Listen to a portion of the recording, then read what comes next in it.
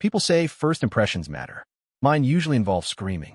For example, at this very moment, a dark elf public security officer was standing in my living room, staring at me with the same expression one reserved for plague outbreaks and suspicious meat, which, admittedly, was unfair.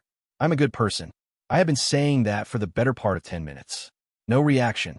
As a law-abiding resident of Sulphur Mountain City, I pay my taxes on time. I contribute to the community. I work diligently. I have references. Still nothing. I also support local events. I pointed proudly toward the medal hanging on my wall. The 7th Annual Community Pet Superstar Champion. Underneath was an inscription wishing my beloved Bao a long and healthy life. Frankly, it was one of my proudest achievements. At the foot of the wall, Bao wagged both tails while chewing enthusiastically on what appeared to be a human leg bone. Technically, a tibia. Details matter. The officer slowly raised an eyebrow. You mean that monster? Monster. Such a hurtful word. He's a pet. He attacked the Lop family's son. I looked down at Bao. Bao looked up at me. Then both of his heads smiled. I challenge anyone to look into those 6 crimson eyes and not see an adorable puppy. I don't recall any Lop family. The officer's expression somehow became colder. His son's tibia is currently in your pet's mouth. Ah, that explained why the bone looked familiar. Oh, the skeleton family next door? They're wonderful neighbors. Bao plays with them all the time. I crouched beside my beloved companion. Drop it. He didn't. Drop it. Still no. I sighed and lightly smacked one of his heads. Listen carefully. If you don't let go, they're putting you in the pound. That got his attention. With the sorrowful expression of a war veteran surrendering his final possession, Bao released the tibia into my hands. Good boy. Don't worry, I whispered. Once this is over, I'll arrange another playdate. Both heads perked up immediately. The officer took 3 steps backward. Maintain your distance. Interesting. I'd barely started casting anything. Apparently dark elves have excellent instincts. Very inconvenient. I really am a good person, I said while discreetly dispelling the hypnotism spell I'd attached to the tibia approximately 30 seconds earlier. She ignored that. 50 gold coins. Formal apology within 3 days. 50 gold. Do you know how many enchanted bones that buys? She turned and marched toward the door with the confidence of someone who hadn't realized she was alone inside the residence of a 376-year-old lich. The next time I come back, I'm bringing the entire town's security force. The door slammed. Silence. I waited until her footsteps disappeared. May you stub your toe every morning for the rest of your life. Bao whined sympathetically. And if I hadn't turned over a new leaf, you'd already be halfway to a slave market. He licked my face with a tongue covered in poisonous thorns. Occupational hazard. Easy there, Bao.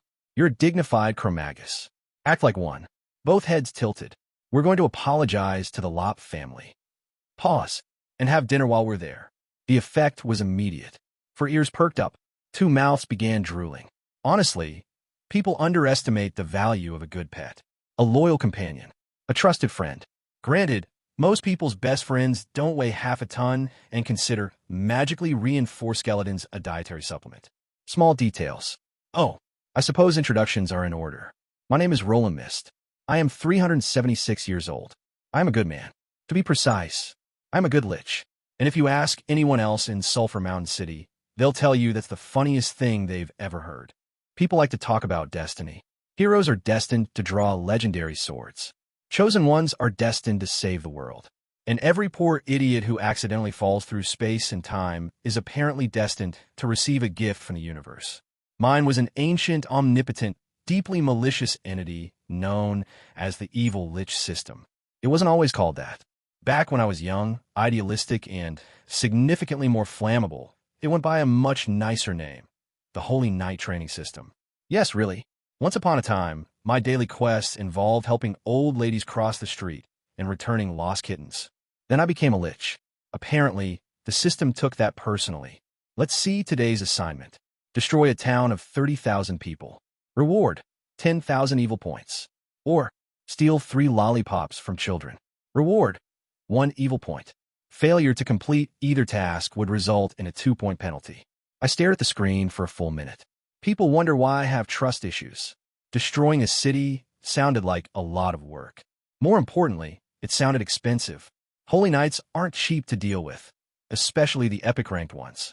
Children, on the other hand, are plentiful. 5 minutes later, I found myself standing in front of a small towering girl. She couldn't have been older than 6. She looked up at me with wide, innocent eyes. I looked down at her, then at the lollipop in her hand, then back at her. "I'm sorry," I said sincerely. "This is between me and a higher power." I took the candy. There are moments in life when you realize you've taken a wrong turn somewhere. Stealing candy from children while wearing ceremonial lich robes is one of them. The little girl immediately burst into tears. Her mother grabbed her hand and hurried away, casting me the same look people usually reserve for serial killers and tax auditors. I ignored her. Instead, I examined my prize. Strawberry flavor. My favorite, where it used to be. Unfortunately, becoming undead comes with a number of drawbacks.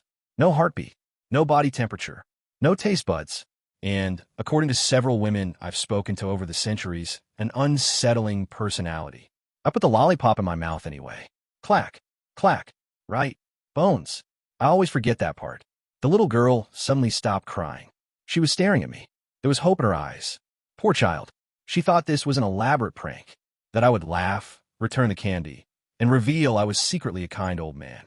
I couldn't allow that. Children should learn early that life is cruel. So I bit the lollipop into several pieces and spat them onto the ground. "Monster," she cried. "Thank you. People rarely appreciate accuracy these days." Ding. Achievement unlocked. Successfully made the 100th child cry. Reward, 10 evil points. Additional title unlocked. Bane of kids. I froze. 100? I slowly began counting in my head. Oh, that was higher than expected. I muttered. Most people will be concerned they've reached triple digits. The system naturally ignored me. Instead, it informed me that if I successfully made 500 children cry, I would unlock an even more prestigious title. I didn't like where this was going. At 1,000, however, I would receive. To argue with kids at your age, can't you be more mature? I spent the next 10 minutes attempting to strangle my system. This was ineffective primarily because abstract concepts lack necks. Still, it was the principle that mattered. Unfortunately, my humiliation didn't end there. You see, after discovering there were fewer than 200 children in my district, I made what historians would later refer to as a questionable decision. I summoned an undead army. In my defense, I wasn't trying to hurt anyone. I simply wanted justice. Children have been society's greatest menace since the dawn of civilization. People forget that. They see a smiling child and think, how adorable. I see an apex predator. I've had priceless grimoires used as coloring books. Dragon blood ink mistaken for paint. Experimental potions consumed because they looked tasty. One particularly fearless child once disassembled my skeleton while I was asleep. Do you have any idea how humiliating it is to wake up and discover your pelvis is missing? No, because you've never had a pelvis stolen. The point is, I had reasons, so I did what any reasonable immortal would do. I unleashed several thousand skeletons, abominations, and Dullahans into the streets. Looking back, that may have been excessive. The children certainly thought so. By sunset, 160 of them were crying. An impressive score. Unfortunately, the town security arrived before I could secure the remaining 40. Their expressions remain burned in my memory to this day. Imagine discovering that a 376-year-old lich has mobilized an undead legion because he lost an argument with several 7-year-olds. I would have judged me too. Ding.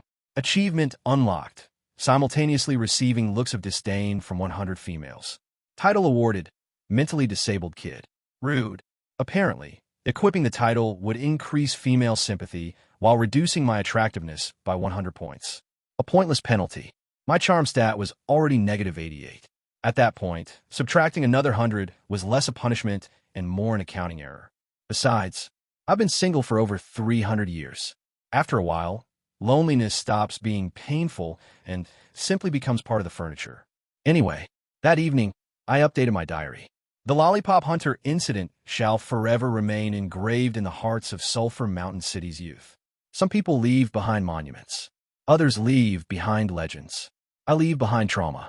I was admiring my literary talents when Elisa arrived to bail me out of prison.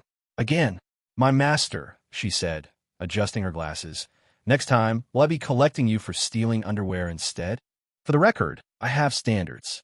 Very questionable standards, but standards nonetheless. Elisa has served me for over a decade.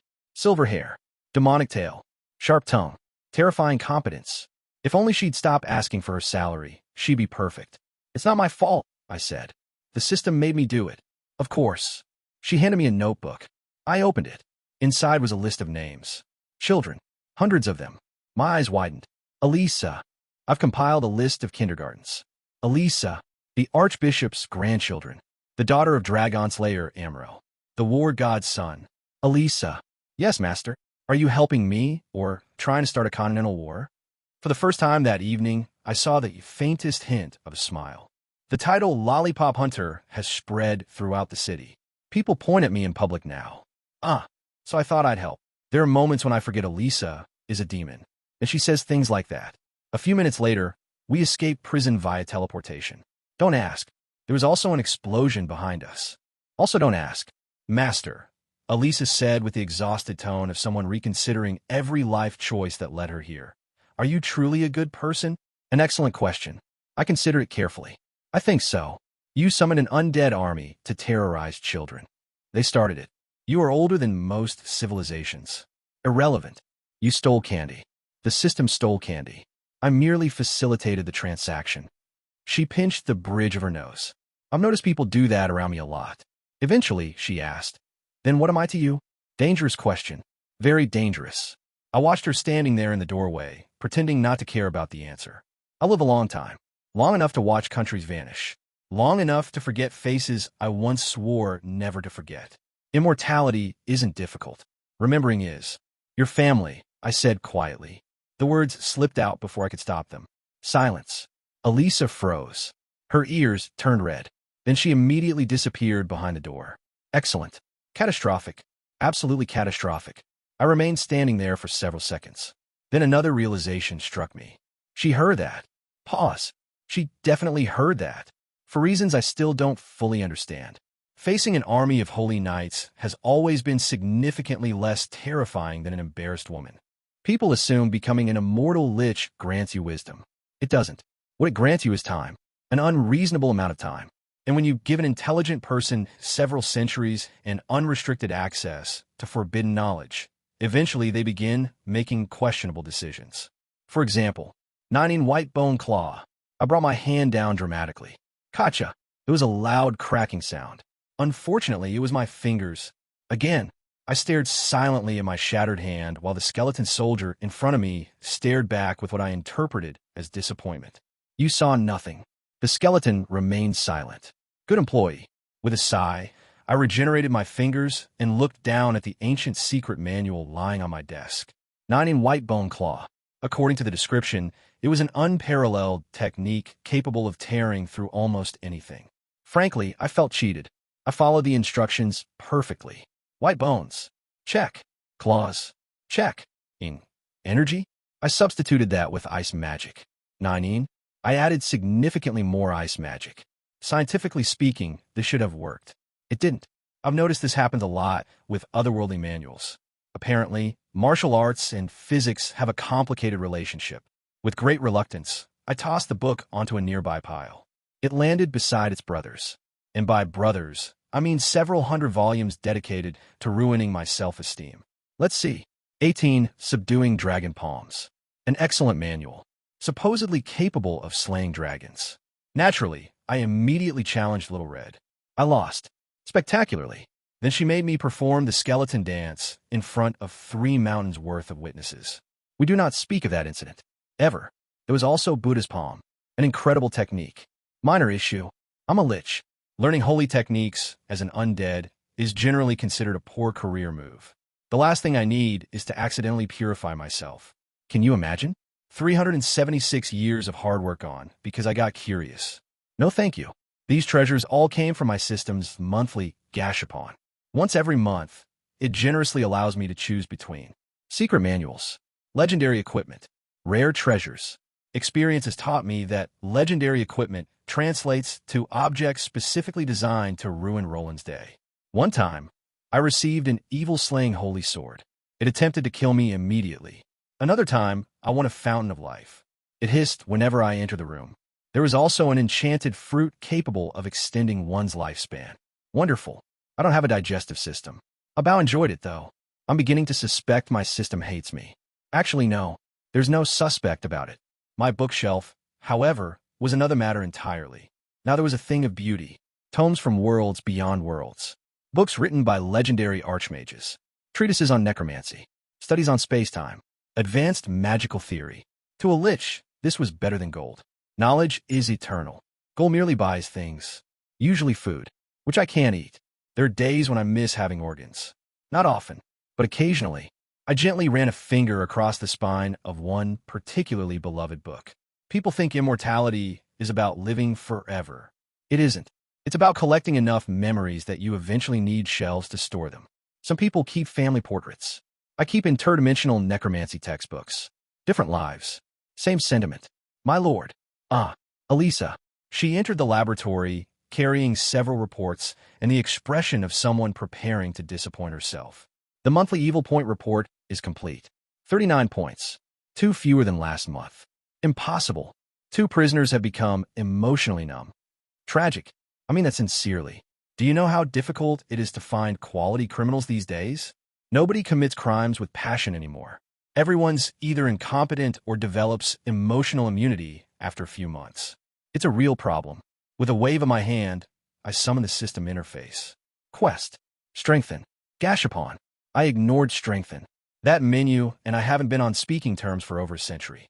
Roland missed. Male Lich. Phylactery damaged. Strength 5. Agility 5. Intelligence 30. Charm -88. There it was. My eternal enemy. -88. You'd think after 3 centuries I'd stop checking. You'd be wrong. Hope is a terrible habit. I continued reading. Level 81. Former semi-god. Current golden-ranked mage. Not ideal. I've died 3 times. Which sounds impressive until you realize all 3 deaths were deeply embarrassing. My first death was heroic. My second was tragic. My third involved significantly more explosions than I care to discuss. Still, 4 soul imprints isn't bad. Most people only manage 1 life. I've somehow collected several. Apparently, I'm difficult to get rid of. That's either admirable or deeply concerning. Probably both. Master, you're smiling at your stats sheet again. It's called reminiscing. It's called coping. Harsh. Accurate, but harsh. The truth is, I don't particularly miss my old strength. I miss what came with it. Having a heartbeat. Eating. Sleeping. Experiencing the blissful miracle known as physical affection. People rarely mention that part of undeath. Everyone talks about immortality. Nobody mentions eternal bachelorhood. It's discriminatory. The vampires have spouses. The ghosts have tragic romances. Even zombies occasionally find companionship. Meanwhile, liches are expected to spend eternity in towers discussing philosophy. Liches need love too. No one takes our struggle seriously. I glanced at my current evil point total. 49,763. Still not enough. Repairing my phylactery required 80,000. Building a new body required 100,000. Honestly, the choice seemed obvious. If I'm spending a century grinding points, I'd at least like functioning taste buds at the end of it. Perhaps a heartbeat. Potentially abs. I'm allowed to dream. Finally, I selected Gashapon. The wheel began spinning. Secret manuals flashed before my eyes. Mass teleportation. The art of great destruction. Manipulation of fate. FFF cult flame magic. Ooh, that one sounds promising. The wheel accelerated. No. Slow down. Stop. Please. Like all forms of gambling, Gashapon operates on a simple principle. The universe knows exactly what you want and finds that amusing. The wheel finally stopped. I stared, then stared some more. Sunflower Bible. My eyes narrowed. Let elder sister Dong Fong teach you flower weaving. Interesting. Concerning. Potentially useful. I eagerly opened the manual. My excitement lasted approximately 3 seconds. Anyone lacking the root of desire may learn this technique. I looked down. Or rather, I looked at where down used to be. Then back at the manual. Then back down again. Silence. Are you telling me I'm somehow still disqualified? Even Elisa looked genuinely confused. Master. Yes. At this point, I think the universe is doing this on purpose. I considered her words carefully. Then I looked toward the ceiling. You hear that? I pointed accusingly at the heavens. This is discrimination. No response. Cowards. Honestly, if immortality has taught me anything, it's this. No matter how old, wise, or powerful you become, there will always be a higher power somewhere laughing at your suffering. People like to imagine fate as an elegant old woman weaving threads beneath moonlight. They're wrong. Fate is more like a drunken accountant with a grudge and an unlimited supply of paperwork. Take an apple, for example. Leave it alone, and gravity does the rest. It falls, rots, and eventually becomes fertilizer for another tree. Simple, predictable, boring. Introduce a farmer, and the outcome changes, but not really. The farmer belongs to the orchard. He was always part of the equation. Fate accounted for him long before the apple ever learned what falling meant. But then some tourist from another world wanders in, pockets the apple because he thinks it'll make a nice souvenir, and suddenly the farmer goes home empty-handed. The orchard loses a seed, and 3 generations later someone starts a war over imported cider. That is where people like me come in. Transcenders. Walking accounting errors. Our existence is a clerical mistake the universe keeps trying to correct. And whenever we touch the world, fate sends us the bill. Mine just happens to arrive in the form of an obnoxious system with the personality of an unemployed comedian. Evil points acquired. Kind points acquired. Congratulations. You have unlocked the achievement.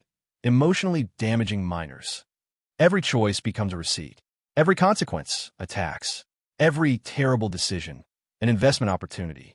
At least, that's the conclusion I reached after 3 centuries for deaths and an unhealthy amount of insomnia. Of course, I could be wrong. I've been wrong before, usually right before exploding. My theory gained credibility after an especially fortunate, or unfortunate, Gashapon draw. The Great Ike Purgatory War. 30 years' worth of records from another world. A strategy guide for a game whose setting happened to share the name of my own. Ike. My world. Apparently, somewhere out there, bored people once spent their evenings arguing over optimal character builds while eating snacks. I took that revelation surprisingly well. After all, seers in our world regularly dream of distant realms. Prophets peer through time itself. Compared to that, being reduced to downloadable content felt almost flattering. What bothered me was the subtitle. Purgatory. 7 major updates. 7 times the world nearly ended. And buried in the records of the 3rd catastrophe was a familiar name. Roland missed. Me. The demon overlord Roland missed rises from the abyss, leading armies of undead and demons to bring ruin upon the world. I remember staring at that page for a very long time, mostly because I couldn't blink. You would think discovering you're destined to become the final boss of existence would be a formative moment. Instead, my first thought had been, well, at least I finally made it into the history books. My second thought was considerably less optimistic. I had once been called the Son of Light, a holy knight, a fool who genuinely believed courage and righteousness could solve everything. Then came the Holy Church. Then came betrayal. Then came nobles. Frankly, if the gods wanted to create a demon lord, they could have saved everyone a lot of time by introducing me to politicians earlier. Still, knowing the future should have changed everything. I was a transcender. Fate wasn't a prison. It was merely an obstacle with very poor security. So I fought. I changed events, saved people, killed others, made choices that should have altered history. And every single time, fate corrected itself with the enthusiasm of an overachieving bureaucrat. Coincidences accumulated. Victories collapsed. People still died. And eventually, I did too. Repeatedly. Now, the legendary demon overlord never came to be. Mostly because demon lords are generally expected to possess flesh. Unfortunately, my current body rattles when I walk too quickly. Still, fate is nothing if not adaptable. Since Roland failed to become the monster destined to plunge the world into darkness. My younger brother inherited the position. Carwin's missed. The family disappointment. Which is really saying something when your older brother has been arrested for lollipop theft. Somewhere beyond the horizon, my idiot twin was steadily marching toward the gates of hell, wearing the destiny that had once been tailored for me. And one day, I would have to stop him.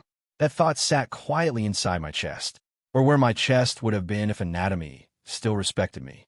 No matter how many times I died, no matter how damaged my soul became, I had to survive long enough to see him again. Because some mistakes are too large to leave to history. And brothers should clean up their own messes. This is my promise. I raised a finger dramatically toward the heavens. I, Roland swear that I will correct my mistakes. Even if I must become a villain. Even if I must dirty my hands. I will gather enough evil points to reclaim my body, reclaim my strength, and personally drag that idiot back home by his ears. Master, Elise's voice cut through the moment with surgical precision. Your monologue has currently reached 3 minutes and 12 seconds. Impressive stamina for someone without lungs. Also, while your speech is admittedly moving, could you perhaps address the current situation? I paused. What current situation? The one directly behind you. Ah, right. I turned around. Approximately 200 dark elf women were sprinting down the street with the collective expression of people who had abandoned law in favor of theology. Their eyes were bloodshot, their armor was dented, and several appeared to have reached a state of spiritual enlightenment through hatred alone. Stop running, you sack of bones. I'm going to turn your ribcage into a spice rack. 30 years of savings. Do you have any idea how long it takes to save 30 years of salary? Momo brought chili oil. Tonight, we're having skeleton soup. In my defense, the explosion yesterday had been relatively small. The secondary explosions, however, had displayed admirable initiative. I immediately cast floating magic and accelerated. Master, yes. I feel compelled to point out that this may be the first recorded instance of someone attempting to save the world while simultaneously being hunted by the municipal government. I prefer the term misunderstood. 200 armed women disagree. Fair. The worst part wasn't that I was being chased. The worst part was that I wasn't alone. To my left ran the BR brothers, goblin geniuses whose inventions occupied the uncomfortable intersection between engineering and terrorism. To my right ran Shueti, an 89-ranked Tauren warrior, completely naked. There are moments in life when one questions reality. Watching a 7-foot-tall naked bullman sprint through a marketplace while striking heroic poses is certainly one of them. The Bull Demon King has returned. Mother, why is it swinging? By the gods, that's not a weapon permit. That's a public safety concern. Shueti flashed an innocent smile. I don't understand why everyone is upset. Is it not natural for a Tauren to appreciate milk? That sentence somehow made things worse. Behind him, several dark elves visibly accelerated. Understandably. Then there was Lilith. Beautiful, elegant, a disaster. Even while fleeing for her life, the infamous Prince of the Night somehow maintained enough dignity to look offended by the concept of perspiration. Roland, she shouted, use a high circle spell. If I cast one in my current condition, there's a 70% chance of killing all of us. And the remaining 30%. A miss.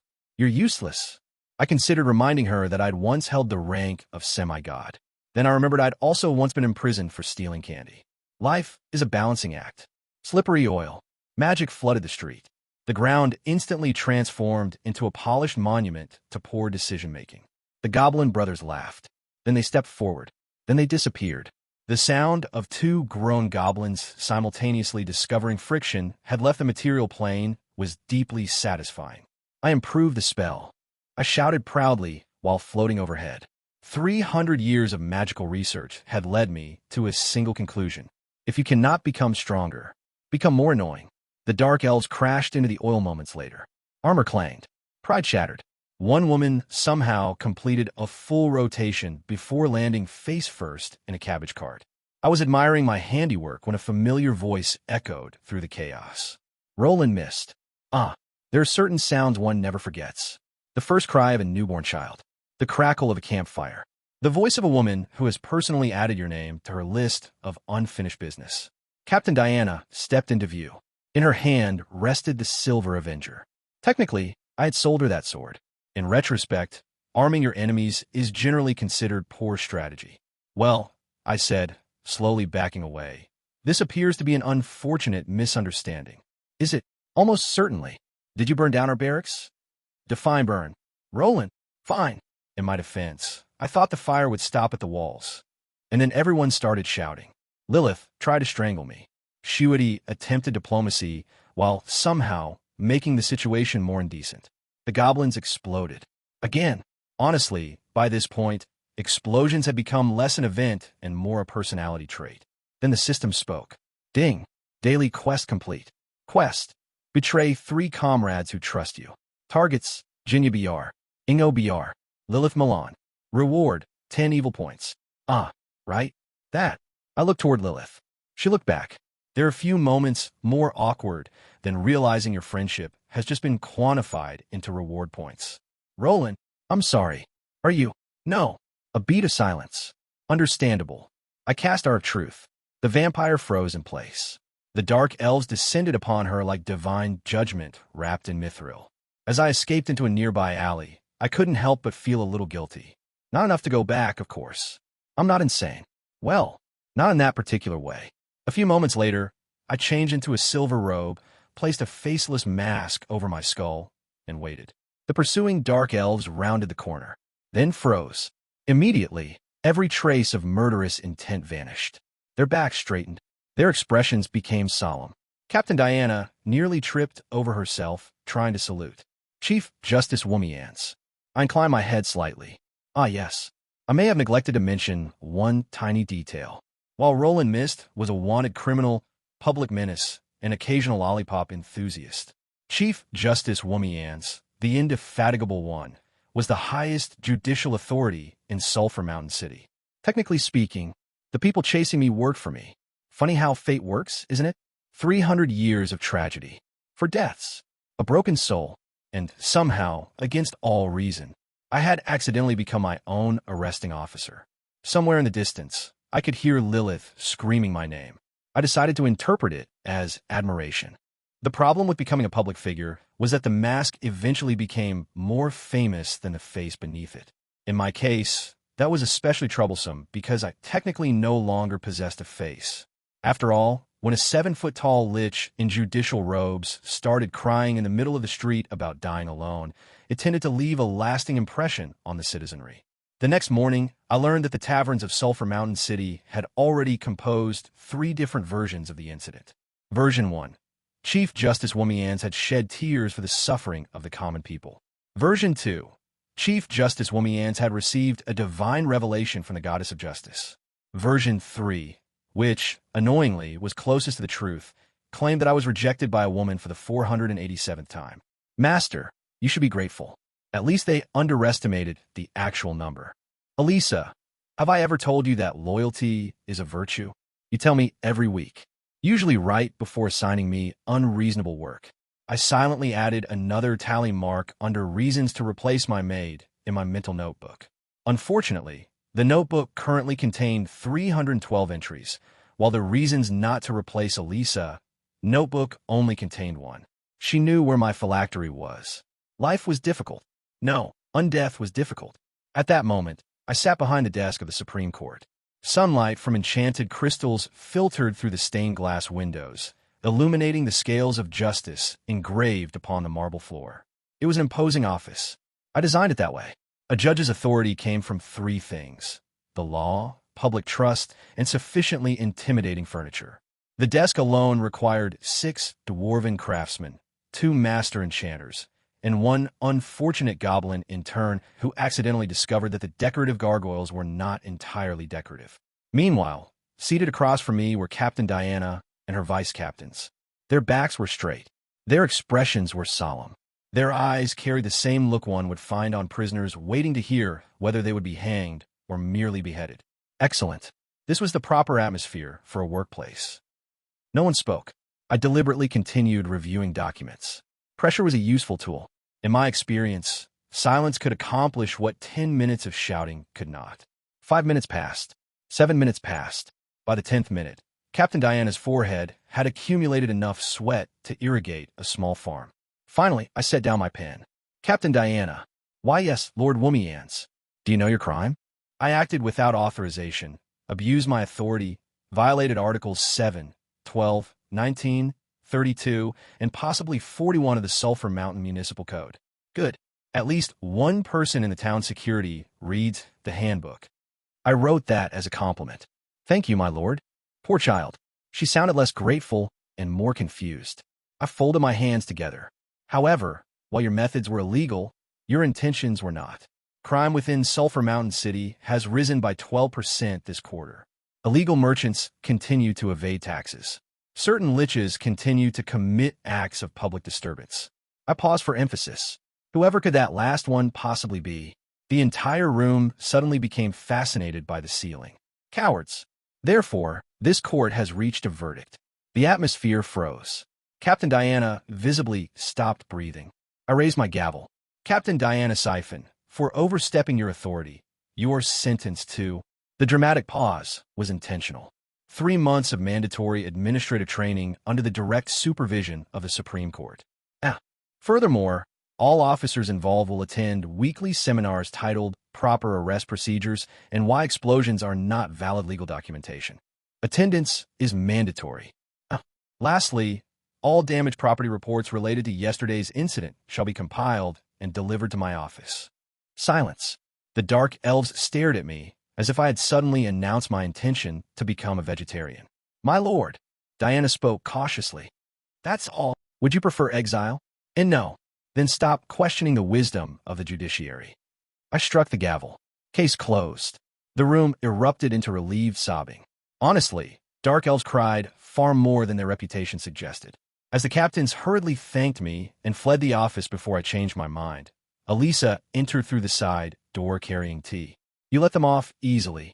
I'm a merciful judge. You assigned them 3 months of paperwork. I took a sip of tea. Exactly. Exile lasts a day. Administrative work lasts forever. Master, sometimes I wonder if your alignment is actually lawful evil. Nonsense. I leaned back in my chair and gazed proudly at the city outside my window. I had built this city with my own 2 hands. Well, technically speaking, with thousands of skeleton laborers. Details. Outside, merchants from every race walked peacefully through the streets. Children laughed. Priests argued with demon worshippers over lunch.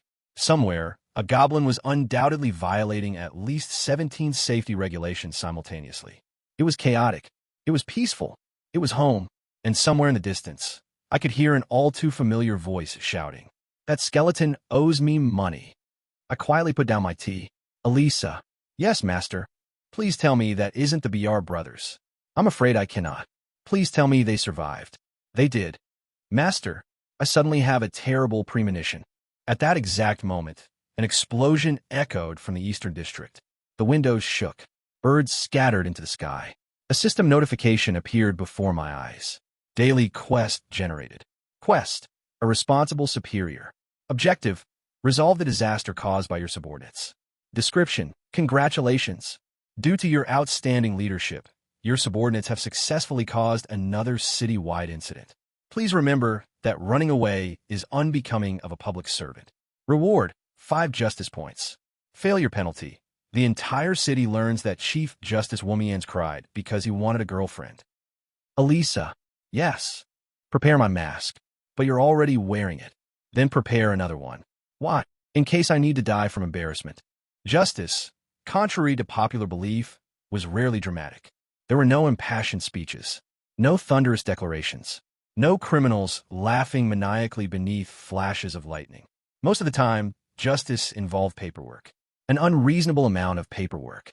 By my rough estimate, 70% of maintaining social order consisted of signing documents. 20% involved listening to citizens explain why they believe the laws should not apply to them specifically, and the remaining 10% was reserved for unusual incidents. Unfortunately, Sulphur Mountain City attracted an unreasonable number of unusual incidents. This was the inevitable consequence of building the only civilized city in a place where might makes right was considered sound political philosophy. The underground world was, in many ways, a gigantic garbage bin. The surface races discarded their inconvenient relatives into it over thousands of years. Dark elves, gray dwarves, wild gnomes, exiled nobles, necromancers, cultists, revolutionaries, mad scientists.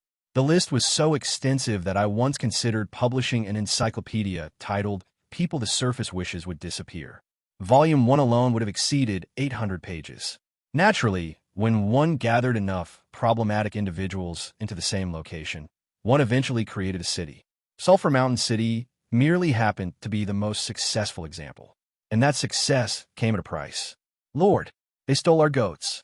The Demirams had returned. I resisted the urge to sigh. The diminutive goat-herding beastmen possessed 2 remarkable talents.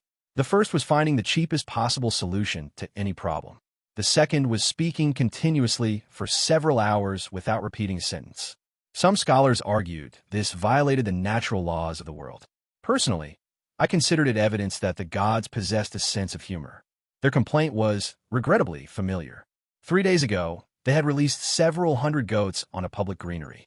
2 days ago, The town security confiscated said goats. Yesterday, they attempted to sue the town security. Today, they attempted to perform a musical reenactment of the event in my courtroom. I allowed it to continue for approximately 4 minutes before determining that, while their passion was commendable, their singing was not. The verdict was straightforward. Public property remained public property, regardless of whether one insisted that goats appreciated the landscaping more than citizens did. The law existed for everyone equally. Well, mostly equally. People often accuse me of favoritism, but I would like to point out that I treated everyone with the same degree of unreasonable expectations. The demirams departed shortly after receiving additional penalties for insulting the court. Experience had taught me that fines were ineffective against the poor, imprisonment was ineffective against the lazy, but mandatory labor. Mandatory labor transcended race, religion, and social status. No civilization in recorded history had ever produced a citizen enthusiastic about paperwork and community service. Unfortunately, my respite lasted precisely 32 seconds. The next case immediately reminded me why judges develop drinking habits. The defendant stood calmly beneath the light of the courtroom. A draken hunter. His crime, unfortunately, required several pages of documentation and an even greater quantity of bleach for one's imagination. After reviewing the case file for the third time, I arrived at the same conclusion. Sometimes, ignorance truly was a blessing. The issue itself was simple. The law prohibited kidnapping. It prohibited assault. It prohibited public indecency. Regrettably, nowhere within my legislation had I anticipated the need to explicitly outlaw a draken's romantic involvement with a shape-shifting male druid companion. That particular oversight would haunt me for the remainder of the week. The defense attorney argued cultural differences. The prosecutor argued that civilization itself was under attack. For once, I found myself sympathizing with both parties. My court robe remained silent. That was perhaps the most disturbing detail of all. The dignity of judicature possessed many useful qualities, chief among them the ability to weigh guilt. Murderers trembled. Thieves sweated. Corrupt officials occasionally fainted. This man, however, remained perfectly calm. He genuinely believed he had done nothing wrong. There were moments when I regretted pursuing immortality. This was one of them. After a brief deliberation, I rendered my verdict. Not guilty. The law was the law. A judge who ignored legislation because he disliked the defendant was merely a criminal wearing better clothing. The courtroom immediately descended into outrage. I ignored it. Instead, I made a mental note to schedule an emergency legislative meeting. Civilization was an ongoing process. Occasionally, it required one to identify loopholes and seal them before society suffered irreversible psychological damage. The defendant left smiling. The prosecutor left inspired. The defense attorney looked as though he intended to wash his hands for several hours. As for me, I silently drafted 3 new proposals. Protection of animals, public decency amendments, and, after a moment of consideration, things that should have been obvious but apparently weren't. By the end of the day, I had presided over 27 disputes, approved 43 documents, and revised legislation for the 5th time that month. Justice was exhausting. Yet, as I removed my mask and looked down upon Sulphur Mountain City from my office window, I found myself strangely content. Outside, thousands of races lived side by side. Dark elves patrolled the streets. Goblin merchants haggled over prices. Human children chased a floating familiar through the marketplace. It was imperfect.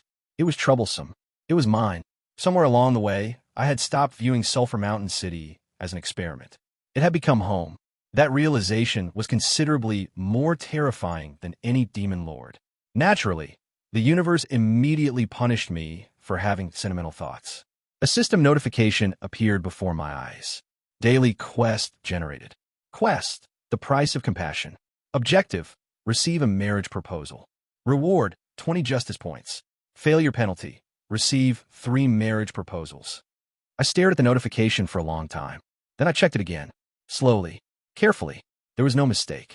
For the first time in several centuries, I found myself uncertain whether success or failure represented the greater tragedy. Elisa entered the office shortly afterward. One look at my expression was enough. The system again? I nodded. She sighed. Please tell me it doesn't involve explosions this time. Master, it would appear I paused, suddenly feeling a chill run down my spine despite lacking both skin and a nervous system. That fate has finally decided to address my bachelorhood. Elisa stared at me in silence for several seconds. Then, with the calmness of someone discussing tomorrow's weather, she spoke. I'll begin preparing your funeral arrangements. I suddenly had an extremely bad premonition. And, unfortunately, my premonitions had an excellent track record. Karma was a troublesome thing. Some people spent their entire lives avoiding it. Others embraced it. As for me, I had discovered long ago that karma had excellent bookkeeping skills and a deeply twisted sense of humor. Case in point, if you spent your morning presiding over court cases involving a legal goat grazing and a draken with an alarming enthusiasm for livestock, your afternoon would inevitably involve a child murderer, a giant hellhound, and an undead amusement park. Life was all about balance. The half-elf in front of me trembled inside his cage, chains rattling against the iron bars like an off-key percussion instrument. Voke, bronze-ranked assassin, collector of tiny graves. His file was thick enough to qualify as a bludgeoning weapon. There were murderers I could tolerate. War produced those by the thousands. There were thieves, frauds, cultists, and politicians, a category that somehow managed to encompass the previous three simultaneously. But those who hunted children occupied a very special shelf in my internal library of grievances. It was located somewhere between people who put pineapple on pizza and Carwins. I rested a finger against his forehead. He immediately began sweating. People often imagined liches as terrifying creatures that consumed souls and whispered forbidden incantations beneath moonlight. Ridiculous. Moonlight was difficult to come by underground. Memory reading was one of the least glamorous spells in existence. No exploding meteors. No reality-rending beams of destruction. It was essentially the magical equivalent of asking increasingly uncomfortable questions at a family reunion. The trick was simple. People never thought about what they wanted to reveal. They only thought about what they desperately wanted hidden. And the mind, despite all its sophistication, remained remarkably bad at following instructions. A few questions later, a very different story emerged. Not merely a killer, a cultist, a blood ritual practitioner, a spy. Honestly, if he had informed me he was secretly a dragon wearing stilts, I would not have been particularly surprised. Interesting. Chrome City. That explained several things and promised at least 20 additional headaches. Chrome City was Sulphur Mountain's unpleasant neighbor.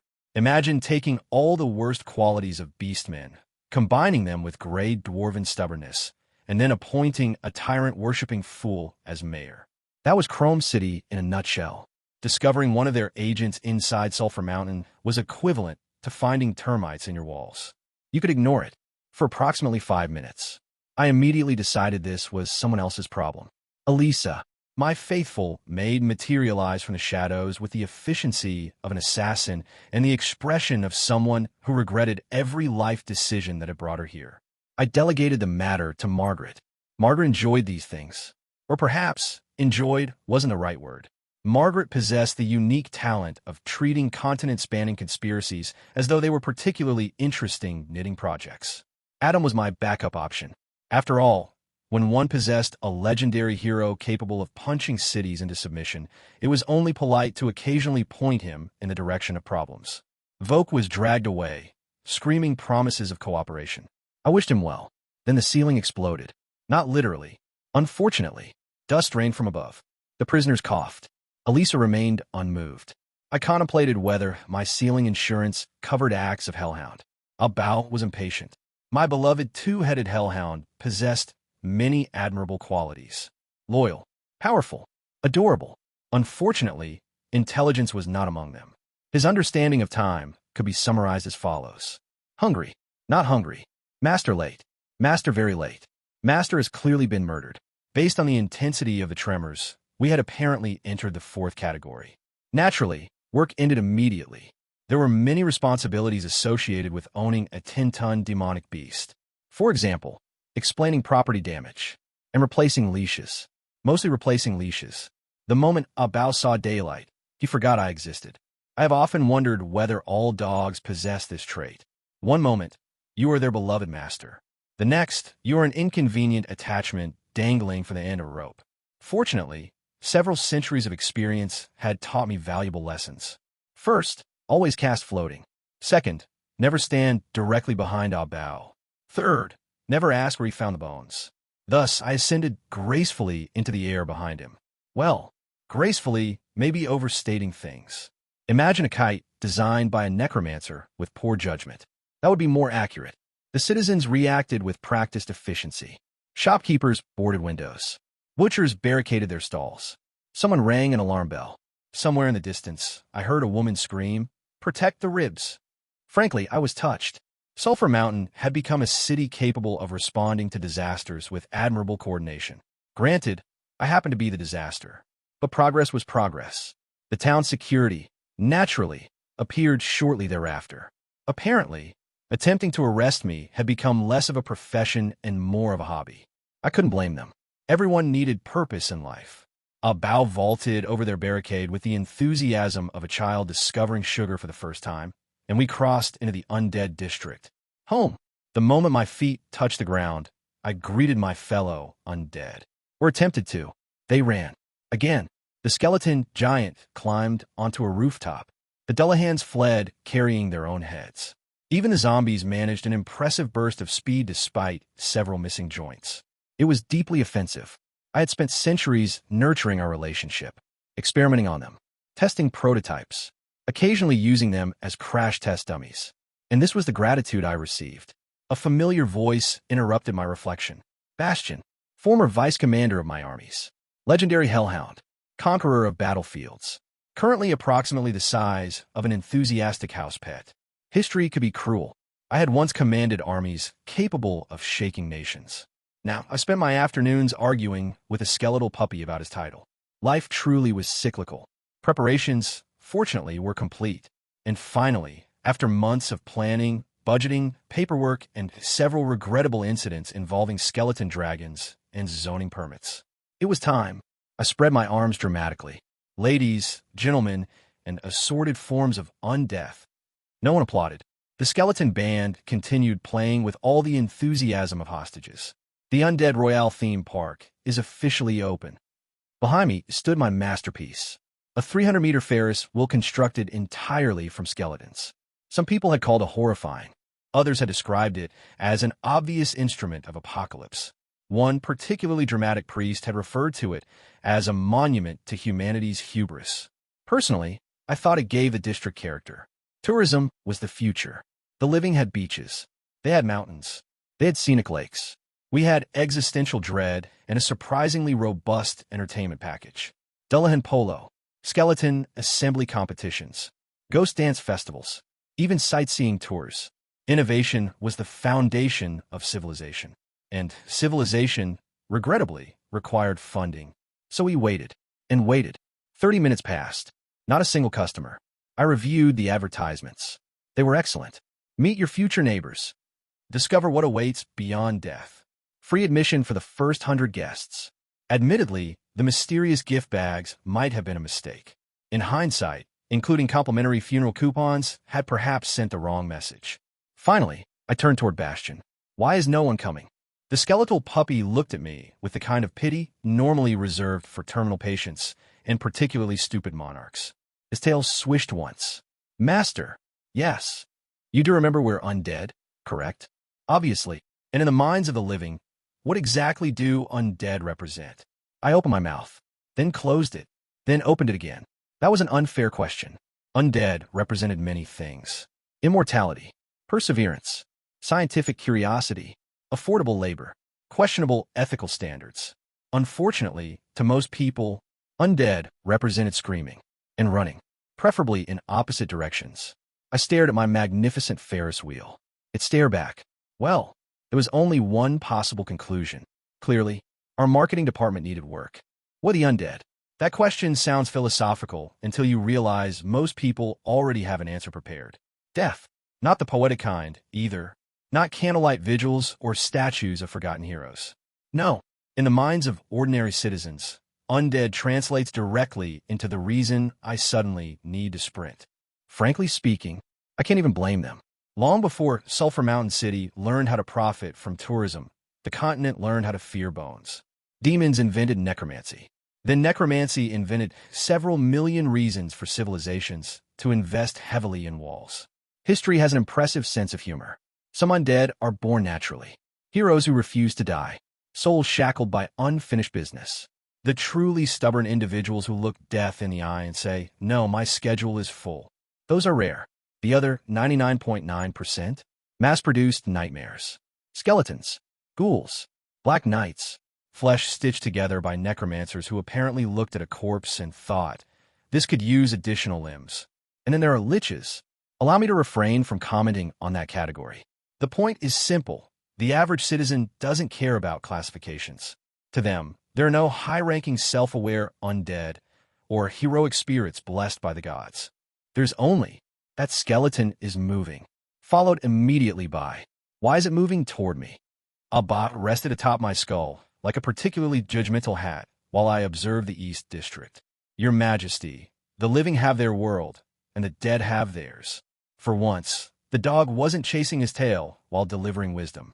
Below us, a bow happily gnawed on a pile of bones with all the enthusiasm of an oversized puppy who had never been informed that bones weren't supposed to squeak. The East District bustled with its usual charm. A skeleton mage complained about insects nesting inside her skull. A mummy merchant advertised imported cursed bandages with floral patterns. A blood tribe girl in a red hood enthusiastically sold bottled blood with enough variety to embarrass a wine connoisseur. Virgin male, virgin female. Buy 2 liters and receive complimentary delivery. I quietly increased my walking speed. Meanwhile, a skull merchant waved at me enthusiastically.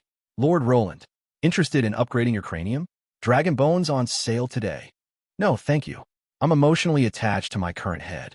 It wasn't true. I had misplaced it twice last month. Still, sentiment sounded more respectable. Beyond the market, skeleton giant Klon waved from the district gate. Judging from his gestures, the town security had finally withdrawn. Excellent.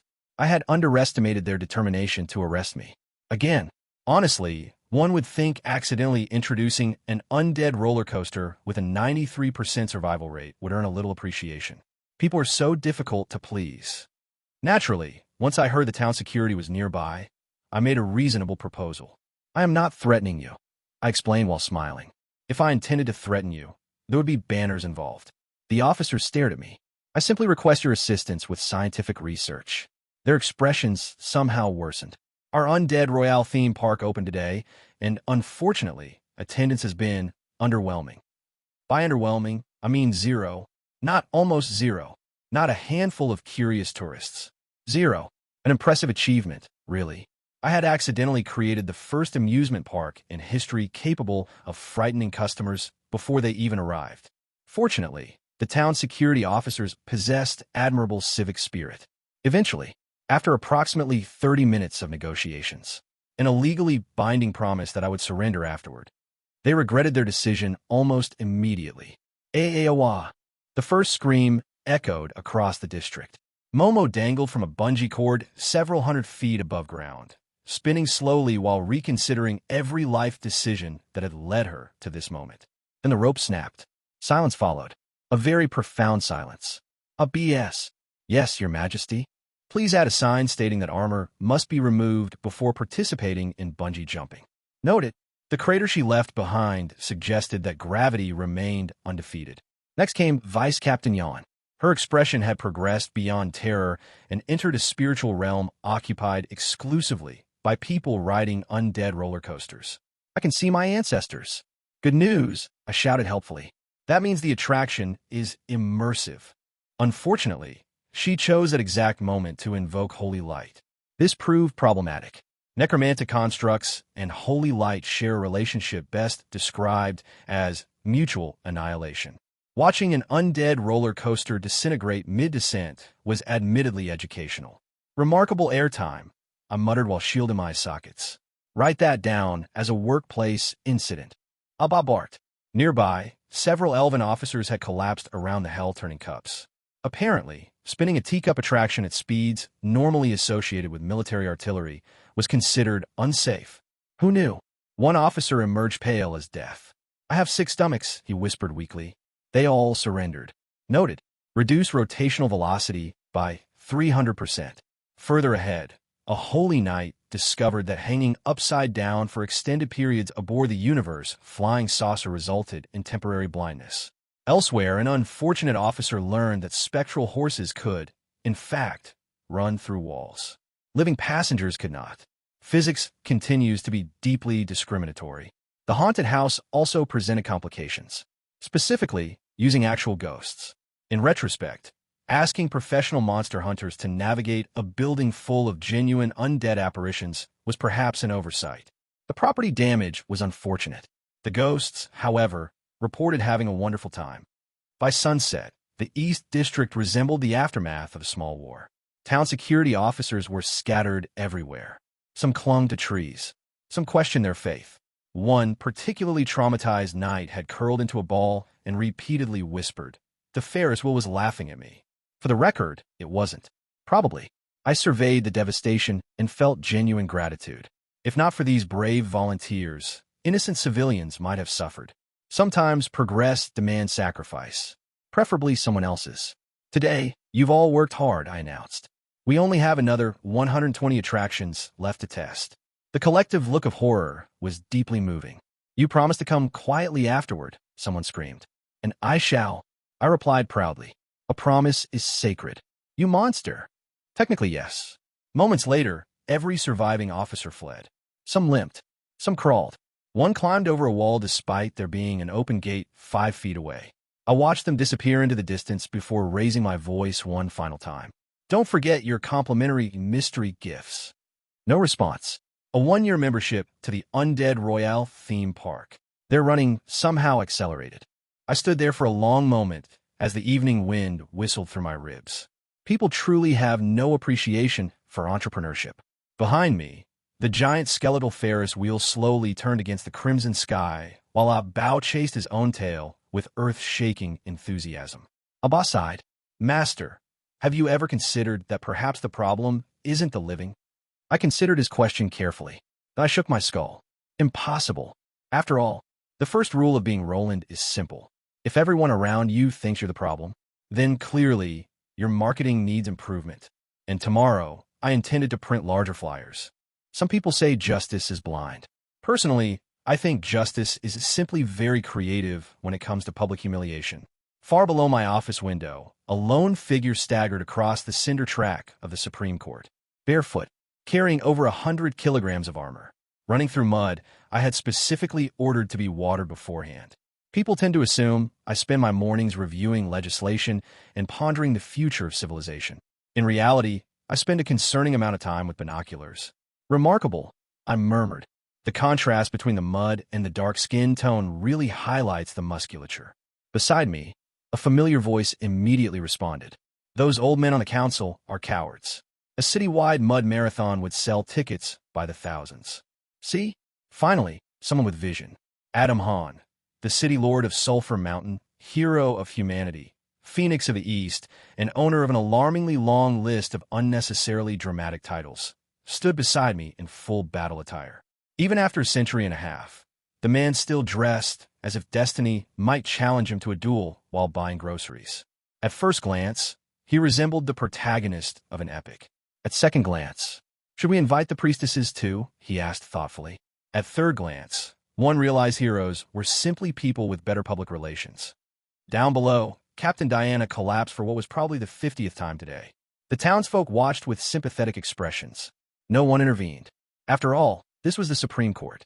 If someone was being punished here, there had to be a reason. There was. Technically, the town security had conducted unauthorized operations in the undead district. By the books, exile would have been the minimum sentence. By common sense, exiling half the town security sounded inconvenient. So naturally, I chose the elegant middle ground. Ignore Diana for several days. Allow panic to ferment. Casually mention that I wanted to observe endurance training. Watch her voluntarily sprint herself into the afterlife. The law is rigid. People are flexible. I, meanwhile, was flexible enough to appreciate the scenery. Lord Womians truly is wise. I overheard 2 judges discussing earlier. I almost felt guilty. Almost. "You're stronger," I said, changing subjects. Adam grinned. The system never lied. Level 262. Semi-god. 2 levels in a week. At his age, Gaining levels should have been harder than convincing citizens to ride an undead Ferris wheel. The older the phoenix, the brighter the flames. Adam folded his arms proudly. I could probably defeat you at your peak now. Congratulations, old virgin. His smile immediately vanished, says the skeleton who hasn't touched a woman in 376 years. A direct hit. Some wounds never heal. For several seconds, neither of us spoke. Then, simultaneously, I want a girlfriend. The words echoed through the office with the weight of centuries of accumulated suffering. Adam pointed accusingly at me. This is your fault. You started those rumors. What rumors? I was born under a lonely star. Last week, I bumped into a beautiful traveler. Before I could even introduce myself, she went to the church to request an exorcism. Oh, that was her? Lovely woman. Very polite. It was you. Naturally. Who else? A hero cursed to eternal bachelorhood was one of Sulphur Mountain City's longest-running traditions. Besides, I replied, you still have functioning organs. Do you have any idea how difficult self-pity becomes when you're literally made of bones? Adam paused. That's actually a compelling argument. Thank you. My condolences. Accepted. For the next hour, two men with a combined age exceeding 5 centuries insulted one another with the precision that only lifelong friends could achieve. Legend says remaining a virgin for 30 years makes one a great wizard. I'm listening. You're approaching 400. At this point, you should qualify as a natural disaster. Still better than being defeated by your own wedding plans. The mention of weddings earned me a sword aimed at my skull. Sensitive topic. Twice. Adam had attempted marriage twice. Twice, circumstances intervened. By circumstances, I mean several highly motivated individuals. By highly motivated individuals, I mean me. In my defense, it was funny at the time. Less funny in retrospect. Margaret certainly didn't think so. Eventually, we remembered that responsible adults occasionally discuss important matters. Right, Adam said, suddenly serious. There's something Margaret wanted me to talk to you about. I leaned back in my chair. Whenever Margaret was involved, paperwork usually followed. I am dying. He said it with the same tone people used to comment on the weather. I stared at him for several moments. Yes, there was no point pretending otherwise. The system had already informed me. Lifespan remaining, 1 to 3 years. Heroes die. Even legends have expiration dates. Adam had lived 157 years.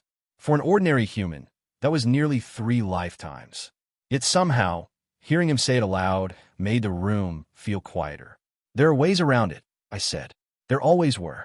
Faith, ascension, transformation, become an angel, become a demon, become undead. I could even arrange that last option personally. Employee discounts included. Adam merely smiled. No, just that. No hesitation.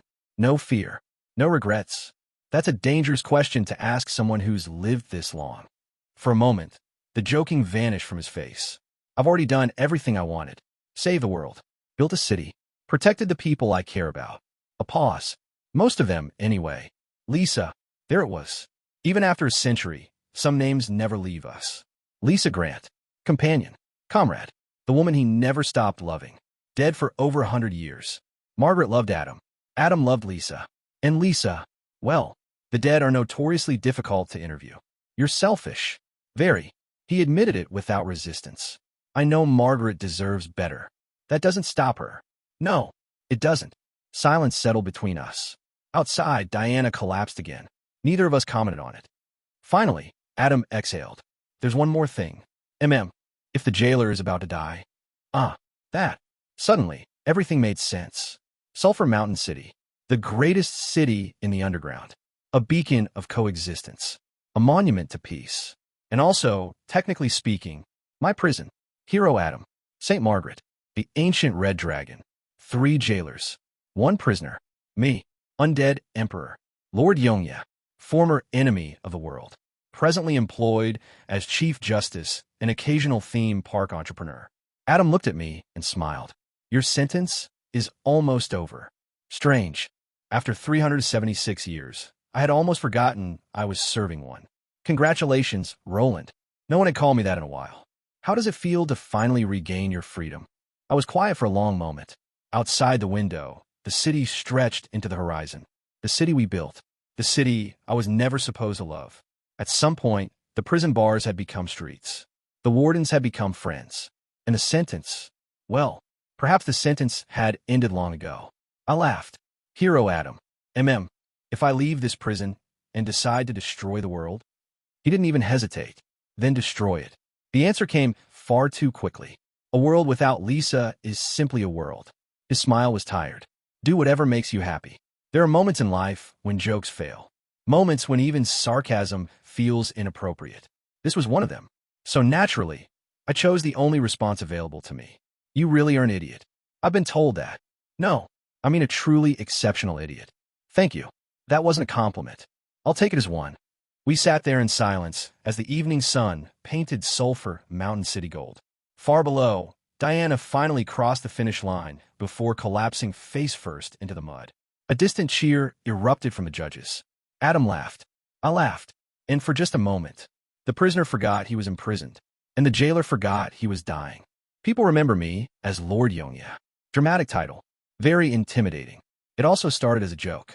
Back then, I had just been betrayed by the Holy Church, abandoned by every kingdom that had sworn to stand beside my homeland, and forced to watch everything I cared about disappear. My response, naturally, was measured and emotionally mature. If the holy light shines forever, then I'll cover the world in eternal night. Yes, I know, it sounded incredibly theatrical. Everyone has a phase they hope history forgets. Mine simply involved continental warfare. Unfortunately, I wasn't just an angry young man with questionable poetry. I was an angry transcender carrying something far more dangerous. The evil Lich system. It rewarded me whenever I changed the course of history. Small pranks earned almost nothing. Destroying kingdoms. That paid extremely well. Looking back, rewarding mass destruction with experience points may not have been the healthiest game design. Apparently, nobody conducted balance testing. At first, revenge was enough. The kingdoms that betrayed us fell. The church that abandoned my country burned. Justice, depending on who wrote the history books, had been served. Then something unexpected happened. I kept winning. Every battlefield fed my undead army. Every corpse became another soldier. Every victory made the next one easier. I'd march into a kingdom with one army and leave with two. Snowballs were impressive. Undead empires were worse. Soon, my banner crossed the continent. Vampires blotted out the sky. Skeletons covered entire coastlines. Black Knights turned battlefield massacres into competitive sports. By dawn, entire nations no longer existed. People later called it the undead calamity. I called it a scheduling problem that had gotten wildly out of hand. No one understood how I kept growing stronger. No one understood how I controlled millions of undead. No one understood how I commanded so many undead lords without everything collapsing in a civil war. The answer was simple. Occupational hazard. Also absurd quantities of system points. Details matter. Eventually, there were over 10 million undead beneath my command. For ancient empires disappeared. Kingdoms vanished so completely that later historians argued over whether they'd ever existed. Children stopped learning geography. The maps changed too quickly. By then, everyone believed the age of the living was over, which was unfortunate, because I had begun agreeing with them. That was the problem. Revenge has an expiration date. Mine arrived several million skeletons too late. The people I wanted punished were already gone. The kingdoms that betrayed us had fallen. The church had paid. Yet my army kept marching. Undead were wonderfully obedient. Undead lords, unfortunately, were enthusiastic. Some had already begun discussing how pleasant it would be if the entire continent became one enormous undead paradise. They sounded disturbingly optimistic. People are surprisingly enthusiastic about apocalypse when they aren't the victims. I was technically their emperor, which meant I had complete authority. In theory. In practice, telling several hundred myth-ranked undead to stop conquering the world was rather like asking a volcanic eruption to calm down. They respected me. They also enjoyed winning. That combination was dangerous. I'd lived long enough to know when a machine had become too large for its creator. So, I came up with a solution. It was elegant, ridiculous, and somehow successful. I died. Officially, of course. Heroes stormed my fortress. The legendary Adam Han slew the terrifying undead emperor. Songs were written. Statues were carved. Entire generations celebrated. The world finally had its fairy tale ending. It was touching, completely inaccurate. Adam himself never believed it. Even now, lying on what looked suspiciously like his deathbed, he stared at me with decades of accumulated suspicion. He wanted answers. Why had my fortress suddenly become so poorly defended? Where were my elite guards? Why weren't the undead lords protecting me? How had a semi-god lost to heroes who weren't? Perfectly reasonable questions. Questions I absolutely refused to answer. Instead, I shrugged. I've died a few times. Memory loss. Technically true. Conveniently incomplete. The real answer was much less heroic. I had dismissed my strongest troops, sent the dangerous ones elsewhere, left only enough resistance to make the victory believable. Then I allowed history to kill me. Sometimes the only way to stop an empire is to remove its emperor, even if you're the emperor.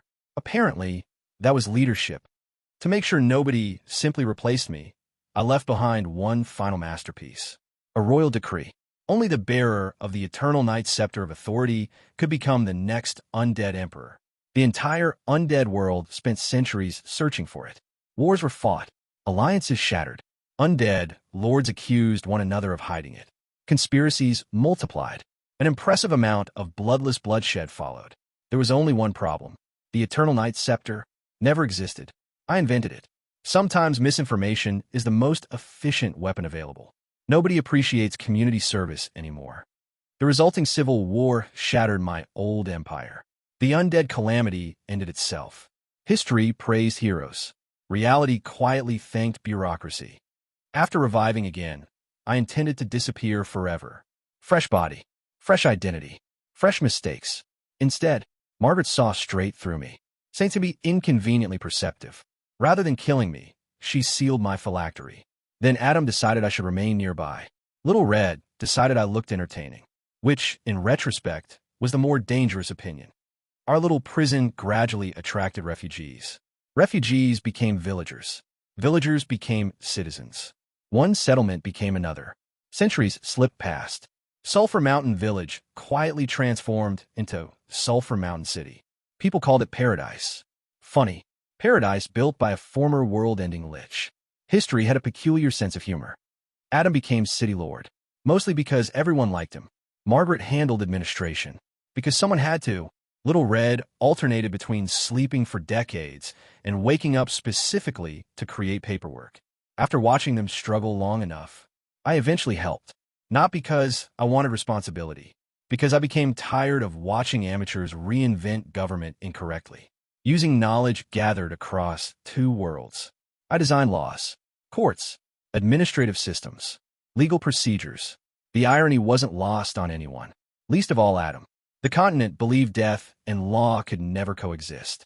Yet Sulphur City's judicial system, one of the greatest achievements of order, had been designed by a lich. Life remained endlessly committed to irony. Adam looked at me for a long time. I still don't understand you. Reasonable. Neither did I. He had spent centuries watching the supposed incarnation of evil spend most of his time arresting murderers, writing legislation, and arguing over tax policy. Not exactly the traditional Dark Lord career path. I am a good person. People simply insisted on using very outdated resumes. Then Adam asked something different. Not about the past. About the future. He had sensed the same boundary I had. The realm beyond mortals. The place where gods began. Death prevented undead from reaching it. But rebirth. Rebirth reset the rules. At a price. Power returned. Memories did not. He quietly asked whether it was worth losing everything. For a moment, faces surfaced inside my mind. My father, Evelyn, Carwin's, friends, family, most of them incomplete. Like old paintings left beneath centuries of rain. People fear liches because we don't die. Personally, I think the more unsettling part is that we remember. Until one day, we don't. Still, I smiled. The future had always interested me more than nostalgia. My ambitions are larger than the holy light. I'll build something even greater. Adam laughed. Not because he doubted me. Because he'd known me long enough to realize I'd probably try. Then he said something that made every bone in my body loosen at once. Good. I can finally leave Sulphur Mountain City to you. My jaw literally fell off. I picked it up, stared at him, and immediately rejected the proposal. Absolutely not. There was a profound difference between helping write laws and becoming responsible for everyone who insisted on breaking them. Becoming the city's supreme judge had already been questionable. Becoming city lord? In hindsight, that sounded dangerously close to honest employment. People often ask what Adam and I actually are to each other. The truthful answer is complicated. Once, we were adventuring companions. Then we spent several decades attempting to kill each other. After that, he became my jailer. I became his prisoner. Now, my jailer had decided retirement sounded appealing and wanted to leave the prison. To the prisoner, I have encountered many absurd situations over 376 years. This ranked comfortably within the top 10. I stared at him. You want to hand an entire city to a lich? The same lich who nearly destroyed civilization? Adam merely smiled. Not confidently. Tiredly. There isn't anyone else. That was the irritating part. He wasn't wrong. Little Red was technically one of Sulphur Mountain City's 3 founders. She was also a dragon. Her daily schedule remained impressively consistent. Wake up, eat, cause problems, go back to sleep. If appointed city lord, there was a genuine possibility she'd accidentally sell City Hall for a sufficiently shiny pile of gold. Dragons have wonderfully straightforward priorities. Governance rarely appears among them. Margaret was the obvious candidate. Brilliant, patient, capable, responsible, which explained exactly why she'd refused. After more than a century managing everyone else's disasters, she had apparently reached the revolutionary conclusion that someone else could suffer for a while. I respected that decision. I also silently applauded it. Unfortunately, Adam looked almost offended. Apparently, he couldn't understand why the woman he'd accidentally ignored for over 100 years no longer wished to spend eternity filing municipal paperwork. Heroes occasionally lacked imagination. I sighed. If only someone like Margaret loved me. Adam laughed. Actually laughed. The sort of smug laugh only a man accidentally blessed by fate could produce. I immediately punched him. He informed me I'd already done that. Technicalities. The resulting fight lasted approximately 10 seconds. I lost. Spectacularly.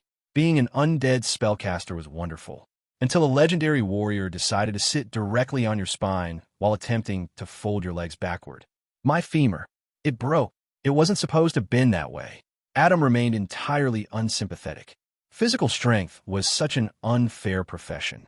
Eventually, I surrendered by repeatedly slapping the floor. Dignity is important. Keeping your skeleton assembled is more important. Once I had reattached everything in approximately the correct locations, Adam asked again, would I take over? Absolutely not. I'd finally served my sentence. I had plans. Important plans. Plans involving not becoming responsible for several 100,000 citizens. Apparently honest employment continued stalking me. Then he quietly asked something unexpected. Did I truly think of Sulphur Mountain City as a prison? I opened my mouth, closed it again, because that answer wasn't as simple anymore. I'd helped build these streets, written these laws, watched refugees become families, watched children become grandparents, watched impossible dreams slowly become ordinary life. No major wars, dozens of races living together, undead walking beside humans without anyone immediately attempting murder. I'd spent centuries creating this place, brick by brick, law by law, complaint by complaint. Perhaps calling it a prison had become inaccurate. Immortality sounds impressive until you realize some places quietly become home before you notice. I sighed again. I don't want greedy idiots inheriting everything we built. Adam smiled. There it was, the real negotiation. Margaret had definitely coached him. I knew it. He knew I knew it. We both politely pretended otherwise.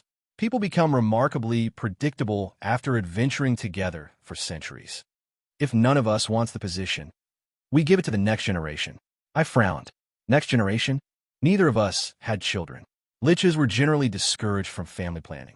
Then Adam spoke one name. Anne, also known as the single greatest menace childhood has ever inflicted upon me. Strictly speaking, she wasn't actually my fiancée. She was Adam's adopted daughter. Years ago, my younger brother and I had been complaining about never finding girlfriends. And, being 6 years old and possessing the limitless confidence unique to children, had declared she'd marry me when she grew up. The city immediately decided this was hilarious. For years I endured rumors that an undead lich had somehow acquired a fiancée. People are surprisingly committed to bad jokes. My actual grievances with and began elsewhere. Specifically, with football. One afternoon, I had just polished my skull. Excellent oil. Premium quality. My cranium practically sparkled. I remember admiring the shine. Then I heard a cheerful little voice. "Hi, Uncle Bones," followed immediately by, "Kick. Have you ever wondered what it feels like for your own head to achieve low orbit?" I have. The answer is disorienting. My skull departed my shoulders with astonishing velocity. The world spun. The sky became ground. The ground became sky. Several minutes later, I discover my brain inside a rubbish bin. Even without a sense of smell, some experiences transcend biology.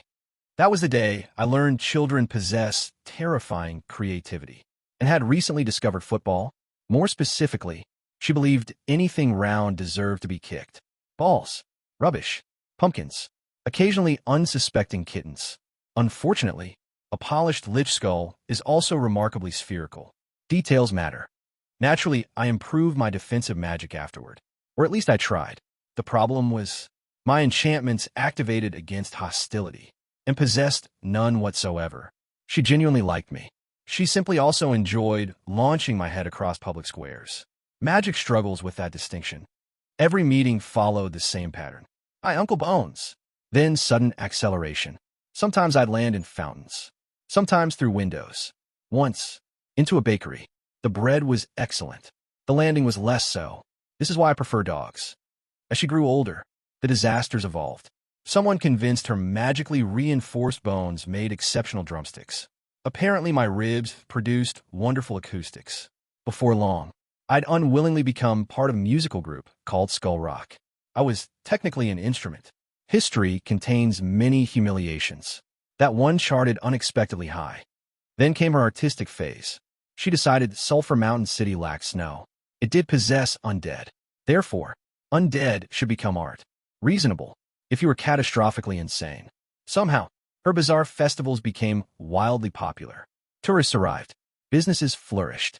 Economic reports improved. Our undead district transformed into the continent's first undead-themed attraction. Against all reason, her disasters kept generating prosperity. I'd lived long enough to know reality occasionally abandoned causality altogether. Adam patiently listened to my complaints, then quietly dismantled every one of them. Yes, and was chaotic. Yes, she was reckless. Yes, she'd probably invented 3 public holidays by accident. But everyone loved her. Humans, elves, dwarves, undead.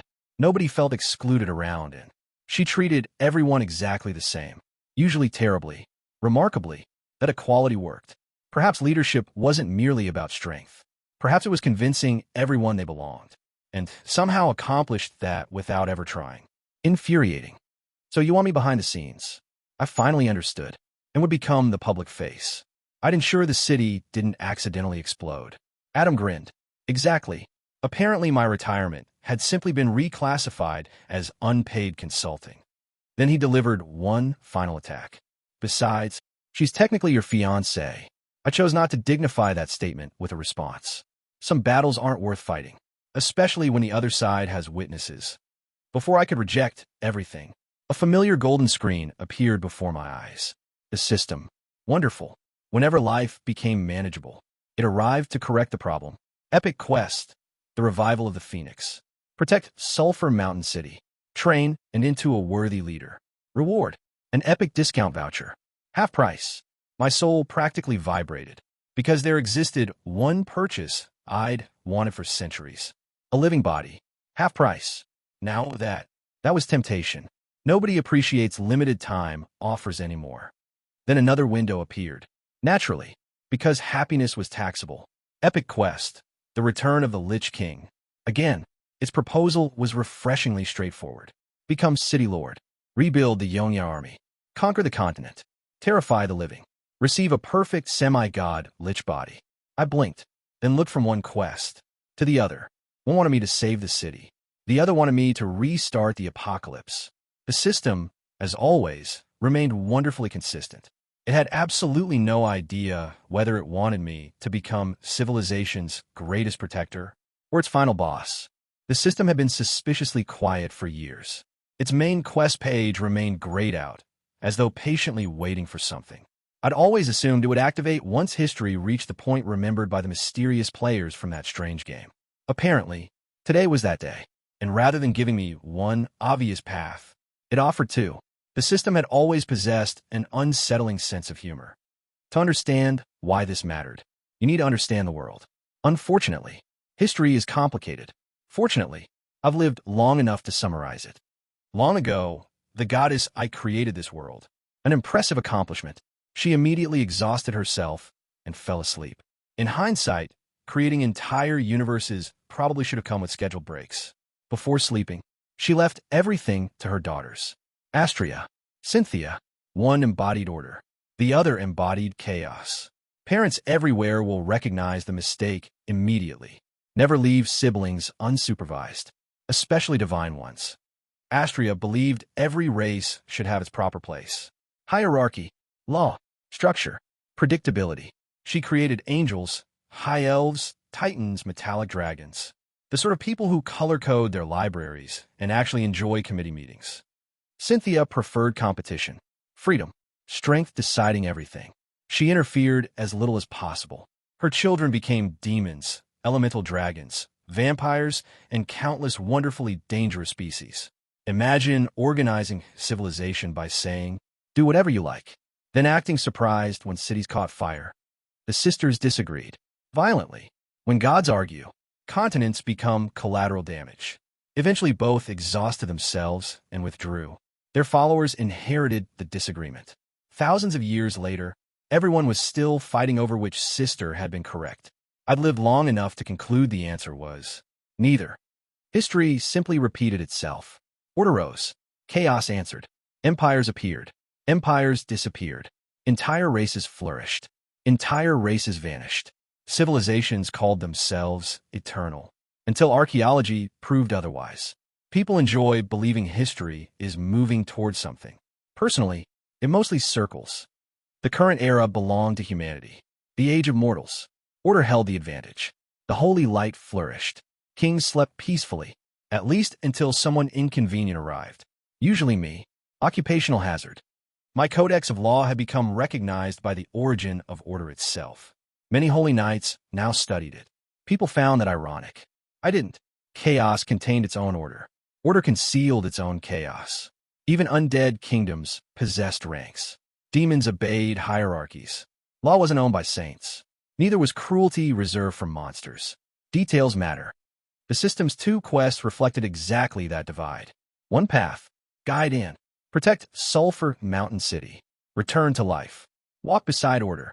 The other, become city lord, restore my semi-god lich body, rebuild the Yonya army. Resume, terrifying civilization. Chaos welcomed me home with remarkably generous employee benefits. It should have been a difficult decision. It wasn't. I'd already tried conquering the continent once. Result had been mixed, mostly catastrophic. I wasn't especially interested in repeating old mistakes. Besides, living had certain advantages. Food, sunsets, breathing, dating. The inability to enjoy any of those had grown increasingly irritating over the centuries. No, my decision was perfectly rational. It absolutely had nothing whatsoever to do with wanting functioning taste buds again. I'm a good person. Also, soup. I'll help in. The words left my mouth almost automatically. The system accepted the choice. Order, then. Interesting. Apparently, I'd become respectable. History truly was capable of miracles. Adam nodded approvingly, then casually mentioned N's full name. Anyway, something clicked, somewhere deep inside my increasingly unreliable memory. Laid. I'd heard that before. I snapped my fingers. A thick black tome floated onto my desk. Its pages turned by themselves, stopping at a brightly colored illustration. A young woman, scarlet armor, phoenix embroidered across flowing robes, sword wrapped in blazing fire. Beneath the portrait, a title. The Fire Phoenix of the East, commander of humanity's eastern armies. Hero, the woman who would personally kill. Roland missed. I stared, then looked toward Adam, then back at the book, then at Adam again. A horrifying realization slowly assembled itself. You, train my future killer? Adam looked confused. I looked betrayed. Once could be considered unfortunate. Twice suggested a disturbing family tradition. First the teacher killed me. Now, the student intended to continue the practice. Was murdering Roland missed part of the graduation requirements? People are surprisingly dedicated to consistency. Then another realization arrived. Far worse. If Adam hadn't adopted, and she never would have inherited the blessing of the Phoenix. If I hadn't stayed here, Adam never would have met, and which meant I had indirectly created my own executioner. I sat silently for several seconds.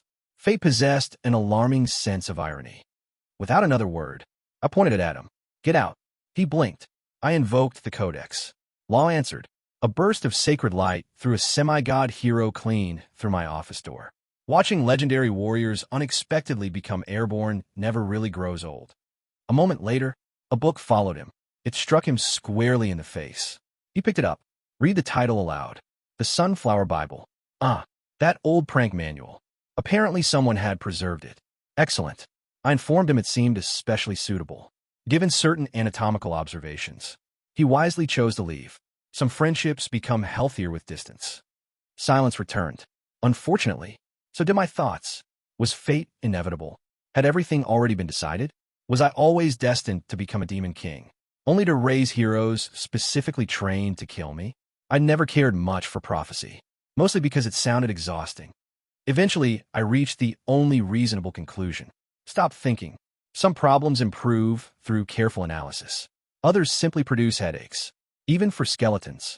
Since overthinking had never once prevented catastrophe, I decided to proceed with my usual strategy. Move first, complain afterward. If and truly was going to inherit this city, she'd need foundations, reliable people, stable institutions. Fortunately, I'd already built those centuries ago. Originally, I'd established the judicial system for a rather selfish reason. I wanted to earn evil points efficiently. Running everything personally sounded exhausting. Automation, therefore, became the obvious solution. Apparently, I had accidentally invented bureaucratic efficiency. History continued mocking me. At the top sat the Supreme Court. That was me. Naturally, someone had to possess final authority. It might as well be the immortal skeleton with trust issues. Beneath me, 4 halls, each handling a different responsibility. Together, they kept the city functioning while I pretended not to enjoy paperwork. The Hall of Enforcement handled patrols, arrests, and public order. Its leader, Shueti, a legendary Tauran warrior, an excellent officer, brave, competent, dedicated. He also enjoyed running naked through the streets. Repeatedly.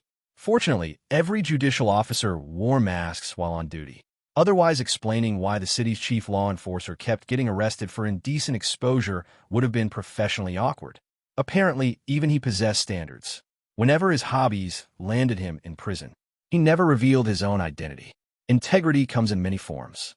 The Hall of Law came next. Scholars, judges, researchers, quiet people who looked harmless. Most of them could flatten buildings. Appearances remain wonderfully deceptive. Their elderly leader, Kale, spent half his meetings looking asleep. Never underestimate old elves. The truly dangerous ones conserve energy by ignoring everyone equally. The Hall of Legislation handled administration, logistics, documents, endless forms.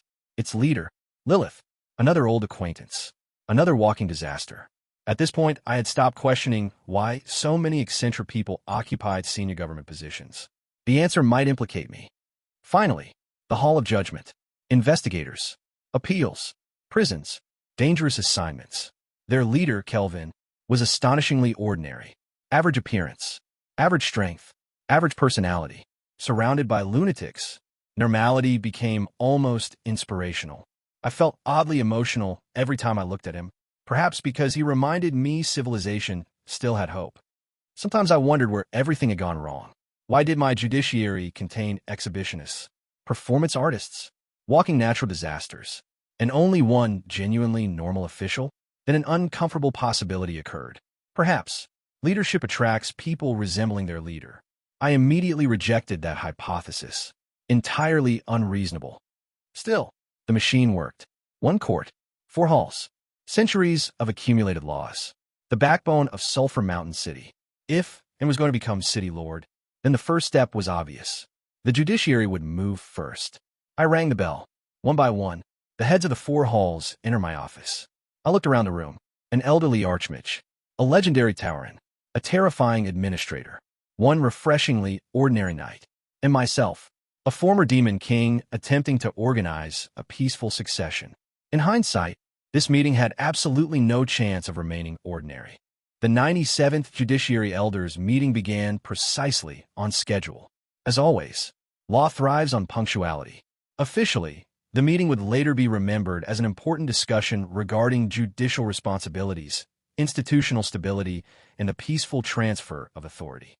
The records would probably mention unity, duty, respect for leadership, several inspiring phrases nobody actually listened to.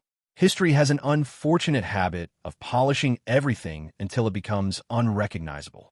So, allow me to provide the version that actually happened. I walked into the meeting, looked at everyone present, and immediately dropped a bomb. Adam is retiring and is becoming the next city lord. Congratulations. If anyone has objections, I'll happily hear them. Pause. Hearing them doesn't mean I'll agree. Details matter. I expected outrage, confusion, perhaps one or two people fainting dramatically. Instead, silence. For pairs of eyes quietly drifted toward poor Kelvin. It always ended this way. Whenever nobody wanted to deliver unpleasant news, they volunteered the most honest man in the room. Normal people suffer greatly in bureaucracies. Kelvin awkwardly stood. My lord, we assumed you already knew. Knew what? The whole city has known for half a month. I stared. Half a month. Everyone knew, except me. Remarkable. One advantage of spending several days under arrest was apparently complete political isolation. People are surprisingly efficient at sharing news when you're unavailable. It turned out Margaret had anticipated everything. Of course she had. She and Adam had already chosen, and as the successor weeks ago. Their original plan had been sensible. Transfer power quietly. Avoid panic. Prevent unnecessary political drama. Then Adam opened his mouth. Heroes are wonderful. Keeping secrets remains outside their skill set. Within days, the entire city knew. Ordinary citizens reacted exactly as ordinary citizens always do. They didn't care who became city lord. Not really. They cared whether vegetables would become more expensive, whether rent would rise, whether tomorrow would still resemble today. Politics only becomes interesting once it interrupts dinner. I've lived long enough to know that's true in every civilization. Still, people worried. Adam was one of the city's guardians. If he stepped down, who would replace him? Could and protect Sulphur Mountain City? Would neighboring powers see weakness? Would ambitious nobles begin sharpening knives? Reasonable concerns. Unfortunately, reasonable concerns usually attract unreasonable people. I leaned back in my chair, tapped my finger against the desk. Slowly, whenever I did that, someone unfortunate generally lost sleep. Sometimes kingdoms. Occupational hazard. There are already factions, supporters, opponents. Lilith nodded immediately. She managed the judiciary's intelligence network.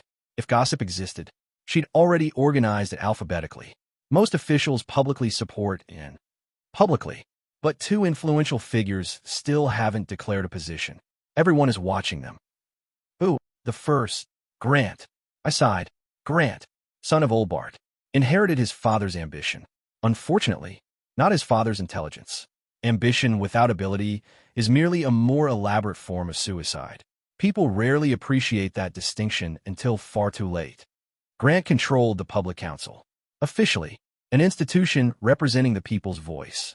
Unofficially, one of my favorite long-term practical jokes. The public council had begun with admirable intentions. Representatives from every race. Everyone discussing disagreements peacefully. Compromise, cooperation, understanding. Margaret genuinely believed it would unite the city. She underestimated politics. An understandable mistake. Very quickly, every representative discovered something fascinating. If they demanded more resources for their own people applauded. Soon everyone wanted larger districts. More funding, more influence, more everything. Nobody volunteered to receive less. Funny how that works. Margaret eventually admitted the council had become problematic, which was her polite way of saying she'd accidentally built an argument-generating machine. So naturally, she came to me. Apparently, I was the city's designated devil whenever elegant solutions became impossible. I accepted the compliment. The answer was surprisingly simple. If politicians wanted more power, give them exactly what they asked for. Just far more than expected. The council originally contained 30 members. 30 ambitious people remained dangerous. 300 became complicated. I approved the expansion immediately. Every race demanded additional seats. Every family demanded representation. Everyone celebrated. Victory. Democracy. Progress. Wonderful speeches were made. I applauded politely. Then came the inevitable question. Who would occupy the new seats? Suddenly, everyone's cousin became politically qualified. Merchants, craftsmen, second sons, third daughters, neighbors, friends, friends of neighbors, neighbors of friends. Apparently, every citizen had secretly dreamed of attending meetings. I encouraged them. Naturally, representation mattered. So I stopped there. Engineers deserved voices. Teachers, fishmongers, housewives, blacksmiths, farmers. If democracy was good, surely more democracy was better. That was my entirely innocent suggestion. Years later, the council contained over 10,000 members. 10,000 for a city of 3 million. Imagine organizing a discussion where 10,000 people simultaneously believe they're important. Actually, don't. Your sanity deserves better. Meetings became magnificent. Hours passed simply taking attendance.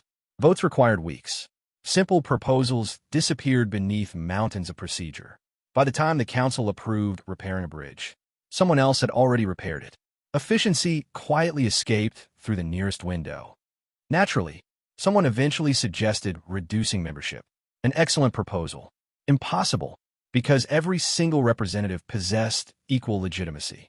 Expel one, and 900 others demanded to know why not someone else. Power, once distributed, rarely volunteers to return. I'd lived long enough to know bureaucracy often defeated armies. No bloodshed required, just paperwork. Nowadays, the public council mostly argued over fishing taxes, or market stalls, or whether cabbage deserved seasonal subsidies. Meanwhile, the actual government simply continued governing. Waiting for 10,000 people to finish arguing wasn't practical. City walls refused to postpone collapsing for committee approval. Wars possessed remarkably poor respect for administrative procedure. Sometimes I'd even bring snacks to council meetings. Entertainment has many forms. Apparently, watching politicians bury themselves beneath procedure counted. Nobody appreciates performance art anymore. Grant still imagined the council represented genuine power. Technically, it represented approximately 10,000 conflicting opinions. Close enough. So Grant objects. I nodded. Who's the second? Silence. Again, everyone stared toward Kelvin. Poor Kelvin immediately examined the ceiling with profound professional interest.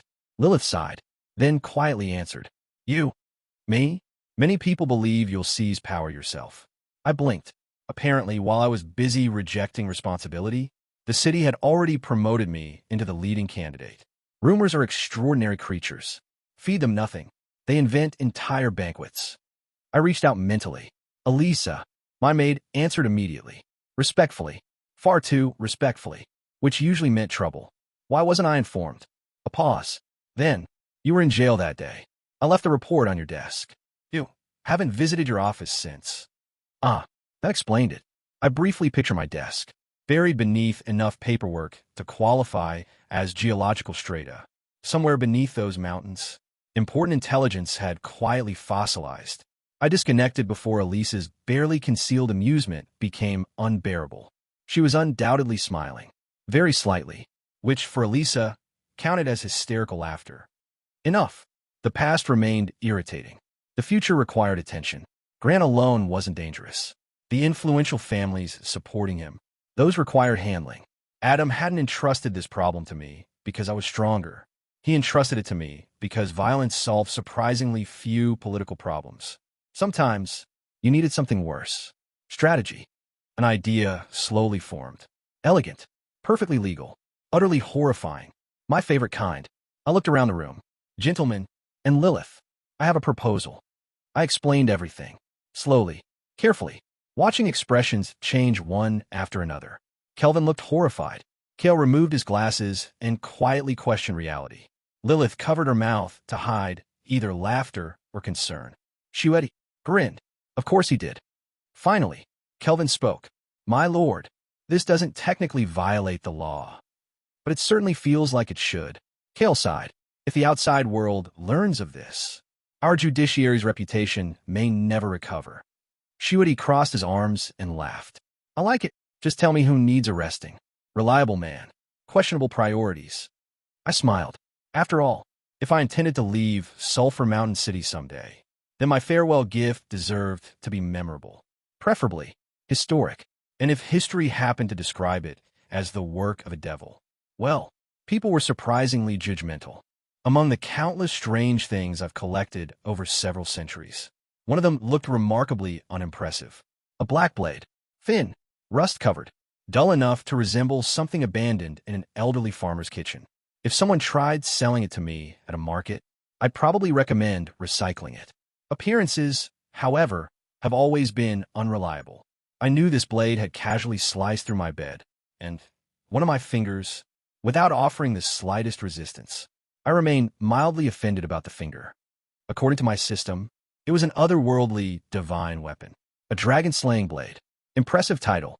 Its description, unfortunately, consisted of exactly 2 useful sentences. Forged from 9 heavens, dark metal. Exceptionally sharp. That was all. Apparently, whoever wrote the manual had been paid by the word. Ordinary kitchen knives received longer descriptions. Attack power. Durability. Fruit-cutting efficiency. Meanwhile, a divine weapon capable of terrifying dragons amounted to its sharp, marvelous documentation. The problem wasn't the weapon. It was my world. The system could only analyze objects recognized by the laws of Ike. Artifacts originating somewhere else. Might as well have been philosophical questions. The origin of order simply shrugged. I have absolutely no idea what this is. Without proper analysis, the blade remained little more than an unusually dangerous vegetable knife, which felt like an incredible waste. Nobody appreciates legendary cutlery anymore. Fortunately, several centuries of questionable experimentation had taught me a workaround. I wasn't proud of it. I was, however, exceptionally pleased with myself. I looked toward Elisa. She looked back with the expression of someone who already regretted participating. Wise woman. I struck the gavel. Incantation of law. Obligatory enforcement. Silver light filled the room. Scales of justice appeared overhead. A contract. Simple. Elegant. Legally terrifying. The scales immediately tipped toward Elisa. Naturally, I neglected paying her salary for quite some time. She'd never complained. Mostly because she'd already accepted that reminding me accomplished nothing. Apparently, centuries of loyal service also included accounting. Occupational hazard. The spell existed to enforce contracts. If one party owed another, the debt would be collected automatically. Money, property, assets, whatever fulfilled the agreement. Think of it as cosmic debt collection, with considerably more divine authority. Items immediately began floating away from me. Books, treasures, miscellaneous magical junk I'd forgotten I owned. Eventually, the mysterious black blade joined them. Then, everything stopped. The spell froze. Completely. The origin of order tried calculating the weapon's value. Failed. Tried again. Failed again. The blade simply refused to acknowledge reality. Watching the world's supreme embodiment of order become visibly confused was surprisingly entertaining. I'd always maintained an unpopular opinion. The origin of order wasn't intelligent. It was simply powerful, extremely powerful, wonderfully obedient, and profoundly lacking in imagination. People worshipped it as the embodiment of divine wisdom. Personally, I'd always viewed it as the universe's largest unattended power supply.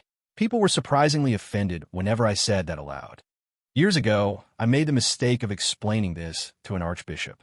He insisted holy light blessed anyone possessing genuine faith. I politely pointed out that if someone disguised a demon as a human, the holy light would probably bless the demon too, because rules are rules. The archbishop nearly experienced immediate enlightenment, by which I mean he almost died from anger. Debates are healthy. Sometimes, unable to identify the blade, the origin of order reached the only conclusion available. If reality couldn't understand it, reality would simply rewrite it. Unknown became known. Chaos became order. The universe quietly edited the weapon into something it could finally comprehend. I watched with immense satisfaction. Making cosmic laws perform manual labor remained one of my favorite hobbies. Apparently, that was blasphemous. The rusty blade began changing. Its black surface gleamed. The metal expanded. Silver light reflected along a massive curved saber. A dragon coiled across its surface. At last, the system recognized it. Dragon Saber. The statistics appeared. Epic rank. Reasonable attack power. 1 extraordinary ability. 2 catastrophically unfortunate ones. Balanced. In the same way explosions are balanced. Its first ability immediately caught my attention. The Unyielding Saber. Any ordinary weapon, destroyed instantly. Elite weapons, usually shattered. Even epic weapons possessed a disturbing chance of exploding after only a few exchanges. In practical terms, anyone foolish enough to duel its owner risked becoming unexpectedly unarmed. Swordsmanship becomes significantly more difficult without a sword. Details matter. Then I reached the second ability. Life-robbing Radiance. I reread it twice. Apparently, merely carrying the weapon reduced my luck by 10. In exchange, people found me more attractive. An interesting trade. Questionable, but interesting. There was also an additional warning. Golden-haired, golden-eyed man suffered even worse luck. I stared at that sentence for several seconds. Whoever designed this weapon had clearly possessed very specific grudges. The third ability was somehow worse. 1% chance of entering a murderous frenzy. Target priority? Friends, family, allies. Wonderful. Nothing says confidence quite like your own sword occasionally deciding everyone you love should die first. I began understanding why previous owners hadn't survived long enough to write memoirs. The hilt contained ancient writing. Originally, it proclaimed itself the legendary blade that slew dragons. A proud title. Some remarkably unhelpful individual had later carved a second interpretation beneath it. Dragon Slayer. Buy one, get one free. I laughed despite myself. Centuries passed. People changed. Humor, unfortunately, remained immortal. Overall, the weapon fascinated me. Yes, half its special abilities actively attempted to ruin my life. But that first ability alone justified keeping it. Destroying enemy weapons before they destroyed me seemed an excellent arrangement. Risk management. And something else caught my eye. A faded line. Barely visible. Set bonus. Heaven Sword. Inactive. Interesting. So the Dragon Saber possessed a counterpart. If this weapon alone proved so absurd, its twin promised even greater trouble. I made a mental note. Perhaps those absurd, otherworldly lotteries deserved another visit after all. Sometimes gambling really did pay off. I had just finished admiring my newest terrible life decision when the building exploded. Once, then again, the walls trembled. Dust drifted from the ceiling. The entire house shook violently. I slowly turned toward the window. Sighed deeply. Peace, I discovered, was always astonishingly short-lived. Someone had apparently decided today required an interruption. And, judging from the sound, they weren't knocking politely. There's an old saying among adventurers. Never invade an occupied mage tower. Never. The story behind that advice is remarkably educational. A famous adventurer once ignored it. He proudly claimed no trap could ever catch him. The tower disagreed. 12 traps later, he had been neatly separated into 13 pieces. His dying recommendation became legendary. Sometimes the best travel guides are written in blood. People often misunderstand mages. They imagine scholars, researchers, quiet intellectuals. That's adorable. A mage's laboratory is where they store every dangerous idea they've ever refused to abandon. Threaten that laboratory, and morality immediately becomes optional. I've lived long enough to know that the average dragon's cave is actually safer. Dragons usually just eat you. Mages become creative. Naturally, someone had decided tonight was an excellent time to break into the home of a lich. While the lich was still inside, optimism truly is humanity's most renewable resource. A tremendous explosion shook the house. Then another. I looked toward Elisa. Report. She answered without even glancing outside. 2 assault teams. 1 approaching from the front. 1 climbing the rear wall. 7 silver ranked. 3 gold ranked. Competent. Professional. Expensively equipped. She paused. They're also making remarkably poor life decisions. I nodded. That wasn't what interested me. What exploded? After all, I'd specifically instructed Elisa to install quiet alarms around the property. Subtle ones. Silent. Dignified. Explosions were neither subtle nor dignified. More importantly, the town security would hear them. And if the town security arrived, they might decide to inspect my house. That would be inconvenient. The average citizen feared burglars. I feared paperwork. More specifically, search warrants. Technically, nobody could search my residence without authorization. Conveniently, I was the one authorized to approve searches. A beautifully designed legal safeguard. Unfortunately, if enough explosions occurred, people started asking unfortunate questions. Like, what exactly is hidden in your basement? Questions are dangerous, especially accurate ones. Elisa remained perfectly calm. You requested a safe security system. I froze. Safe. The brand. She nodded. Ah, that explained everything. There existed a goblin company named Safe. The name was aspirational rather than descriptive. Their products had earned legendary status, mostly because they exploded. The company had already lost its business license, continued operating anyway. Goblins possess admirable determination, questionable ethics, but admirable determination. You bought security equipment from them. I believed you wished to support your brothers. They're not my brothers. People continually assumed every goblin inventor knew every other goblin inventor. Entirely unreasonable. Only half of them were related. Elisa offered a flawless apology, completely sincere, except the tiny upward curve at the edge of her lips betrayed her. She had done this deliberately. Remarkable. My own maid had weaponized customer service. As long as you pay my accumulated salary, your future life will become much easier. Ah, there it was. The annual wage negotiation. I've been expecting it. No. Demons love contracts. Complete the contract, and they regain their freedom. I had absolutely no intention of releasing the only employee capable of managing both household finances. And my catastrophes. Good staff are difficult to replace. Outside, another explosion erupted. Louder this time. I sighed. What exploded now? Elisa briefly consulted her notes. The automated sprinkler. A few seconds later, another detonation. The lawnmower? She shook her head. The front entrance. Doorbell. I stared. My doorbell exploded. It was called Loudcoin. It appears the manufacturer interpreted the name enthusiastically. I silently congratulated myself. I never developed the habit of ringing my own doorbell. Sometimes laziness really does save lives. Then came 3 explosions in rapid succession. The floor trembled. Dust drifted from the ceiling. What now? The shoe rack. I blinked. Why did I even own a shoe rack? Elisa looked genuinely surprised. My oversight. I floated everywhere. I had no shoes. My maid had somehow purchased an explosive automated shoe rack. For a skeleton, I briefly considered rewriting my will. Outside, the explosions continued, each one followed by a small notification for my system. Evil points plus 15. Evil points plus 22. Evil points plus 17. Excellent. The traps were working, perhaps slightly too well. I only hoped a few intruders survived. Testing experimental magic requires volunteers. Volunteers, unfortunately, remain uncommon. Meanwhile, outside my property, reality had become considerably less amusing, at least for the people attempting burglary. Their leader was a young dark elf priestess named Roland. Talented, arrogant, noble-born, the sort of person who genuinely believed destiny had reserved greatness exclusively for her. Her diplomatic mission to Sulphur Mountain City had technically involved negotiation. Technically, in practice, she regarded every non-dark elf as an inferior life form. Diplomacy proved challenging under those circumstances. Naturally, the real mission had never been diplomacy. Espionage, assassination, information gathering, the usual pleasant exchanges between neighboring powers. Apparently, international politics remained wonderfully predictable.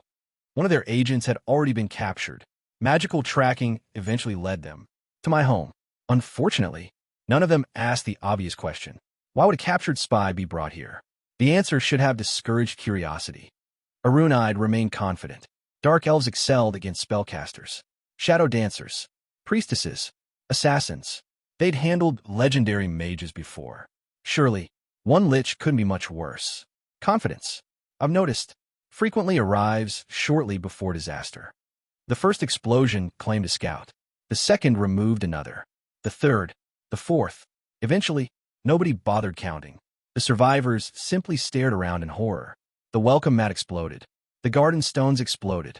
A decorative coat rack exploded. At one point, someone died because they attempted to retreat. Apparently, even my furniture had become homicidal. Within 3 minutes, 10 elite infiltrators became 3 profoundly traumatized survivors. One legendary assassin, reduced to a tragic footnote. Cause of death, exploding coat rack. History would never believe the truth. The remaining 3 stopped moving.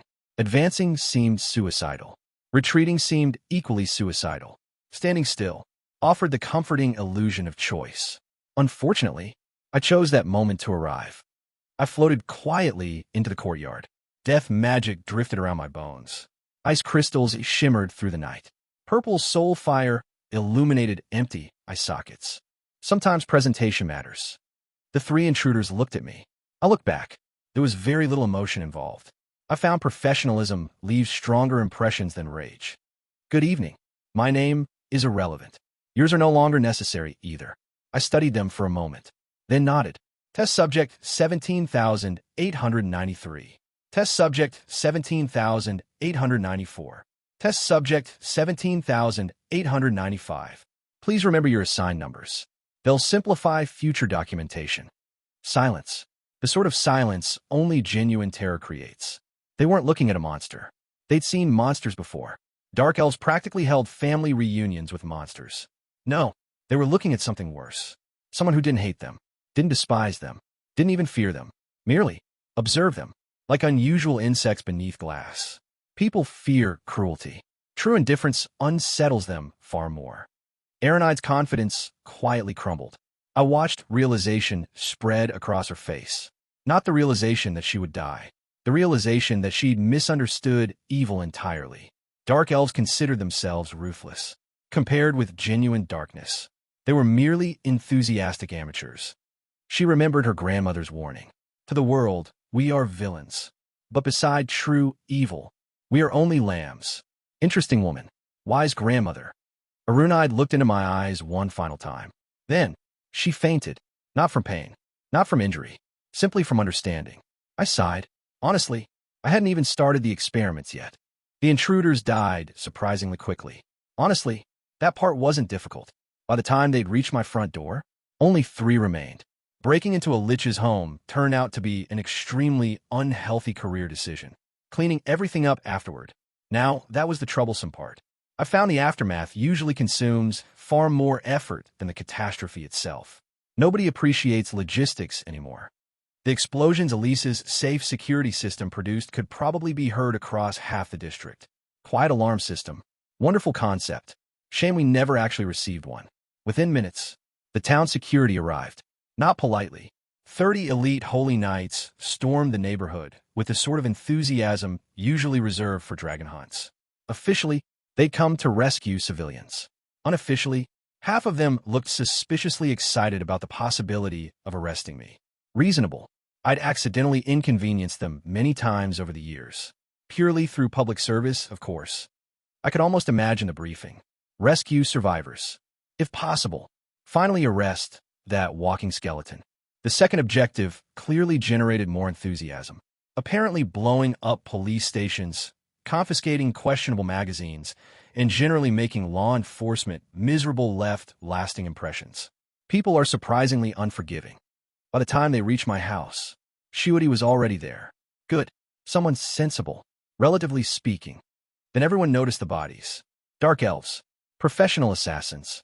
Equipped exactly as professional assassins should be. Poison blades. Shadow equipment. Spider Queen insignias. It became rather difficult to argue they'd merely been sightseeing. Captain Diana's expression immediately changed. Not because of the corpses. Because she recognized one of them. Carlos. Part of the diplomatic delegation from Morspite. That complicated things. Politics always does. Diana understood immediately. The Dark Elves hadn't come for diplomacy. They'd come to spy. Perhaps assassinate. Perhaps both. International relations remained refreshingly predictable. Smile politely during daylight. Attempt murder after sunset. Unlike everyone else, I wasn't particularly surprised. I'd already interrogated the surviving prisoners. Quite thoroughly. Professionally, creatively, their mission had become wonderfully transparent. I greeted Diana. She barely acknowledged me. Remarkably rude, though understandable. She wasn't worried about me. She was worried about tomorrow morning, when diplomats started asking awkward questions. Questions usually accompanied by armies. Fortunately, I possessed excellent news. The merchant murders? Solved. Diana froze. You have evidence? I nodded. One assassin had thoughtfully carried the target list. Very considerate. Criminals occasionally simplify investigations through sheer incompetence. I always appreciate cooperation. Shuity looked genuinely relieved. Poor fellow. The serial murders had weighed heavily on the Hall of Enforcement. Closing the case tonight would save weeks of political headaches. Maybe months. Justice occasionally arrives gift-wrapped, even if wrapped by assassins. Then something else occurred to me. The BR brothers. Shuity blinked. The goblins. The explosive enthusiasts. Still in custody? He nodded. Excellent. Everything was coming together beautifully. The BR brothers manufactured the infamous safe brand machinery. Every product exploded. Every single one. They insisted this was a manufacturing feature, not a defect. Apparently, they powered household appliances using mining explosives. Innovation comes in many forms, some more survivable than others. Unfortunately, authorities had struggled proving negligence. Most evidence conveniently exploded, an unfortunate obstacle, until tonight. I gestured toward the wreckage. And now, Shuity slowly followed my gaze. Broken machines, dead assassins, metal fragments everywhere. His eyes widened. I understand. Excellent man. Fast learner. The investigation would conclude that defective machinery caused the explosions. The BR brothers would finally receive overwhelming evidence. Justice would be served, entirely by coincidence. Naturally, I even contributed my testimony, entirely truthfully. My maid purchased furniture. It exploded. Fortunately, these kind-hearted dark elves prevented my death. Nobody believed a word, which seemed deeply unfair. I hadn't actually lied. The assassins genuinely had absorbed explosions originally intended for me. Intentions matter. Sometimes. Diana looked at me exactly the way people usually look at malfunctioning clocks. Technically present, emotionally exhausted. I couldn't blame her. Truth often sounds ridiculous. Then Shuity discovered something fascinating.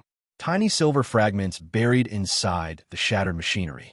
Holy silver, blessed by order, lethal to undead, lethal to demons, exceptionally lethal to me. I stared quietly, then remembered Elise's bandaged hands. She'd installed those herself. Half-demon, handling holy silver. Painful didn't begin describing it. For someone who rarely displayed affection, that had been an extraordinary gesture. I made a mental note.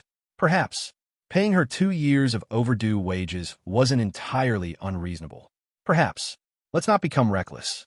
Before sentimentality progressed any further, another explosion echoed nearby. Someone burst from the ruins. A massive half-beastman, covered in blood, eyes burning crimson. Voke. Interesting. Very interesting. The town security immediately surrounded him. Sensible. He answered by roaring and swinging an enormous silver saber. My silver saber. Well, formerly mine. The dragon saber immediately demonstrated why I had donated it. Every weapon meeting its blade shattered instantly. Silver-ranked swords. Broken. Elite equipment. Broken. Armor. Also broken. Knights stumbled backward in disbelief. Weapon superiority changes battles remarkably quickly. Diana stepped forward. Legend against bronze. Normally, a completely unfair fight. Unfortunately, she possessed the equally unfortunate Silver Avenger. An epic sword. One swing. 2 legendary weapons collided. The Silver Avenger. Lost. Split neatly in half. The dragon saber cracked simultaneously. Excellent. At least someone suffered alongside it. The opening lasted only an instant. Diana kicked Voke squarely across the courtyard. An excellent strike. Measured. Precise. Intended to capture alive. Unfortunately, the dragon saber had already consumed him. Frenzy. Exhaustion. Injuries. Everything collapsed together. He hit the ground. Dead. Convenient timing. Diana immediately turned toward me. Sword fragment still in hand. I want an explanation. Reasonable request. Fortunately, I had one prepared. Well, Shuity did. He calmly explained that the judiciary occasionally brought difficult prisoners to me. Soul specialists remain exceptionally useful during interrogations. Perfectly true, at least from his perspective. I smiled. We're all one family. Also perfectly true. I simply neglected mentioning exactly which family. Words are fascinating. People hear what they expect, not necessarily what you say. Details matter. Diana visibly relaxed. The pieces fit. Enough, anyway. She issued One final warning. If you commit crimes, no one will protect you. Adorable. She genuinely believed she was threatening me. I've always admired idealistic knights. They're wonderfully straightforward. Once everyone departed, Elisa quietly appeared beside me, invisible until she decided otherwise. Professional as always. The interrogation report has been confirmed. I've already informed Margaret and Adam. She hesitated. Was all of this really necessary? Interesting question. Yes, very. Voke had learned something dangerous. Dangerous enough that he couldn't remain alive. More importantly, everyone needed to witness his death. Publicly. Authentically. Afterward, when our surviving guest eventually escaped and reported back, the story would look perfect. No information leak. No suspicion. Just another failed mission ending in tragedy. Sometimes deception succeeds best when everyone believes they've seen the truth personally. Elisa glanced toward the broken dragon saber. You sacrificed an epic weapon. I shrugged. Sacrificed. It was defective. Entirely accurate. Every second someone wielded it, the chance of murderous frenzy increased. 1%. Then 2. Then 3. Within 2 minutes, it would happily encourage its owner to murder friends, allies, family, anyone nearby. Wonderful craftsmanship. Terrible warranty. Giving it away seemed responsible. Besides, the town security now possessed it. Their strength benefited the city, which benefited me. Indirect ownership remains ownership. I've lived long enough to become remarkably flexible about definitions. Elisa watched me silently, then asked something unexpected. Were you protecting them? The town's security. You deliberately prevented them from investigating further. Interesting observation. Perceptive woman. I looked toward the night sky. There are enemies ahead. Ancient enemies. Underground rulers. Traitors. Things requiring brains. The town's security. They're excellent fighters. But politics would devour them. I paused. Creating that many competent holy knights had required years. Throwing them into a conspiracy they couldn't survive would simply waste valuable manpower. I am a good person. Resource management matters. A slow smile spread across my skull. Finally, the game had begun. Ancient gods. Underground autarchs. Schemes centuries in the making. At last, someone interesting had entered the board. Perhaps. History was preparing to become entertaining again. The world wasn't ending. Not yet. It was merely warming up. History would later call the coming disaster the Whisper of the Demons. A poetic name. Disturbingly accurate. Every apocalypse starts quietly. The shouting comes later. According to the memories I'd inherited from that mysterious game, this was merely the prologue. The first domino. Ancient elemental gods would awaken. Demons would begin whispering into ambitious ears. Dimensions would weaken. Magic would surge. Before long, legends would become commonplace. Liches would multiply. Heroes would appear by the dozen. People often romanticize magical ages. Personally, they mostly involve considerably more paperwork. The first arrivals would be the elemental gods, not their true bodies. Fortunately, manifestations, fragments, powerful enough to flatten kingdoms anyway. Small mercies. As their influence spread, magic itself would change. Spells became easier. Advancement accelerated. Barriers between worlds weakened. Foreign visitors started arriving uninvited. I have always disliked unexpected guests, especially extra-dimensional ones. Meanwhile, the kingdoms on the surface celebrated their prosperity. Humans dreamed about expansion.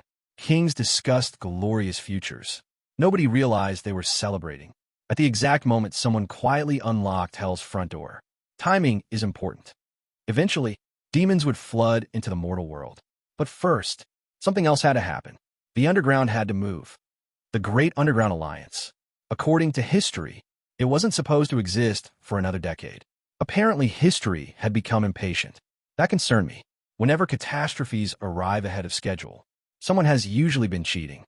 The underground remained divided. Chaotic. Violent. Thousands of city lords. Countless tribes. Enough competing ambitions to guarantee endless civil wars. Normally, that prevented anyone from threatening the surface. Unfortunately, someone had begun organizing them. That made everything worse. For a name stood above all others. The Spider Queen's High Priestess. The Dragon Empress. The mysterious Black Mage. The Beast Man Sovereign. For rulers. For ambitions. For disasters patiently waiting to happen. One ruler would have united the underground long ago. For rulers. spent most of their time preventing one another from succeeding. Sometimes political gridlock saves civilizations. This time, two of them had reached an agreement. The Black Mage, the Beastman Sovereign, an alliance. Temporary, fragile, dangerous.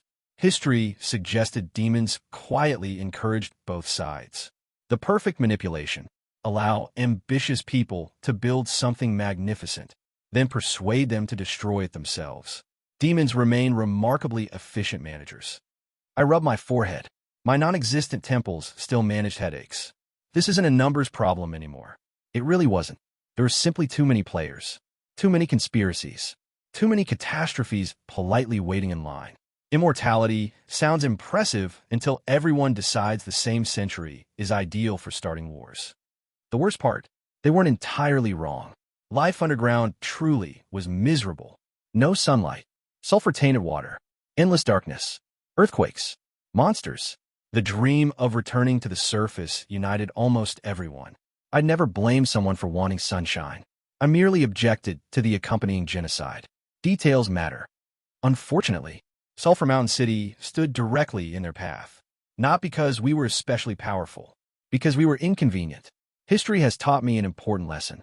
Nobody likes obstacles, especially political ones. Within our own city, the rot had already begun. Several counselors secretly negotiated with neighboring underground powers. Trade agreements, military promises, future titles, the usual political bargains. Nothing motivates treason quite like the promise of becoming nobility somewhere else. People are surprisingly affordable. The diplomatic delegation had never cared about trade. Trade was decoration. Behind the scenes, they quietly strengthened the so-called alliance faction. Merchants opposing them died. Influential counselors disappeared. Fear accumulated. Power shifted. It was actually rather elegant. I dislike admitting that. Their real strategy was obvious. Wait for Adam to retire. Exploit the inevitable uncertainty. Then seize the city from within. Conquest succeeds far more cheaply when someone opens the gates for you. I've used that tactic myself. Excellent strategy. Extremely rude when directed at me. The town security would become convenient scapegoats. Dark elf officers already endured constant suspicion. Frame them for the murders. Accuse them of blasphemy. Turn public opinion. Allow frightened crowds to finish the work. Simple, cruel, effective. I could think of at least a dozen variations. The counselors probably only needed one. Elisa had accused me of protecting the town security. Ridiculous. Entirely ridiculous. I merely happened to dislike watching competent subordinates die because politicians require disposable sacrifices. That's all. Perfectly professional. Nothing emotional whatsoever. I am a good person. Still, something bothered me. A question refused to disappear. Why Sulphur Mountain City? Strategically, we barely mattered. The Underground Alliance could conquer the surface without us. So why invest so much effort? Why assassinations? Why spies?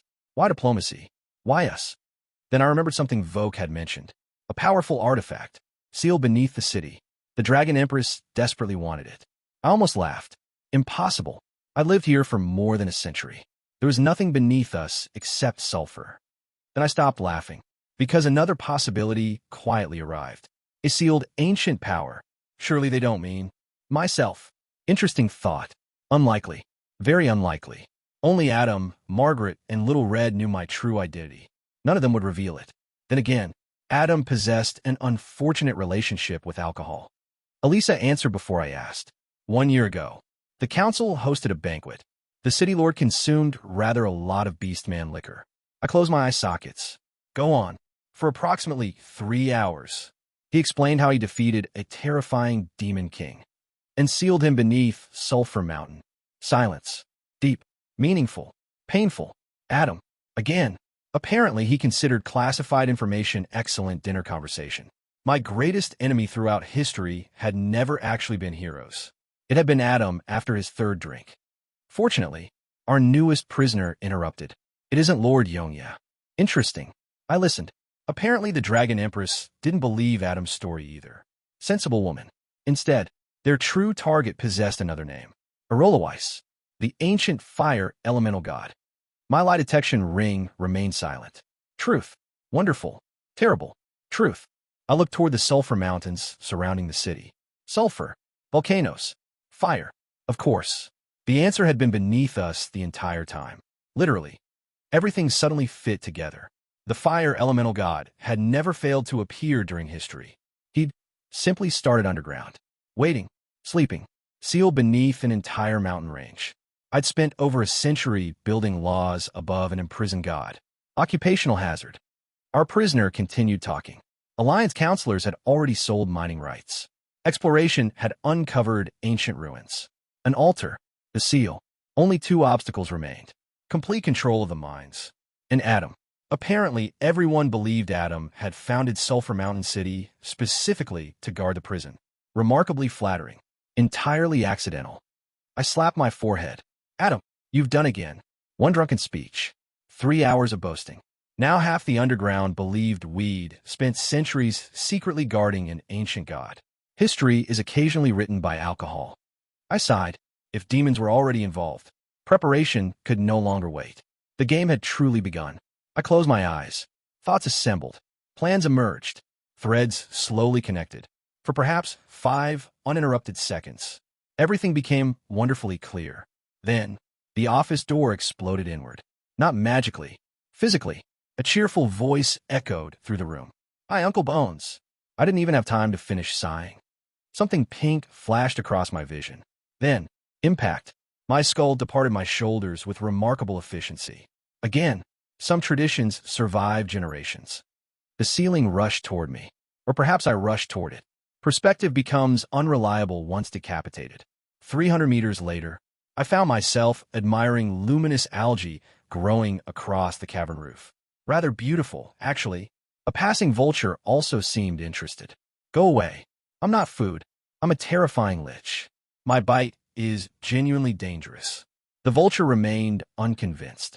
Animals rarely appreciate professional reputations. Somewhere below, I remembered what had happened. And not the tiny menace who once treated my skull as sports equipment. No, she'd grown. Quite dramatically. Tall, elegant, confident. The energetic little rascal had quietly become a remarkably beautiful young woman. An awkward realization. Then another memory surfaced. Her childish promise. One lollipop. One marriage proposal. I'd laughed then.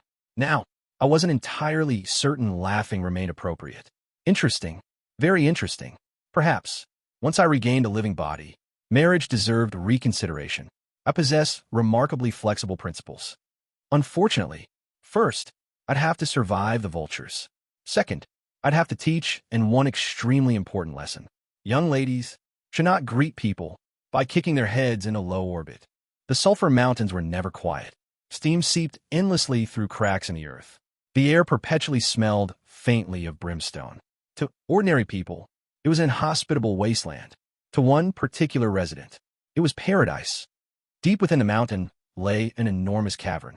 There, something that resembled a mountain pretending to be asleep slowly opened one eye. Magnificent, elegant, savage, beautiful. Those contradictory descriptions somehow all fit perfectly. Each silver scale reflected countless streams of light. Its claws were thicker than flagpoles. Its breathing alone stirred storms through the tunnels. Simply meeting those ancient dragon eyes was enough to convince most creatures that today would probably be their last day alive. Then, the dragon suddenly raised its head. Whoa! The roar rolled across the mountains like thunder. Entire hills trembled. Every magical beast within miles fled in panic. Even the savage carrion vultures scattered like frightened sparrows. When the true ruler of Sulphur Mountain, the ancient red dragon Einmesis, expressed anger, nothing dared remain nearby. Unfortunately, the content of that terrifying roar completely ruined the atmosphere. Ha ha ha! I'm dying. Roland, I'm really dying of laughter. The enormous dragon rolled across the cavern floor while clutching her stomach. The mountain shook even harder. Not because of fury, because she was laughing. Shut up, Little Red. Yes, the pitiful skull resting before the dragon was me. Again, Little Red wiped away imaginary tears.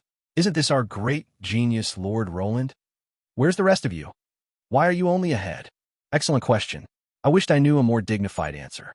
Across from us, a scorpion-tailed lion proudly reported today's hunting results. Naturally, I understood approximately none of it. Little Red, however, nodded enthusiastically. Oh, so first the vultures fought over you. Then the dogmen stole you. Then griffins robbed the dogmen. And finally my pet robbed the griffins. Because it thought you looked familiar? The dragon burst into another fit of laughter. What an exciting adventure. I absolutely have to tell Adam. I chose silence. Some humiliations improve slightly when ignored. Not many, but some. Liches regenerate. Normally, by noon my scattered skeleton would naturally reassemble itself. Using mana to accelerate the process was possible, but wasteful. Therefore, I had patiently experienced the local food chain firsthand. Educational, extremely undignified. Little Red eventually calmed down enough to breathe again. I stared at her. Think carefully. What could possibly have reduced me to this? She lazily supported her chin with one claw.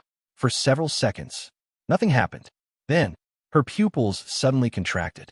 The gigantic dragon slammed her jaw into the stone floor. It can't be. She's back. I nodded. She's back. And she's upgraded. I reached almost 300 meters this time. Before I finished speaking, the ancient dragon erupted into panic. Real panic. Not theatrical panic. Actual dragon panic.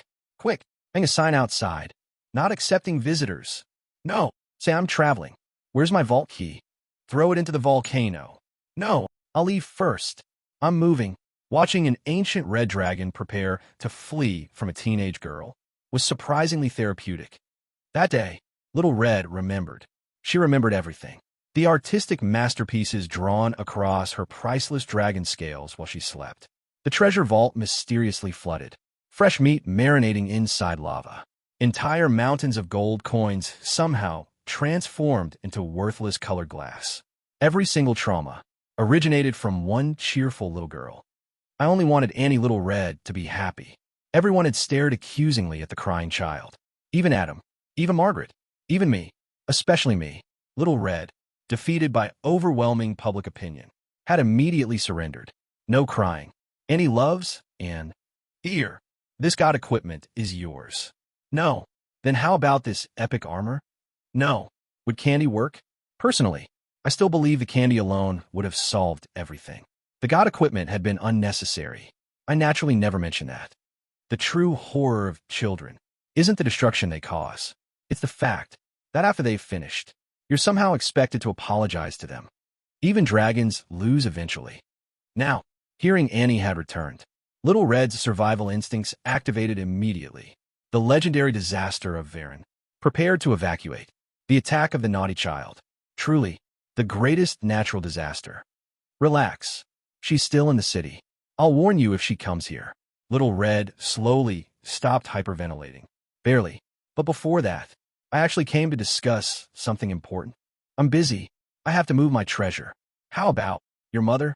Instant silence. The dragon's playful expression disappeared. What about Molly? Even after centuries, mother-daughter relationships remained complicated. Dragon Empress Molly, the undisputed ruler of the underground dragons. Little Red's mother. Also, the person Little Red least wanted to talk about. She'd run away during her rebellious years. Several centuries later, she still refused to go home. Perfectly normal family dynamics. She's interested in Sulphur Mountain City. More specifically, the ancient fire elemental god sleeping beneath it. Little Red blinked. There's something sealed underneath? You never noticed? She looked genuinely puzzled. I always thought the ground was unusually warm. I like sleeping here, so that's why. Only a red dragon could discover an imprisoned ancient god and conclude, excellent heating. I sighed. The seal has become everyone's target. Soon, the surrounding underground cities will begin gathering armies. They'll march here. They'll dig. They'll fight. They'll destroy everything, including your mountain, your cave, your treasure vault. Little Red froze. Treasure vault. Those two words alone carried unbelievable destructive power. I delivered the finishing blow. And Annie will soon inherit Sulphur Mountain City. Those people intend to bully her. Silence. Absolute silence. Then, the temperature inside the cavern exploded upward. Dragon pressure flooded every corner. The scorpion-tailed lion instantly curled into a terrified ball. Even ancient magical beasts instinctively understood. Mama Dragon was angry. I merely smiled. I knew her too well. She might complain. She might sleep 18 hours every day. She might treasure gold more than common sense. But she loved Annie, far more than she'd ever admit. Anyone threatening that troublesome little girl would instantly become an enemy of the disaster of Varen. Little Red snorted. Enough talking. You've obviously already made a plan. Like always. You think. I smash. There it was. Exactly the answer I'd expected. Half my objective. Already accomplished. I grinned. There's just one more thing. I need your cooperation. What? I want to perform a play. A play. A very convincing one. I slowly raised my skull. And smiled. The story is about an evil dragon attacking Sulphur Mountain City. The stage was finally ready. Now, it was time to begin my quest. The bells of Sulphur Mountain City rang across the skyline, announcing noon. Perfect timing. The reconstruction spell finally activated, and after several unpleasant seconds of dizziness, my consciousness returned to where it belonged. My body. Naturally, the first thing I did wasn't to celebrate surviving another ridiculous morning. It was inventory. One arm, one leg, the other arm, the other leg, 24 ribs. I paused. 24. Interesting. That little menace hadn't stolen a single bone. Either she'd finally matured, or she'd simply become more creative. I was about to inspect my toes when an amused voice interrupted my investigation.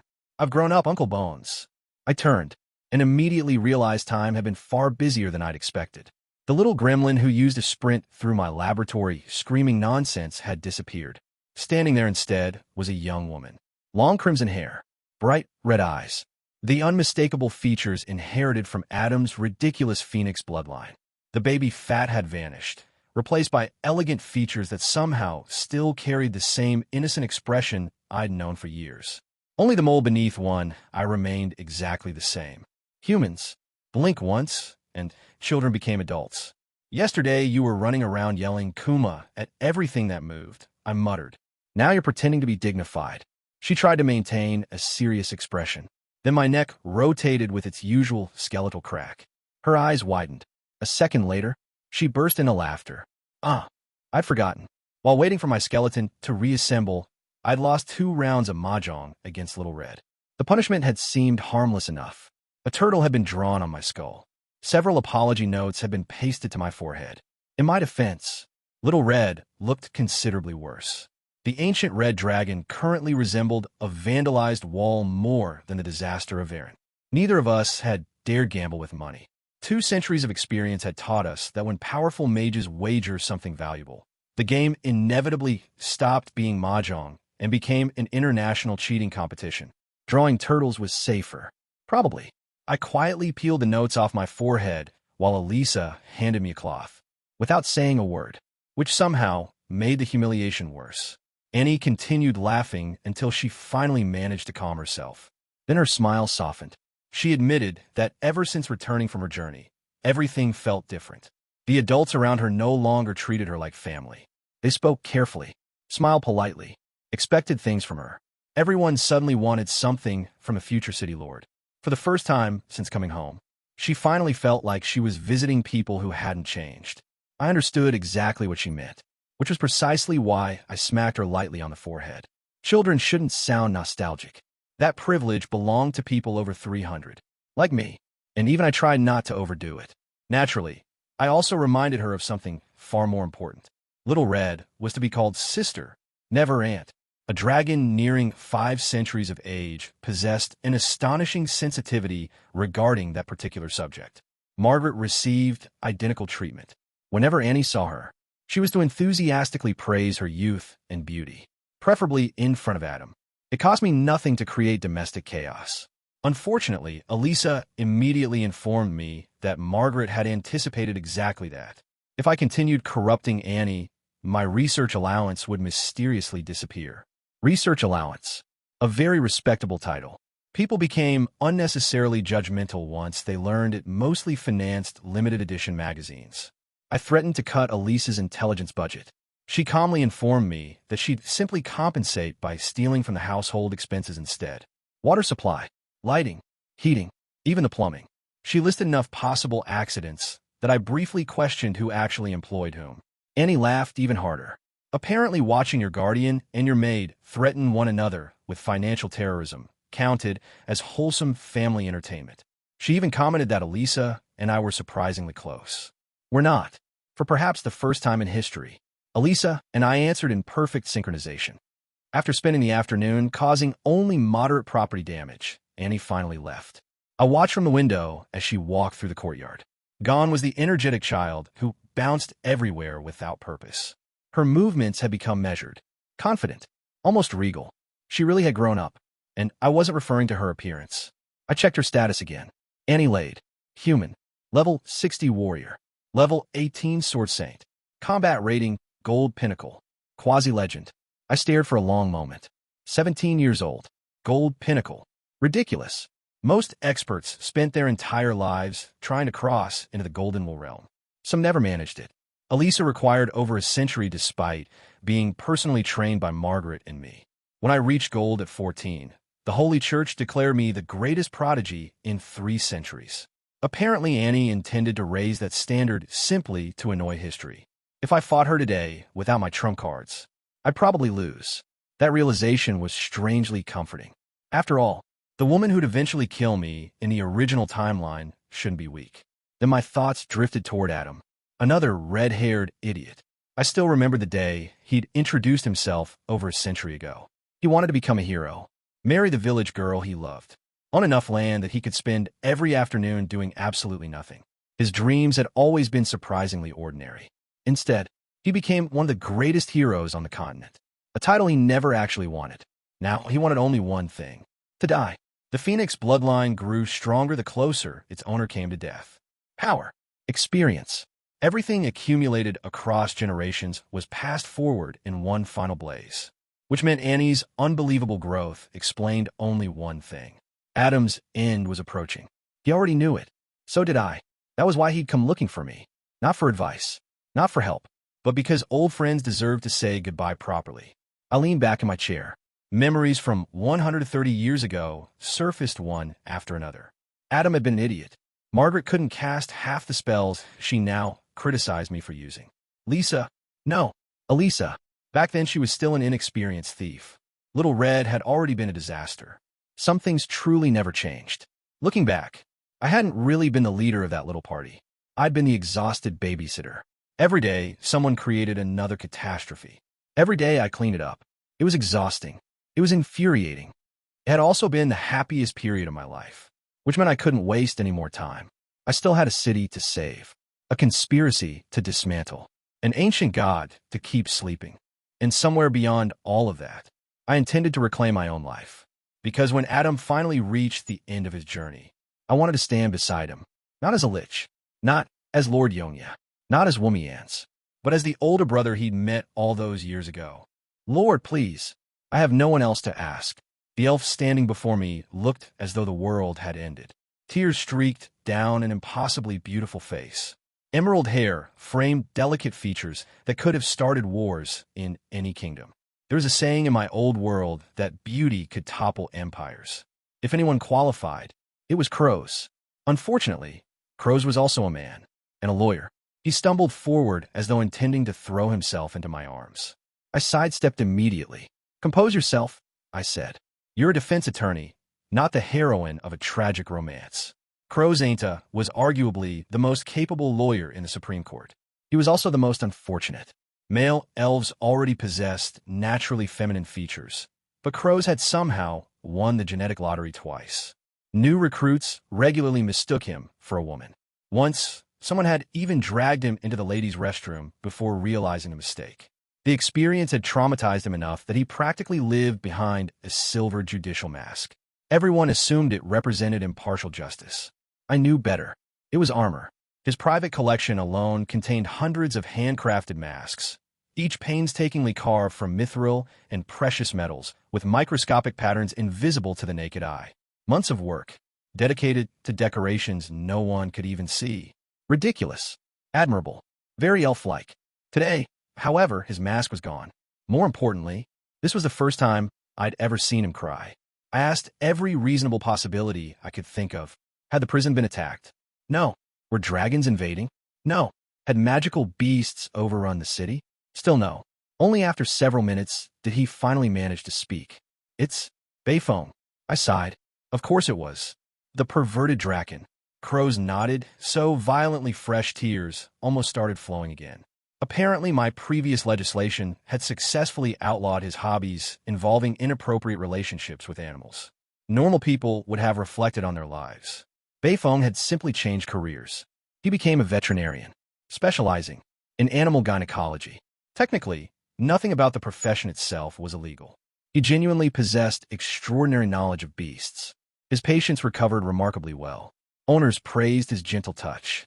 Unfortunately, his enthusiasm exceeded every acceptable boundary known to civilized society. Crows had taken his beloved pet dog in for treatment. He'd returned convinced he'd witnessed an unforgivable crime against nature. From the expression on his face, I had absolutely no doubt he intended to murder Beifong, then calmly surrender himself afterward. Wonderful. One of my finest lawyers was about to commit homicide over veterinary malpractice. What an excellent reflection of my legal system. I motioned toward the corridor. Someone fetch Beifong. Half a dozen people immediately emerged from behind nearby walls. Apparently, everyone had been eavesdropping, not even slightly ashamed. An hour later, Beifong sat across from me in my office. I stared at him. He smiled. I seriously considered homicide. Unfortunately, murder remained illegal, even for judges. Creating a new law specifically targeting one individual would undermine the dignity of the entire legal system. Executing him without due process violated everything I'd spent decades building. And despite every instinct screaming otherwise, he technically hadn't broken any laws. The evidence simply didn't exist. He'd merely been providing professional treatment. I hated how legally sound that defense was. My lord, his smile widened. I still have patience waiting. That smug expression practically screamed. See, even the Supreme Court can't touch me. Normally, when conventional methods failed, I possessed countless unconventional ones. Rumors, blackmail, assassination. Unfortunately, those also tended to undermine judicial credibility. Just as I debated whether credibility was truly worth preserving, Elisa leaned close enough for only me to hear. Our infiltration plan requires someone inside the prison. I looked at Beifong again. This time, I saw opportunity. Not a veterinarian, not a pervert, a disposable infiltrator. I smiled. He immediately looked nervous. Let's make a deal. I raised 2 fingers. Complete 2 tasks, and I'll personally grant you a permanent animal ownership license. You can indulge your interests privately. I simply don't want them becoming public entertainment.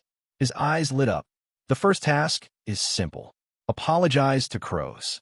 Whatever else happened, he'd reduced one of my most capable lawyers to tears. That much couldn't be ignored. The second, I folded my hands, is to commit a crime. His smile froze. I need you inside Sulphur Mountain Prison. Several hours later, the paperwork finally stopped reproducing. I stood beside the window, overlooking the city. Peace, order, routine. For over a century, Sulphur Mountain City had enjoyed stability. Too much stability. People had begun forgetting who protected it. Elisa quietly joined me. The observers are ready. Good. The plan itself was dangerous. Allow selected prisoners to escape. Watch where they ran. Expose every hidden traitor waiting outside. Risky. Necessary.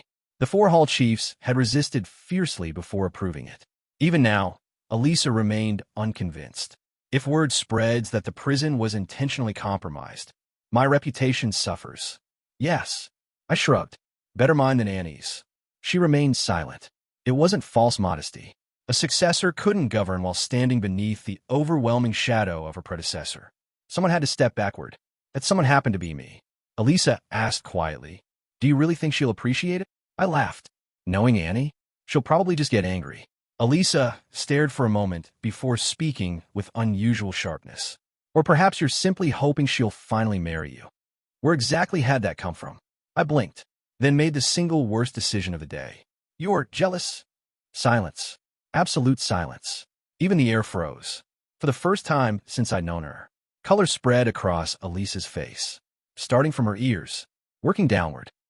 I suddenly became very concerned about the safety of my magazine collection. After what felt like an eternity, she lowered her voice. If I really were jealous. She stopped. What? No answer came. Instead, the office door exploded open. Crows stumbled inside, utterly panicked.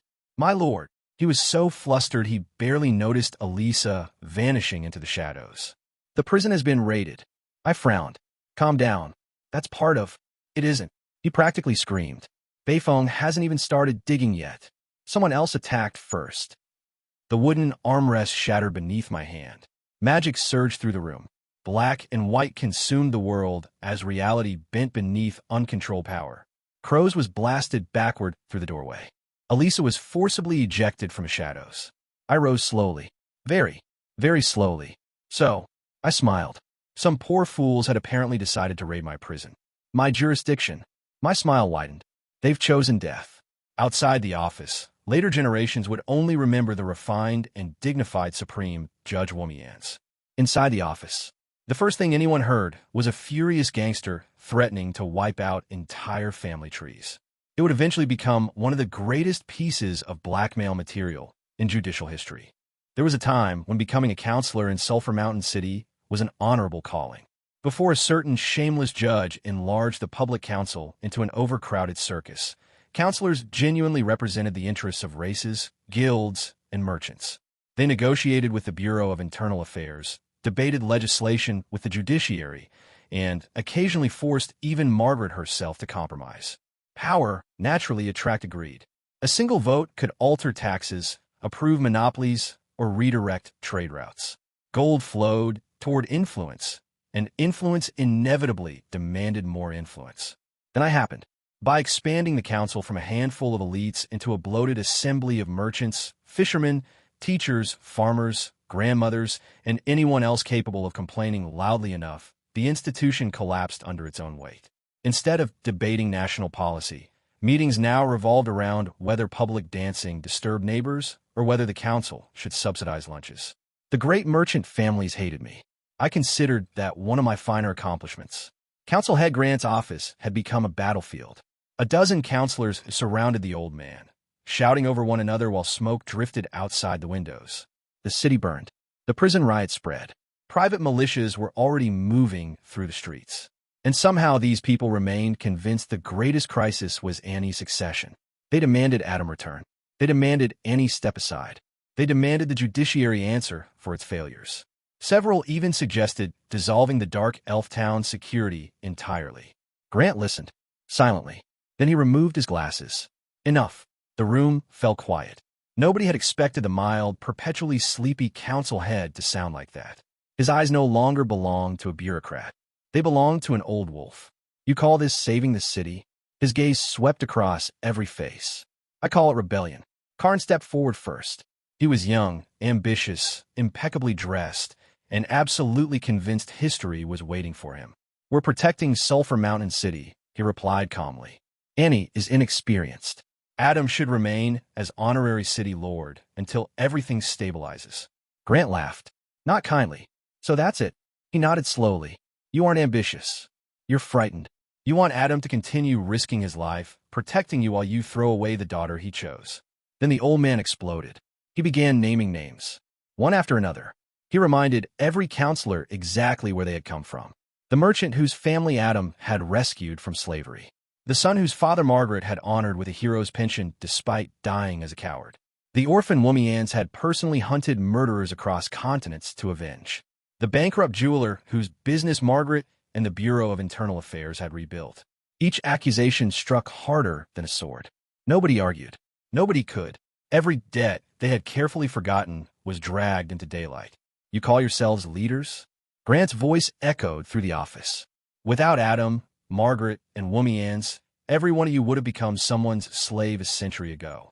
They bought this peace with blood, and this is how you repay them. Several counselors lowered their heads. Karn didn't. You're just an old fool. Grant smiled. Correct. I am ordinary. Do you know why? He folded his hands. I've served 13 years as council head, the second longest in our city's history. That finally caught everyone's attention. The brilliant ones never lasted. He began recounting names. The reformer who died mysteriously during his third year. The charismatic populist who became an uncrowned king until someone stabbed him in a deserted alley. The brilliant vice chairman who manipulated an election, then disappeared for 20 years. Every year afterward, another piece of his body appeared on his victim's grave. Silence. Cold silence. Grant looked almost amused. You think Adam and Margaret did those things? No, they're good people. But do you know Womian's oldest nickname? Nobody answered. The devil's hand. He never dirties the city streets. He dirties his own. The counselors turned pale. My father only gave me one piece of advice. Grant smiled sadly. Be stupid. Never become more ambitious than your abilities deserve. The clever counselors always die first. If you simply wait long enough, you'll outlive them all. I suppose he was right. The room had become deathly quiet. Then Karn laughed. Forced. Shrill. You think ghost stories will frighten us? Grant looked almost pitying. No, I think reality will. Before anyone could respond, applause echoed through the room. Slow, deliberate, bone striking bone. Everyone froze. A silver-masked woman stepped from the shadows. Nobody recognized her face. Everyone recognized the title. Silver Rose, leader of the Observer, the invisible queen of Sulphur Mountain City's intelligence network. Someone tried to speak. He never finished. Silver Rose snapped her fingers. Invisible threads tightened. The counselors clutched their throats simultaneously. Only then did they realize the chains weighing on their necks hadn't been imagination. They'd been waiting there all along. Within seconds, the room fell silent. Again, Grant stared at the bodies hanging around him. For the first time that day, he looked genuinely frightened. Then the crystal ball Silver Rose carried crackled to life. My voice emerged from within. You've done well, Grant. I underestimated both you and your father. One piece of advice. Keep your grandson under control. I'd hate attending your funeral before the next election. Silver Rose bowed politely, then disappeared exactly as she'd arrived, leaving behind only corpses, and one old man laughing in exhausted relief. I survived. Ha ha ha. I actually survived. Outside, Sulphur Mountain City had descended into chaos. Escaped prisoners looted shops. Private armies clashed openly in the streets. Dark elf infiltrators moved among the town's security. The paradise of the underground had become something far closer to hell. High above the city, I watched everything unfold from the tower. Shiwedi, Kelvin, Kale, all three hall chiefs looked ready to leap out the windows and restore order personally. I simply smiled. If rotten flesh isn't cut away, I said quietly, the whole body dies. A little blood today buys 30 years of peace. Our people are already moving. They'll stabilize the situation. At that exact moment, Silver Rose appeared behind me.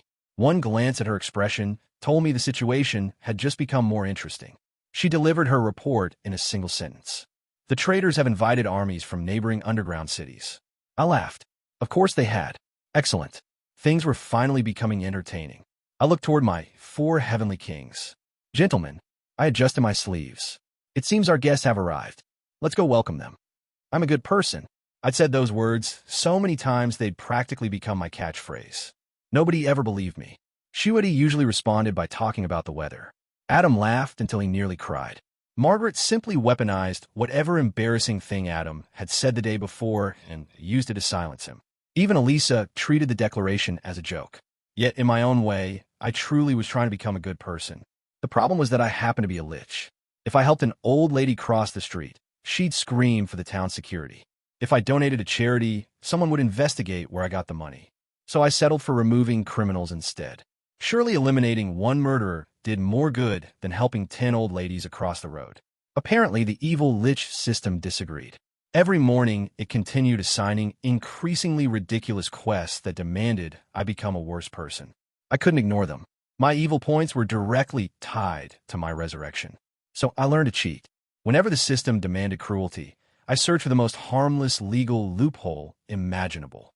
If it wanted 100 intelligent beings writhing in despair, I built a magical, tickling chamber. The victims laughed until they cried. The city fined me for disturbing public order. When the system demanded a public torture, I enhanced a cockroach's intelligence and performed an unnecessarily elaborate mock execution on it. The quest counted. Elisa refused to come within 3 meters of me for an entire month. Life went on. Somehow, my daily struggle against the system became an intellectual game between myself and the town's security. I created increasingly absurd legal evil, and they tried equally hard to find me for it. Looking back, I wasn't sure which side was more deranged.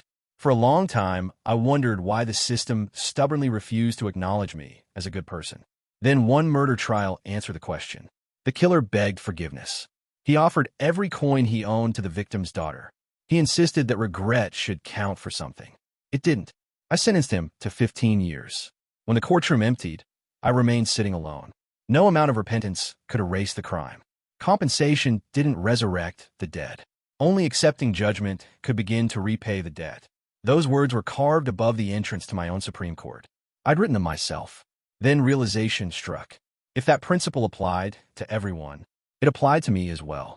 No matter how many lives I saved now, the countless souls I'd sacrificed in the past still existed. Nothing could erase them. Not kindness, not heroism, not redemption.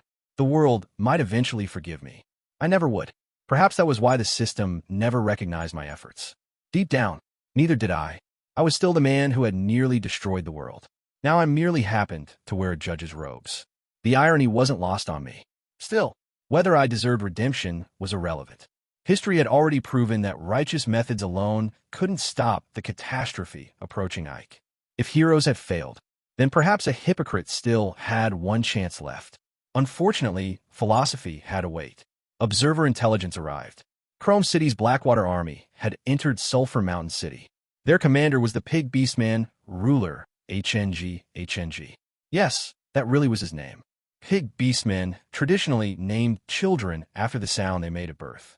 It was an awful system that resulted in hundreds of HNGS answering whenever someone shouted the name. Someone had once suggested adding numbers. Unfortunately, most Pig Beastmen couldn't count beyond 20. The proposal died quickly. Idiotic though they were, nobody underestimated them. Pig Beastmen were enormously strong, nearly impossible to kill, and bred faster than rabbits. The Blackwater army represented the best of them. One soldier was selected from every 1,000 births. The candidates killed each other until only the strongest survived. 3,000 elite survivors formed the Royal Guard. Every one of them averaged silver rank. Against surface kingdoms, they would qualify as an imperial army. Nearly a third of that force had already entered Sulphur Mountain City, which meant someone inside had opened the gates. So much for loyal counselors. The first defenders were a 10-man Dark Elf patrol. They never retreated. They bought time for civilians to escape. They all died. When I arrived, the battle was already over. Pig Beastmen had begun fighting each other over the corpses. Dark Elves were considered beautiful throughout the underground. The Beastmen treated their bodies as trophies. Some ate them. Others desecrated them. The rest argued over whose prize belonged to whom. The scene resembled hell more than any battlefield. For a moment, everything became very quiet. I finally understood why the evil Lich system existed. Against monsters, heroes hesitated. Laws hesitated. Mercy hesitated. Evil never did. If becoming stronger required embracing that darkness, then perhaps the system had chosen the right master after all. Countless murderous thoughts surged through my soul before collapsing into one perfectly clear command. Kill them all. The moment Sulphur Mountain City descended into chaos, its 3 rulers vanished. Rumors spread immediately. Some claimed they were allowing the disorder to purge political extremists. Others insisted they had fled. Both were wrong. Adam, Margaret, Annie, and even Little Red were already deep within the Sulphur Mountains. Once I informed Margaret that an ancient fire elemental might be sealed beneath the mountain, she immediately investigated the area. Her conclusion was worse than expected. The entire Sulphur Mountain itself was the seal. Whoever had imprisoned the fire elemental had used the mountain, its volcanic core, and the underground ley lines as one enormous magical formation. The prison had remained stable for centuries. But if someone tampered with it carelessly, Sulphur Mountain City would cease to exist. Naturally, everyone panicked, except Adam. He stared at the mountain for several seconds before announcing what he apparently believed was genius. If there's that much underground heat, why don't we build a hot spring? He actually did it. Within a single day, he'd excavated a reservoir, diverted groundwater, and invited druids to fill it with rainwater. Margaret and I very nearly beat him unconscious. Only afterward did he reveal he'd been planning something useful all along. The Phoenix inheritance required tremendous heat. Using the volcano allowed Annie to inherit almost all of Adam's remaining strength. At the same time, every bit of heat consumed by the inheritance weakened the fire elemental imprisoned beneath the mountain. For once, Adam's reckless instinct had accidentally struck the enemy exactly where it hurt. Unfortunately, the enemy noticed. Whether through prophecy, spies, or simple deduction, they realized Adam, Margaret, and Annie had all left the city. So they attacked. Margaret stood alone before an army. She looked exactly as she always did. Simple blue robes, short blue hair, a plain wooden staff, golden spectacles forever sliding down her nose. She resembled a librarian who had wandered into the wrong battlefield. Then she began casting. Stars answered. Ancient constellations descended onto the earth. The chariot giant, the chimera, the unicorn, entire battalions of lion spirits. Legends became soldiers. Heroes answered her command. A single semi-god mage had become an army. It still wasn't enough. The Blackwater army charged first. Thousands of pig beastmen rushed into battle knowing they would die. Their city lord personally led the assault. Against Margaret, even a legend-ranked warrior amounted to little more than a sturdier corpse. He survived only because his soldiers died first. Then another horn sounded. Another 1,000 beastmen advanced. Lion warriors, werewolves, elephant tribes, everyone of gold rank or above. They marched without hesitation, without fear, without hope of survival. Someone behind them clearly valued victory more than lives. Margaret finally located that someone. Far beyond the battlefield stood the underground beastman sovereign, Shonuya. He never moved. He merely watched. His warriors died by the thousands while he calmly raised another hand. Another army entered the battlefield. He understood exactly how saints fought. Margaret excelled at defeating powerful individuals. She was less efficient against endless numbers. He intended to exhaust her. Margaret smiled. She had expected that. 7 saint stones floated around her. 3 began chanting a forbidden spell. 2 copied every spell she cast. The remaining pair formed overlapping defensive barriers. Her own magic had become an automated army. Starfall obliterated another 1,000 beastmen. New constellations immediately replaced the fallen spirits. Meanwhile, the forbidden spell continued gathering power. Ice Aeon, a strategic spell capable of freezing entire mountain ranges. The enemy panicked. Arrows, magic, siege weapons, everything targeted Margaret. None of it reached her, until a single black arrow quietly landed among the saint stones. It never exploded. It merely disrupted the magical rhythm. Ice Aeon activated prematurely. The world froze. Snow buried an active volcano. Both armies vanished beneath crystal ice. Even Margaret barely survived. She recognized the attack immediately. Magic combustion arrow. Only one beastman alive specialized in that technique. The centaur, mage hunter, Minial, another famous leader, had joined the alliance. Across the battlefield, Shonuya simply discarded the frozen corpses of 2 black dragons that had shielded him from the spell. He never even looked at them. Instead, he raised his war horn. 3 long blasts echoed through the mountains. Another army appeared. 3,000 cavalry. Margaret frowned. She had sacrificed half her mana. The enemy had merely spent disposable troops. Behind her, the inheritance ritual continued. A lake of fire blazed within the cavern. A phoenix made entirely of flame circled overhead. Adam couldn't be interrupted. There would be no retreat. Margaret calmly reconstructed her magical formation and prepared to repeat the entire process again. Even Shonuya hesitated. He had expected victory. Instead, he had spent thousands of elite soldiers and achieved nothing. Above the battlefield, an entirely different war raged. Little Red fought alone. 12 younger red dragons attacked in rotating formations, constantly forcing her to expend stamina. She destroyed them one after another. But every time she gained momentum, another dragon interfered. Dragon Empress Molly. She never fought fairly. She hid behind younger dragons, striking only when Little Red exposed an opening. Years earlier, that same pragmatism had earned her the dragon throne. Years later, it was slowly wearing her daughter down. Little Red's wings were torn. One had swollen shut. Her scales bled continuously. Yet she still forced back every assault. When 2 black dragons attempted to flank Margaret, Little Red ignored her own injuries and incinerated them with dragon fire. That moment of distraction cost her. Molly lunged. Her fangs tore into Little Red's neck. Scarlet blood rained across the frozen mountainside. The alliance had finally cornered both defenders.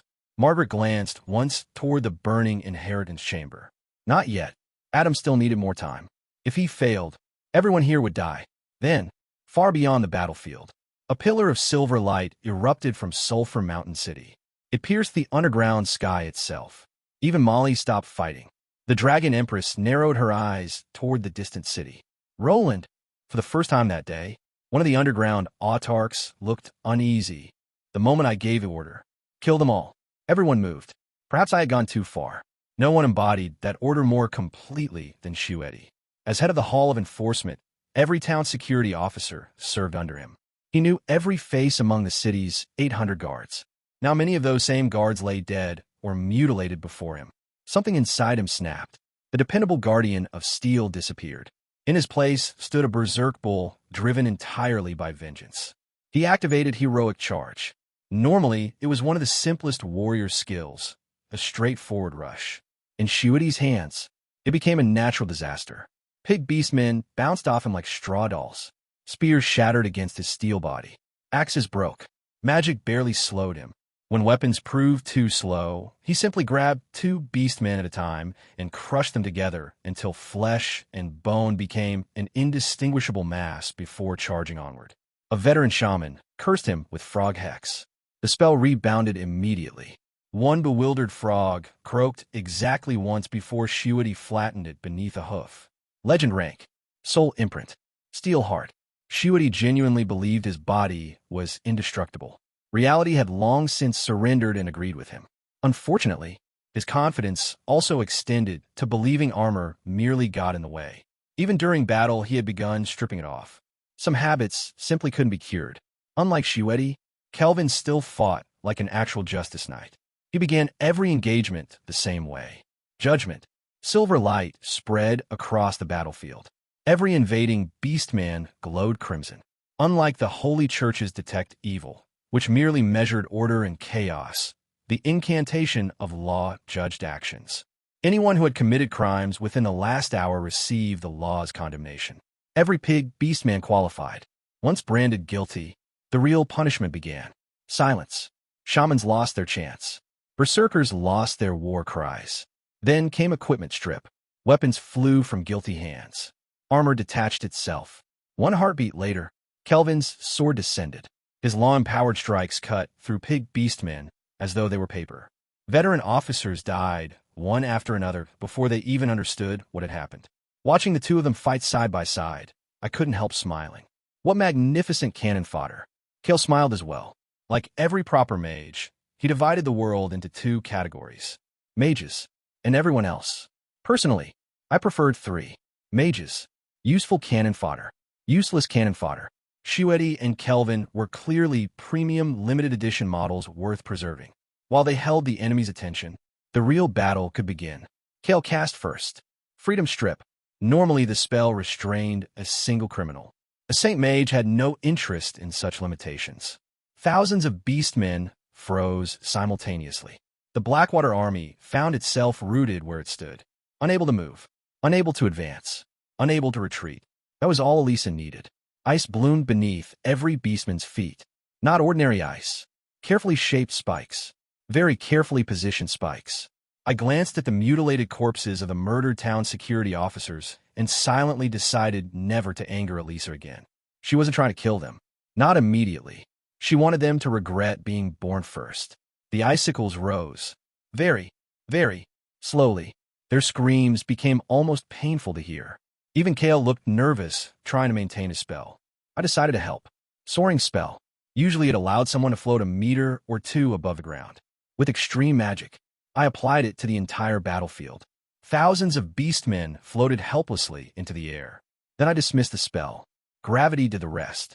The battlefield suddenly resembled an enormous collection of meat skewers.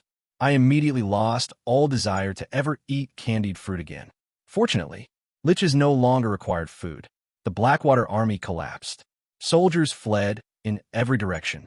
Even elite beastmen broke formation after watching half their comrades die in such spectacular fashion. Shuidi looked ready to pursue them. I stopped him. There was no point. Something about this battle bothered me. The Blackwater army wasn't a disposable force. They were HNG's Royal Guard. Sending them here wasn't sabotage. It wasn't covert action. It was a declaration of war, which meant Someone powerful had convinced HNG that destroying Sulphur Mountain City outweighed surviving afterward. Only one possibility fit: the Underground Alliance. I attempted to contact Margaret. Nothing. Silence. My expression darkened. The Beastmen hadn't attacked merely to conquer the city. They had occupied our strongest defenders, which meant Margaret, Adam, Little Red, all three were already fighting something far worse. I looked back toward the retreating Blackwater army. They had never been the real enemy. They'd only been bait. I turned toward my companions. We're returning to the Supreme Court. Kale frowned. Now, the hearing begins immediately. Even Elisa paused. The Origin Codex? You're willing to reveal our trump card? I nodded. There was no longer any reason to hesitate. The city could survive without us for a little longer. Adam might not. Prepare the ritual, I said. If I'm right, our city lord is waiting to be rescued. The room fell silent. Then everyone moved. The true battle was finally about to begin. The world had been at war since the very beginning. Long before humans built kingdoms or dragons ruled the skies, two supreme goddesses shaped creation itself. Astrea, goddess of order. Cynthia, goddess of chaos.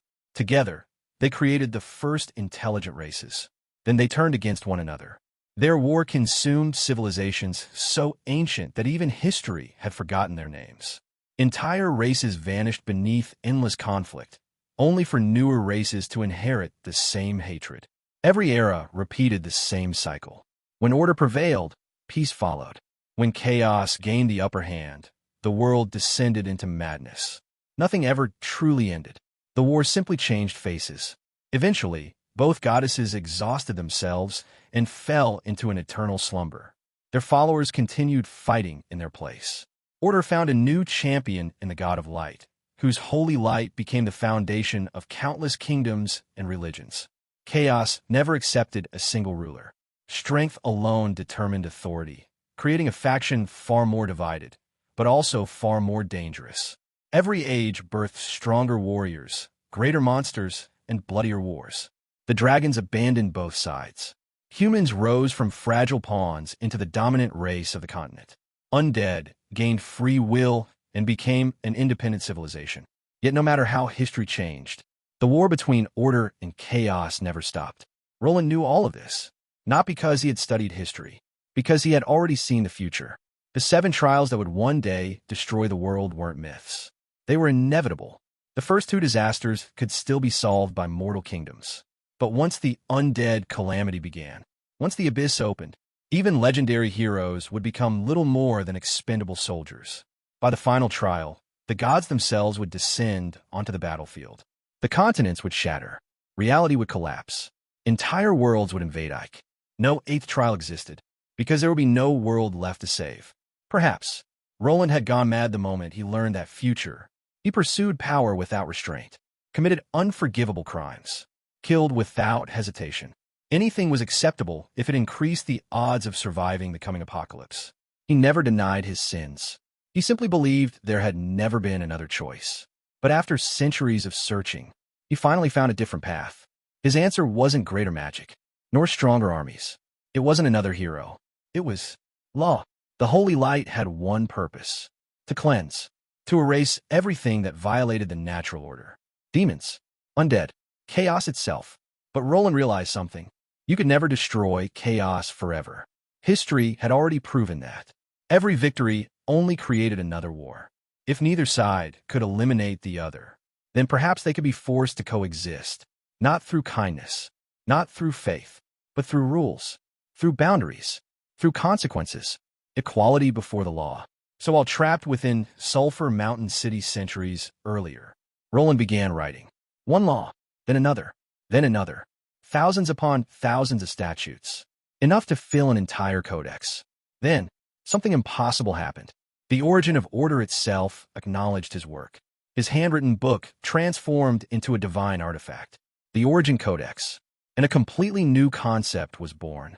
The power of law, not holy light, not divine authority, a force built upon one simple principle. Every life possessed equal value. No one stood above justice. Not kings, not dragons, not even gods. That dream became the Supreme Court, the 4 halls, and the legal system governing Sulphur Mountain City. Roland had spent 300 years building it. Now, for the first time, the world would witness its true power. Inside the first hall of the Supreme Court, Roland stood before the ancient Origin Codex. Beside him stood Judge Kale. Across from them, Shueti. Together, the three judges spoke as one. We call for a council of judgment. The silver pages opened. Light engulfed the courtroom. Reality itself disappeared. When the light faded, they no longer stood inside a building. They stood inside an endless courtroom beneath a sky filled with stars. Rows upon rows of ancient heroes occupied the spectator seats. Not living people, legendary spirits summoned to witness justice itself. This was Kale's soul world, the court of stars. Within its boundaries, no lies could exist, only truth. Roland raised his gavel. The first case, the escaped prisoners. Thousands of souls appeared before the defendants stand simultaneously. Their recent crimes replayed before every witness. Murder, looting, escape. Each life taken became undeniable evidence. The ancient heroes watched silently. Then one after another, they delivered the same verdict. Death. Roland struck the gavel. Sentence carried out immediately. Across Sulphur Mountain City, every escaped prisoner suddenly clutched at their throat. Invisible ropes tightened around their necks. One after another, their bodies rose into the air. No executioners, no gallows, only judgment. Within moments, the city fell silent. The second trial began immediately. The traitors, the corrupt counselors, the conspirators who had invited foreign armies into the city. Again, the evidence spoke for itself. Again, the verdict was unanimous. This time, decapitation. Thousands of heads fell across the city in the exact same instant. The rebellion ended before it could truly begin. Finally, Roland turned his attention beyond the city, toward the battlefield where Margaret still faced the Underground Alliance. There was no lengthy trial. The invaders had already committed their crimes in plain sight. The judges reached the same conclusion. Death. The verdict crossed mountains, crossed battlefields, crossed armies. Beastmen collapsed by the thousands. Dragons plummeted from the sky. Veteran commanders died where they stood. The entire invading army vanished within seconds. Only one figure escaped. The Dragon Empress Molly fled the battlefield before judgment could reach her. Even the power of law had limits. A semi-god lay beyond the court's current authority. As the silver light faded, the court of stars dissolved. Kale collapsed from exhaustion. The Origin Codex lost nearly all of its power. The miracle had come at an enormous cost. But outside, the screams had stopped. Families embraced one another. The fires of rebellion were dying. Peace had returned. Roland looked across the city he had fought centuries to protect, then gently lowered his gavel. The hearing is concluded. Court dismissed. The Holy Church called Holy Knights the chosen champions of the light. Reality was considerably less glorious. Roland knew because he had lived it. 15 years earlier, he had been a prodigy. At only 10 years old, he had already reached iron rank, mastered more than 10 combat techniques, and become the pride of his hometown. Teachers praised him. Parents bragged about him. Younger girls admired him. He had been convinced his future was obvious. Become a legendary hero. Marry a beautiful noblewoman. Live happily ever after. Then came the invitation to the Holy Knight Academy. To the young Roland, it sounded like destiny. To his parents, it looked like a funeral notice. Graduating from the academy should have opened every door. Instead, it opened none. The church didn't need more holy knights. It needed priests, missionaries, administrators, not another warrior trained only to fight. Unable to find work, Roland was ordered into 3 years of unpaid volunteer service. Volunteer. In practice, it meant scrubbing altars, cleaning toilets, and living off faith instead of wages. The old priest supervising him summed it up perfectly. I've been volunteering here for 40 years. When those 3 years finally ended, Roland eagerly registered as an adventurer. Surely this time things would improve. They didn't. Every adventuring party rejected him, not because he lacked talent, but because he was a holy knight. Holy knights couldn't tolerate undead teammates, couldn't negotiate with criminals, couldn't ignore shady dealings, and certainly couldn't quietly divide treasure after a mission. They were excellent warriors and terrible partners. So Roland gathered the other unemployed holy knights and formed a party of their own. That lasted exactly until they discovered another inconvenient rule. Holy knights weren't allowed to accept payment. Helping people was considered their sacred duty. Receiving money for it Wasn't. Instead, grateful clients were encouraged to donate to the church. The church then generously allowed the Holy Knight to keep 1/3. If the donation happened to be useful, sometimes grateful goblins donated broken machinery. Sometimes fishermen paid with rotting fish. One particularly stingy client paid them with an enormous boulder. By church regulations, they still had to carry 2/3 of it back as the church's share. Roland slowly realized the truth. Being a holy knight wasn't a profession. It was poverty with better armor. At least, women liked heroic knights. Or so he thought. Every relationship collapsed the moment they discussed marriage. Do you own a house? No. A horse. The church owns it. Savings. Roland silently remembered spending his last coins feeding the church's warhorse. The conversation usually ended there. Eventually, one woman finally agreed to date him. She was kind, gentle, beautiful. For 5 years they held hands, walked through parks, shared long conversations. Nothing more. When Roland finally gathered the courage to ask why, she blinked innocently. Aren't holy knights supposed to be celibate? Roland nearly died on the spot. Back at the dormitory, surrounded by equally miserable holy knights, he discovered things could somehow become even worse. One companion admitted a famous holy knight had fallen in love, only to discover his perfect girlfriend was secretly a demon sent to corrupt him. Another quietly confessed that years of suppressing every natural desire had driven many holy knights into relationships with one another. Not because they wanted to, because they had stopped believing they had any other future. Roland looked around the room. Some of the men were already pairing off. That was the night he completely lost hope. So when the church offered to send him to the dangerous underground world, he accepted immediately. Anything was better than staying. He never imagined that decision would save his life. One afternoon, while wandering Sulphur Mountain City, he noticed a flyer. South Ascension Law School. Free admission for holy knights. Guaranteed employment after graduation. He laughed. It had to be a scam. Still, things couldn't possibly become worse. So he enrolled. Everything changed. The power of law was astonishingly similar to holy light, making the transition almost effortless. Even before graduating, employers were already competing to hire him. Police departments, merchant guilds, security companies, courts. For the first time in his life, people wanted him, not because of his faith, but because of his skills. His first salary nearly made him faint. 10,000 gold coins. 200 times what he'd earned as a holy knight. He bought a house, purchased his own dragon horse, found someone he truly loved, and watched his old comrades follow the same path. Former holy knights became judges, officers, security chiefs. Some even started families they had once believed impossible. Their lives had finally begun. The advertisement ended with one final line. Graduating from the Holy Knight Academy is unemployment. Graduating from South Ascension is employment before graduation. Adam stared at Roland in disbelief. So, you're openly stealing the Holy Church's people? Roland smiled without the slightest hint of guilt. I prefer the term recruiting. And besides, every word in that flyer is true. The consequences were immediate. Holy knights across the continent began resigning. Priests submitted transfer requests. Entire church branches struggled to keep their personnel from leaving. When Archbishop Bill received the report, he vomited blood. Again, it was reportedly the 20th time that month. Roland merely leaned back in his chair, utterly satisfied. The Lion of the Holy Church had spent too many years sleeping. Now, it was finally learning what competition felt like. Sulphur Mountain City had survived. Only 2 days after descending into complete chaos, peace had already returned. The miracle judgment carried out by Roland's Court of Stars had terrified everyone. Every escaped prisoner, every traitor, every criminal who had taken advantage of the riots had been executed instantly by the invisible power of the law. Those who had planned to continue looting quickly abandoned the idea.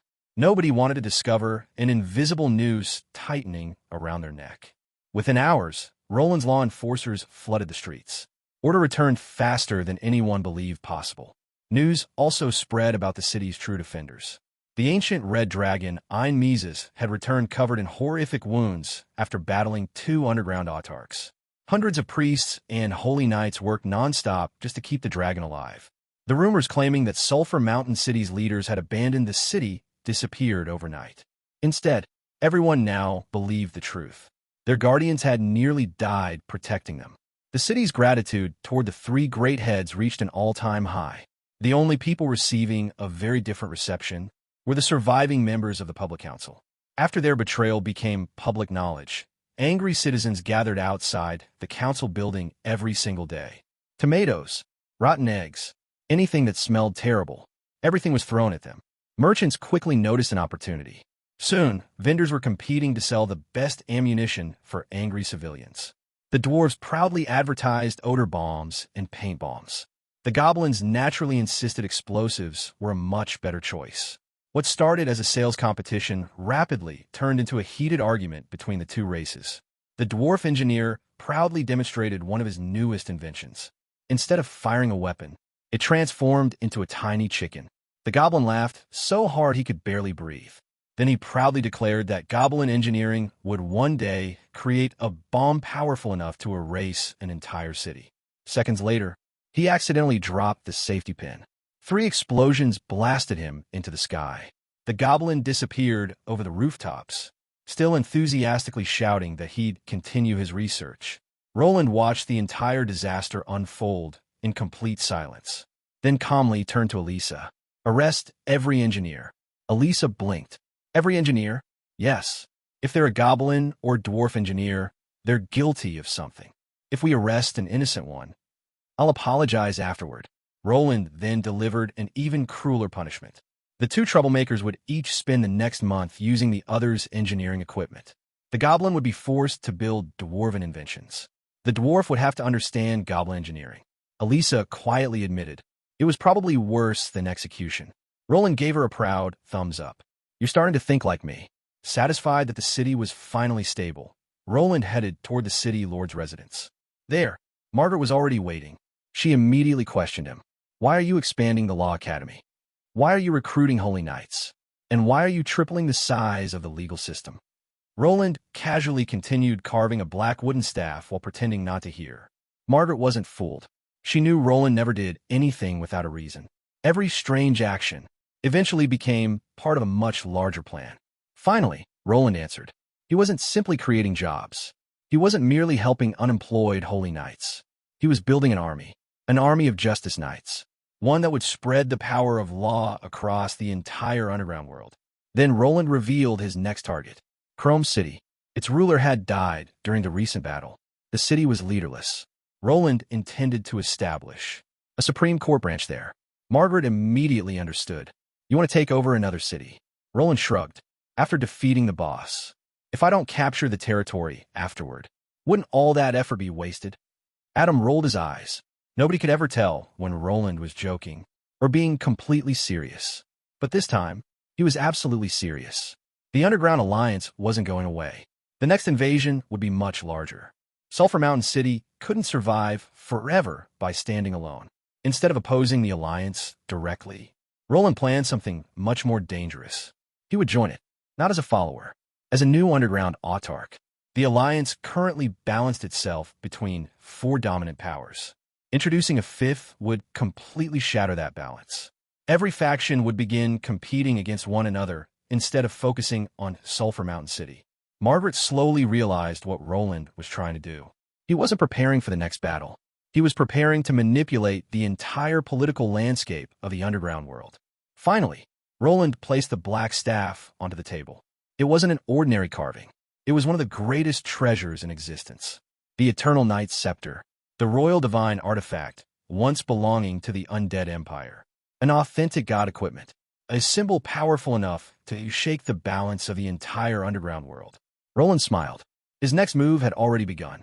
The Civil War was over. Now, the real game of kings was about to begin. Roland's greatest weapon was never his magic. It wasn't his undead army, and it definitely wasn't his legendary strength. It was his ability to deceive the entire world, to plunge the underground world into chaos. Roland needed a bait so irresistible that every major power would fight over it. That bait was the legendary Eternal Knight's Scepter, an artifact rumored to contain the secret behind the Emperor of Eternal Knight's overwhelming power. For centuries, its existence had remained one of history's greatest mysteries. Many even believed it never existed. But among the undead, the legend never disappeared. According to ancient records, before disappearing, The emperor had left behind a single message. If you desire my authority, go find the eternal night scepter. Because of those words, every intelligent undead believed only the owner of that scepter possessed the legitimate right to become the next undead emperor. Even after the empire collapsed, no one dared claim that title. The throne had remained empty for more than a century. The funniest part? The legendary artifact was fake. Roland had carved it himself. It was literally a wooden staff packed with bone powder. Every decoration, every blood, rose engraving, even the ancient death ice inscriptions had been personally made by Roland centuries ago. The only problem, a fake artifact wasn't enough.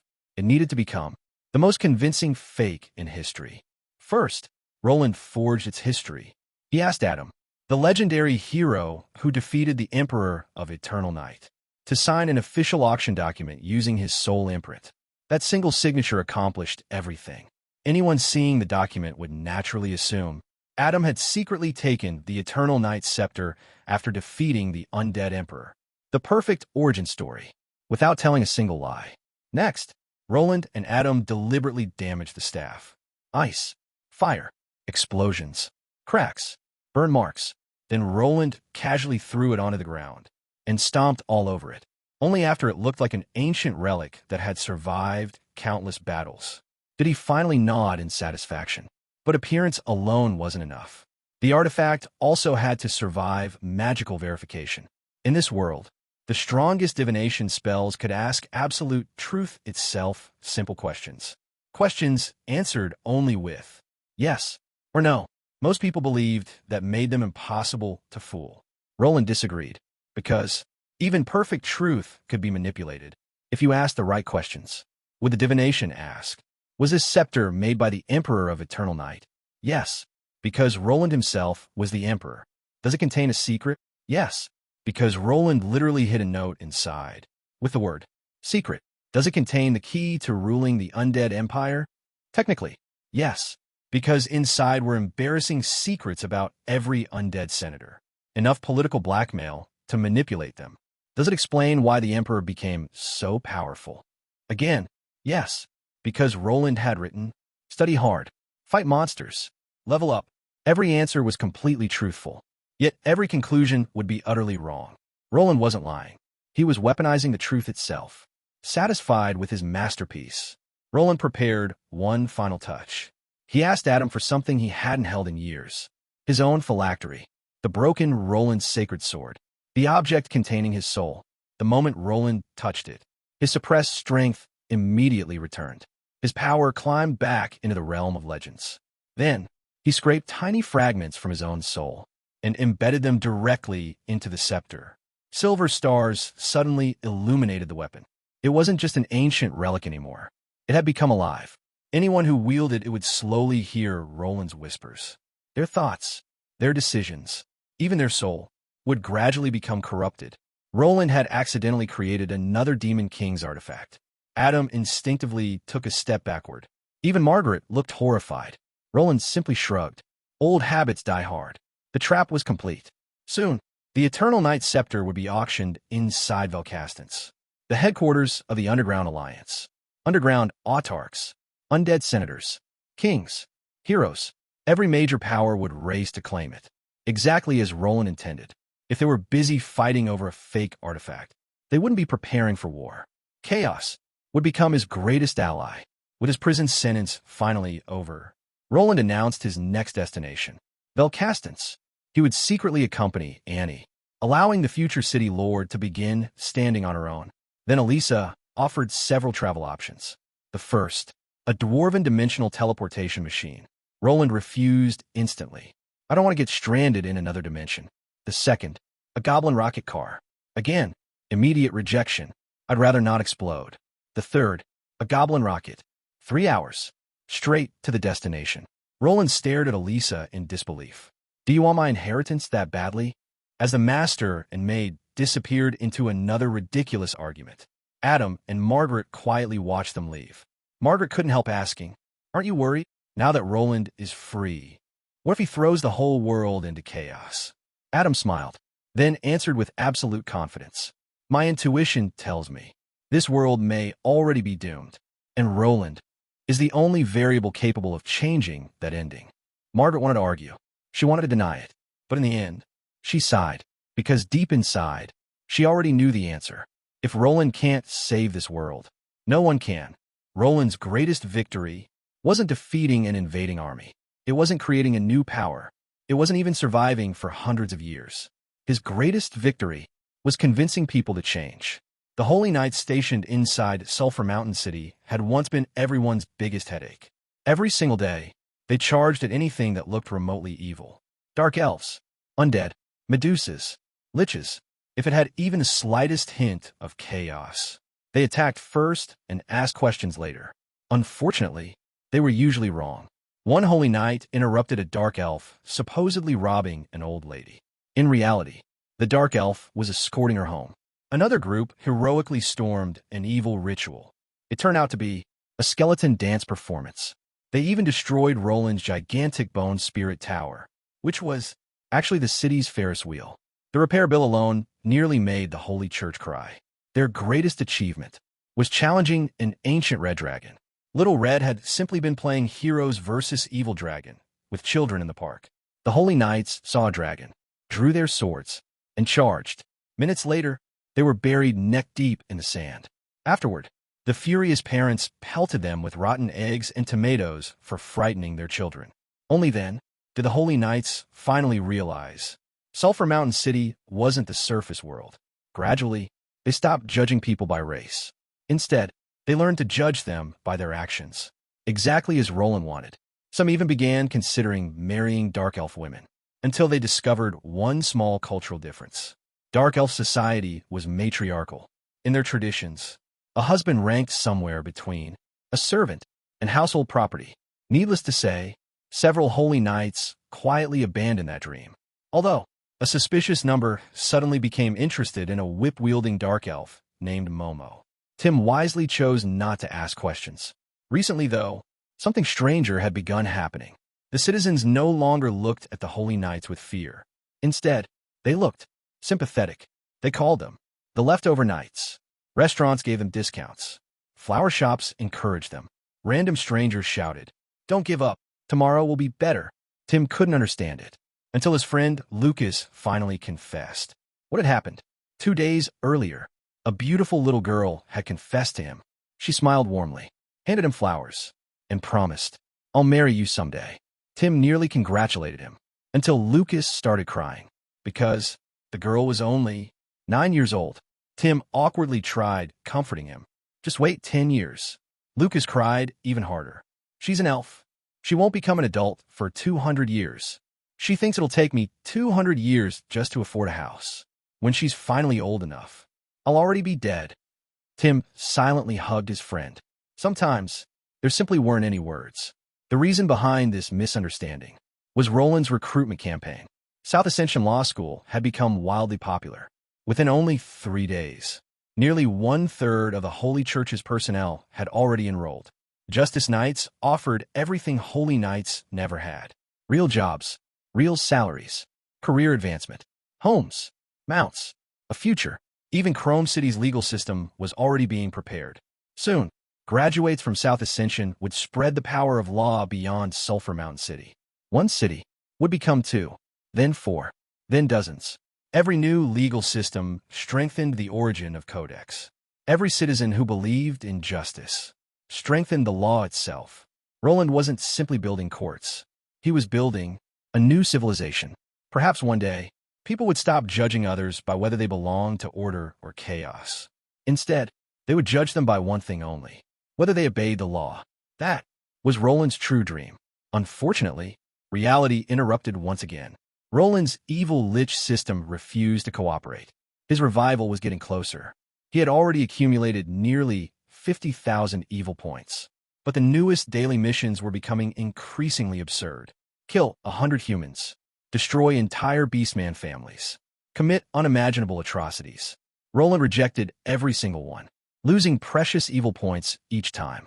Then, a surprisingly harmless quest finally appeared. Create a citywide nude marathon. Roland stared at it thoughtfully. Compared to mass murder, this actually sounded manageable. Even Elisa agreed. But organizing a naked citywide event, would require help. So Roland sent out one of his bat messengers.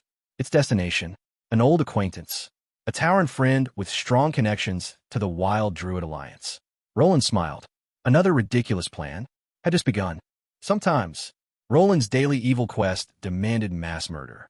Sometimes, it demanded genocide. And today, it wanted him to organize a city-wide nude event. Surprisingly, this was one of the easier quests. Roland immediately rejected the obvious solutions. Exploding a public bath? Too illegal. Stealing everyone's clothes? Also illegal. Splashing corrosive acid rain across the city? Definitely illegal. Besides, he preferred not to involve innocent people. Well, he tried. Fortunately, Sulphur Mountain City already had professionals. The Wild Bull Alliance, a druid organization famous for one very unique belief. Most druids worship nature, but these particular druids believed nature's greatest creation was the naked body. Clothing was an insult to Mother Nature. Their original organization name had been Only Naked Bodies Are True Beauty. Druids who wear clothes are heretics. Roland absolutely refused to register something with that ridiculous name. So, after many revisions, they became the Wild Bull Alliance. The name changed. The members did not. They constantly organized public nude runs through the city. Legally speaking, they weren't actually breaking any laws. Roland had intentionally avoided outlawing public nudity. Different races had vastly different customs. Some beastmen, some taurens, even some monster races had traditions humans consider bizarre. Making nudity illegal would create endless problems. So instead, Roland simply suffered. Luckily, the Wild Bull Alliance had one natural predator, the Dark Elf Town security. Whenever the druids proudly displayed their perfect natural bodies, the Dark Elf women responded with merciless criticism. That birthmark is disgusting. Your legs aren't even symmetrical. You call that impressive? And why isn't it shaved? Within minutes, even the proud legend-ranked druid leader nearly drowned himself in embarrassment. Since then, the Wild Bull Alliance carefully avoided every patrol route. Seeing an opportunity, Roland devised another evil plan. He ordered every town security officer to attend a mandatory 3-hour lecture. Not just any lecture, the most painfully boring legal seminar imaginable. Attendance compulsory. Notes mandatory. Anyone caught sleeping would lose part of their salary. Even Roland admitted it was pure torture. While the town's security suffered, Roland secretly informed the druids that the city guards would be occupied. Naturally, they scheduled another nude parade. Then, Roland quietly delayed the lecture, meaning, just as the parade ended, the town security would arrive. The druids would once again experience complete psychological destruction. Meanwhile, Roland could quietly collect his evil points. Everyone wins. Well, except the druids. Satisfied with his brilliant scheme, Roland relaxed inside a cafe overlooking the main square. He casually drank coffee, read the newspaper, and prepared to enjoy the show. Then, Elisa suddenly spat coffee all over him. Roland stared. That was intentional. Elisa calmly apologized, then quietly asked, "Master, shouldn't I be giving the lecture right now?" Roland froze. Wait, why was she here? Apparently, Lilith had intervened. She decided the supreme judge shouldn't personally deliver such an internal lecture. Instead, Shuedi, head of enforcement, would handle it himself. Tomorrow, not today, meaning the town security had never left their patrols. Roland slowly turned around. The smile vanished from his face.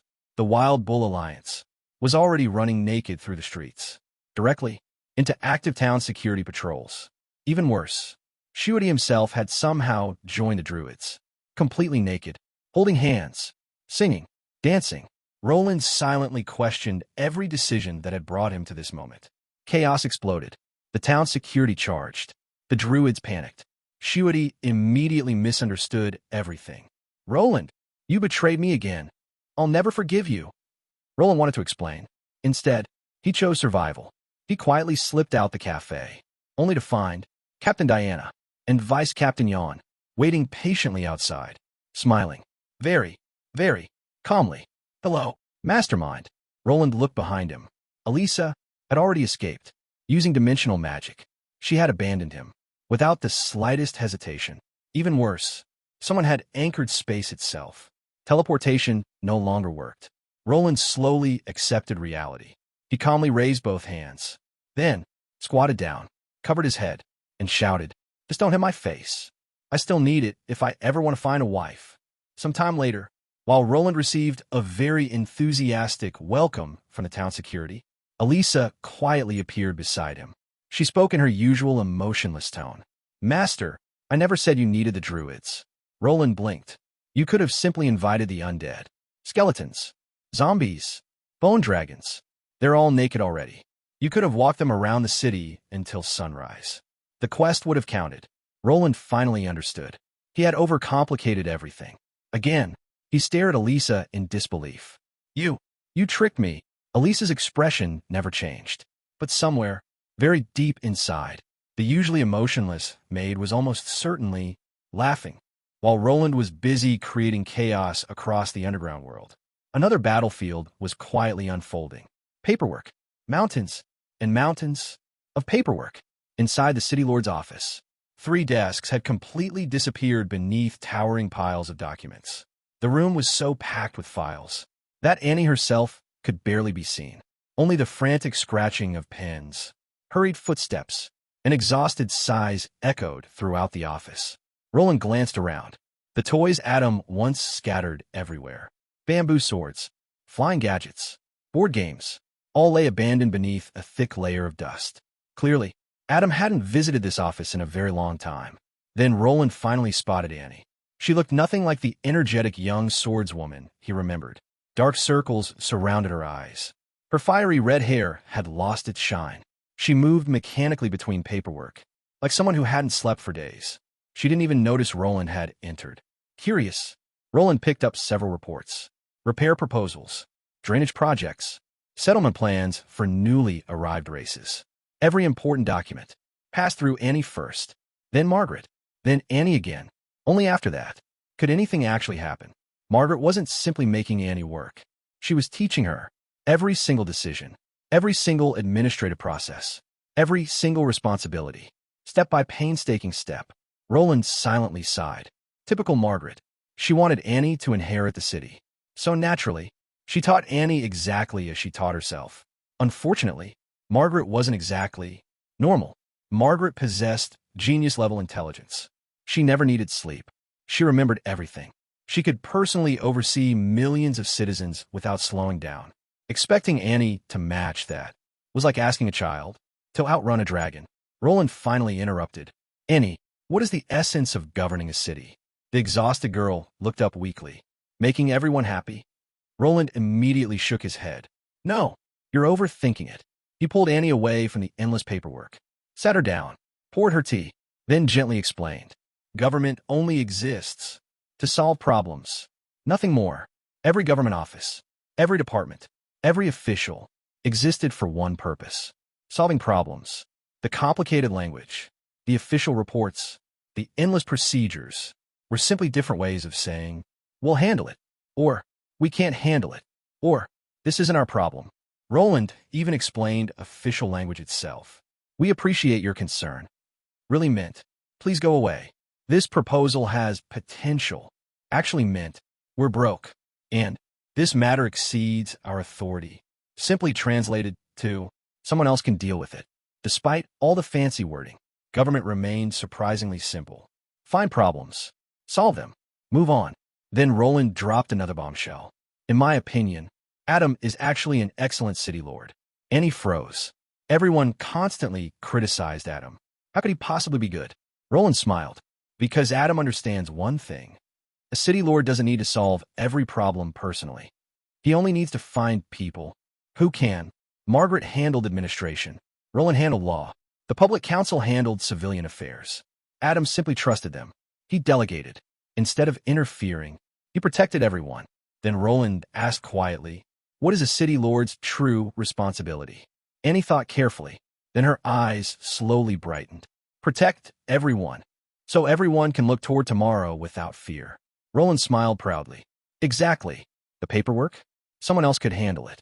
Departments could be created. Officials could be replaced. Mistakes could be corrected. But protecting the city, leading everyone into the future, only the city lord could do that." Roland even teased Adam. His intelligence score is only 9, below average. And yet, he's still a wonderful city lord. Annie couldn't help laughing. For the first time in days, the pressure began lifting from her shoulders. Then Roland began redesigning Sulphur Mountain City's government. Need accountants? Create a finance department. Need roads? Create an infrastructure department. Find experts. Trust them. If they fail, replace them. Simple. Instead of drowning beneath paperwork, Annie should spend her time growing stronger, training, leading, preparing herself to inherit Adam's legacy. After all, she was already one of the youngest near-legend warriors in the entire underground world. Roland even revealed another surprise. In 2 days, you're coming with me. We're heading to the Underground Alliance. Annie's eyes sparkled. A diplomatic mission? Roland grinned. More like turning the entire underground world upside down. As Roland continued talking, Annie quietly leaned against him. Her eyelids slowly closed. She had stayed awake for 2 entire days. Now, she simply couldn't hold on any longer. She fell asleep, looking at the sleeping girl. Roland gently brushed aside her hair. She looked peaceful, like the little child Adam had once brought home years ago. Not the future ruler of an entire city. Not the successor carrying everyone's hopes. Just a tired young girl. Then, even in her dreams, tears appeared. Uncle Bones, Big Sister Margaret, Father, please, don't leave Annie. I'll be good. Roland froze. Nobody had told Annie that Adam and Margaret intended to leave. Yet somehow, she already understood. Children often notice far more than adults realized. Roland gently wiped away her tears. His voice barely escaped his mouth. I'm sorry, little Annie. Adults are selfish. Elsewhere, Margaret quietly listened from another room. She had secretly watched everything. Not because she distrusted Roland, but because she blamed herself. Adam gently comforted her. Roland solved it. Stop blaming yourself. Margaret remained silent. Then, she quietly began crying. Adam sighed. If you can't bear leaving her, you could always stay. Margaret immediately exploded. You could choose not to die too. You selfish idiot. Adam simply smiled. Relax. I'm still Annie's father. I know exactly what she needs. I've already prepared everything. It'll have a happy ending. Margaret glared through her tears. I'll believe you. One last time. You selfish bastard. After helping Annie regain her confidence, Roland quietly slipped out of the city lord's mansion. But strangely, he had no intention of returning home. Because technically, he wasn't supposed to be free at all.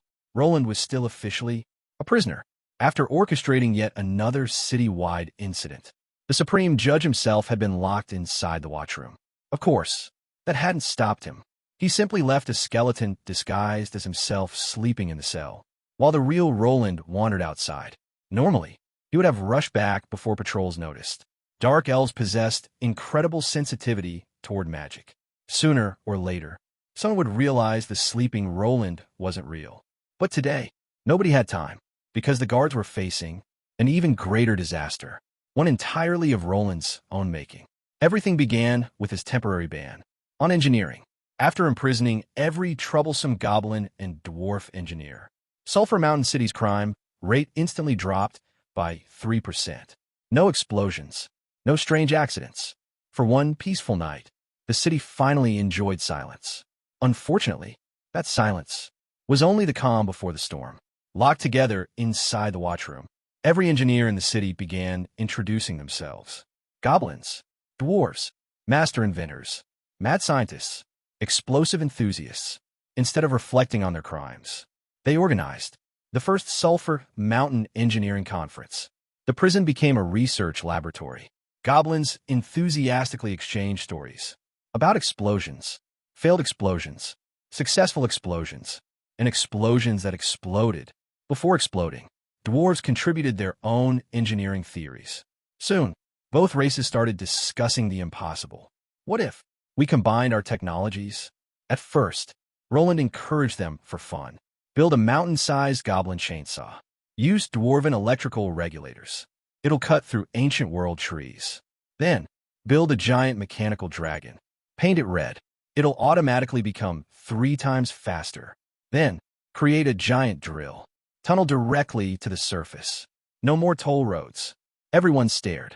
Then, they actually started building them. Inside the prison. No fire, My shoes create sparks. No spare parts. My brother's a fire mage. We'll melt the bars. No explosives? Give me soap. Animal fat. I'll manufacture nitroglycerin. Another goblin proudly tore open his clothing. My entire outfit is soaked in explosive compounds. These buttons, they're also tools. Wrenches, vices, screwdrivers. Roland slowly realized he had made a catastrophic mistake. The prison itself was becoming one enormous bomb. He immediately called Elisa. Notify the town's security. Tell them the goblins are building a city-destroying weapon. Within minutes, the guards flooded into the watchroom. The project stopped. For now, unfortunately, curiosity had already spread. Soon, blueprints circulated secretly.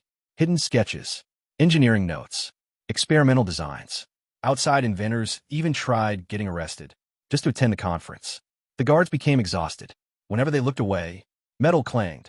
Whenever they turned back, everyone immediately whistled innocently. Watching dozens of engineers pretending to behave, Roland sighed. I'll definitely find another excuse to imprison all of them again.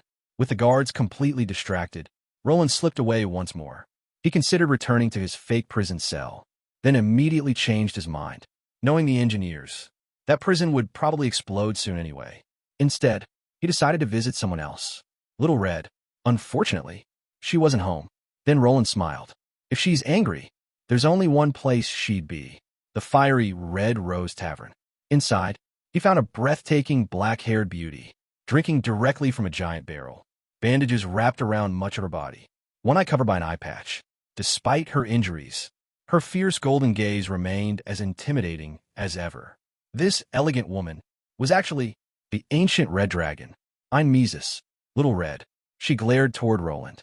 Sit down. Drink with me. Roland chuckled. Alcohol isn't exactly medicine. Little Red snorted. I'm a dragon. It helps me sleep. As Roland grilled meat, Little Red immediately snatched it away, swallowed everything in one bite, just like old times. Roland smiled. You still remember. I used to be the team's cook. Little Red nodded, because unlike almost everyone else, she already knew Roland's true identity. She had always known. Dragon eyes could peer directly into the soul. Disguises meant almost nothing to dragons. Years ago, she recognized Roland immediately, yet never exposed him. Instead, she simply became another member of their legendary adventuring party. Roland laughed while remembering their first meeting. Little Red had disguised herself as a young female warrior, inspired by fantasy novels. She thought nobody would notice. Everyone noticed. Margaret quietly observed. A child this strong? Impossible. Roland politely pointed out. Your equipment is worth more than an entire city. Lisa complained instead. You ate an entire week's worth of food. No human can eat like that. Then Adam proudly declared. I figured it out immediately. She was reading a novel about dragons disguised as girls. Seconds later, Little Red punched Adam so hard, he disappeared over the horizon. Even today, the memory still embarrassed her. Eventually, Roland spoke seriously. You suffered this time. I'll help you get revenge. Little Red immediately shook her head. I'll handle Molly myself. Roland smiled. Then, we'll cause trouble together. That proposal immediately interested the dragon. Then, Little Red casually asked one unexpected question. How's Lisa? Roland blinked. You mean Elisa? Still sarcastic as ever. Little Red smiled knowingly. Stop pretending.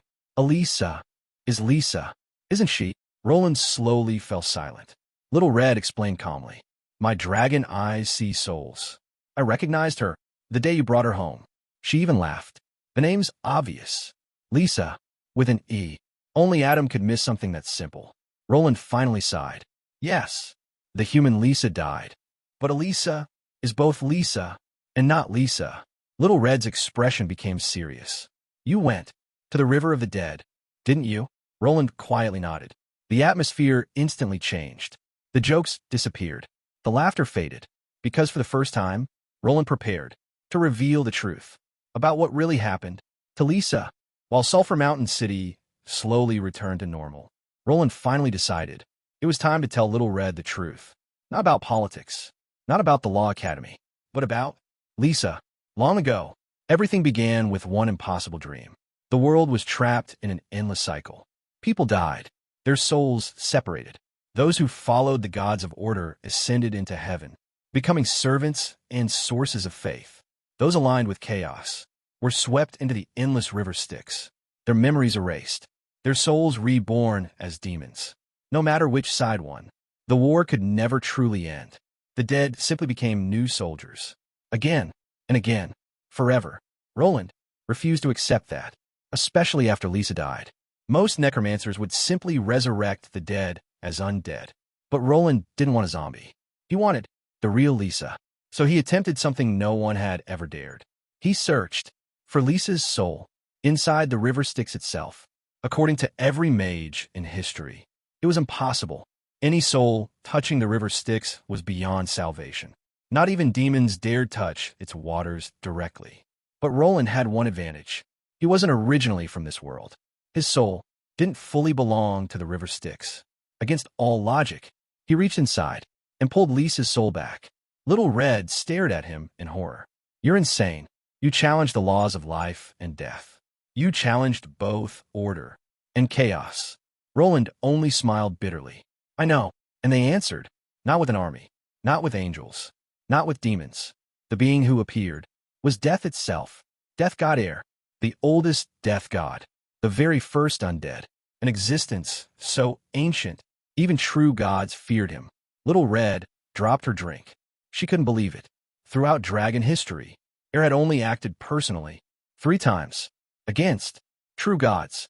Yet Roland, a mere semi-god, had attracted his attention.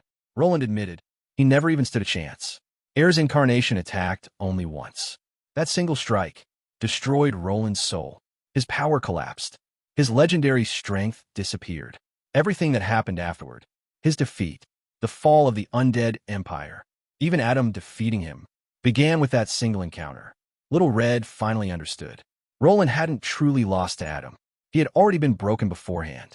She asked the obvious question, then, how are you still alive? Roland became strangely quiet. I can't answer. For your own safety. Little Red jokingly guessed. You made some secret deal with Air. Maybe the two of you are plotting to overthrow the world. Before she could finish, Roland shoved a bone straight into her mouth. Stop talking. Don't even joke about that. For the first time, Little Red became genuinely frightened. Whatever truth Roland knew was dangerous enough that simply guessing it might attract Death God's attention. Changing the subject, she returned to Lisa. What happened after you saved her? Roland explained.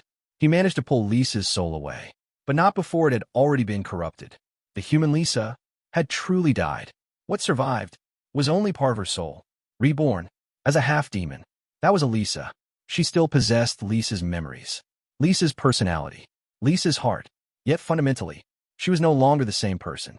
Even now, the abyss continued trying to reclaim her soul, slowly transforming her into a complete demon.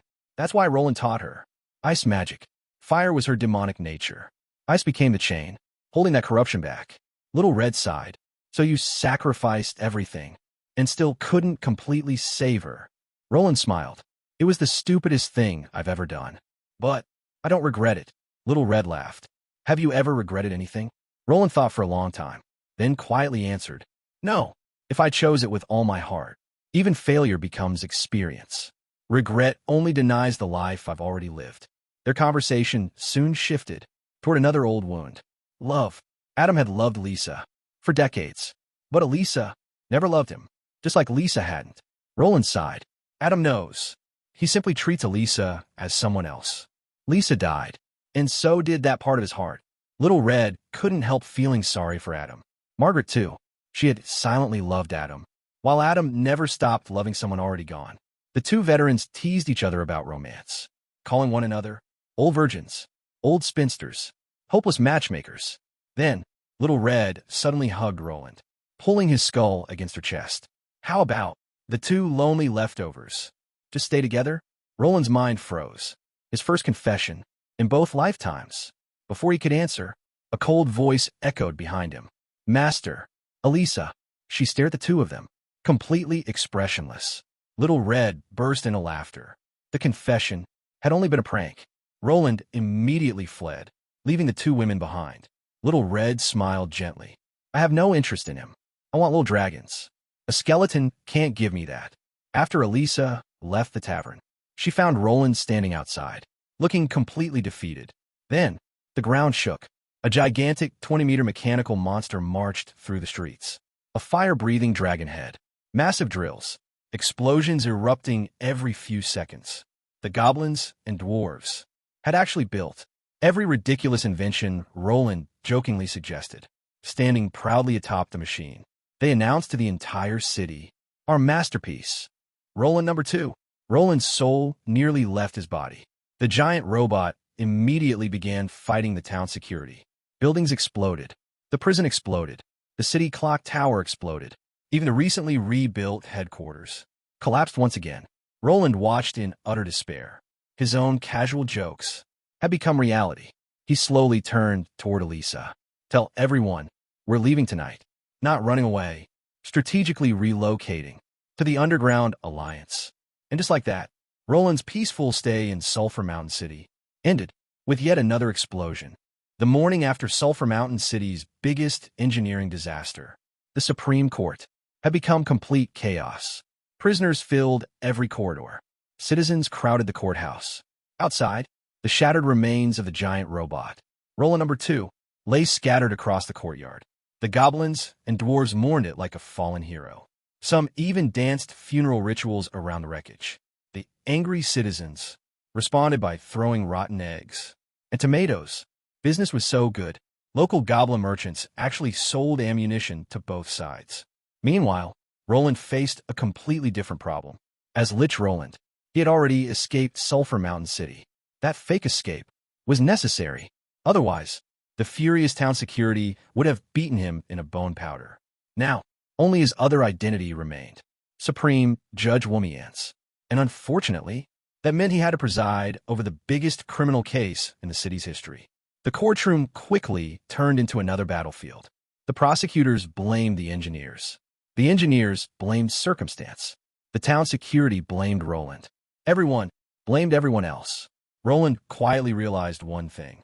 If the engineers were somehow declared innocent, then every bit of responsibility would fall onto Lich Roland. Absolutely not. His first target was Goblin Prosecutor Roland, normally a prosecutor himself. Today he had volunteered as the engineer's defense lawyer. Roland asked only one question. "Where were you yesterday afternoon?" Silence. The trap had worked perfectly. Unable to lie inside Roland's courtroom, Roland immediately lost. Roland calmly ordered him to remove his prosecutor's badge, apologize, and sit with the defendants instead. One by one, more conspirators voluntarily surrendered. Goblin engineers, dwarf engineers, human engineers, even city officials. Almost every engineer in Sulphur Mountain City had secretly participated in building Roland number 2. Then came the Druids. Roland asked why they had joined the battle. The great Druid answered honestly. "The giant metal machine offended nature, so we decided to beat it up." Simple, completely sincere, utterly ridiculous. Next, Roland questioned the Holy Knights. Why they charged into battle. Tim answered proudly. "It was our duty." Roland translated. "So, you saw a giant machine, shouted holy light, and accidentally destroyed 2 more sections of the city wall and 30 houses." Tim lowered his head, but the chaos didn't stop there. The Justice Knights from Roland's Law Academy had also joined the fight. Why? Because they saw the Holy Church's handsome ceremonial knights, surrounded by beautiful women. Lucas, still traumatized from his disastrous romance, assumed they were shamelessly flirting again. So, he attacked them. Roland immediately understood. Years ago, he himself had once served in that ceremonial order. He knew exactly how miserable that job really was. Those knights looked glamorous, but in reality, they spent every day practicing smiles, elegant poses, seductive eye contact, and polite conversation, all to convince wealthy noble women to donate more money to the church. They weren't even allowed to fall in love themselves. Roland almost exposed his own embarrassing past. Before stopping himself, he ordered Lucas to apologize. Lucas refused. "If I have to apologize, I'd rather become undead." The poor young knight burst into tears. By this point, Roland finally pieced everything together. The engineers built Roland number 2. The town security attacked. The Druids attacked the robot. The Holy Knights attacked what they thought was evil. The Druids and Holy Knights started fighting each other. The Justice Knights attacked the Ceremonial Knights. Old grudges surfaced. Personal rivalries exploded. Eventually, everyone completely forgot about the robot itself. They were simply using the chaos as an excuse to settle old scores. Roland silently rubbed his forehead. If he imprisoned everyone involved, half the city would end up in jail. And there wasn't even a jail left. It had already exploded. So he made the only practical ruling. Everyone would be released temporarily. Nobody could leave Sulphur Mountain City. All repair costs would be divided among everyone involved. As for the true mastermind, Lich Roland, his trial would begin. Once he was captured, Roland maintained a perfectly calm expression. Inside, he immediately reached one conclusion. Lich Roland is never coming back. He even started considering a new alias. Rosie? Robert? Anything but Roland. Finally, watching these walking disasters one last time, Roland had another idea. If he left them in Sulphur Mountain City, they would only destroy the city again. So why not take every single troublemaker on the diplomatic mission to the Underground Alliance? After all, if chaos was inevitable, it might as well become someone else's problem. And with that decision, the stage was finally set for Roland's journey to the Underground Alliance. Chrome City was the closest underground city to Sulphur Mountain City. Although merchants didn't need to pass through it, many still stopped there to purchase minerals, jewels, slaves, and other specialty goods. Nearly 70% of its population consisted of dwarves and underground beastmen. Its former ruler, HNG of the Pig Tribe, had built his wealth through mining and the slave trade after earning a notorious reputation for raiding merchant caravans. Unfortunately, Roland had already killed him. The moment news of HNG's death spread, the entire city erupted into chaos. Unlike the surface kingdoms, most underground cities followed one simple rule. The strongest ruled. The Pig Tribe had remained united only because HNG's overwhelming strength kept every faction in check. But this time, he hadn't died alone. He had dragged his elite Blackwater army into the grave with him, leaving his inexperienced son, without enough authority to control the nobles. Within hours, every ambitious faction saw its chance. The Grey-Wood Lizards joined forces with the Grey Dwarves. The nobles fought among themselves. Slaves fled. Miners abandoned the city. Guards stopped protecting civilians and started looting alongside the criminals. Chaos spread faster than fire. By sunset, Chrome City's population had already fallen by nearly 70,000. Had Lilith arrived 2 days later, half the city might have disappeared. Roland understood this better than anyone. In the underground world, civil wars rarely ended with justice. Eventually, someone would seize the throne, proclaim themselves the new city lord, and stability would return. As for the thousands of peasants and slaves who died along the way, nobody cared. That was simply how the underground worked. The strong survived. The weak became history. When Lilith and the judiciary arrived, smoke blanketed the city. Beastmen soldiers were slaughtering the very civilians they were supposed to protect, and entire districts had already become battlefields. She didn't hesitate. Lilith activated the scattered page of the Codex, a replica of Roland's god equipment. The Great Judgment descended upon Chrome City. Unlike Roland, she couldn't judge an entire city through the laws of the world themselves. But even a single scattered page still possessed terrifying authority. Every person inside the city was judged based on everything they had done during the previous 3 hours. Those found guilty were instantly marked. Invisible restraints bound their bodies. Weapons became sealed. Their freedom diminished with every crime they had committed. Meanwhile, every law enforcer inside the city received the opposite blessing. Their power increased by an entire rank. Lilith herself rose from gold rank to legend rank. And that was only the beginning. Knowing Chrome City had descended into complete anarchy, Roland had dispatched the strongest force in the entire judiciary. The Hall of Law. Unlike the other departments, its members were all veteran judges and senior law practitioners. The weakest among them was already gold rank. This time, more than 200 gold ranks and 7 legends had been mobilized. Under the effects of the Great Judgment, those 200 gold ranks temporarily became legends. The 7 legends rose to the level of world saints. For 5 uninterrupted hours, Chrome City found itself facing over 200 legend-ranked law enforcers. Even HNG, the city's former ruler, had only reached the peak of legend rank. Against that kind of force, The outcome had already been decided. The Great Judgment quickly transformed into the Great Execution. Every criminal whose sins warranted death was executed without mercy. When the 5-hour judgment finally ended, order had returned. For the next 10 days, however, the smell of blood continued hanging over Chrome City. Yet the survivors didn't curse the newcomers. They welcomed them. For the first time in their lives, someone had protected ordinary citizens instead of exploiting them. The rescued civilians began believing in law.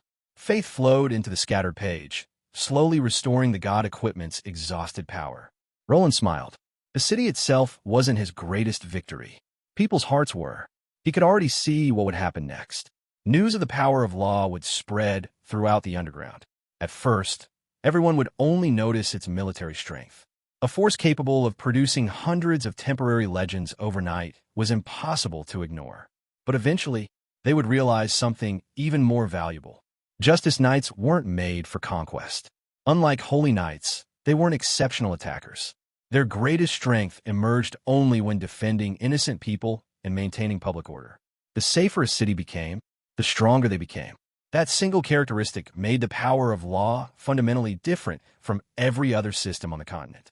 Roland never intended to spread law through sermons. His judgmenters didn't need to preach about justice all day.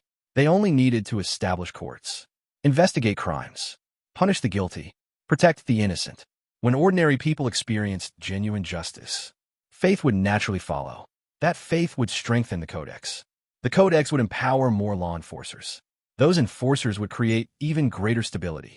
It was a cycle, one that grew stronger with every city that embraced it. Roland chuckled to himself. Anyone who wants the Codex can have it.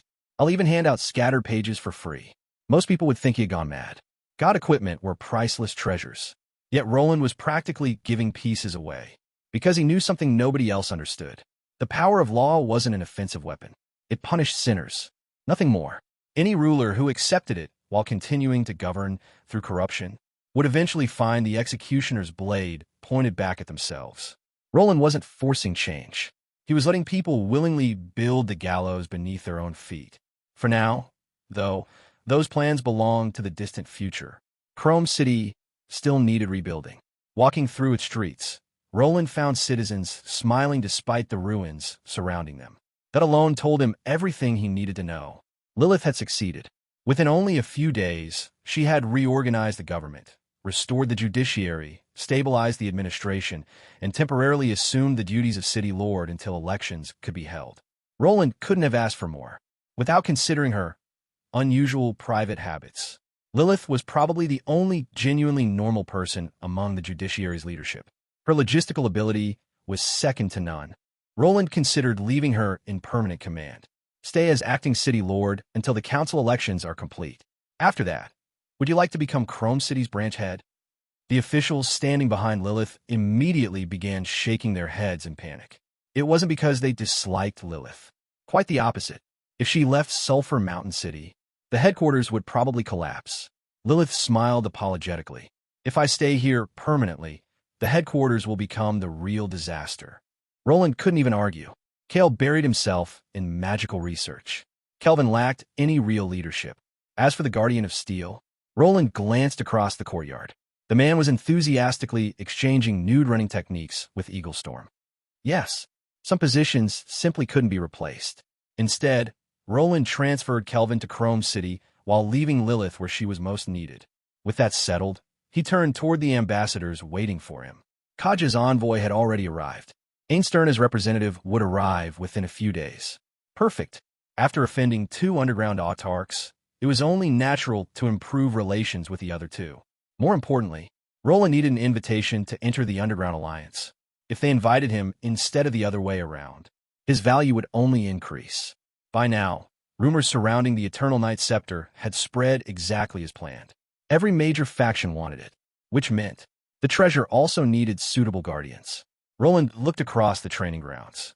16 gigantic combat machines stood proudly in formation. Roland number 3, Roland number 4, all the way to Roland number 18. Chrome City's superior metals had made them sturdier than the original prototype, while the engineers worked day and night preparing Roland's treasure-protecting army. Roland folded his arms. One last question. Are they actually safe? Lilith sighed. This is the third time you've asked today. Roland has already revised the blueprint 17 times. She paused. In theory, Roland immediately remembered something. The first giant robot hadn't been defeated by enemy attacks. It had blown itself up. The realization struck both of them at the same time. Lilith turned around without another word. I'll have Roran and Mihua revise the design. An 18th time. Only then did Roland notice another problem. Every single machine still carried his name. Roland number 3. Roland number 4. Roland number 18. His eye flames twitched. Can we perhaps change the names? Lilith shook her head. The engineers insist it's tradition to name inventions after their creator. Roland sighed. The Dark Elf pilots agreed to that. They insisted even more. Lilith couldn't help smiling. They said sitting inside a Roland makes them feel like they're crushing their greatest enemy. Every time they see your name painted on the armor, they remember the treasures, headquarters, and dowries you destroyed. It motivates them. They've sworn they'll capture Lich Roland one day, no matter where he runs or what disguise he uses. Roland slowly crouched behind a nearby crate. If I make myself smaller, maybe they won't notice me. From the very beginning, it was nothing more than a tiny silver sprout. As dew dripped onto it, the tender shoot stretched upward, its branches lengthening as silver leaves unfurled one after another. Buds slowly awakened, blooming into delicate petals until, within only a few breaths, a magnificent silver rose had blossomed. Unfortunately, it wasn't a real flower. It was an ice rose blooming from the fingertip of a young woman. Ice creation, rose garden. With a gentle pinch, Elisa plucked the flower from its stem. The petals scattered. Behind her, an entire garden of silver roses erupted into existence, despite the field having been barren only moments earlier. Every flower looked impossibly lifelike. The veins of each leaf were perfectly carved. Every branch seemed to sway with invisible life, and the crystalline blossoms reflected a chilling silver radiance that no natural flower could ever possess. A breeze seemed to sweep across the field. No, there was no wind at all. The petals merely moved as though carried by one. Countless silver petals floated lazily through the air, beautiful enough to resemble a dream. Only upon closer inspection would anyone realize each petal was an exquisitely forged blade of ice. This was Elisa's killing intent. Dancing with roses. Beauty and death had always been excellent companions. Each fragile-looking petal possessed an edge capable of slicing through steel plate, and every single one converged toward the same target, the enormous crimson egg suspended in the center of the battlefield. The moment the petals approached, however, they evaporated. Not shattered, not blocked, simply melted into white vapor by the terrifying heat radiating from the giant egg. Elisa showed no disappointment. Another snap of her fingers. 3 more silver roses bloomed in the air, greedily absorbing the surrounding ice mana until their branches thickened and their blossoms expanded. The amount of mana gathering around them was already approaching the threshold of a high-tier spell.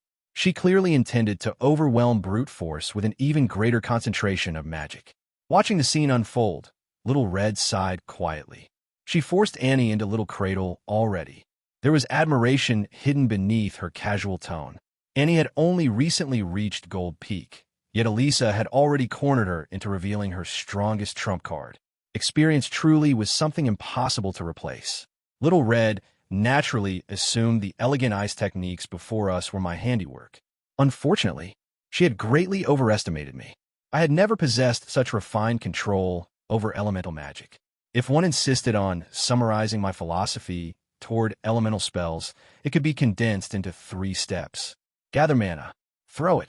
If the target survived, gather even more mana. If they still survive, continue throwing mana until either the enemy died or I ran out of mana. Margaret and Little Red had once unanimously concluded that my understanding of elemental magic remained permanently stuck at the level of human-shaped siege cannon. Thinking back, they really weren't wrong. Control? Precision? Elemental properties? Those sounded suspiciously like things diligent students should study. As for me, I'd always preferred solving problems through overwhelming firepower. Of course, there was one sentence I definitely couldn't say aloud. That's because I have the system. As long as my overall strength continued rising, my rank would naturally follow. My talent toward elemental manipulation was mediocre at best, but brute force casting had somehow carried me all the way to semi-god. Sometimes I wondered whether the ancient elemental gods would cry if they knew one of history's strongest ice mages had arrived there by repeatedly smashing enemies with absurd quantities of mana. Ironically, my masterpiece, Ice Aeon, followed precisely the same philosophy. People revered it as one of history's greatest forbidden spells. Its actual principle? Throw enough mana at the enemy until the continent froze. Simple methods were often the strongest ones. At least, that was what I stubbornly believed. Elisa had chosen the opposite path. Because she possessed the body of a fire elemental half-demon, her affinity with ice would forever remain inferior. She simply lacked the enormous mana reserves required for large-scale ice spells. Unable to compete through quantity, she perfected quality instead. Every petal, every leaf, every strand of ice, each was refined until it resembled artwork. I couldn't teach that. She had walked that road herself during nearly a century of practice. Watching her now, even I had to admit, the results were astonishing. Little Red and I continued watching quietly while remaining prepared to intervene at any moment. This duel had begun because Annie wanted genuine combat experience before leaving on her journey. Upon learning Elisa was also a Gold Peak mage, she'd immediately challenged her. The outcome, frankly, wasn't surprising. Talent mattered. Experience mattered even more. Although both stood at Gold Peak, Elisa possessed nearly a century of accumulated combat experience. From beginning to end, Annie had been completely suppressed. Snap! The three fully matured roses burst apart simultaneously. Thousands of sharpened ice fragments spun through the air like a silver storm. Before they could strike, a deafening cry erupted. The enormous crimson egg exploded. Flames flooded the sky. From within the inferno emerged a magnificent phoenix nearly 3 meters across, its fiery wings spreading wide enough to blot out the sunlight overhead. Little Red nodded subconsciously. Adam's signature technique. Little Cradle compressed every ounce of accumulated fire mana before detonating it in a single, overwhelming burst. Once transformed into the phoenix form, Annie's body radiated temperatures so terrifying that ordinary ice spells would vaporize before making contact. Fire overwhelmingly restrained ice. By conventional reasoning, Elisa should already have lost. I merely smiled. She won't. Little Red glanced sideways. You're that confident? Naturally. Otherwise, why would I have been tempted to suggest a wager involving one of the precious defensive treasures buried somewhere inside her mountain-sized treasury? Fortunately, Little Red knew me too well. After staring at me for a moment, she simply laughed and refused. I'm not betting. I don't remember you ever losing one. Come to think of it, she was right. I rarely gambled. More accurately, I refused to gamble unless victory was already certain. Even if someone somehow forced me into one, well, cheating was also a perfectly acceptable strategy. And if, through some astronomical miracle, I still lost, there were countless reasonable methods for refusing to honor the bet. After all, the first rule of gambling was never to place yourself in a losing position. That principle had served me remarkably well for the past several centuries. Little Red ultimately declined my wager. Several moments later, judging from the slight twitch at the corner of her mouth, I could tell she was beginning to regret that decision. The enormous fire phoenix climbed to the highest point in the sky before releasing a clear, piercing cry. Then it descended. The dive resembled a blazing meteor. Elisa did not stop casting.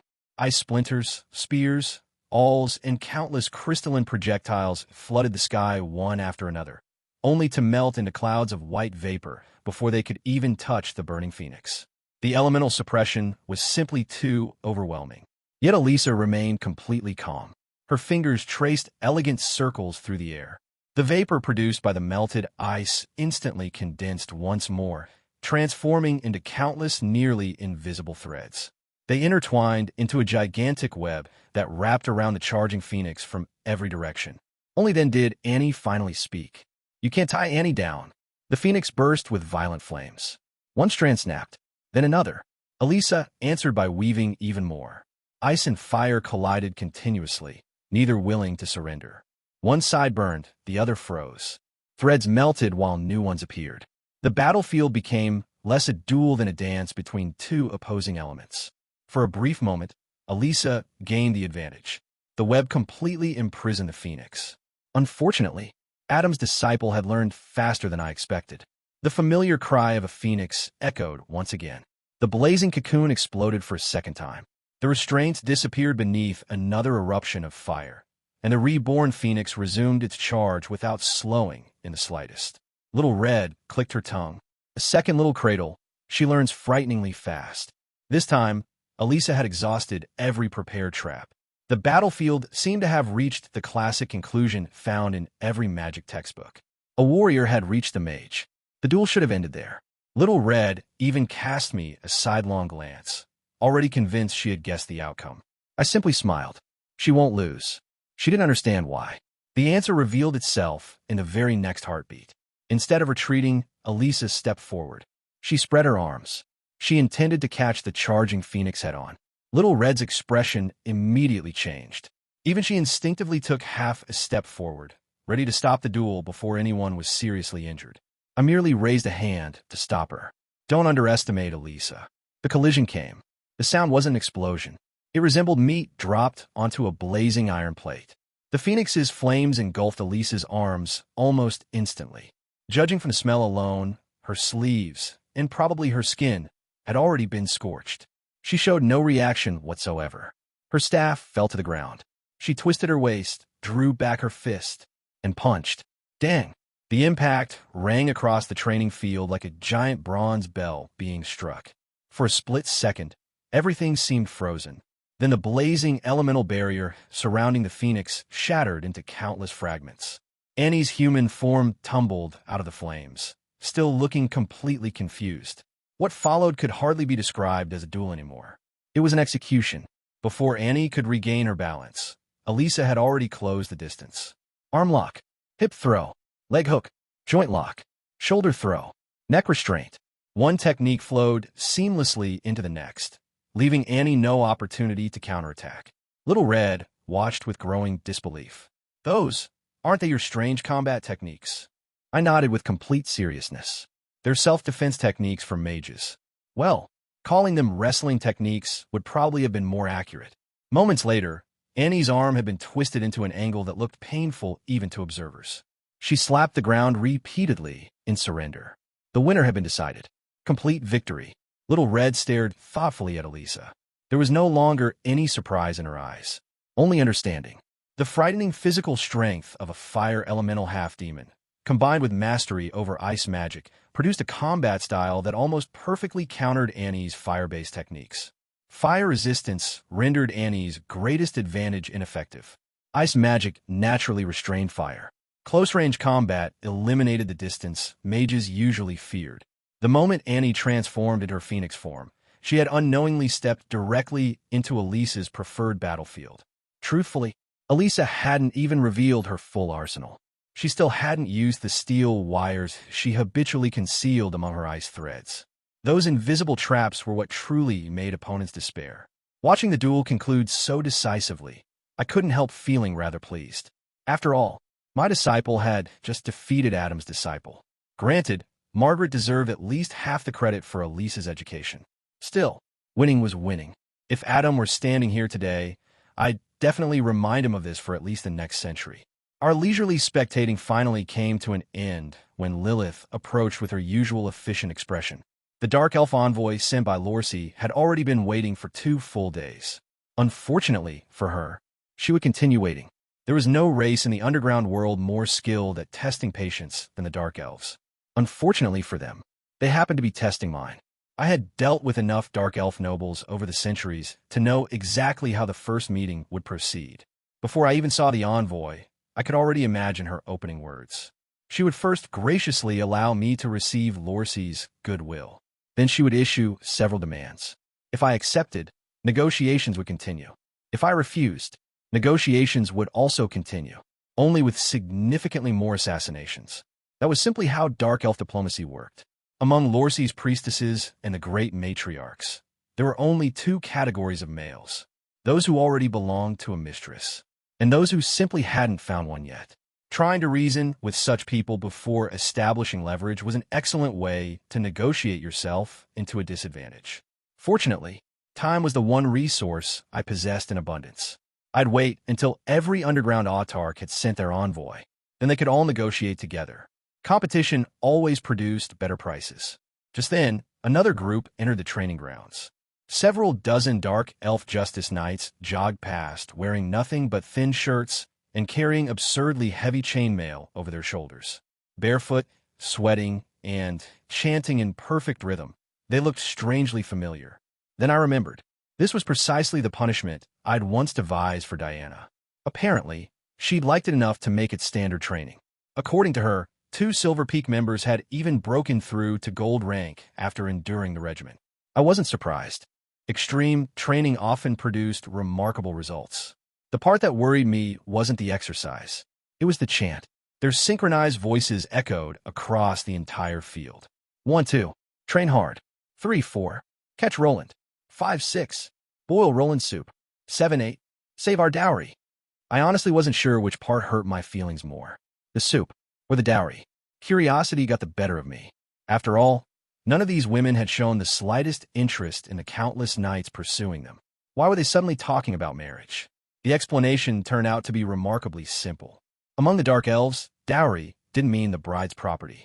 It referred to the fortune a woman expected to obtain after successfully marrying a man. In other words, my repeated explosions had effectively vaporized their future husband's savings. Silence followed. Then I finally understood. The first destruction of their headquarters had emptied their savings. The second destruction had finished the job. They weren't hunting Roland merely for revenge anymore. They were hunting the thief who had blown up their retirement fund. Looking at the icy determination in Diana's and Jan's expressions, I decided there was nothing left to argue. Some crimes simply had to be carried. Unfortunately, this one happened to have my name written all over it. Extreme training often produced remarkable results. The part that worried me wasn't the exercise. It was the chant. Their synchronized voices echoed across the entire field. 1, 2. Train hard. 3, 4. Catch Roland. 5, 6. Boil Roland soup. 7, 8. Save our dowry. I honestly wasn't sure which part hurt my feelings more. The soup or the dowry. Curiosity got the better of me. After all, none of these women had shown the slightest interest in the countless knights pursuing them. Why were they suddenly talking about marriage? The explanation turned out to be remarkably simple. Among the Dark Elves, dowry didn't mean the bride's property. It referred to the fortune a woman expected to obtain after successfully marrying a man. In other words, my repeated explosions had effectively vaporized their future husband's savings. Silence followed.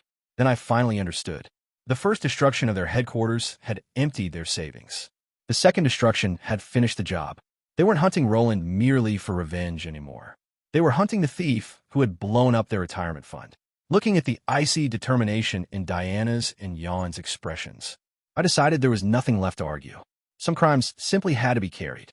Unfortunately, this one happened to have my name written all over it.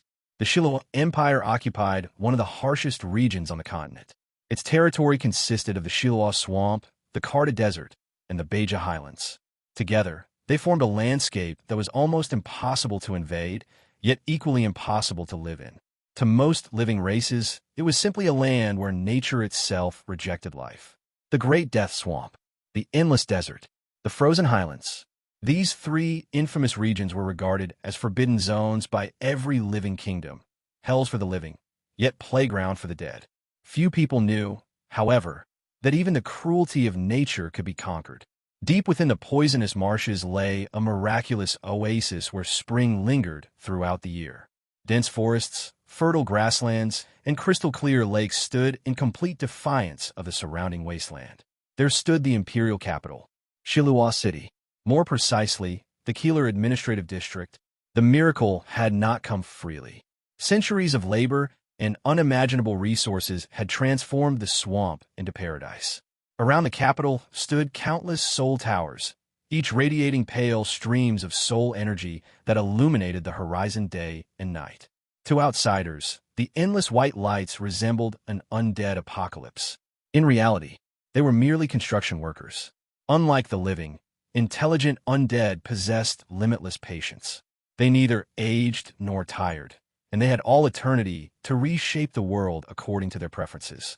Even high-ranking undead retained the aesthetic tastes they had possessed while alive. No one genuinely enjoyed living in mud. Given enough centuries, even hell could become beautiful. Today, Shiluwa City housed nearly 1 million intelligent undead above silver rank, over 20 million living servants and slaves, and an immeasurable number of mindless undead laborers. Its streets rivaled those of the greatest capitals in history. Underground transportation networks connected every district through intricate tunnels and magically driven conveyance systems. Floating craft crossed the skies in orderly routes, while magnificent buildings rose one after another with a grandeur few human kingdoms could even imagine. Even the famously extravagant capital of Roland appeared provincial by comparison. The statues lining the boulevards were equally extraordinary. Some had once stood before royal palaces. Some had adorned temples. Others were priceless heirlooms inherited by kingdoms over thousands of years. Now, they simply decorated sidewalks. Such was the terrifying accumulation left behind by an empire that had buried countless nations beneath its feet. Inside one of the city's luxurious estates, Spider Marquis Lionheart quietly worked through stacks of official documents. To outsiders, he appeared more like a scholar than a commander. Loose robes, calm expression, gentle demeanor, the perfect image of a refined statesman. Only those who had fought beside him knew the truth. The moment Lionheart stepped onto a battlefield, that refined gentleman disappeared completely. In his place emerged a monster. There had once been a campaign where he ignored direct orders, forced his army through 2,000 kilometers in only 17 days, and annihilated an entire kingdom before reinforcements even realized he had moved. The title's keeper of history and the polite, scholarly general merely described his hobbies. His true nature belonged on the battlefield. Today, however, the eternal royal guard of Emperor Yongye sat silently inside his residence, staring at two intelligence reports. His brows remained tightly knitted. To anyone familiar with Lionheart, this expression was rarer than victory itself. War never troubled him. Politics seldom troubled him. Only problems without obvious solutions could produce such a face. The heavy doors opened. A cold female voice echoed into the study long before its owner appeared. "You look troubled." The newcomer possessed the appearance of a tall, silver-haired elf. Her skin was pale enough to resemble polished ivory, while her long crimson and black dress flowed behind her like liquid shadows. Yet the most striking feature remained her eyes. Black sclera, white irises, as though darkness itself had swallowed all light. The Bone Dragon Queen, the fourth senator, Gray Sin, unlike Lionheart, who resembled a gentleman despite being a monster, Gray Sin looked every bit the noble lady she pretended to be, until war began. Then, she became considerably worse than any monster. If Lionheart transformed into a beast on the battlefield, Gray Sin simply revealed what she had always been. She had no interest in administration, no interest in diplomacy, no interest in factional disputes. Only war could truly excite her. Fortunately, or unfortunately, depending on one's perspective, Lionheart had invited her here for something else entirely. The political structure of Shilua itself was already absurd enough. Despite being called an empire, it possessed no emperor. Instead, supreme authority rested in the hands of 12 senators. Military power belonged almost entirely to them. Meanwhile, the Council of Dark Night, composed primarily of liches, governed the empire's administration but possessed only advisory authority over the senators. Neither side possessed enough strength to dominate the other. As a result, the entire empire functioned through an uneasy balance that had endured for centuries. Naturally, factions emerged. The largest consisted of ambitious senators who dreamed of seizing the vacant imperial throne. The council faction wished to strengthen the authority of the council itself. The royalist faction stubbornly believed Emperor Yongye would someday return. Finally, there existed a small collection of individuals whose political philosophy could best be summarized as whoever wins is fine, as long as I get left alone. Compared with the countless factions of a human empire, the undead were refreshingly straightforward. Their ambitions were rarely hidden. Some openly proclaimed they would become emperor. Others declared they intended to launch another undead calamity. One ghoul senator had reportedly summarized his political platform with only a single sentence. Dang only wants to eat. Crude, honest, remarkably efficient. Lionheart and Gray Sin belonged to the smallest faction of them all, the Royalists. Old soldiers who still believed that the emperor who had vanished centuries ago would eventually return. Unfortunately, idealism aged poorly. One after another, old comrades abandoned the faction. Even Dekars, one of Emperor Yongye's former four heavenly kings, had recently joined the council's camp. The royalists had grown weaker with every passing century, which made today's meeting all the more unusual. Lionheart finally slid one of the intelligence reports across the desk. His voice remained perfectly calm. "There is news regarding the Eternal Night Scepter." Gray. Sin froze. The Eternal Night Scepter, that legendary imperial treasure, had always been regarded as little more than a fairy tale. Even Lionheart himself had spent years convincing others that it probably never existed. More accurately, he had deliberately encouraged the rumor so ambitious fools would waste decades searching for imaginary relics instead of plotting coups. Yet today, he was telling her the opposite. Gray. Sin immediately grabbed the report, only to blink in confusion. It wasn't military intelligence. It wasn't an archaeological record. It looked suspiciously like a tourism brochure. Her first reaction was complete bewilderment. Her second was considerably stranger. She briefly wondered whether Lionheart had finally decided to invite her on vacation. The thought lasted approximately 1 second before Lionheart rubbed his temples with visible exhaustion. He merely repeated the same sentence. "Look more carefully." Gray. Sin sighed and actually began reading. Death Royale Undead Theme Park. Ghost Festival Tourism Week. 30 lucky visitors receive free admission before the grand opening. Her expression became increasingly bizarre. An amusement park? For undead? Had someone finally gone insane? Then she noticed the location. Sulphur Mountain City. Immediately, her conclusion changed completely. Adam had finally lost his mind. That explanation seemed infinitely more reasonable. Lionheart's expression did not change. "Keep reading." This time, Gray. Sin obeyed. When she turned the page, every trace of amusement disappeared from her face. The illustration depicted a bustling festival. Undead of every race filled the streets in elaborate costumes. Some beat drums. Some danced. Some laughed. Ordinarily, none of that would have attracted the attention of an undead lord. Instead, her eyes fixed upon one tiny corner of the picture. Her mouth slowly fell open. For the first time in centuries, the Bone Dragon Queen completely forgot to maintain her dignity. Great! Sin's expression froze. Then she screamed. The sound was so piercing that Lionheart calmly covered his ears before she had even finished inhaling. Experience had taught him that when the Bone Dragon Queen became excited, surviving the first few seconds required preparation. The legendary Throat of Death had earned its title honestly. There had once even been a joke circulating among the old royal guards.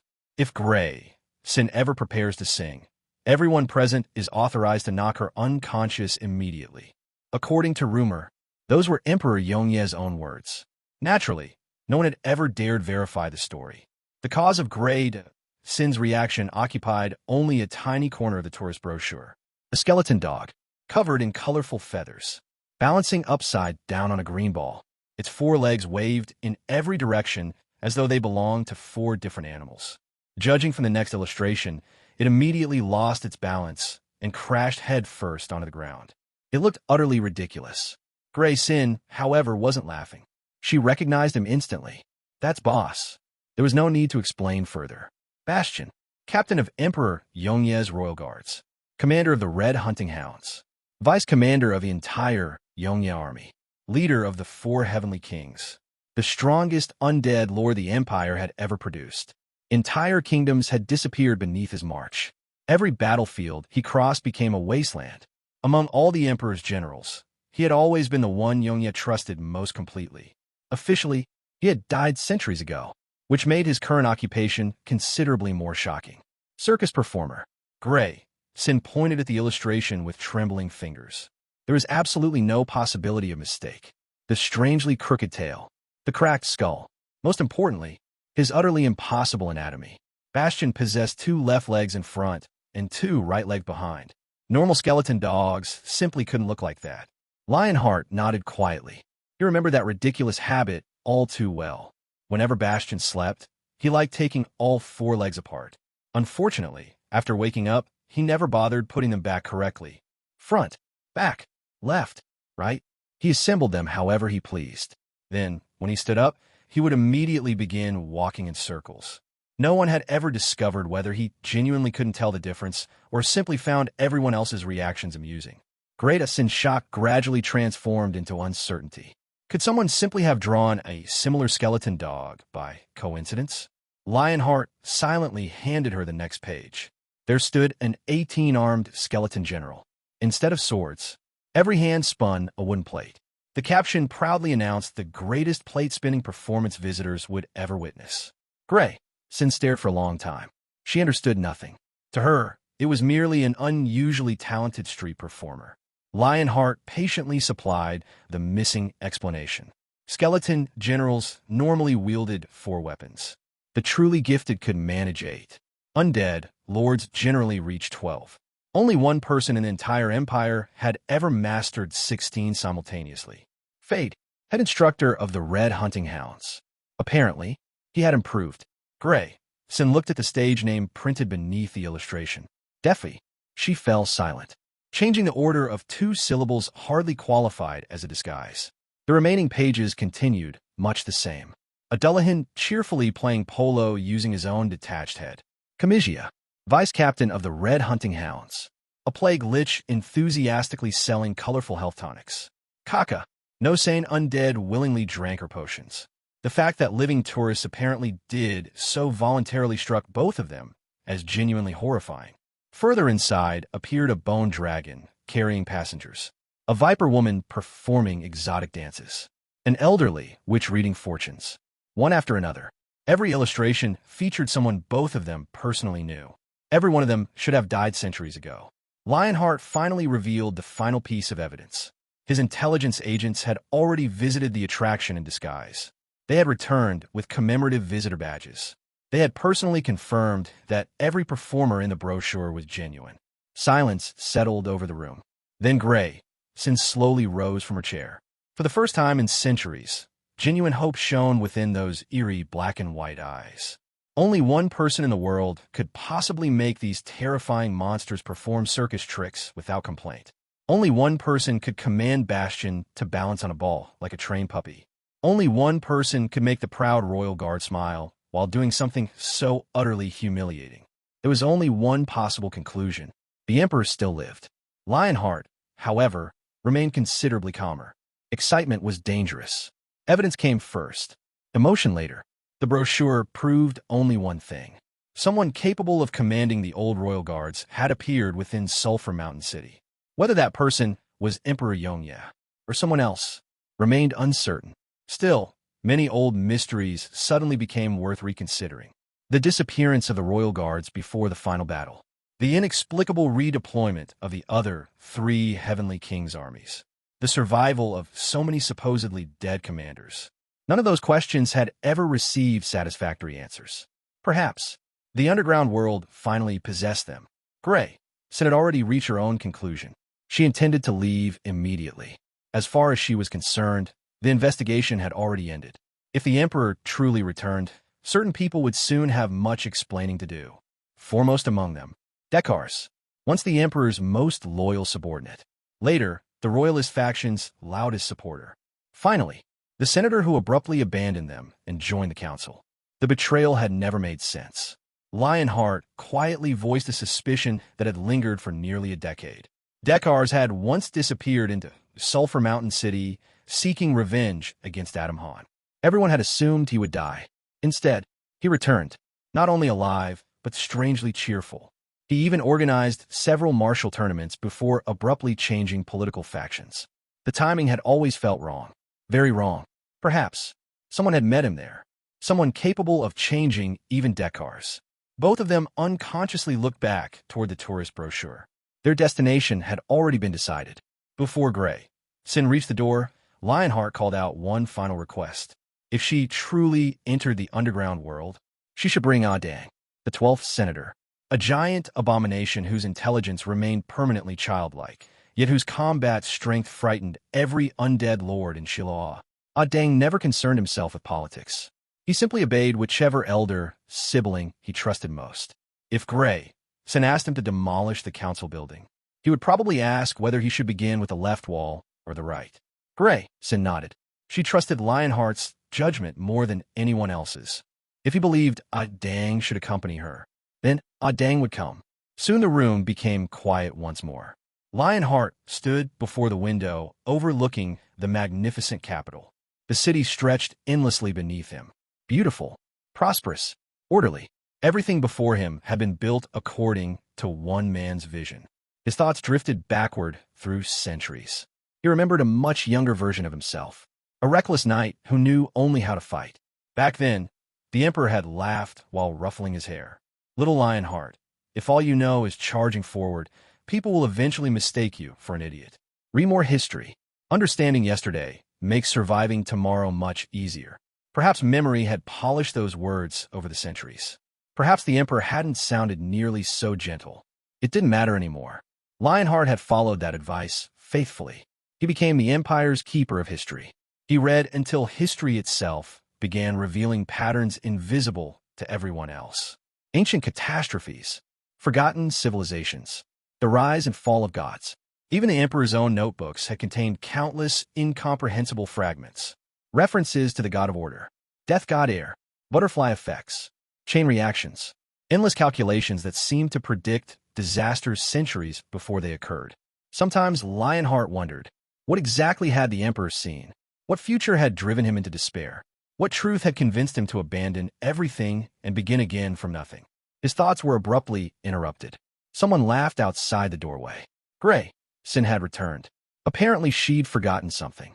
She cheerfully announced only one piece of news. Her name had changed. Not because of prophecy, not because of politics, not because of family tradition. The Empire's recently updated magical registry automatically censored certain unfortunate combinations of letters. Her original name happened to contain one of those prohibited words. As a result, if she refused to rename herself, every official imperial record would permanently identify the 4th Senator of Shiloh as Duchess Go XX. Lionheart stared at her in complete silence. He had witnessed kingdoms fall. He had survived world-ending wars. He had personally studied thousands of years of history. Never, not even once, had he imagined that one of the Empire's highest-ranking senators would change her name because of a bureaucratic censorship filter. The Bone Dragon Queen merely shrugged. Some battles. Even undead lords couldn't win. Underground City Velcastance. Among goblins, its original name meant City of Platinum. Most outsiders, however, simply called it Vance. Its location alone explained its prosperity. The city stood amidst a ring of active volcanoes, surrounded by rivers of molten lava that flowed day and night without rest. The only land approach wound upward through a single, spiraling stairway carved into the surrounding cliffs.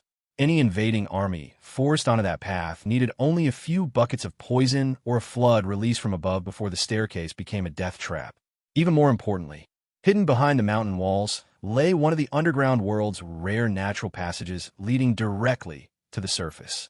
That single route transformed the city into the greatest commercial gateway between the two worlds. Merchants from the surface arrived here. Caravans from countless underground cities gathered here. Wealth naturally followed.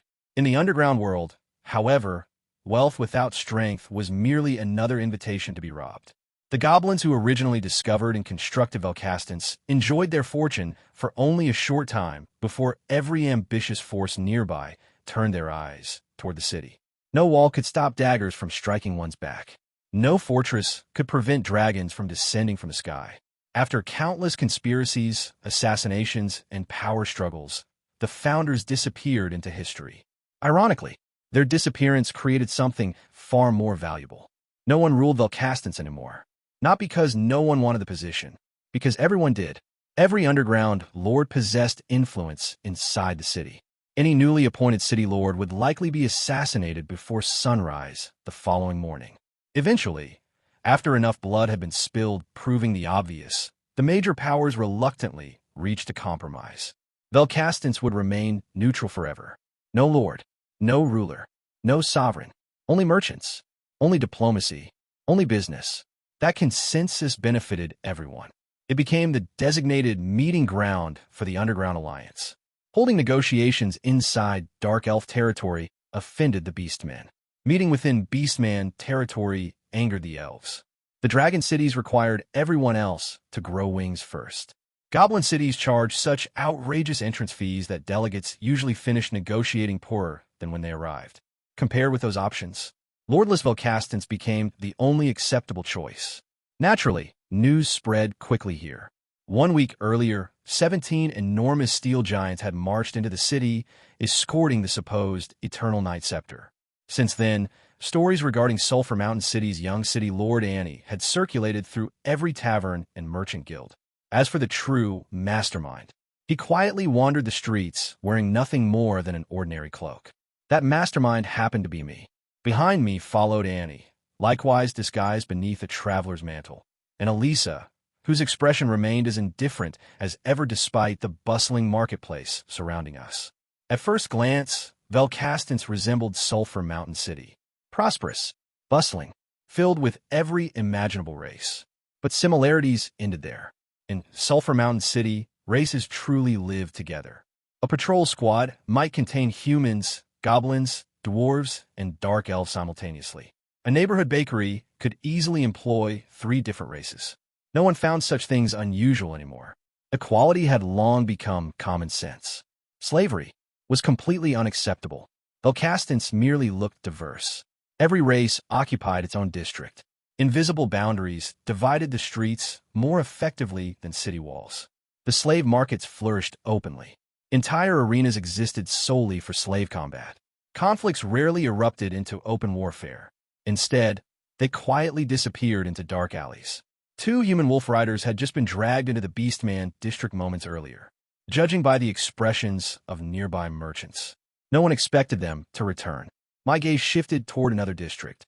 The architecture changed instantly. Elegant towers, graceful arches. Everything was unnecessarily beautiful. The elf district. Only elves possessed enough patience to waste decades polishing decorative stonework nobody actually needed. Their obsession with beauty extended far beyond architecture. Atop a nearby cliff stood an enormous sculpture of an elegant female figure. Her posture, her smile, even a slight curve of her lips. Everything had been crafted with absurd perfection. Standing nearly 100 meters tall, the statue dominated the entire district. It attracted countless admiring glances. It also served absolutely no practical purpose whatsoever. A masterpiece. Naturally. Meaningless. Also naturally. My attention drifted away from the statue only after Annie suddenly stopped walking. She had already wandered into a nearby weapon shop. The dark elf merchant immediately recognized a wealthy customer.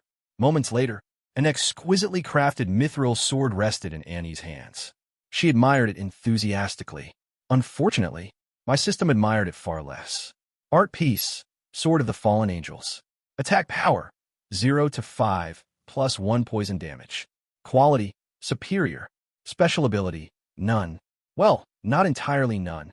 Carrying it successfully proves to everyone nearby that you possess both excessive wealth and questionable judgment. It may also blind spectators during ballroom dancing. Weakness, extremely fragile. When striking another superior grade weapon, there is a 70% chance it immediately breaks. Congratulations. The idiot elf blacksmith actually hollowed out the blade to improve the decorative carvings. I almost sighed aloud. This was classic elven craftsmanship.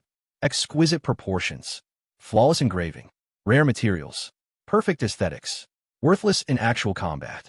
The pursuit of beauty itself wasn't the problem. The problem arose when beauty became the weapon's only purpose. Mithril capable of forging legendary swords had instead become an expensive decoration. The blade looked elegant enough to display inside a museum. On a battlefield, it would probably survive slightly longer than the owner's confidence. This wasn't even an isolated incident. The elves possessed an entire history of creating masterpieces that somehow defeated their own purpose.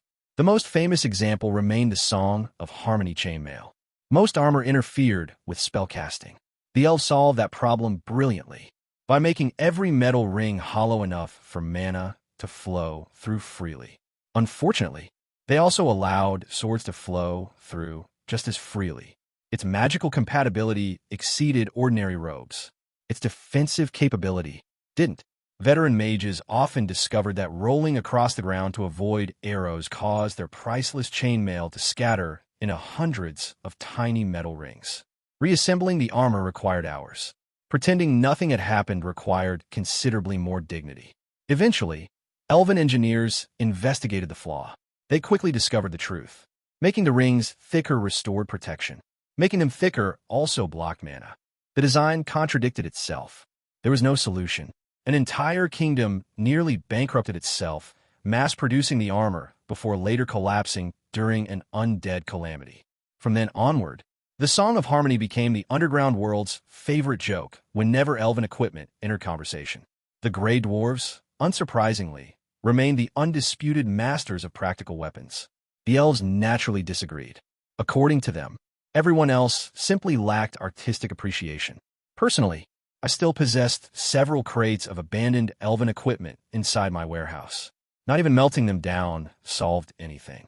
The enchantments made reforging impossible. Eventually, I surrendered. I simply handed them back to elven craftsmen. If anyone could transform impractical equipment into decorative artwork, it would certainly be another elf. My thoughts returned toward the giant cliff sculpture. Humans would require hundreds of laborers working for years to complete something similar. An elf artist might simply become inspired one afternoon, then spend 300 years carving it for fun. When one's lifespan approached 1,000 years, time naturally became the cheapest resource imaginable. Unfortunately, our sightseeing wasn't actually sightseeing. 3 consecutive dark elf envoys had already left Sulphur Mountain City empty-handed. Finally, Kaja's archbishop had changed tactics. Rather than continuing the contest of patience, she invited me directly into the elf district. Apparently, she intended to negotiate on her own terms. Before Annie could make the regrettable decision of purchasing that decorative sword, Elisa quietly intervened. She reminded our young city lord that official business took priority over shopping. The merchant visibly wilted. Annie reluctantly returned the sword. She had long since learned that arguing with Elisa rarely produced favorable outcomes. Watching the exchange, however, I frowned slightly. Annie would remain our city lord. Elisa would almost certainly become one of Sulphur Mountain City's highest-ranking administrators. If those two continued clashing every time they met, the judiciary might eventually develop 2 competing centers of authority. That possibility concerned me far more than an overpriced elven sword. Elisa treated everyone politely. She also treated Annie with noticeably less patience than everyone else. That wasn't coincidence, which meant, sooner or later, I would need to discover exactly why. Before we even reached the negotiation hall, the atmosphere changed. The dark elf guards standing before the entrance silently split into 2 neat rows. No commands were given, yet every movement was perfectly synchronized, as though rehearsed countless times beforehand. Only then did Kaja emerge from the shadows. Behind her stood over 20 magnificently dressed dark elf matriarchs, each one surrounded by attendants and dressed richly enough to rival queens. There were only 72 dark elf cities throughout the underground world. More than 21st family matriarchs appearing together already represented nearly 1/3 of the Spider Queen's political influence, excluding those whose territories were simply too distant to attend. Well over half of Lorcie's highest-ranking priestesses had gathered here. It wasn't hospitality. It was intimidation. Every matriarch present ruled an underground city of her own. Under normal circumstances, none of them would willingly stand behind another. Yet today, they stood quietly behind Kaja like a beady in attendance. That display alone carried more meaning than an entire army. Power was measured differently among dark elves. They didn't merely command authority. They performed it. I simply smiled. An emperor never demonstrated his authority by standing beside peasants. Only insecure rulers required elaborate scenery to prove their status. The larger the performance, the more uncertain the performer usually was. Apparently, our little entrance ceremony several days earlier had achieved exactly the effect I wanted. The 17 Roland series machines had marched directly into Velcastance without slowing. When the city guards attempted to stop them, Roland number 2 had obligingly demonstrated why stopping it was a poor decision. 2 black dragons guarding the gate had been beaten into something best described as geological material. The city's alloy gates had unfortunately become collateral damage.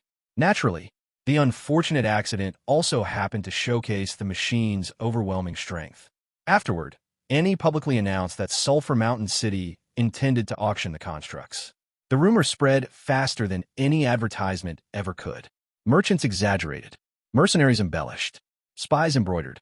By the time the story circulated through the underground world, the 17 machines had somehow become 13 saint-ranked war weapons. No one questioned it. More importantly, no one questioned what stronger weapons Sulphur Mountain City must still be hiding if we could casually sell something that terrifying. In reality, the truth disappointed me considerably. Only Roland number 2 deserved its reputation. The remaining machines were merely competent. Back in Chrome City, Roland's report had explained everything. Roland number 2 wasn't the finished product. It was the prototype. Every engineer involved had emptied decades of private savings into that single machine. One gray dwarf had even sacrificed his ancestral titan heart, a priceless magical crystal formed after the death of an actual titan. Without that extraordinary power source, the later machines inevitably became weaker. Engineering obeyed reality more honestly than magic. The strongest armor meant nothing without sufficient energy to move it. Power sources determined everything. That unfortunate principle reminded me of another equally painful experience. Long ago, the system lottery had finally rewarded me with what appeared to be the greatest treasure imaginable.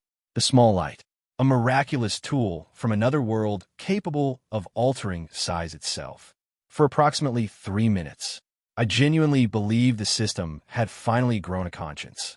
Then I opened the storage compartment. No battery. None. Not even a half-used one.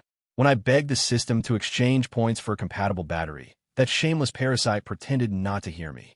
So I continued drawing lottery rewards. Eventually, I obtained a flying take-copter. No battery. A futuristic toy revolver. No battery. A bathtub capable of endlessly producing hot water. That one somehow didn't need batteries. Only then did I finally understand. The system wasn't helping me. It was entertaining itself. Being unwilling to surrender, I attempted to recreate batteries from scratch. Several years, countless chemistry books, hundreds of failed experiments. Only afterward did I realize that batteries weren't the beginning of industrial civilization. They were practically somewhere in the middle. Conductive metals, electrolytes, refining technologies, mass production. Every missing branch demanded another dozen technologies before it. Even under absurdly optimistic assumptions, I estimated another 2 or 3 centuries before I reached that point naturally. After that, I quietly abandoned my dreams of starting an industrial revolution. Reality 1. As usual, returning to the present, I had immediately modified our strategy. Every Roland machine now looked identical to Roland number 2. The serial numbers disappeared. The external structure remained exactly the same. No outsider could distinguish genuine monsters from carefully painted scarecrows. The result exceeded expectations. Underground lords now believed Sulphur Mountain City possessed over a dozen saint-ranked war machines. Reality no longer mattered. Perception had already become reality. Judging from Kaja's current display, the deception had worked perfectly. She feared us. Not enough to retreat. Enough to negotiate seriously. That alone justified the effort. Only then did Kaja finally speak. Let us abandon unnecessary formalities. I believe we have matters worth discussing. The surrounding matriarchs observed silently. Their expressions remained proud. Their eyes measured everything. Dark elves possessed a fascinating habit. Every greeting contained hidden meanings. Every blessing concealed a curse. Every compliment carried a knife. To those unfamiliar with ancient elven customs, the conversation appeared perfectly courteous. To those who understood, it resembled 2 assassins politely comparing poisons. Fortunately, I'd lived long enough to witness multiple 10,000-year-old elf kingdoms rise and fall. Their archives eventually became my personal reading material. Trying to outplay me through ancient etiquette was ambitious. Kaja quickly realized as much. After only a brief exchange of ceremonial greetings, she abandoned the game entirely. Smart. Winning against me in ancient elven linguistics wasn't impossible. It merely required another few thousand years of preparation. Then, she extended one elegant hand toward me. Naturally, I stepped aside. Annie moved forward instead. Our young city lord accepted the offered hand enthusiastically and shook it with complete sincerity. Very complete sincerity. Kaja's elegant smile visibly stiffened. Dark elves preferred graceful gestures. Annie preferred enthusiastic ones. Watching the high priestess struggle to maintain composure while her arm experienced vigorous diplomacy, I almost felt guilty. Almost. Kaja's eyes shifted toward me. Confusion flickered within them. She had ignored Annie from the very beginning. As far as she was concerned, Wumians possessed the authority. Annie merely occupied the chair. So why? Had I allowed the nominal city lord to negotiate instead? Because, sooner or later, Annie needed to stop being nominal. This wasn't simply negotiation. It was training. I hadn't briefed her. I hadn't scripted anything. She would either succeed or learn why she failed. Neither outcome was unacceptable. Behind me, Elisa adjusted her glasses. Without changing expression in the slightest, she quietly observed Annie begin what might become the most important diplomatic conversation of her career. Whether Annie realized it or not, the entire future of Sulphur Mountain City's diplomacy had just been placed into her own hands. I could only watch from behind. Intervening now would defeat the entire purpose. Besides, there is something strangely satisfying about watching Kaja discover that the Puppet City Lord she had dismissed at first glance was actually the person she would have to negotiate with. Sometimes, the best opening move wasn't overwhelming your opponent. It was making them realize they had been evaluating the wrong piece on the board all along. Kaja's opening proposal was exactly what everyone expected. As a prospective member of the Underground Alliance, Sulphur Mountain City was expected to grant the Dark Elves purchasing rights to 30 categories of goods at market prices, while allowing Dark Elf merchants unrestricted access to our city. The negotiations took place inside an extravagant conference hall that perfectly reflected elven aesthetics. Even the edges of the long table were carved with graceful elves dancing with swords. Every flourish beautiful, every detail unnecessary. Sitting through the discussion, I found myself dangerously close to falling asleep. Originally, today's meeting wasn't meant for me. Military matters belonged to Annie. Economic negotiations were Margaret's specialty, while Elisa handled the finer details of trade and legislation. My role was simply to observe. Unfortunately, being forced to sit quietly had always been one of my greatest weaknesses. The discussion quickly settled into the familiar rhythm of bargaining. Sulphur Mountain City agreed to sell 23 common commodities at prevailing market prices, while firmly refusing to export several strategic materials, including refined sulfur, dragon venom, mercury, and other tightly controlled resources. Elisa calmly explained that those goods were either government monopolies or prohibited exports, unless the Dark Elves were willing to offer equivalent strategic resources in exchange. As for unrestricted merchant access, she made one point equally clear. Legitimate merchants had nothing to fear from inspections. Only spies disliked being searched. Kaja merely smiled, smoothly steering the conversation away from trade. As expected, the list of goods had never been the real objective. It was merely an appetizer before the actual feast. While the negotiators discussed tariffs and inspections with perfectly serious expressions, my thoughts drifted elsewhere. Negotiation really isn't all that different from buying vegetables. One side insists cucumbers are overpriced. The other claims the tomatoes are fresher. Someone quietly slips an extra potato into the basket, pretending it's a generous concession. After another hour, both parties proudly declare victory. Strip away the expensive robes, political titles, and diplomatic etiquette, and international negotiations were simply two old ladies haggling at the marketplace. The only difference was that instead of vegetables, they were arguing over mines, armies, and cities. Eventually, Kaja abandoned the economic discussion altogether. The Dark Elves wanted the power of law. That at least was honest. Elisa glanced toward Annie without speaking. This decision was never hers to make. After a brief silence, Annie answered steadily. Sulphur Mountain City had no intention of monopolizing the power of law. Anyone willing to learn could study it openly. There was only one condition. The Dark Elves had to swear, in the name of the Spider Queen herself, that they would cease persecuting innocent citizens and stop hunting the Dark Elves who had sought refuge inside Sulphur Mountain City. Kaja refused almost immediately. The Spider Queen's will, she explained, could not be compromised. Traitors would always remain traitors, no matter how many years passed. Then, as though the previous topic had never existed, she casually shifted to what everyone had truly come to discuss. A private military alliance. Not one recorded on paper. Not one publicly acknowledged. Just an understanding between powers. The atmosphere immediately changed. Trade disputes could always be settled with money. Military alliances were entirely different. They determined the lives of thousands. Perhaps tens of thousands. I watched Annie fall silent. Her brows slowly furrowed as she weighed every possibility. Good.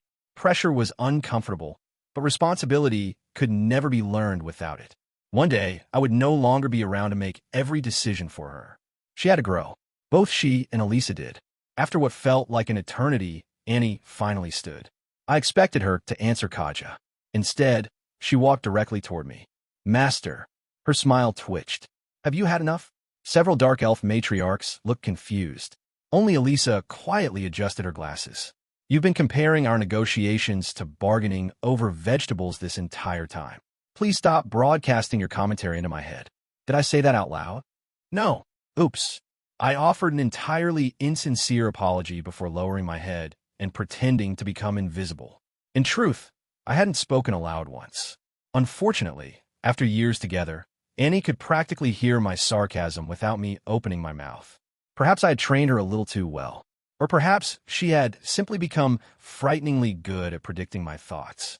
To everyone else, Elisa merely walked over, exchanged a few quiet words with me, then returned to her seat after offering a brief apology for the interruption. No one else understood what had actually happened.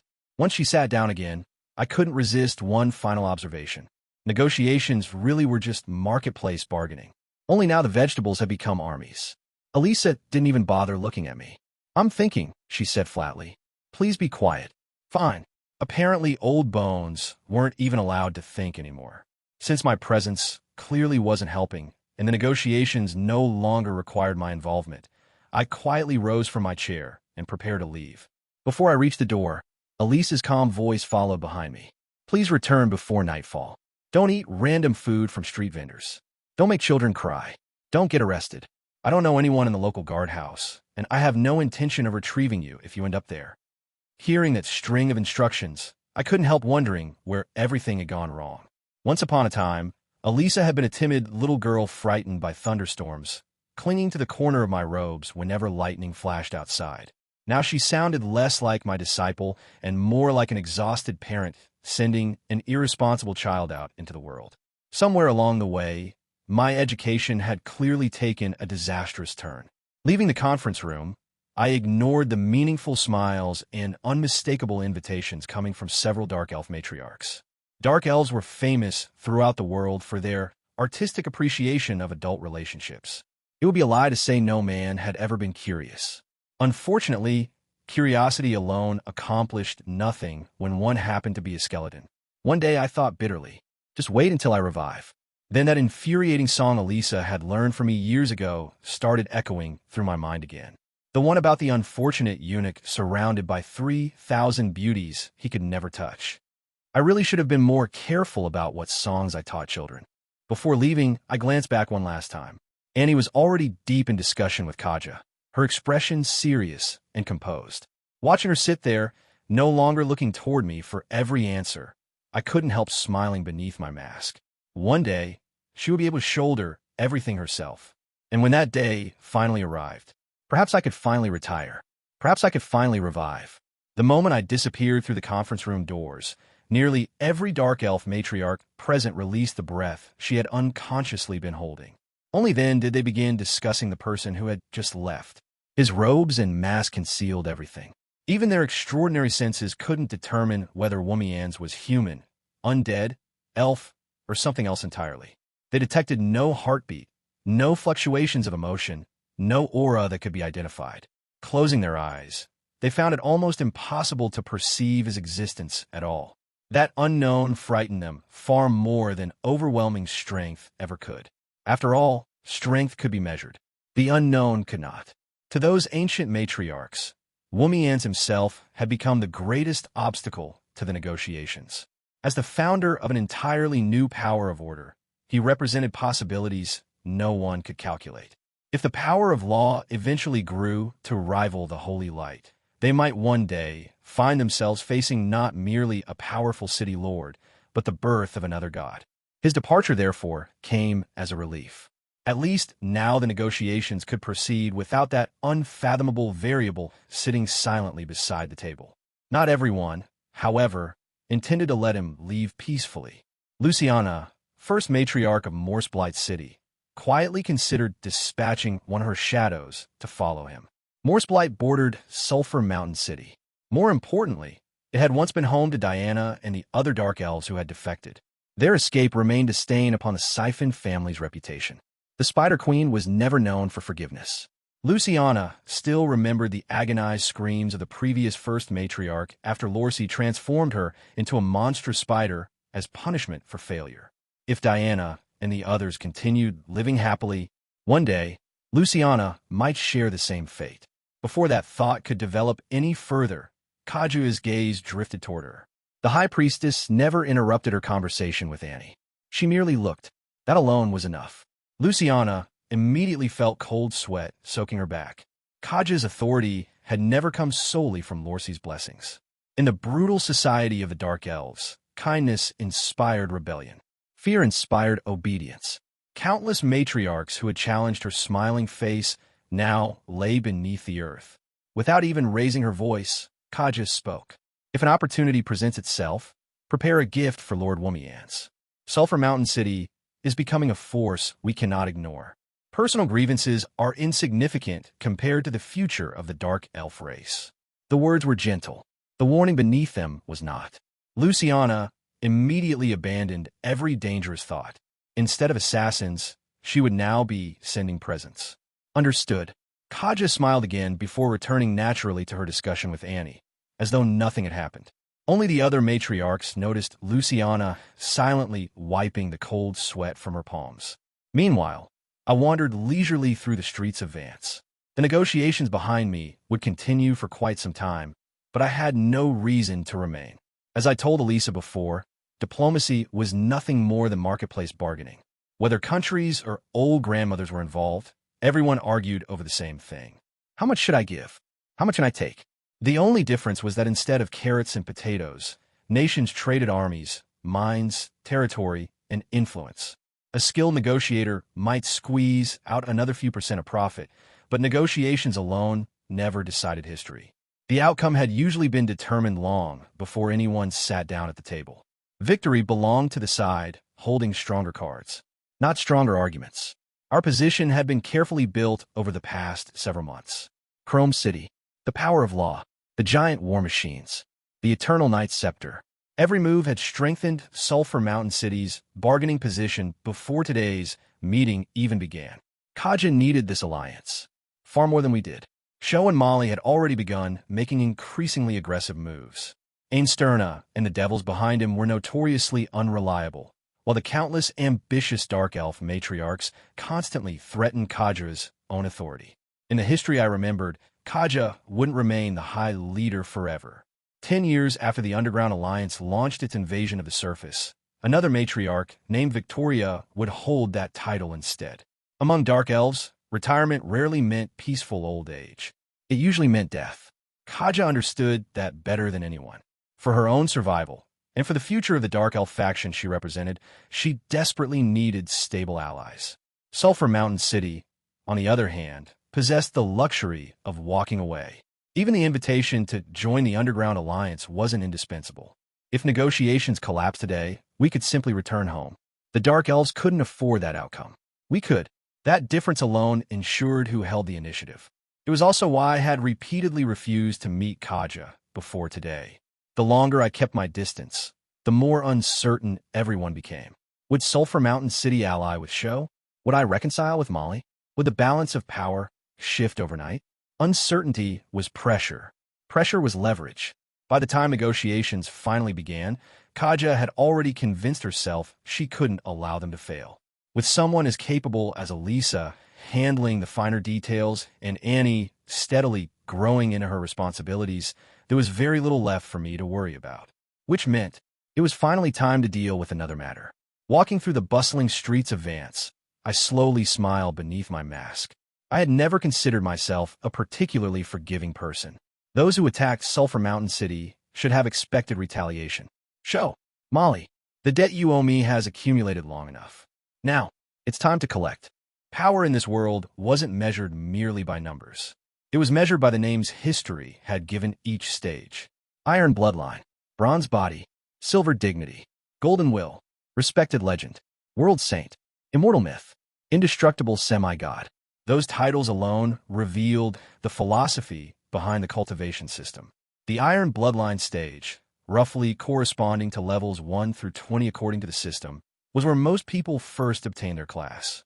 During this period, nearly all of one's strength came from racial bloodline rather than personal achievement. More importantly, it was here that the path of one's future was decided.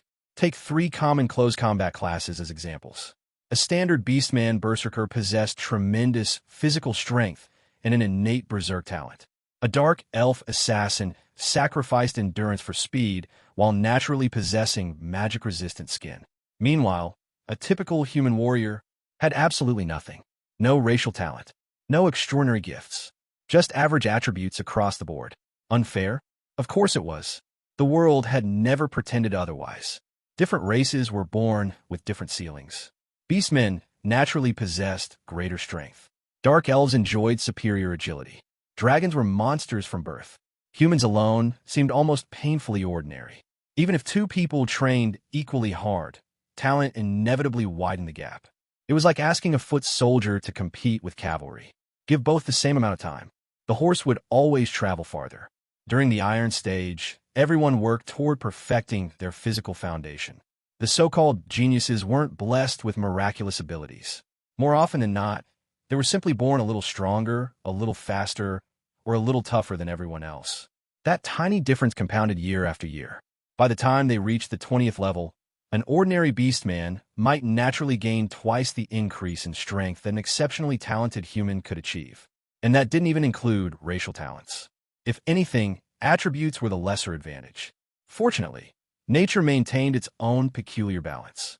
The stronger a race's innate potential, the slower it matured. Humans reached adulthood in little more than 20 years. Elves required 2 centuries. Dragons considered themselves children even after living for 100 years. Viewed another way, weaker races simply required less experience to grow. Humanity's greatest strength had never been quality. It was quantity. Mass-producing soldiers was something no long-lived race could ever hope to match. The Bronze Body stage focused on refining one's physique beyond ordinary limits while discovering personal talents. Silver Dignity shifted attention toward the mind. At that point, physical growth slowed dramatically, forcing warriors to cultivate techniques, experience, and an unshakable will. Golden will represented another transformation entirely. Rather than simply becoming stronger, practitioners finally began walking paths unique to themselves, selecting specialized professions and inheritances that suited their individual talents. Everything beyond that, legends engraving their souls upon the world, and saints creating soul worlds, had already been explained before. There was no need to repeat it. Instead, there was a far more interesting example standing right in front of me. Annie and Elisa both stood at the peak of gold rank. Yet Annie had never once managed to defeat Elisa. The explanation was painfully simple. Annie was still fundamentally human. Although the blood of a phoenix flowed through her veins, giving her extraordinary physical strength for her age, she remained a 19-year-old human whose greatest attribute had barely reached the threshold of legend rank. Elisa, on the other hand, wasn't entirely human. Her race was classified by the system as half-demon blessed by the Abyss. That blessing came with a terrifying racial talent. Call the Abyss. Once activated, every physical attribute surged explosively. Strength, agility, stamina, intelligence, even charm. Everything increased dramatically. Only one thing decreased. Willpower. That single weakness carried consequences terrifying enough to outweigh every benefit. When one's will continued declining, resisting the Abyss became increasingly difficult. Eventually, the call would no longer be resisted at all. One day, the half-demon would simply answer, and never return. That was why I had forbidden Elisa from using her racial talent. Fortunately, the devils had once invented contract magic capable of binding both body and soul. Taking shameless advantage of that invention, I quietly inserted a rather interesting clause into Elisa's employment contract. Until every wage I owed her had been paid in full, her body was prohibited from instinctively entering demonification. Sometimes I truly admire the devils. Only they could create a contract capable of restraining the Abyss itself. Of course, I wasn't foolish enough to believe that loophole would work forever. Perhaps one day, like countless other demon descendants before her, Elisa would hear the Abyss calling. Perhaps one day, she would walk willingly into hell itself. If that day inevitably arrived, then all I could do was delay it. As long as I remained beside her, I would continue buying her more time. Despite those dangers, Elise's racial advantages were undeniable. Combined with the bizarre close combat techniques I had taught her and the unique style she later developed herself, she had already become a terrifying existence. She could seize a divine sword with her bare hands. She could overpower warriors despite being a mage. Against opponents at Annie's level, victory was almost inevitable. To be honest, she had already surpassed her teacher. Still, neither Adam nor I considered either girl truly ready. The underground world was overflowing with legends and saints. A mere gold rank, regardless of talent, remained ordinary among city lords. Both Annie and Elisa now stood before the same bottleneck, forging their soul imprints. Unfortunately, no master could accomplish that task for them. Soul imprints weren't techniques that could simply be taught. They were forged through failure, through defeat, through victories earned at great cost. Only after repeatedly confronting their own weaknesses could they discover the unique path that belonged solely to themselves. Adam and I had already given them the strongest possible foundation. Everything beyond that, they had to learn alone. The coming Underground Alliance would provide more than enough opportunities. Enough serious discussion. If I threw the task awaiting me onto those two girls, it wouldn't be training. It would simply be murder. Leaving the negotiations behind, I headed toward the largest auction house in Vance City, the Platinum Order Auction. The moment I stepped through its entrance, every conversation inside ceased. Naturally, after all, I had deliberately dressed to be as eye-catching as possible. The silver radiance of the power of law flowed continuously across my robes. The semi-god mask concealed my face while adding an oppressive air of absolute judgment. At my waist hung the codex, its divine runes announcing itself as genuine god equipment. Beside it rested the worn gavel, radiating the unmistakable aura of a semi-god artifact. 1 god equipment, 3 semi-god class treasures. It was enough to make even gods greedy. Anyone carrying that many priceless artifacts openly through the underground either possessed overwhelming confidence or overwhelming insanity. Fortunately, I only needed everyone to believe the former. As expected, a pair of thieves quickly emerged from the shadows. No doubt they had been ordered to test me. Poor souls.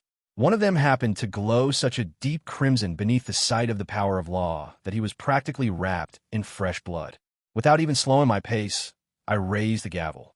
Incantation of law. Judgment. The scarlet light surrounding the criminal intensified. Then came the verdict. Capital punishment. Hanging. Invisible rope instantly tightened around his neck. The silver-ranked thief barely had time to register what was happening before his body convulsed violently. Moments later, he hung motionless in midair, dead. His companion collapsed onto the floor in absolute terror. The man hadn't escaped because he was stronger. He had survived because, within the last few hours, he simply hadn't committed a crime severe enough to warrant execution. That unknown terrified the spectators far more than brute strength ever could. Ignoring the trembling survivor entirely, I continued walking toward the reception desk. The crowd unconsciously parted before me like water divided by an invisible blade. Stopping before the stunned receptionist, I spoke calmly. I wish to auction something. A brief pause. Then I added the only words everyone in the hall would remember. A god equipment.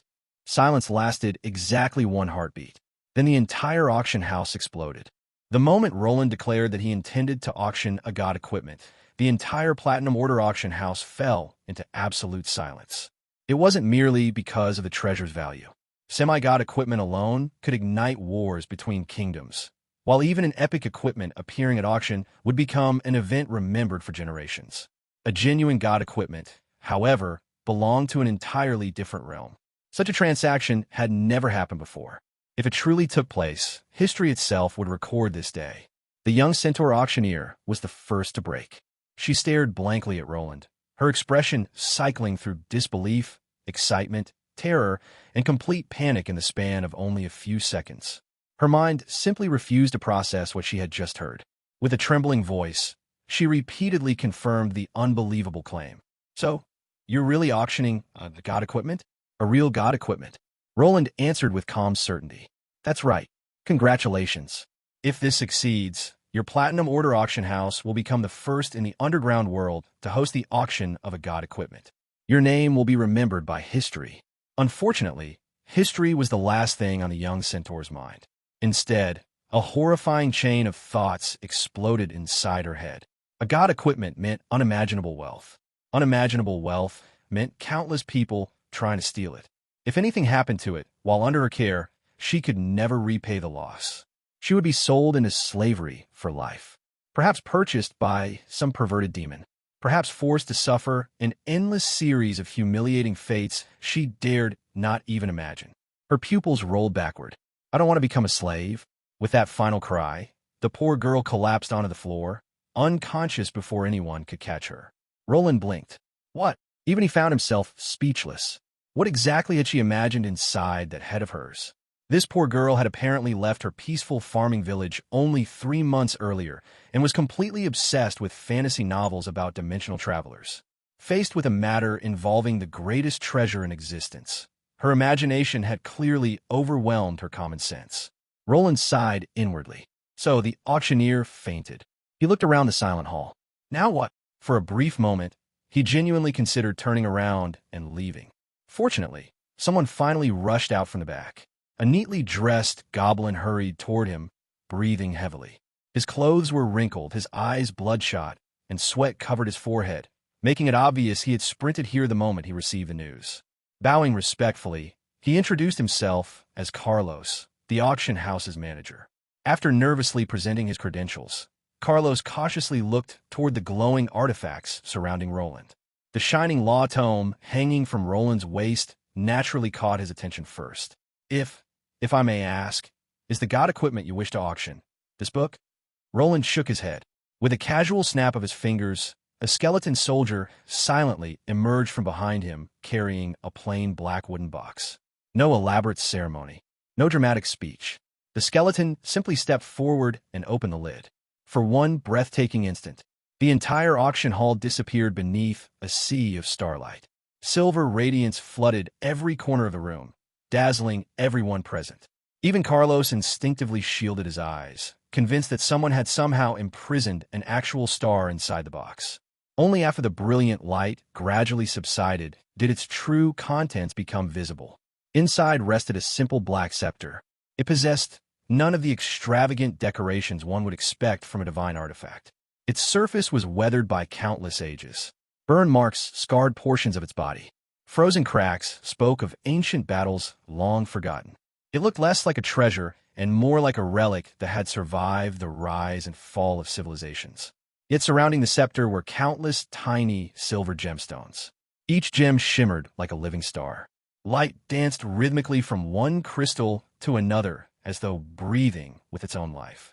Compared to those living stars, even the expensive mermaid oil lamps illuminating the auction house looked pitiful, like cheap candles burning inside a kobold's cave. Carlos stared blankly. Then his breathing stopped. His professional instincts immediately recognized what lay before him. His body trembled violently. It really is a god equipment. His eyes followed the mysterious lines of divine law flowing across the weapon before suddenly widening even further. Then he noticed its shape. His face instantly turned pale. It's a scepter. His voice cracked. A scepter. The goblin's shrill scream echoed throughout the entire auction house. Roland quietly smiled beneath his mask. Everything was unfolding exactly as he had planned.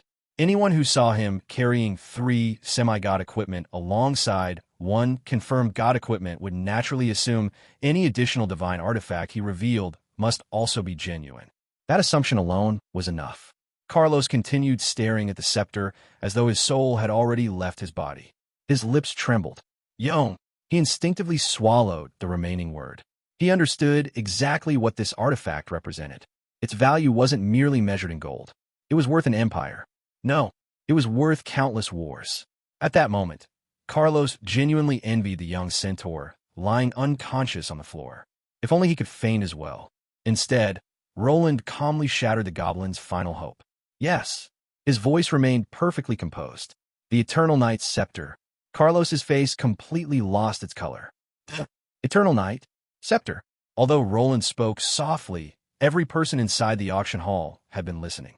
Within seconds, Whispers spread through the crowd like wildfire. The Eternal Knight's scepter had appeared. The legendary artifact of Emperor Yongya had returned. For several moments, nobody moved. Shock froze every face. Then greed emerged.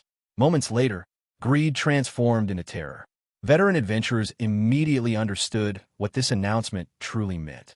One shouted toward his companions, "Gather everyone, we're leaving immediately." Another cursed while dragging his teammates toward the exit.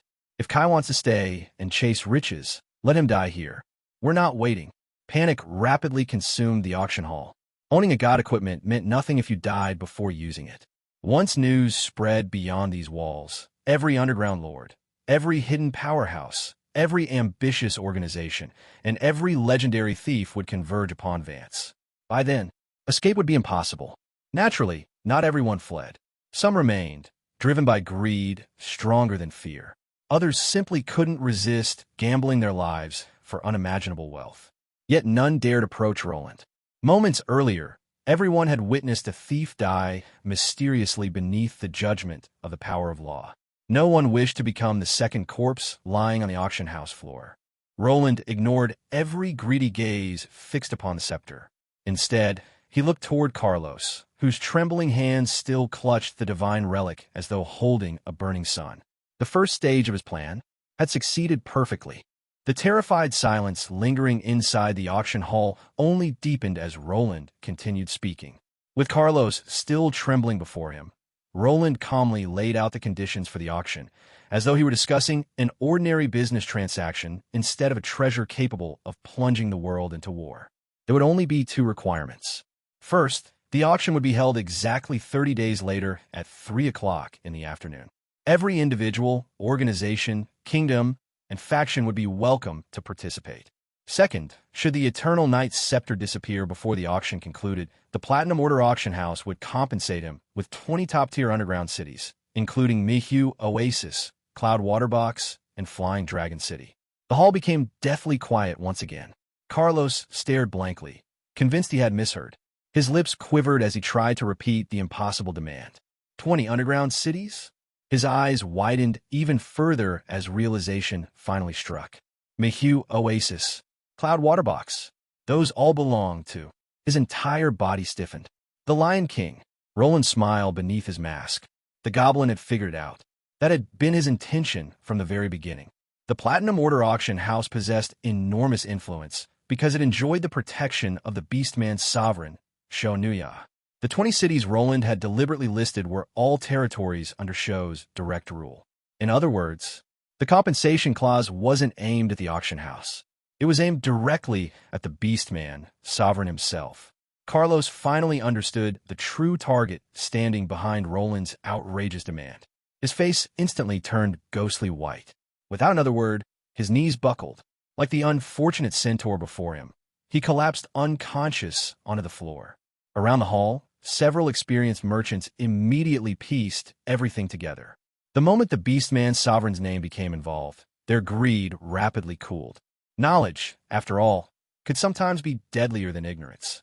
Several people quietly slipped toward the exits. Some treasures simply weren't worth dying for.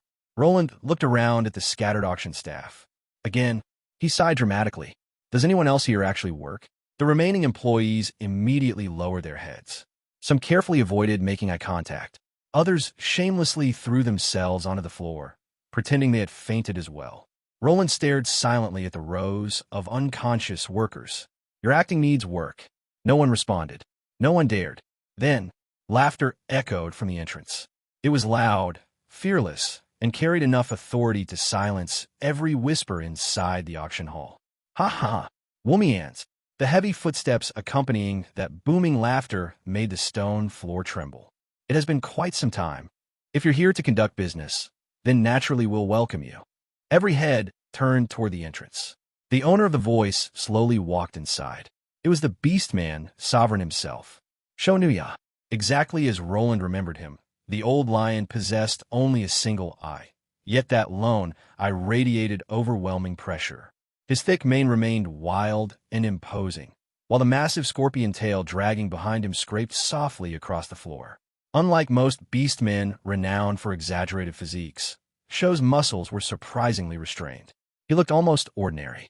Only those who truly understood strength recognized that every movement concealed explosive power.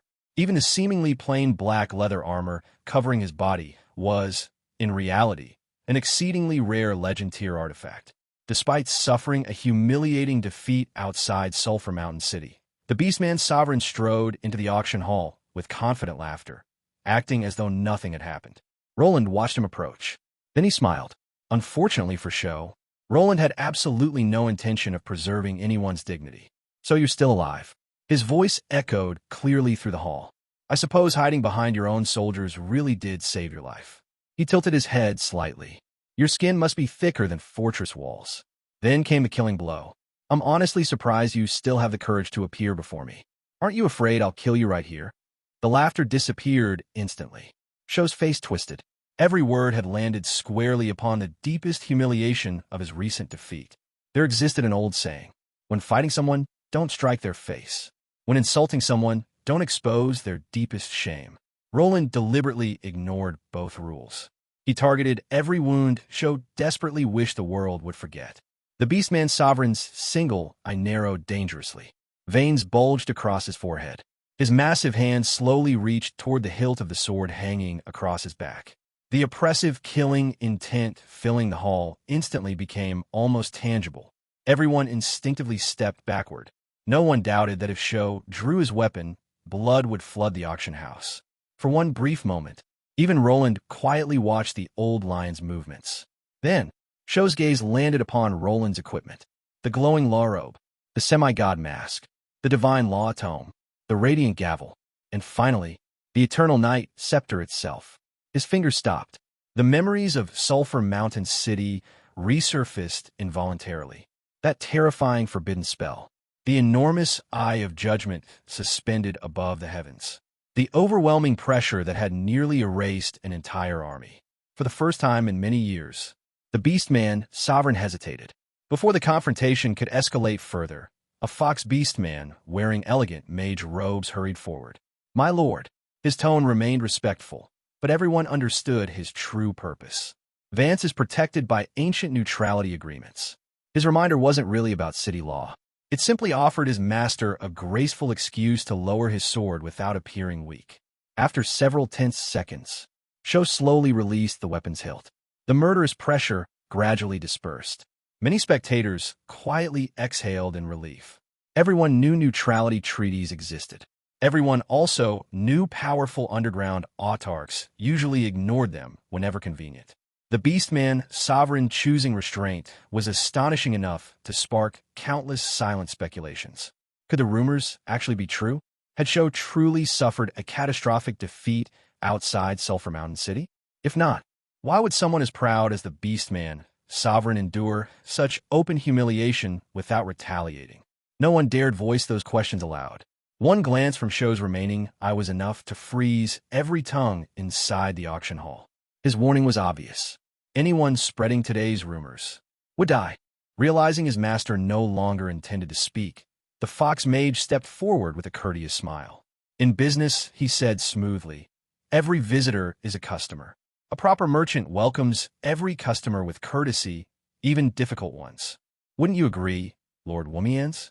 The fox had handled the situation beautifully. He neither admitted defeat nor escalated the conflict. Instead, he redirected the conversation back toward business. Roland chuckled softly. As expected of a clever fox, he allowed the previous insults to end there. After all, his purpose today wasn't to fight the Beastman Sovereign. Not yet. His real objective had only just begun. Among rulers and powerful leaders, war was often described as an extension of politics. Public image mattered almost as much as military strength. No matter how fiercely underground lords schemed against one another behind closed doors, they usually maintained a veneer of courtesy whenever they met in public. Preserving each other's dignity was simply part of the game. Unfortunately, for Show, he had just encountered someone who refused to play by those rules. Roland had no intention of giving the Beastman Sovereign even the slightest bit of face. Every insult had been aimed directly at the deepest humiliation Show wished to bury forever. The old lion's expression darkened. His hand tightened around the hilt of the massive sword on his back, and murderous intent briefly flooded the auction hall.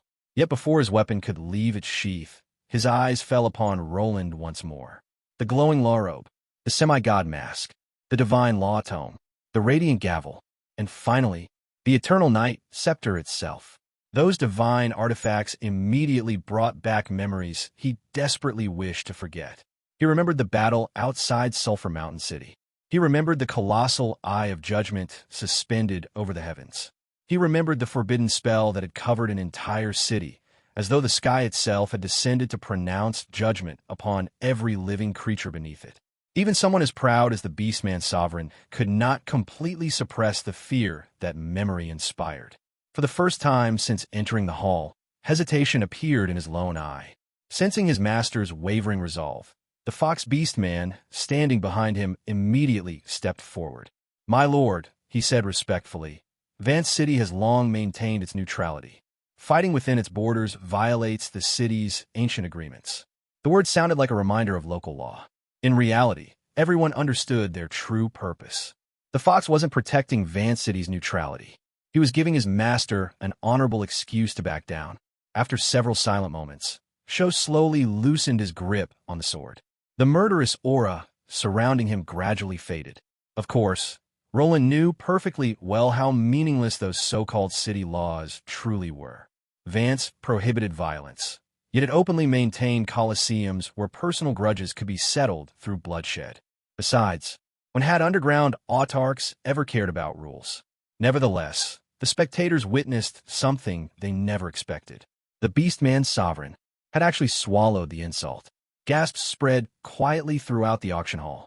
Many people instinctively recalled the rumors circulating over the past several days.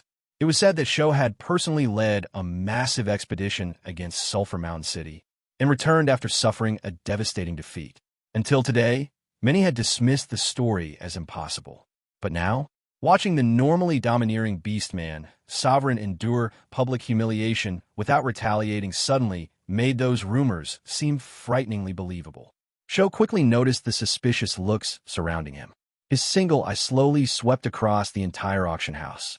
The atmosphere froze instantly. No one dared whisper another word. Whether the rumors were true or false no longer mattered. If the Beastman Sovereign believed someone had spread them, that unfortunate soul would almost certainly disappear before sunrise. Unable to continue speaking directly with Roland without losing further dignity, Sho allowed the Fox Beastman to handle the negotiations instead. The Fox smiled politely. "A merchant's first lesson," he began calmly, "is that every visitor is a customer. Even difficult customers deserve to be welcomed with courtesy." His words carried several meanings at once. They neither admitted weakness nor escalated the conflict. At the same time, they subtly mocked Roland's deliberate rudeness. It was a graceful response. Roland couldn't help but admire it. The Fox possessed genuine diplomatic talent. Since the other side had offered a bridge to move the conversation forward, Roland had no reason to continue provoking them. After all, starting a fight had never been today's objective. Smiling beneath his mask, he brought the discussion back to business. "So," he asked calmly, "you're accepting my auction proposal?" The Fox nodded without hesitation. "We accept." "Excellent." Roland reached into his robe and withdrew a neatly folded parchment. "Then we'll use my contract." The Fox accepted the sheepskin document with practiced confidence. That confidence lasted exactly 3 seconds. His expression instantly turned pale. Every word written across the contract used the ancient language of the devils. This wasn't an ordinary commercial agreement. It was a true infernal contract. The first 2 conditions remained exactly as Roland had announced earlier. The auction would take place 30 days later. If the Eternal Night scepter disappeared beforehand, 20 underground cities would be surrendered as compensation. However, a third clause had quietly been added. If either of those conditions were violated, the individual signing the agreement would immediately forfeit their soul to the River Styx, condemned forever without hope of redemption. To ordinary humans or beastmen, swearing upon the River Styx carried little meaning. It was no different from making an oath beneath the sun. But for devils, demons, malevolent gods, and every being born from the underworld, the River Styx represented the origin of both their existence and their power. Breaking an oath sworn upon was not merely illegal. It was absolute annihilation. Not even the Spider Queen Lorcy herself could escape such a punishment. If she violated such a contract, even a true goddess would be reduced to nothing more than a helpless little spider. Roland quietly observed the fox's increasingly horrified expression. The hidden message behind this contract couldn't have been more obvious. It wasn't simply demanding guarantees for the auction. It was forcing the Beastman's sovereign to reveal a secret he had desperately concealed for years. Only a being connected to the powers of the underworld would truly fear a contract written in the language of devils. By presenting this agreement so openly, Roland was silently declaring to everyone present that the mighty Beastman's sovereign might not be a true Beastman at all. He was challenging the possibility that beneath Show's Beastman appearance lurked a demon. The Fox Beastman's hands trembled as he carried the infernal contract toward his master. The moment Show saw it, his already dark expression twisted with rage. Without warning, he struck the unfortunate fox with a single swipe, sending him crashing across the auction hall. The contract fluttered through the air before landing back in the Beastman's sovereign's hand. Silence followed. Show lowered his gaze and carefully examined every clause written in the language of the devils. His expression grew increasingly complicated. The infernal oath disgusted him, yet the eternal night scepter fascinated him even more. Behind the Beastman's sovereign stood an even greater power, one that had shown extraordinary interest in Emperor Yongye's legendary relic. Walking away now would mean abandoning the greatest opportunity of the century. Roland watched the hesitation with perfect patience. Then, at exactly the right moment, he delivered one final push. "If you refuse," he said casually, "I'll simply take the auction to the Black Pearl auction house next door." The words struck harder than any sword. Everyone present understood what they implied. The Black Pearl auction house belonged to another underground autarch, Einsterna Edgewer. Unlike Show, Einsterna maintained close ties with the devils. The two powers had long competed for influence throughout the underground world, and both hoped to dominate the coming underground alliance. If the Eternal Night's scepter ended up in Einsterna's hands, if Sulphur Mountain City formed an alliance with him instead, then the delicate balance of power would collapse overnight. Inside Show's mind, countless calculations unfolded one after another. If Einsterna successfully hosted the auction, he would gain both prestige and influence. If Einsterna uncovered the secret hidden within the Eternal Night's scepter before anyone else, the consequences would be immeasurable. No, that absolutely cannot be allowed. Then another thought appeared. If Einsterna possessed scholars capable of unlocking the scepter's secrets, why couldn't he do the same? His own black shamans might lack sufficient expertise, but he also commanded powerful liches. If even they failed, there was still the mysterious force standing behind him. And then, a far more dangerous ambition quietly surfaced.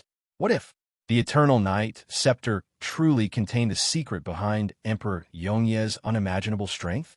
If he alone obtained that knowledge, if he alone inherited Yongye's legacy, then why would he continue serving anyone? Perhaps he could become the second Emperor Yongye. Every hesitation disappeared. Greed had won. Sho slowly raised his head. "I'll sign." His voice remained steady. "But first, I want to verify the item."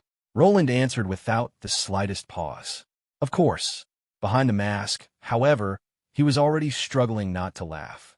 The verification process began immediately. Several veteran mages approached the Eternal Night scepter one after another, casting spell after spell while carefully examining every inch of the artifact. Each new inspection produced the same conclusion. Authentic, true, genuine. Again and again. Every confirmation made Roland's amusement harder to suppress. After all, every answer they received was technically correct. The artifact before them truly satisfied every test they knew. Eventually, Sho placed his signature upon the infernal contract. The agreement was complete. Roland calmly accepted the signed parchment before turning toward the exit. Just before leaving, he paused. Without looking back, he offered one final remark. "You might regret this." A furious roar immediately exploded behind him. The Beastman's sovereign never regrets. Roland simply continued walking. Inside his heart, he almost burst into laughter. Everything had gone exactly according to plan. That very night, chaos engulfed Vance City. Locked inside his private study, Sho spent the entire night desperately trying to unlock the Eternal Night Scepter's secret. Every strategist who failed to provide an answer paid with his life. 7 military advisors were executed. The clever fox beastman who had handled the negotiations was among them. 8 mages followed, then 6 black shamans. By dawn, the floor of the beastman's sovereign's residence had been stained with enough blood to frighten even seasoned soldiers. When Sho finally emerged from his study, witnesses claimed he kept muttering the same bewildered sentence over and over. I can hear it breathing, but how do I activate it? His frustration only continued to grow. Throughout the night, assassins, thieves, mercenaries, and spies launched wave after wave of attempts to steal the Eternal Night Scepter. Unable to remain inside the auction house, Sho eventually transferred the artifact to his military headquarters. It made no difference. More than 30 burglary attempts were recorded before sunrise. 5 military mutinies erupted within his own forces. 4 separate underground lords launched surprise attacks, hoping to seize the relic amid the confusion. Meanwhile, the entire underground world exploded into motion. News of the auction spread faster than wildfire. Underground, lords began marching toward Vance with their personal armies. Necromancers abandoned their laboratories. Master thieves emerged from hiding. Every tunnel leading toward the neutral city became packed with dangerous figures eager to gamble everything for the chance to obtain Emperor Yongye's legendary treasure. Reports even arrived claiming that an undead lord from the surface had begun traveling toward Vance. The coming auction had already become the center of the world's attention. By the following morning, rumors spread that the Beastman Sovereign's mane had turned noticeably whiter overnight. Some even joked that he looked 10 years older. Roland, however, paid little attention to the growing storm. Standing beneath the slowly brightening sky, he quietly watched the first light of dawn spread across the horizon. Everything was unfolding exactly as he had intended. A faint smile appeared beneath his mask. The wind has finally begun to blow. He gazed toward the awakening city, knowing that every ambitious force in the underground world had already taken the bait. And this is only the beginning. On the southwestern outskirts of Vance City stood an old fortress surrounded by high stone walls. It had once belonged to a wealthy gray dwarf merchant who hired a large mercenary company to protect his fortune. Unfortunately, those mercenaries proved to be far more ambitious than loyal. Within only 3 months, they murdered their employer, stole his wealth, and disappeared. The abandoned estate was eventually sold at a bargain price before passing through another merchant connected to Sulphur Mountain City, who later sold it to us. Personally, I love the location. It was isolated from the crowded districts, which suited us perfectly considering the number of enemies we had recently made. More importantly, if our hunters, mages, or goblin engineers accidentally triggered one of their countless traps, there would be no innocent civilians nearby to suffer the consequences. A loud explosion echoed across the compound. Smoke rose into the sky as another experimental device detonated. Watching several goblin engineers stumble away with their souls practically floating out of their bodies, I nodded approvingly. Buying this place had definitely been the correct decision. Just then, my attention shifted upward. 2 completely naked figures flew across the sky. One had transformed himself with enormous wings. The other was riding on his back, while shouting triumphantly like he had conquered the world. It was none other than Eaglestorm and Shiwedi. Eaglestorm had somehow mastered an advanced druidic transformation technique, only to use it for the sole purpose of flying around while refusing to wear clothes. Shiwedi wasn't much better. The pair proudly circled overhead as if daring someone to stop them. Naturally, I picked up a goblin landmine and casually threw it like a frisbee. Eaglestorm dodged it effortlessly. Unfortunately for him, that only earned him an entire round of live fire testing. With a single order, the engineering corps unleashed cannon fire, rockets, and explosive grenades into the sky. The 2 legendary warriors instantly became unwilling test subjects for Sulphur Mountain City's newest defensive weapons. Their screams echoed across the fortress for quite some time. Fortunately, legends were durable enough that falling from the sky wouldn't actually kill them. To the engineers, this wasn't punishment. It was valuable field testing. Thanks to the massive investment Sulphur Mountain City had poured into engineering, our city had already become the technological center of the underground world. Experts from every race gathered here to experiment with new weapons and inventions. Even so, after studying this world's engineering principles in depth, I had reached a disappointing conclusion. True industrialization remained impossible. Every powerful machine still depended on magical crystals harvested from powerful monsters. Permanent energy sources like Titan hearts were incredibly rare. Without an efficient, mass-produced energy source, engineering would never completely replace traditional magic. Combined with goblins' unfortunate habit of blowing themselves up, engineering still carried a rather questionable reputation throughout the continent.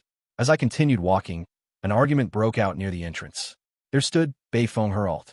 The infamous Draken Hunter had slung a struggling burlap sack over his shoulder. Two centaur legs stuck out of the opening.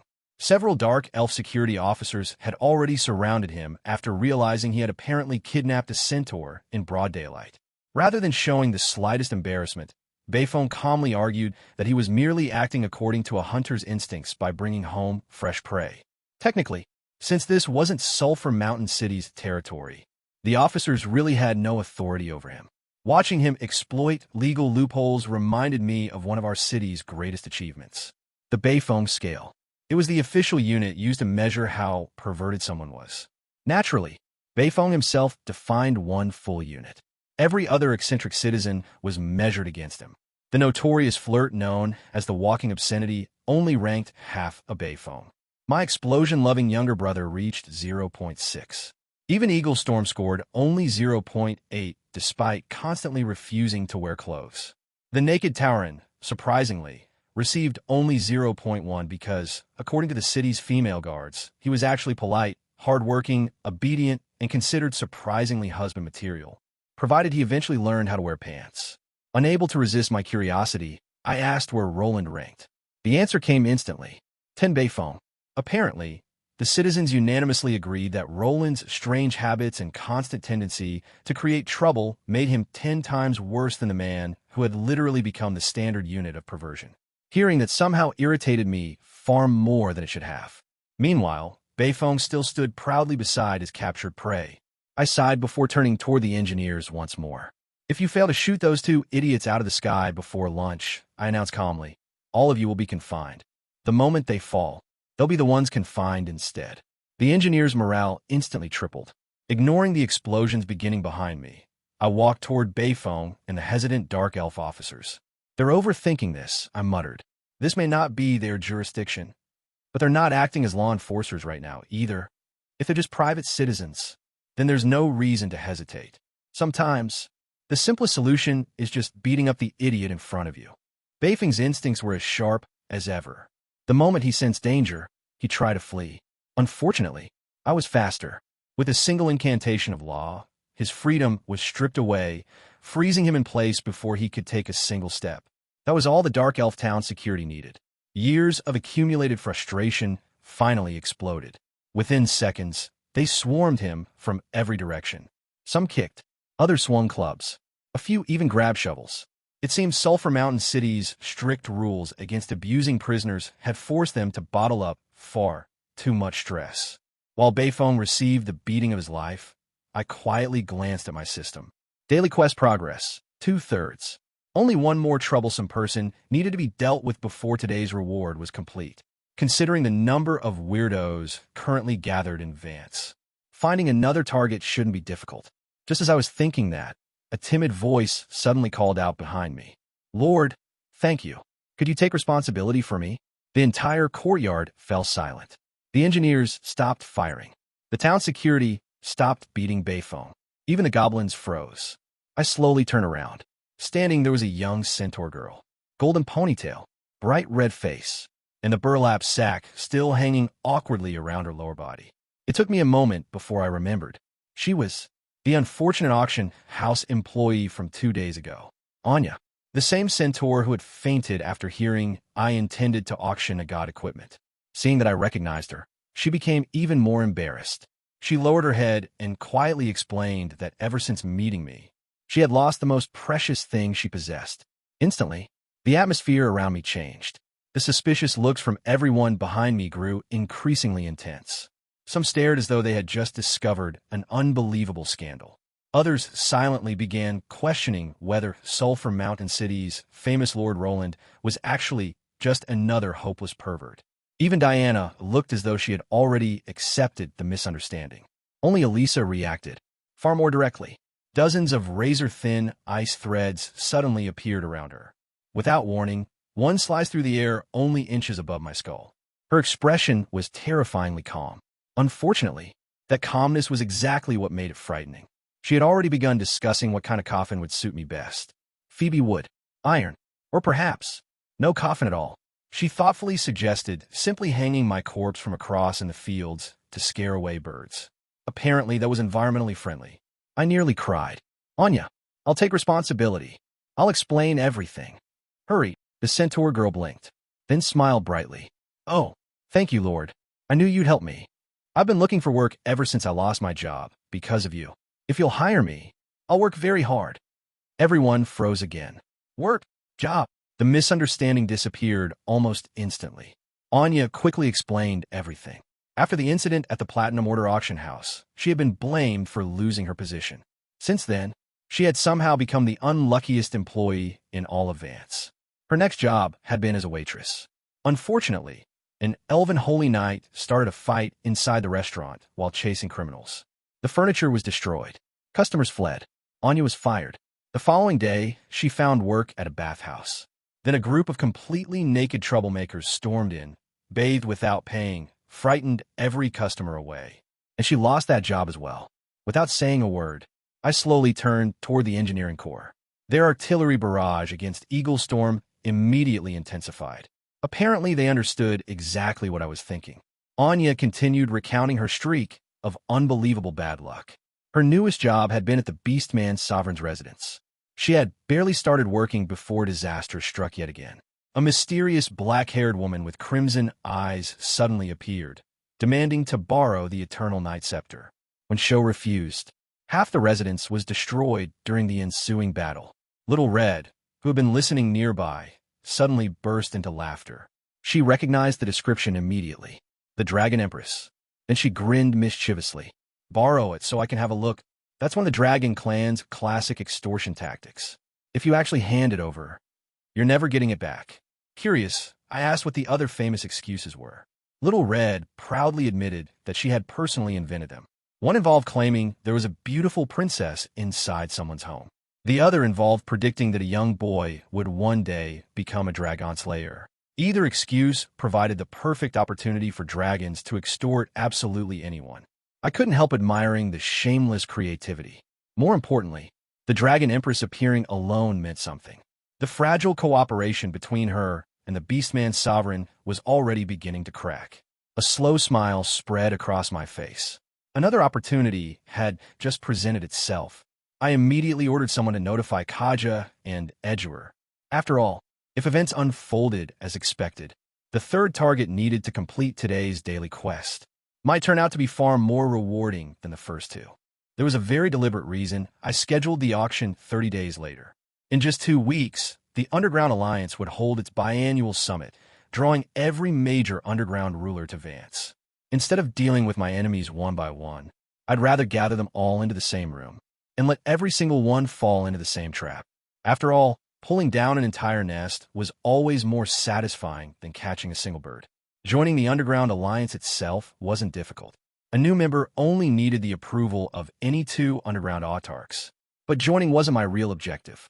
What I needed was a chance to prove Sulphur Mountain City's strength before every major power in the underground world. Among the underground rulers, there was an unwritten rule. A rising power could only establish itself by challenging an existing one. Whether through victory or even forcing a draw, a newcomer had to demonstrate they deserved their place. That made the Dragon Empress the perfect target, not because she was weak. In fact, she was individually the strongest underground autarch. Her personal combat power bordered on the level of a demigod, surpassing every other ruler by an entire tier. Yet paradoxically, she possessed the weakest political influence. The reason had nothing to do with intelligence or leadership. It was simply the reality of race. Every underground autarch derived true power not from personal strength, but from the cities and races that supported them. Take Ainsterna, for example. Individually, he was only a newly advanced saint. Kaja stood at mid-saint. The Beastman Sovereign Sho had already reached Saint Pinnacle.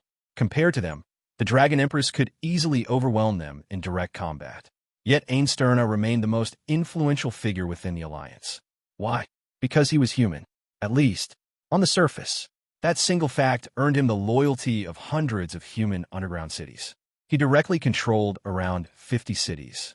Behind the scenes, more than 400 additional city lords quietly leaned toward supporting him. His personal strength mattered far less than the enormous political network standing behind him. Sho enjoyed the same advantage among the beastmen. Kaja represented the interests of the Dark Elves. Both naturally attracted followers from their own races. That was why Sho had been able to gather so many allies when attacking Sulphur Mountain City. Once enough cities united behind an autarch, their influence only continued growing like a rolling snowball. The Dragon Empress, however, could never achieve that. The dragon race simply didn't possess enough numbers. The dragons willing to obey her already served beneath her banner. The countless ancient dragons hidden across the underground world answered to no one, not even to another dragon. As a result, while every other underground autarch expanded their political influence year after year, the Dragon Empress remained almost exactly where she had started, an overwhelmingly powerful individual, with relatively little influence beyond her own domain. That was precisely why the Eternal Knight's scepter tempted her more than anyone else. She desperately needed something capable of changing the balance of power. The underground world itself had never known peace. Wars between different races erupted constantly. Conflicts within the same race were often restrained. Wars between different races were massacres. Many rulers still carried centuries-old grudges. The Beastman's sovereign himself had once been enslaved by a human underground lord and forced to fight as a gladiator. That experience explained both his kindness toward beastmen and his ruthless hatred of humans. Sulphur Mountain City occupied an especially awkward position. Our population consisted of nearly every race imaginable. That diversity prevented any single faction from viewing us as a natural ally. Even among humans, Adam Han's legendary reputation complicated matters. To many descendants of the ancient exiles, he remained a hero who had once saved the world. Such a towering reputation made genuine political cooperation surprisingly difficult. That was one reason I intended for Annie, a native of the underground world, to eventually become the city's true leader. Even if Sulphur Mountain City eventually joined the Underground Alliance as a new autarch, I never expected us to enter its inner circle. From the very beginning, I had already chosen our role. We would become the troublemaker, the stick that stirred muddy water, the stone inside everyone's shoe. If we couldn't stand among the dominant powers, then we would unite everyone they ignored. Every alliance had minorities. Every organization had those pushed aside by the powerful. I intended to gather every one of those overlooked factions beneath Sulphur Mountain City's banner. Whenever the major powers agreed to march east, we would argue for the West. Whenever they demanded invasion, we would advocate defense. Whenever they sought expansion, we would force debate. Every disagreement we created would buy valuable time that I desperately needed, because I knew what the future held. The Underground Alliance's invasion, the undead calamity, the demon invasion, one disaster after another. History had already proven that our continent's greatest weakness wasn't its enemies. It was itself. Human kingdoms exhausted themselves through endless civil wars. Religions fought one another. The underground races invaded the surface. Then came the undead, then the demons. By the time the true catastrophes arrived, the continent's strongest civilizations had already bled themselves dry. The humans possessed the largest population, the strongest economies, and the greatest military potential. They should have been the pillars supporting the entire world. Instead, they collapsed under the weight of their own endless conflicts, and many of the other races, rather than helping, simply watched with satisfaction. To them, the humans had always occupied too much land, too much power, too much of the world. In the original timeline, the war between the underground world and the surface ended in disaster. By the time the fighting stopped, both sides had already lost nearly 30% of their populations. Then, at the worst possible moment, the undead calamity began. Back then, there was no Shilua Empire. Only the undead Lich Council existed. When they opened the gateway to the undead dimension, the armies that had been slaughtering one another suddenly found themselves facing extinction together. Looking back, countless historians reached the same conclusion. Had the underground races and the human kingdoms not exhausted themselves through endless war, perhaps the world would never have fallen so close to ruin. Ironically, One of the symbols of reconciliation in that future history was a political marriage. The Dark Elf Queen Victoria Siphon married the Winter Wolf King of the Allend Empire. What began as diplomacy eventually became genuine love. Their romance became one of history's greatest legends. Even the king's dying words were preserved for generations. He confessed that the greatest regret of his life was that he still couldn't forget Victoria even as death approached. Honestly, the man should have been satisfied. He had married one of history's greatest beauties. What more could anyone ask for? As I joked about that, Elisa merely smiled. A cold smile. Then she quietly reminded me that, considering how popular I supposedly was, calling myself a bachelor sounded rather unconvincing. Something about her expression immediately put me on guard. She already knew. Before I could react, she calmly revealed another crime. She had finally discovered the secret collection hidden beneath the fake book covers in my study. Books with perfectly respectable titles that concealed entirely inappropriate artwork. Even worse, she admitted she had been the one who secretly replaced my treasured illustrations of beautiful elves with naked male goblins. I nearly died from psychological damage. The memory of proudly showing those art books to Adam, only to receive a look colder than death itself, still haunted me. Apparently, he had concluded that I possessed an unhealthy attraction toward goblins. Now Elisa calmly informed me that Margaret would soon begin confiscating every suspicious book in the city. My precious collection, my painstakingly assembled treasures in this world so desperately lacking entertainment, were about to disappear forever. I surrendered instantly. When your enemy held your greatest weakness hostage, resistance became meaningless. Yet despite winning our little argument, Elisa didn't look happy. She quietly walked away with her head lowered. Something was still bothering her. Only after she left did Annie quietly sneak over beside me. With an amused grin, she whispered the real reason behind Elisa's mood. The Dark Elves had sent us a diplomatic gift. Not gold, not jewels, not magical artifacts. A person, specifically, an unbelievably beautiful Dark Elf woman. Her name was Victoria. The name struck me like lightning. Victoria Siphon? Impossible. The future queen of the Dark Elves was here? Had the butterfly effect already altered history that drastically?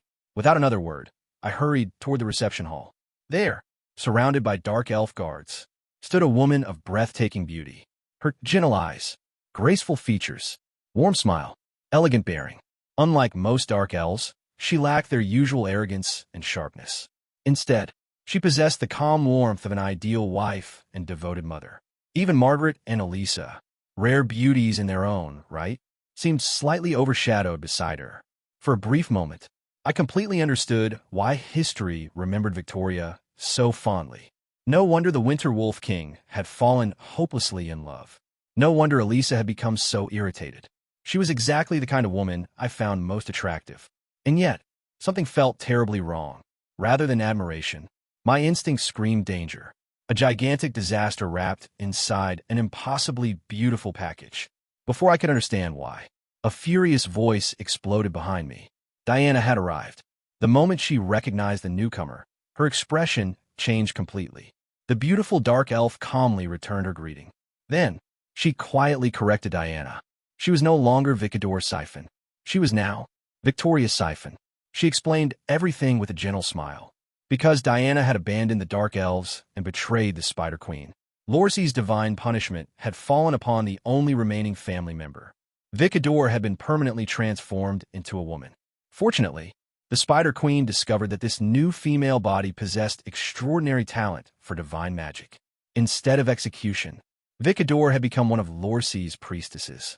All thanks to Diana. The holy knight froze. Her sword slipped from her trembling hand.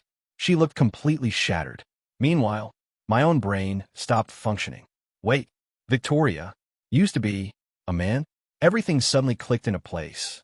The strange feeling, my inexplicable sense of danger, the instinctive discomfort I couldn't explain. Then another horrifying possibility emerged. If my existence had altered Diana's fate, then perhaps history itself had never been what everyone believed. What if the legendary Queen Victoria had always been male? In Dark Elf society, men could never rise to power. Disguising one's gender would have been the only path to authority. And elves, with their naturally androgynous appearance, could easily deceive almost anyone. I felt thousands of imaginary alpacas stampeding through my mind. Then I remembered the Winter Wolf King's famous final confession. Suddenly, every line sounded completely different. If history had misunderstood just one word, then the legendary romance became something entirely different. The king hadn't fallen for the world's greatest beauty. He had unknowingly fallen in love with another man. A political marriage that couldn't be canceled. A love that couldn't be forgotten. If I were in his position, I probably wouldn't merely regret my life. I'd be tempted to destroy the entire world. At that moment, Victoria turned toward me. She slowly raised a hand, seemingly about to greet me. I immediately turned around and walked away. Some historical truths were simply better left buried forever. Standing before the gentle young lady, my mind was in complete chaos. Back when I first arrived in this world, I'd imagined that if I ever met one of history's legendary figures, I'd use my knowledge of the future like every other transmigrator. Become their mentor, recruit them as an ally, invest in their future, collect the rewards later. Simple, except nobody ever wrote a guide for this situation. Helping Victoria meant nurturing someone who would eventually become one of the most influential leaders in underground history. But refusing to help could completely derail the future. Either choice carried enormous consequences. For one ridiculous moment, my imagination went completely off the rails. If this were one of those darker novels, I'd probably start laughing like a villain, drag out candles and leather whips, and threaten Victoria by using Diana against her. Thankfully, reality wasn't nearly that absurd. Besides, Elisa and the others were almost certainly eavesdropping outside. I'd be executed before finishing my first evil laugh. Then another ridiculous possibility crossed my mind. If this were a romance novel, I'd already be hopelessly captivated by Victoria's beauty. We'd overcome countless hardships together. Depending on the author's preferences, Victoria might either regain a male body or remain exactly as she was. Either way, the protagonist would probably suffer endlessly before reaching the ending. Then my imagination wandered somewhere even stranger. If this were one of those over-the-top action dramas, we'd suddenly pull out shotguns, fire thousands of bullets without hitting anything important, then throw the guns away and immediately start a fist fight instead. Or if this were a soap opera, Victoria would suddenly develop an incurable illness, get hit by a carriage, or discover that we were somehow long-lost siblings. Thankfully, none of those things happened. Instead, a gentle voice finally broke the silence. Victoria had been quietly watching me the entire time. From the moment I entered, I'd simply stood there, completely lost in thought. Naturally, that looked incredibly suspicious. Meanwhile, Victoria had reached an entirely different conclusion. She believed I had intentionally remained silent to test her patience. As a priestess trained to observe people, she carefully studied everything. My posture, my movements, my breathing, even the tiny rhythm of my fingers tapping the table. Normally, those details revealed everything about a person. But not this time. Behind my mask, there was no heartbeat, no shifting emotions, no unnecessary movement. To her, I resembled an ancient statue sitting perfectly still, an unreadable existence. The silence stretched on. 1 minute, 5 minutes, 10. Finally, Victoria admitted defeat. She gently broke the silence herself. "Lord, did you wish to discuss something with me?" Her voice snapped me back to reality. Only then did I realize I'd invited her here and spent 10 entire minutes staring blankly into space. That was unbelievably rude. I awkwardly cleared my throat. There was no point dancing around the issue anymore. So I asked the one question I truly needed answered. "Tell me about your past. Everything. Especially what happened between you and your sister." Victoria didn't hesitate. Knowing she was already under suspicion, she calmly began recounting her entire story. And as she spoke, every one of my fears was confirmed. The legendary Queen Victoria of history had never originally been destined to become Priestess Victoria. That transformation, that twisted fate, had only happened because of one thing. My butterfly effect had changed history. Before coming here, I'd taken the time to review everything the game's records said about one particular historical figure, Queen Victoria, someone who would later become one of the Underground Alliance's most influential leaders. And while reading, I noticed something I'd completely overlooked before. Epic hero, Moon Knight Diana. The same Diana who now served as captain of the town's security. The same cheerful knight I teased almost every day. According to history, she would eventually become the commander of the Imperial Guard and the most trusted sword of Moon Queen Victoria. Wherever the moonlight shines, all evil is exposed. Though born a dark elf, she transcended race itself and became the embodiment of justice. Reading those lines, I couldn't help feeling conflicted. Somehow, I'd turned that legendary heroine into an earnest girl who exercised every morning, rushed outside to dry laundry whenever the weather was nice, and quietly worried about saving enough money for a future dowry. Honestly, I preferred this Diana. She was far more fun than the untouchable legend history described. Still, the pieces finally fit together. Diana had always been Victoria's only blood sibling. Of course, the future Moon Queen trusted her more than anyone else. Originally, the siblings had climbed together.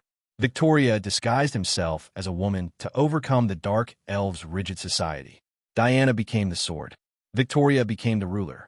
Together, they changed history. But everything changed the moment Diana fled to Sulphur Mountain City. Without his sister, Vicador became an abandoned child. He lacked the physical talent to become a warrior. Learning magic required enormous wealth, and a powerless male dark elf had neither money nor influence. His future had already collapsed. Victoria smiled faintly. It sounds amusing now. If I hadn't been transformed into a woman by the Spider Queen's punishment, I probably would have become some matriarch's plaything. Fortunately, my new body awakened talent for divine magic. Although, I'm still just a small silver-rank priestess. She looked directly at me. Lord, I belong to you now. What would you have me do? There was unease hidden behind that gentle smile. Combined with her appearance, it became absurdly persuasive. For one horrifying second, the ridiculous fantasy I'd imagined earlier resurfaced. Your sister is in my hands. I nearly said it out loud. Fortunately, I stopped myself in time. Judging from the faint noises beyond the door, Elisa and the others were still listening. If I'd finished that sentence, they would have burst in immediately. I quickly changed the subject. For now, you'll stay with your sister. But no freeloaders. What are you actually good at? Victoria lowered her eyes. Serving. The techniques expected of male dark elves. My instructors always rated me highly. If my master has any requests. Her face flushed bright red. Even her pointed ears trembled. It was strangely adorable. Unfortunately, that only made things worse. I need a moment. I immediately stood up, walked to the nearest wall, and slammed my forehead into it. Bang. Again. Bang. Again. The entire building shook. Outside, people probably assumed another experiment had exploded. Only I knew the truth. Stay calm. He's a man. No matter how beautiful he looks, he's still a man. Roland, you are absolutely not into men. After several violent impacts, I finally calmed down enough to continue. I even found myself silently offering sympathy to the future king of Winter Wolves. Living beside this face every day, anyone's orientation might become questionable. I clear my throat. Forget everything related to the Spider Queen. Where are your real talents? Victoria blinked. Lord, is your neck all right? I'm fine. Continue. To Victoria, the sight was almost unbelievable.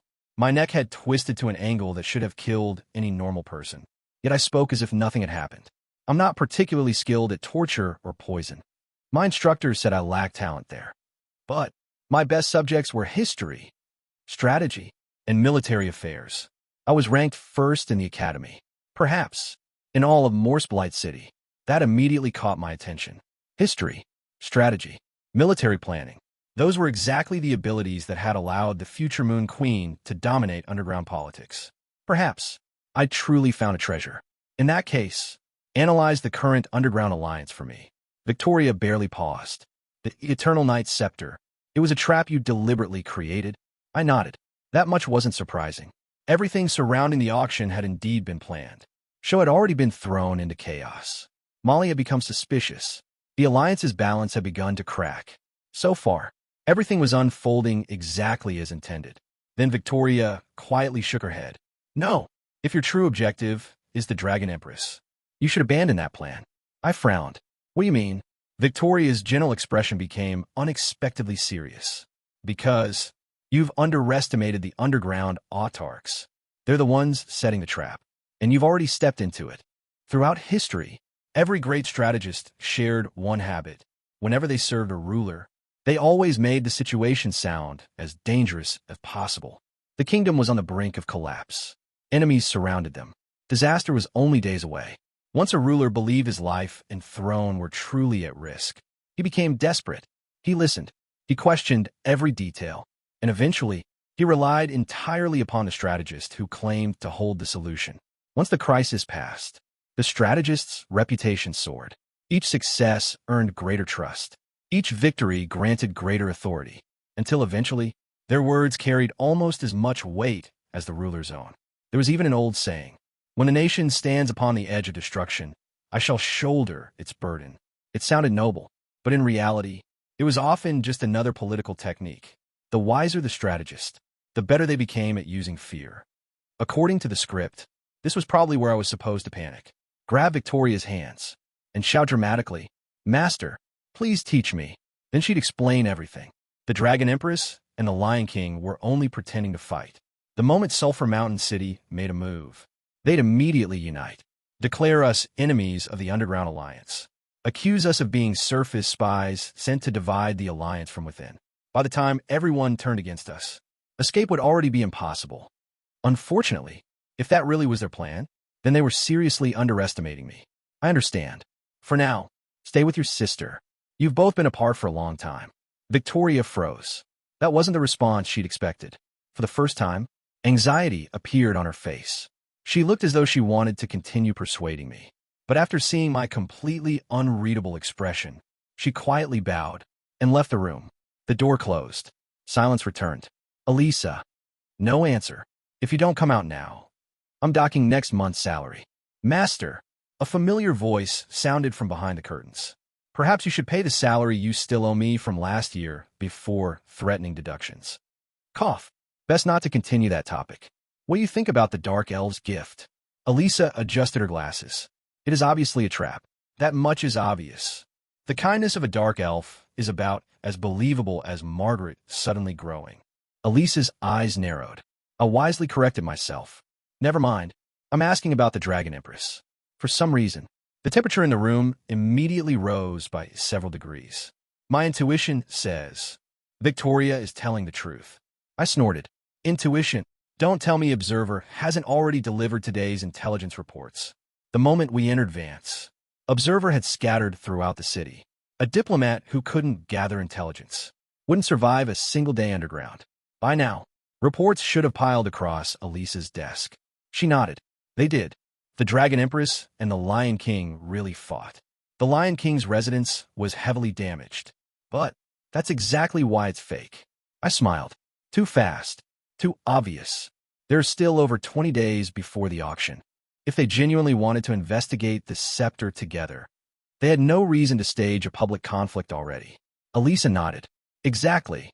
And more importantly, if the Dragon Empress truly wanted the scepter, she would have simply taken it. She's 2 entire ranks stronger than the Lion King.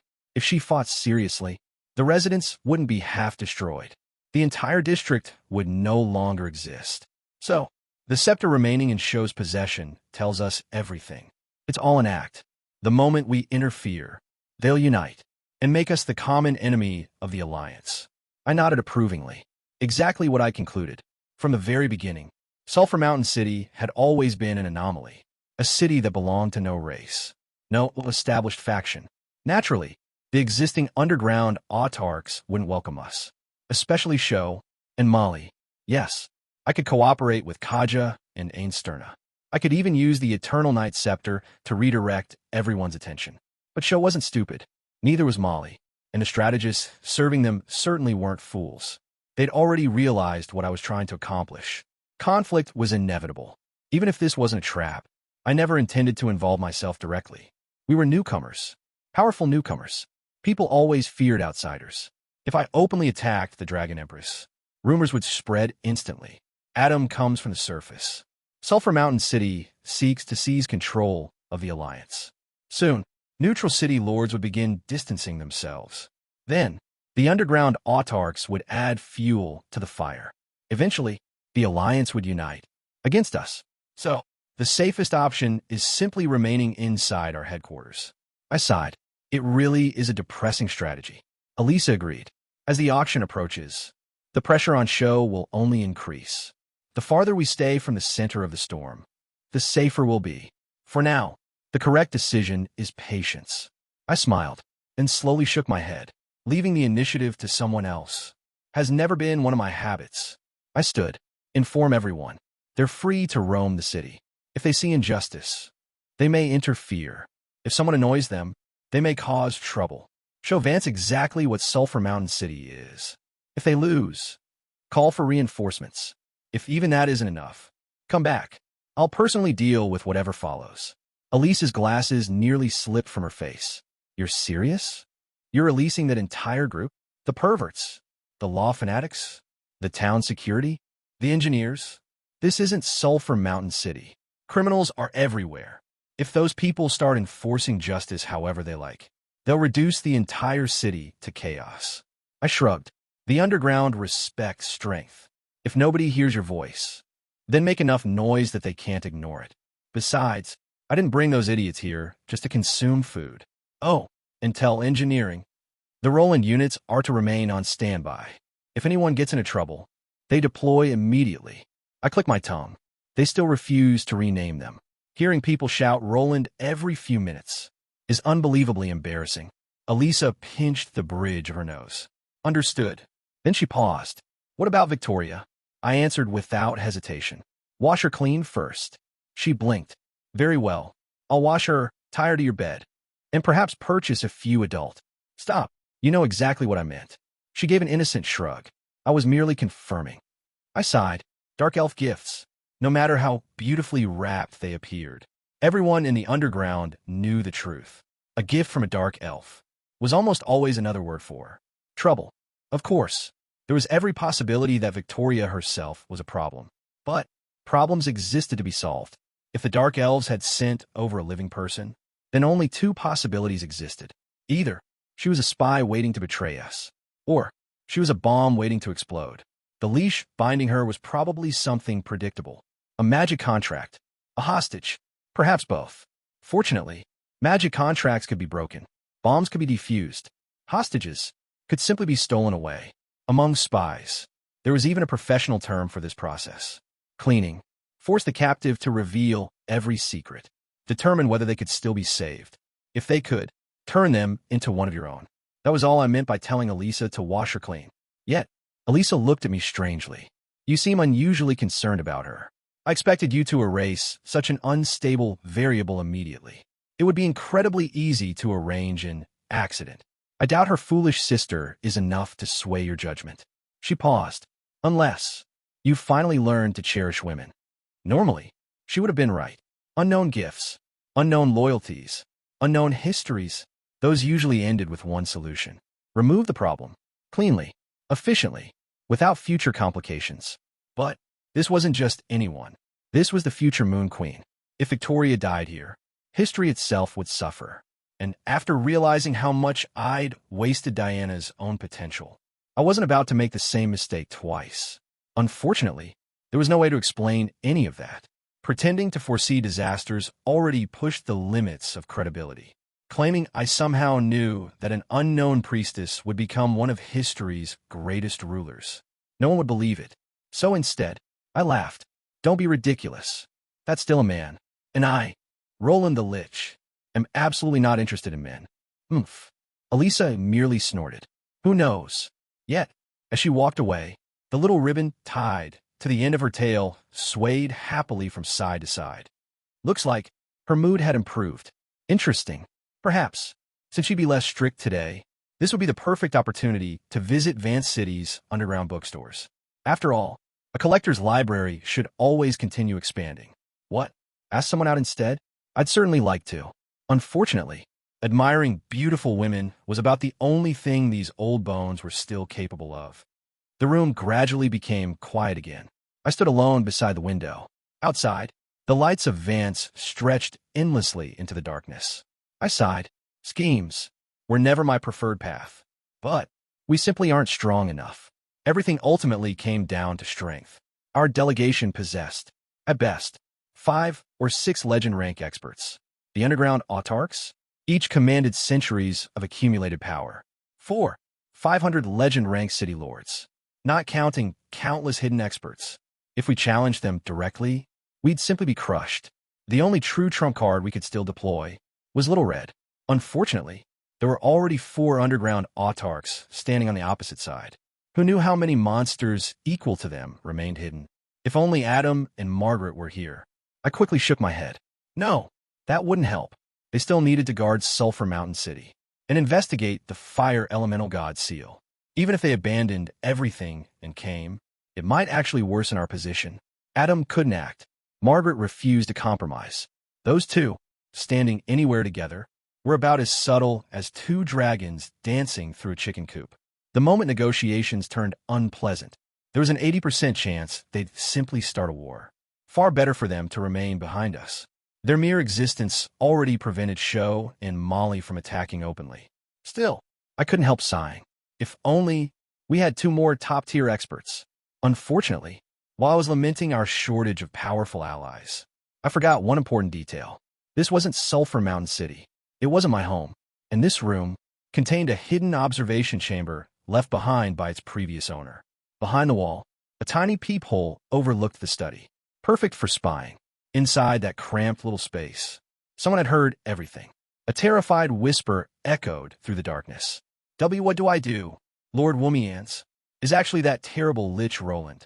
I accidentally discovered such a huge secret. Will Momo be silenced? Momo doesn't want to die. I haven't even saved enough dowry to get married yet. The hidden chamber had actually been discovered earlier that day. Momo found it while inspecting the mansion. Instead of reporting it, she happily claimed it as her own private hideout. A perfect place for snacks, naps, and avoiding work. Unfortunately, today she dragged Diana along. The 2 of them had intended to secretly check on Victoria. Instead, they uncovered something far more explosive. Silence filled the cramped chamber. Diana's expression gradually froze. So, no wonder Roland was never caught.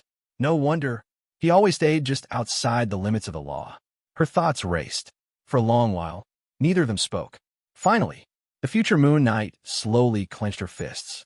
She thought about Sulphur Mountain City, the place she now called home. She thought about the legal system, the people, everything Womians had built. At last, she made her decision. Lord Womians is the foundation of our entire judicial system. If people learn this, everything would collapse. She turned toward Momo, her expression unusually serious. Momo, you must never tell anyone. Never. Momo immediately nodded so hard her ponytail bounced. Understand. My lips are sealed. Please don't let Lord Roland silence me. I still haven't saved enough money for my wedding. Far away, deep inside an underground tunnel. Achoo! The sneeze echoed through the empty passage. Its sound rolled endlessly into the darkness. A graceful elf, riding an enormous skeletal warhorse, looked sideways. You sneezed? The horse beneath her wasn't an ordinary undead. It stood over 3 meters tall, every hoofprint left behind frozen frost upon the stone floor. Its rider, the Bone Dragon Queen, Gria, an existence who rarely reacted to anything. Yet now, even she looked surprised. Ah, dang, you actually caught a cold? Walking beside the skeletal horse was a short dwarf. His face was covered with pimples. One greasy drumstick remained clutched in his hand. His vacant eyes wandered aimlessly. Saliva dripped continuously from the corner of his mouth. He looked like a complete fool, yet despite stopping every few steps to throw rocks at birds, his walking speed somehow surpassed Gria's undead mount. The dwarf suddenly sniffed. Papa misses Adang. Adang has to find Papa. Gria smiled faintly. So Lionheart was right. As His Majesty's first personally created undead, you truly possess a connection with him. She looked ahead into the endless tunnel. Can you tell where your father is? Adang raised one finger, pointing downward. Below. Papa is below. I can feel him. Gria nodded. Excellent. We're almost there. Beyond this fortress lies Vance. Lamoste and the others have already arrived. We must hurry. Your father may already be in trouble. Adang's expression suddenly changed. His dull eyes flashed with frightening hunger. If anyone bullies Papa, Adang will beat them. If anyone blocks Adang, Adang will eat them.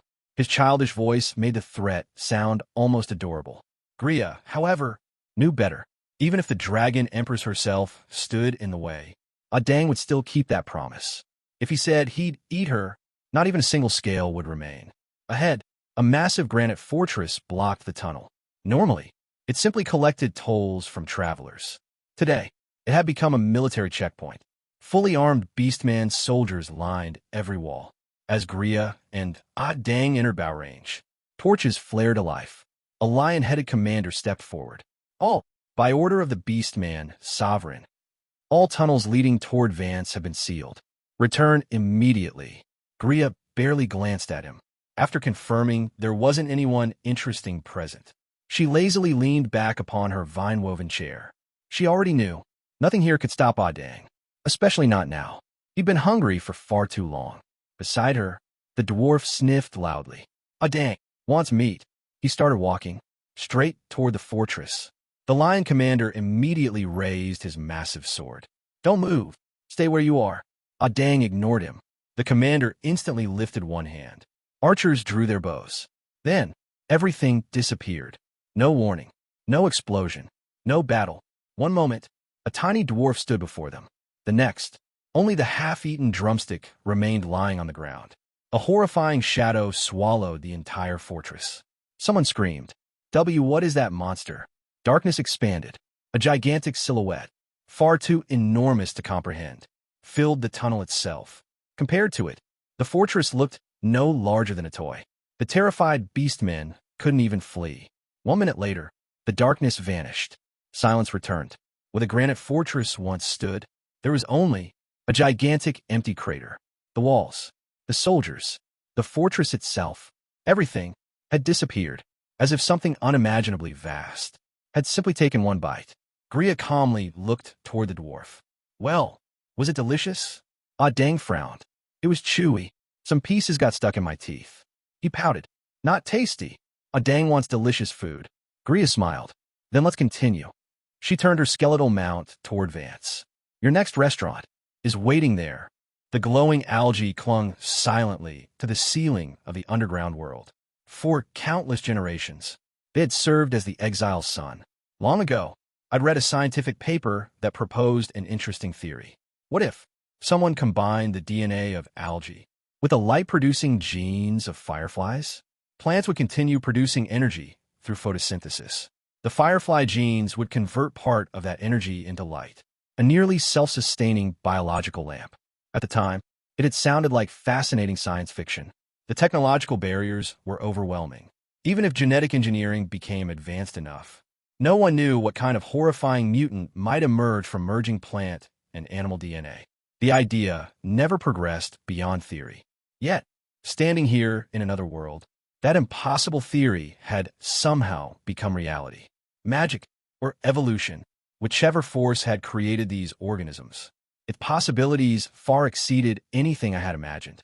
Surface scholars had given this species an impossibly long scientific name, something filled with classifications, Latin prefixes, and terminology capable of giving anyone a headache.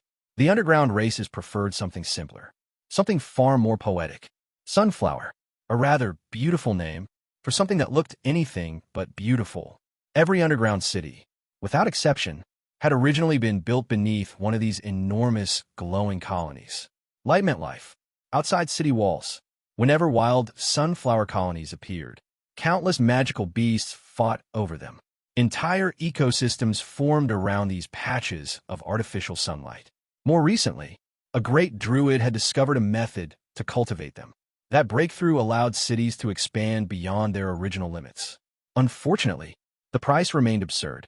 Someone first needed a flying beast powerful enough to reach the cavern ceiling. Then a great druid had to personally plant the spores. Only wealthy cities, places like Platinum City, could afford such luxuries. Now, as I gazed toward the distant horizon, the pale glow overhead gradually brightened.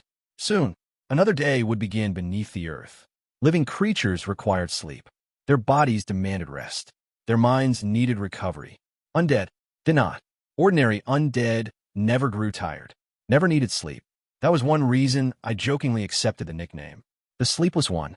Yet, after reaching the rank of Undead Lord, many powerful undead gradually developed sleeping habits once again. Some claimed it restored mental energy. Others insisted it accelerated mana recovery. Personally, I never believed either explanation. There were far better methods to recover mana, far safer ways to relieve mental fatigue. Falling unconscious, leaving yourself completely defenseless, made little sense.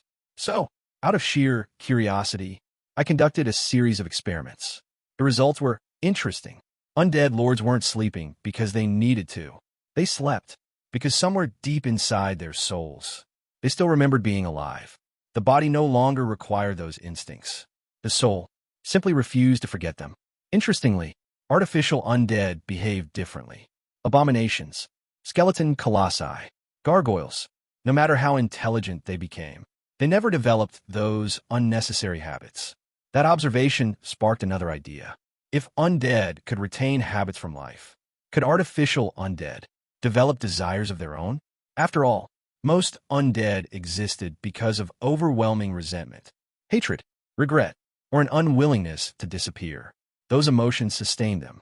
So, what if an artificial undead possessed overwhelming desire instead? Would desire itself become a source of strength? Curiosity quickly became experimentation. I decided to begin with the simplest desire imaginable: gluttony, an endless hunger, an appetite without limits. Originally, I intended to create 7 experimental subjects, one for each of the 7 deadly sins. Unfortunately, the project never reached completion. Not because it failed, quite the opposite. It succeeded, far beyond anything I had anticipated. My first successful specimen, carnivore, ah dang, the eldest of the 7 deadly sins.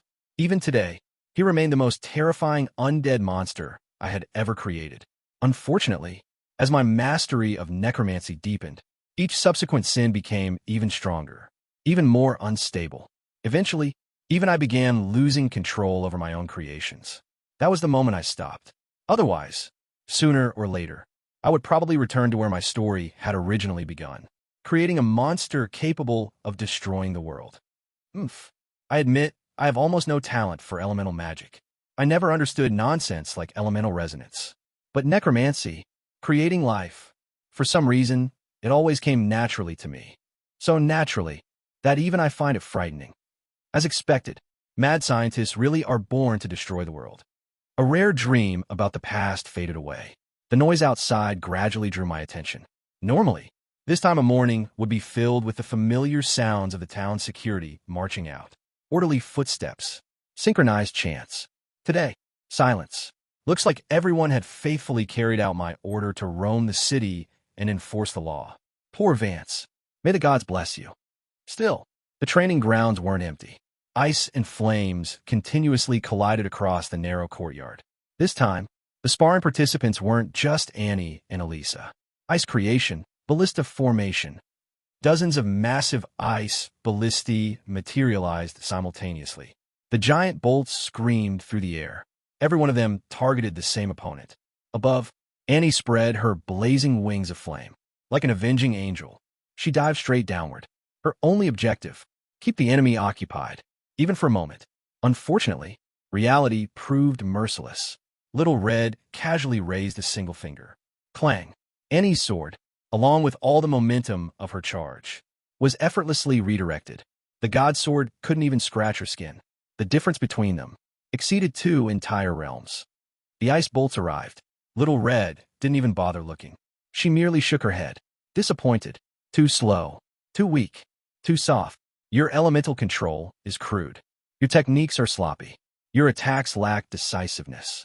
Your evasive movements are delayed. There isn't a single action worthy of praise. And yet, you still dream of standing on the same battlefield as me. Keep dreaming. With one thunderous shout, the very air exploded. Annie and Elisa immediately lost their balance. Before they could recover, Little Red stomped once. Boom! The entire training ground shook violently. Both girls collapsed instantly. Meanwhile, the ice bolts finally reached her. Little Red simply glanced at them. The projectiles shattered into glittering frost before touching her. Third match. Third complete defeat. Duration, less than 2 minutes. They've been stimulated. That was hardly surprising. During the negotiations, the opposing side had fielded over 20 legends and several saints. Meanwhile, Sulphur Mountain City's representatives had only been 2 gold rank youngsters. Future city lords or not, The disparity had been painfully obvious. Anyone with ambition would feel frustrated. That had been one of my hidden motives for letting them negotiate personally. Nothing motivates growth better than reality. If both girls could break through to legend because of this, our position would improve considerably. The skeleton watching from the window, Little Red, suddenly looked up. Since you've already finished spectating, why don't you come down? I really can't teach humans. She shrugged helplessly. This body of mine can't even display half my true combat ability. And your methods of advancing, I don't understand them at all. You people create soul imprints. We dragons don't. So stop hiding. Your students are waiting. There went my peaceful morning. Little Red was unquestionably an outstanding combat instructor. Her centuries of battle experience spoke for themselves. The problem was, dragons became powerful almost entirely through bloodline and instinct. Human cultivation, soul imprints, the gradual refinement of one's will. Those concepts simply didn't exist for dragonkind. She had never needed to walk that road herself. Naturally, she couldn't teach others how to travel it. If Little Red started teaching them techniques like wing smash, dragon claw, fong rip, tail sweep, or even how to dive from the sky while breathing dragon fire, could humans possibly learn any of that? Actually, on second thought, Elisa probably could. At the very least, tail sweep seemed achievable. No, forget I ever thought that. Considering how increasingly elusive and violent my half-demon maid had become, teaching her dragon combat techniques sounded like an excellent way to shorten my own lifespan. I refused to shoot myself in the foot. In truth, I had already identified the root of both girls' problems. Their foundations were complete. What they lacked was only the final step, a soul imprint. A soul imprint was the crystallization of everything a mortal accumulated before stepping into the legend realm. It represented one's experiences, convictions, talents, and combat philosophy condensed into a single path. Only after confirming that path could one truly step beyond the limits of mortality. The problem was, each of them had become stuck for a completely different reason. Elisa possessed too many possible futures. According to the system, her current status looked roughly like this. Race, half-demon blessed by the abyss. Strength, 22. Agility, 20. Stamina, 20. Intelligence, 24. Charm, 18. Jobs. Level 60 Mage. Level 12 Ice Treader. Level 10 Sacred Pugilist. Level 5 Assassin. Level 1 Law Incantationer. Total level, 88. Current evaluation. Gold rank pinnacle due to lacking a soul imprint. Looking at that ridiculous job list, even I felt a headache.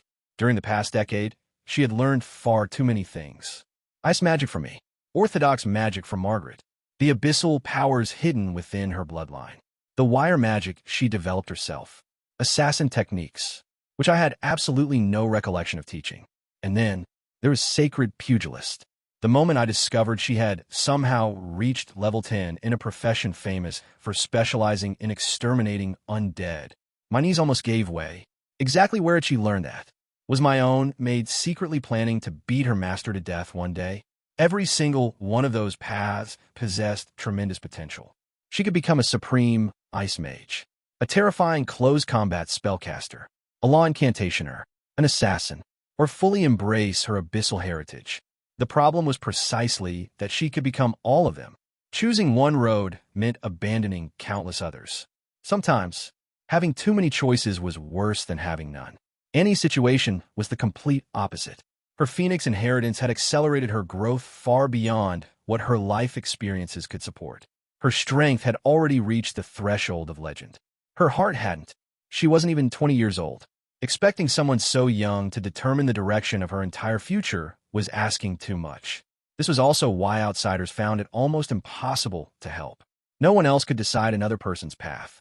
Little Red understood combat better than anyone present. Unfortunately, dragons grew through bloodline and instinct. Humans advanced through enlightenment. She simply couldn't make that choice for them. That didn't mean I was completely helpless. While nobody could decide on their behalf, they could still learn from the experiences of those who had walked ahead of them. Seeing how others found their own soul imprints might help illuminate their own roads. Logically speaking, I should have been the most qualified teacher here. After all, I had entered the legend realm 4 separate times. 4 soul imprints, for completely different paths. Unfortunately, 3 of those had practically been purchased from the system using experience points and achievement rewards. As for the remaining one, the Mark of Justice had been practically gifted to me by the Origin of Order after I created the Power of Law. None of them represented a normal breakthrough. Using myself as an example would be about as educational as telling someone to wait for divine intervention. So I simply handed the task over. I asked Little Red to tell the girls how Adam and Margaret had become legends. Their experiences would be far more useful than mine. Little Red looked at me as though I had just said something ridiculous. After all, I had personally witnessed those events. Why couldn't I tell the story myself? Because I had forgotten. Death had a nasty habit of taking memories away, so I had long developed the habit of recording everything in diaries. By now, those journals filled an entire underground library, and searching through decades of records just to find one particular breakthrough story sounded exhausting. Seeing that I had absolutely no intention of doing the work myself, Little Red sighed helplessly before accepting. After collecting herself, she clapped once to gather everyone's attention. Her voice wasn't particularly loud, yet carried clearly throughout the entire training ground, even reaching me on the second floor. She began with Margaret. Unfortunately, Margaret's breakthrough wasn't exactly a model others could imitate. Back when our party had finally obtained permission to enter the royal library of the Creus Elven Kingdom, we had only been granted 3 days inside. Margaret simply walked in and never came back out. She spent the entire 3 days reading without sleep, eventually finishing every book in the library.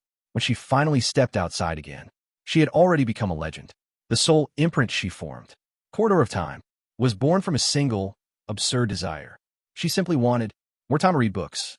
After finishing Margaret's story, Little Red suddenly glanced toward me before lowering her voice. This time, only I could hear her through telepathic voice. She reminded me that Margaret hadn't spent those 3 days reading solely for herself. Besides searching for advanced magical theories, the treasures Lisa wanted, combat manuals Adam requested, and the information on god equipment that Little Red herself desired, Margaret had also searched through the entire royal library for every surviving record concerning the destruction of the Mist Country. She had done it for me. Back then, I had apparently said that I owed her an enormous favor. If an opportunity ever arose, I should remember to repay it. I fell silent. The Mist Country, my homeland. One of the primary reasons I had wandered the world in those years was to uncover the truth behind its destruction and betrayal. I had never realized those answers had come from that library. It seemed memory loss worked in a rather cruel way. One never remembered which memories had been forgotten. Death really did steal away far too many things.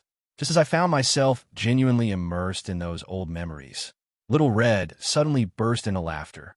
Completely uncontrollable laughter. Apparently, Adam's story was much more entertaining.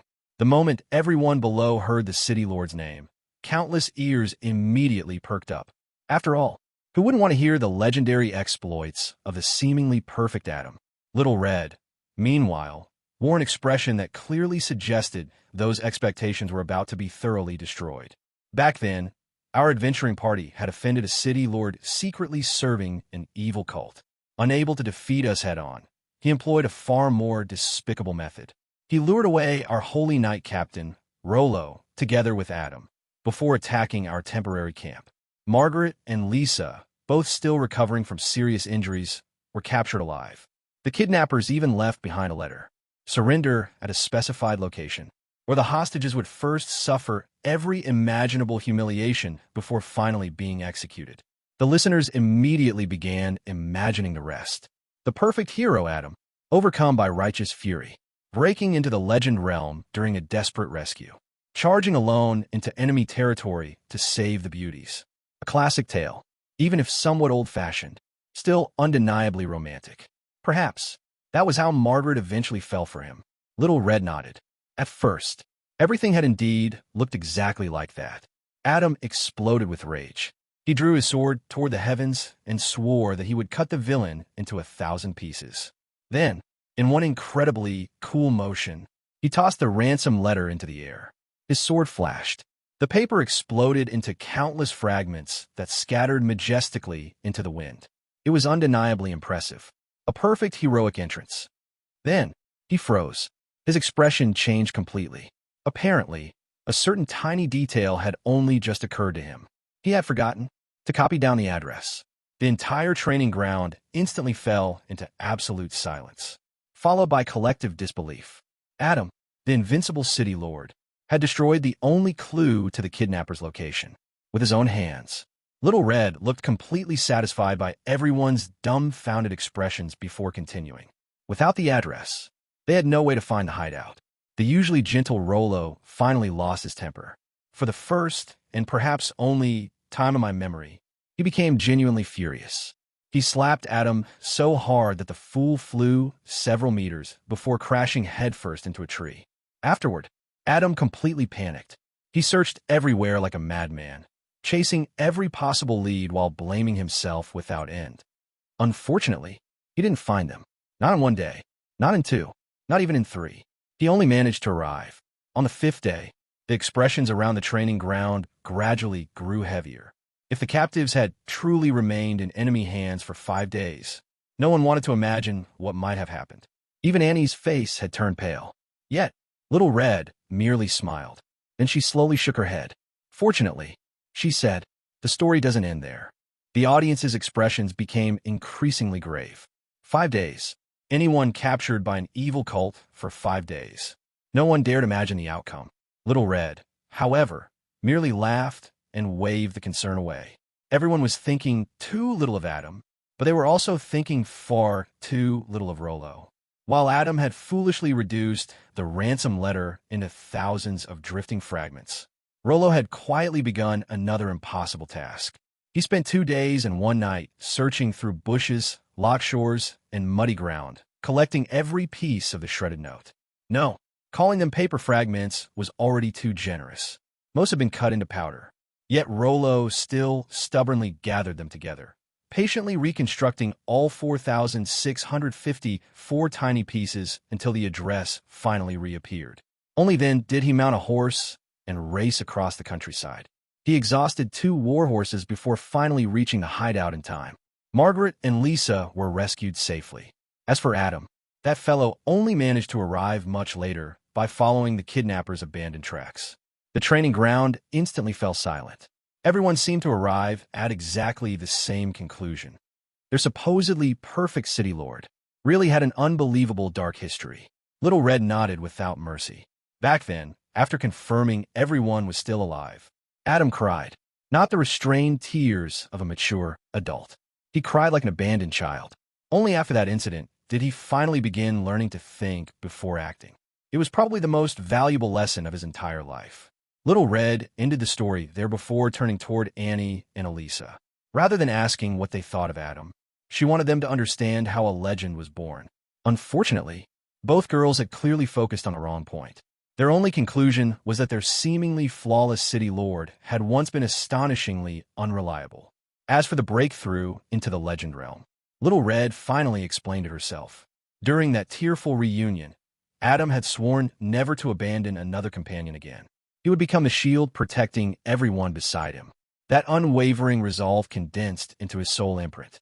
The indestructible phoenix, a body that simply refused to die. No matter how often one knocked him down, he would climb back up again. From another perspective, it was simply a cockroach with far better publicity. Little Red smiled faintly.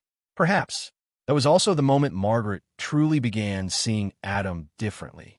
After all, most girls still hoped someone dependable would stand before them when danger arrived. Annie unexpectedly shook her head. She had once asked Margaret the exact same question. Margaret's answer had been surprisingly simple. Back then, Adam had cried so pitifully that she simply couldn't leave him alone. Otherwise, he would probably ruin himself sooner or later. She never elaborated further, no matter how much Annie pressed her afterward. The explanation left everyone speechless. It sounded absurd, yet strangely convincing. Someone finally muttered that perhaps love sometimes simply began because one person looked too miserable to abandon. Rather, romantic in an oddly pathetic way. Even Diana unconsciously nodded in agreement. Only after noticing everyone staring at her did she realize she had revealed her thoughts. The surrounding gazes immediately became rather complicated. Apparently, no one had expected a dark elf to possess such ordinary romantic values. Just then, a cold voice interrupted everyone's thoughts. Elisa. She had remained silent throughout the story. Yet the first thing she questioned wasn't Adam, nor Margaret. She questioned fairness itself. From beginning to end, the one who had actually saved everyone had clearly been Rollo. He painstakingly reconstructed thousands of paper fragments. He rode until 2 horses collapsed. He rescued the captives. Yet, Margaret thanked Adam. Margaret eventually fell in love with Adam. Rollo received neither gratitude nor affection. That simply wasn't fair. For the first time that morning, Little Red genuinely froze. She stared at Lisa for a very long while before finally speaking. Interestingly, Lisa had once said exactly the same thing. Afterward, she began pursuing Rollo instead. Unfortunately, Rollo rejected her. The atmosphere gradually quieted. Someone finally asked what became of them afterward. Little Red's smile slowly disappeared. Rollo eventually vanished. He left behind only a single letter. He intended to hunt down his enemies alone. No one ever saw him again. Later, only his corrupted body was discovered. Most likely, he had already become one of the undead. As for Lisa, she never survived the coming calamity. She died during Lord Yongye's undead calamity. The one who killed her was one of the 4 heavenly kings. The Bone Dragon Queen, Gray Sin. Elisa's brows twitched slightly. She naturally knew who Lord Yongye truly was. She also knew exactly who Gray Sin actually referred to. Several questions rose to her lips. Yet, seeing that the person concerned remained completely indifferent, she quietly swallowed them back. Little Red merely looked at her with an oddly complicated expression before speaking softly. Sometimes, having a poor memory really wasn't the worst thing in the world. Far away, deep within the underground tunnels, a thunderous sneeze suddenly echoed. Ah, Chu. Ah Dang immediately looked over with concern. He wondered whether Big Sister Gray Sin had somehow caught a cold. Gria immediately corrected him for what felt like the 1000th time. It was Gria, not Gray Sin. Besides, undead didn't catch colds. Someone was probably talking about her. Perhaps their emperor was thinking about them. Her mood instantly brightened. They were already very close to Vance. Soon, they would finally reunite with their emperor. Clint was the son of Iron City's lord. Yet anyone unfamiliar with him would never guess such a thing. Iron City spent almost every year fighting for neighboring underground cities. Growing up amid endless warfare, Clint had spent more time sleeping beside trenches than inside his own home. Rather than a prince, he resembled a veteran soldier. Although an ordinary human in stature, his entire body was encased within over 2 meters of gray adamantine plate armor. The bird-headed helmet concealed nearly every feature except a pair of vigilant eyes that never seemed to relax. Even after receiving full authority from his father to attend the Underground Alliance Conference as Iron City's representative, he still arrived wearing complete battlefield equipment. His enormous 3-meter lance rested across his back. 2 long swords hung at his waist. Even a dwarven pistol remained positioned where his hand could reach it instantly. Someone who had crawled out of death dozens of times no longer believed in peaceful surroundings. He only believed in preparation. The goblin merchant Saras walked beside him with an increasingly bitter expression. Originally, escorting the young prince to Vance had seemed like easy money. Now, he deeply regretted accepting that commission. The prince's excessive vigilance had nearly driven the entire caravan insane. Every campsite had somehow transformed into a military fortress. Goblin landmines, alarm traps, hidden tripwires, claymores. Every conceivable defensive measure appeared overnight. Even then, Clint still refused to sleep inside his own tent. Instead, he left a dummy beneath the blankets while climbing into a nearby tree before dawn. Every morning the caravan spent nearly half an hour searching for him. Finding him wasn't even the difficult part. Avoiding the traps surrounding him was. Saras had finally reached his limit. He complained that one of the night sentries had once tried to cover the sleeping prince with a blanket. The poor fellow had nearly been split in half by Clint's instinctive counterattack. Iron City might constantly be at war, but this was Vance, the Platinum City, the safest neutral city in the underground world. There was no battlefield here. There was no war. Clint remained silent. Instead, one armored finger slowly traced a small circle through the air before touching the tip of his tongue. A habit developed after years spent surviving battlefields. His expression immediately changed. Smoke. Without another word, he threw himself flat onto the ground. His accompanying guards reacted just as quickly. Saras hadn't even finished protesting when two crimson beams tore through the air above his head. The terrifying heat alone nearly roasted him alive. An instant later, buildings several streets away erupted into a blazing inferno. Dragon breath. An adult dragon. Clint's judgment arrived almost simultaneously with the attack itself. His body immediately moved. The caravan's baggage became makeshift barricades. Soldiers automatically formed defensive positions. Crossbows, rifles, and shields were deployed with practiced efficiency.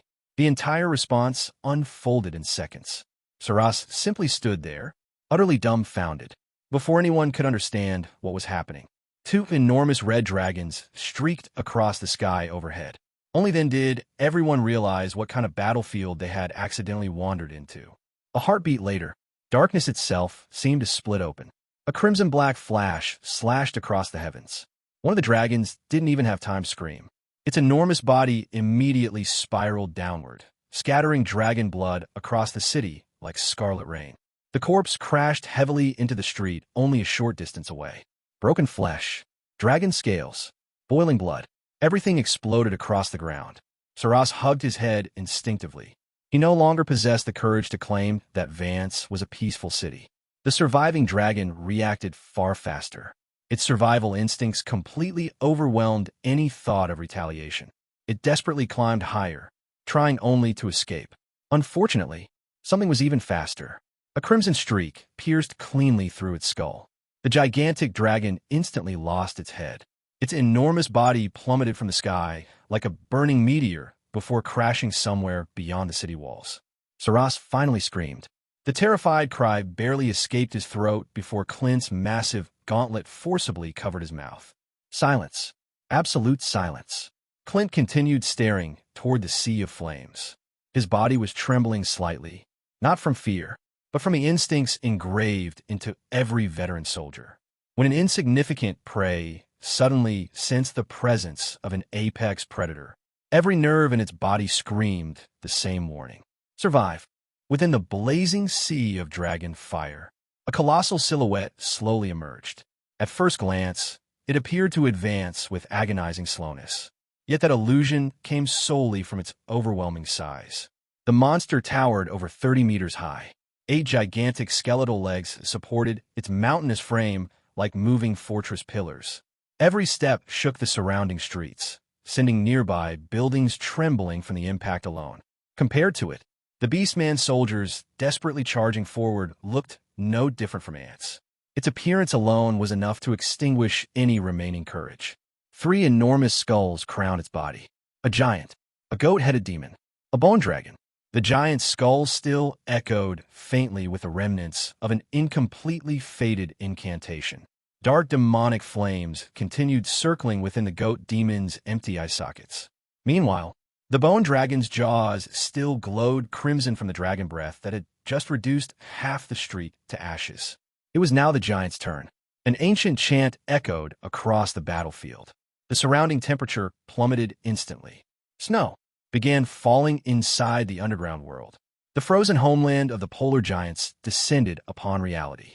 Ice rapidly swallowed the streets as an endless white plain spread outward beneath the monster's feet. For the polar giant, such cold was merely home. For the beastmen, it was death. Entire formations froze where they stood before collapsing into lifeless sculptures of ice. Someone finally recognized the monster. The horrified shout spread across the battlefield faster than the freezing wind itself. The demonic bone beast, Crimspur, the world's most dangerous mutated bone beast, the 6th senator of the Shilua Empire. Among the undead lords, there was no need for introductions. Their appearance alone served as their name card. Although the gigantic skeleton seemed slow, within only a few breaths it had already crossed an astonishing distance, arriving directly before Clint's defensive formation. One of its 3 skulls, the giant's, briefly lowered its gaze. Its empty eye sockets swept over Clint and the soldiers behind him. The prince instinctively tightened his grip upon his weapon. Every soldier prepared themselves for certain death. The monster merely snorted contemptuously, as though looking at insects beneath notice. Then it continued walking. Boom, boom, boom. Each heavy step carried it farther toward another battlefield. Only after the colossal figure completely disappeared did anyone finally dare breathe again. They had simply been ignored. Saras immediately seized the opportunity. If such a monster had spared them once, there was absolutely no reason to remain standing there. The distant sounds of catapults, explosions, and roars continued, shaking the city. The war between a single undead lord and an entire army had only just begun. Neither merchants nor diplomats wished to become meaningless cannon fodder. The Iron City delegation fled without hesitation. Nearly 10 minutes later, only after putting considerable distance between themselves and the battlefield, did everyone finally stop to catch their breath. Saras gradually pieced together the situation. The Eternal Night Scepter would only be auctioned 3 weeks later. Clearly, the powerful undead lords from the surface had already begun arriving to seize it. Their group had simply possessed extraordinarily terrible luck. Fortunately, they had escaped Show's territory. The East Gate belonged to the Beastman sovereign. Since the scepter remained there, the fighting naturally centered around that district. Having left the area, things should finally become peaceful. Clint silently pointed behind Saras. The old goblins slowly turned around. A stampede of magical beasts was currently charging down the street. Market stalls flew into the air. Pedestrians scattered in every direction. At the front, riding triumphantly atop an enormous bull, was a familiar dragon hunter. Bayfeng, behind him, an enraged army pursued relentlessly. Druids, beast tamers, zookeepers, even countless magical beasts. Apparently, he had somehow opened every enclosure in both the city's zoo and the nearby druid reserve. The accusations flew after him in an endless stream. Someone shouted that the self-proclaimed veterinarian had released every captured beast. Someone else demanded their precious animals back. Meanwhile, Beifeng himself seemed completely focused on another matter. He was earnestly attempting to court a female wolf. Not metaphorically, an actual wolf. Judging from his heartfelt speech, he genuinely wished to become the new alpha and inherit the deceased wolf's entire pack.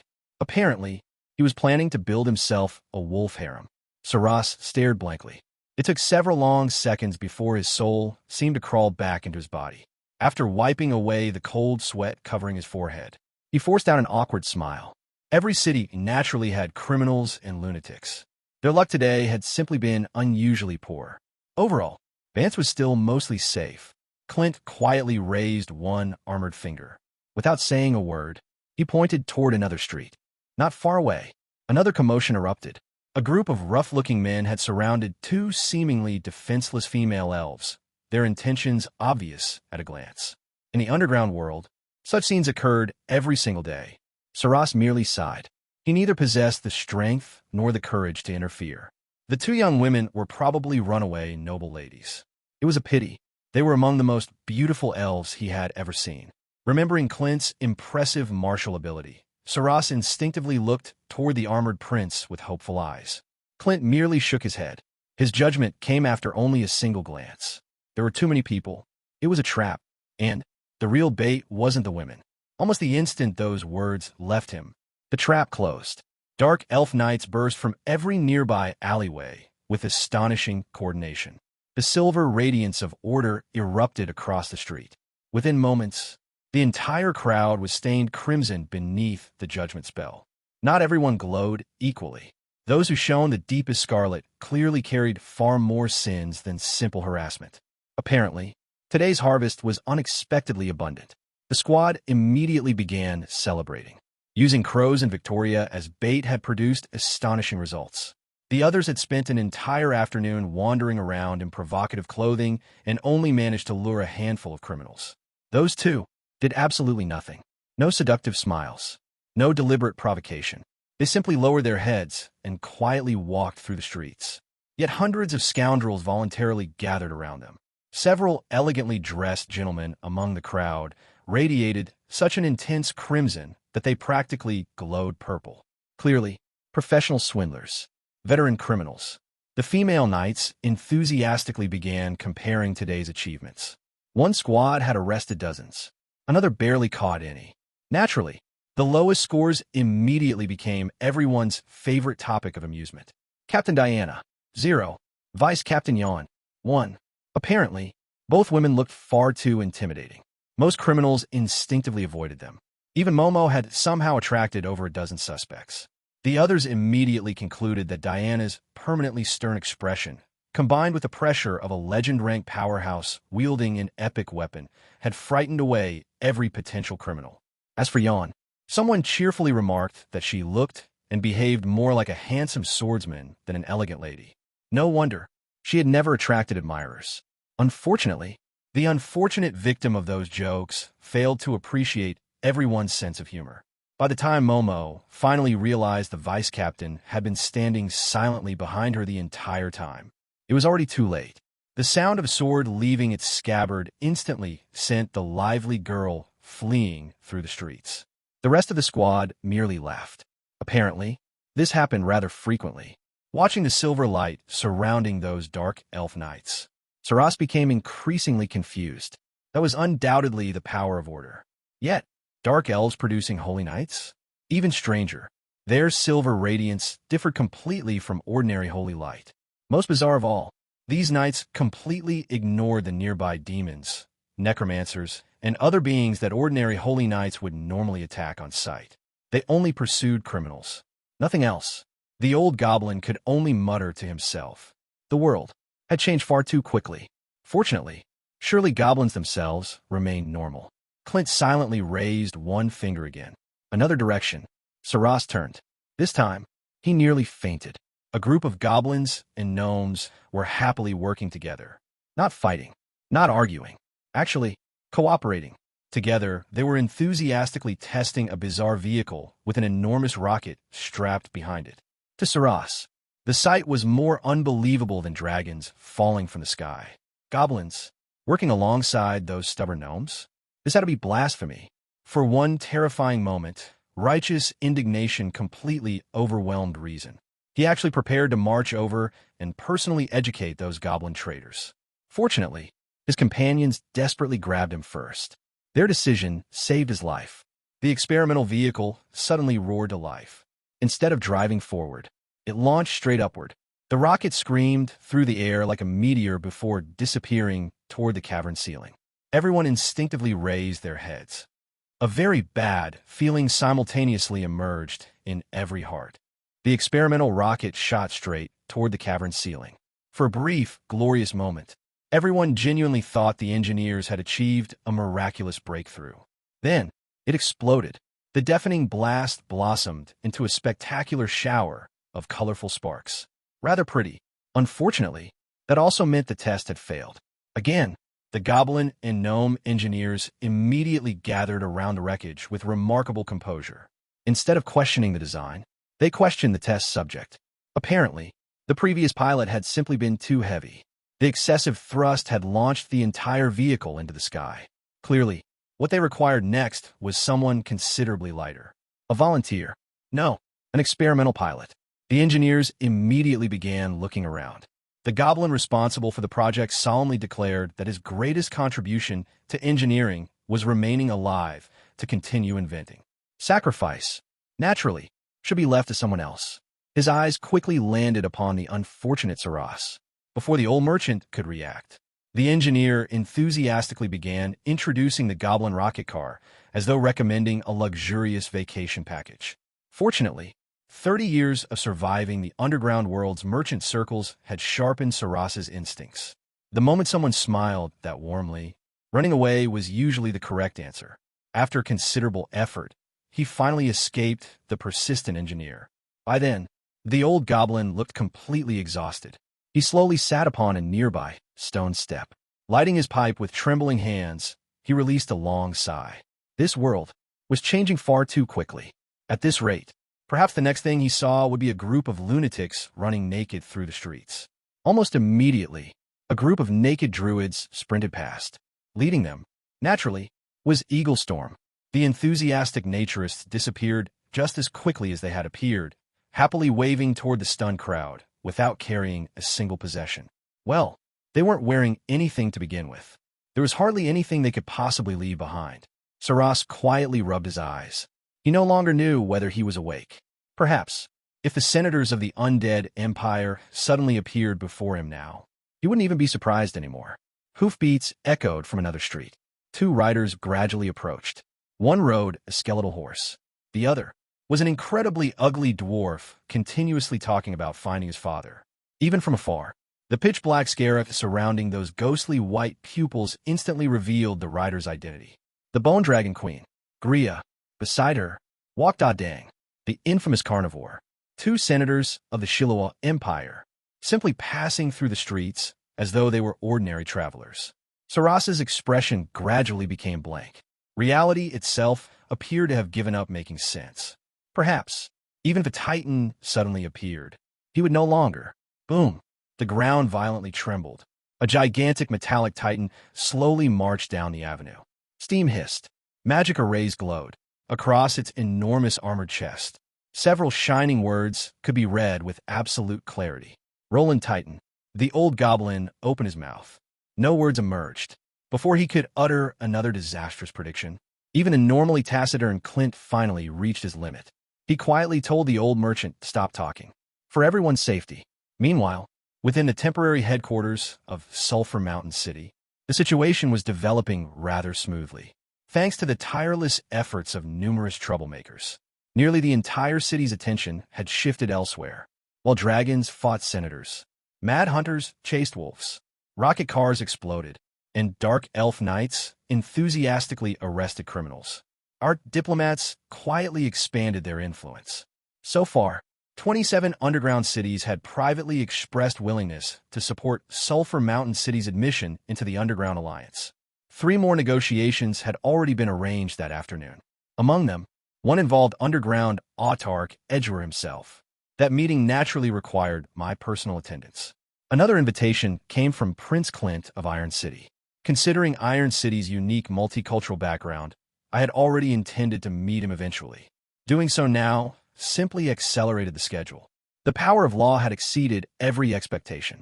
After only a single week of public demonstrations, countless city lords had begun coveting it.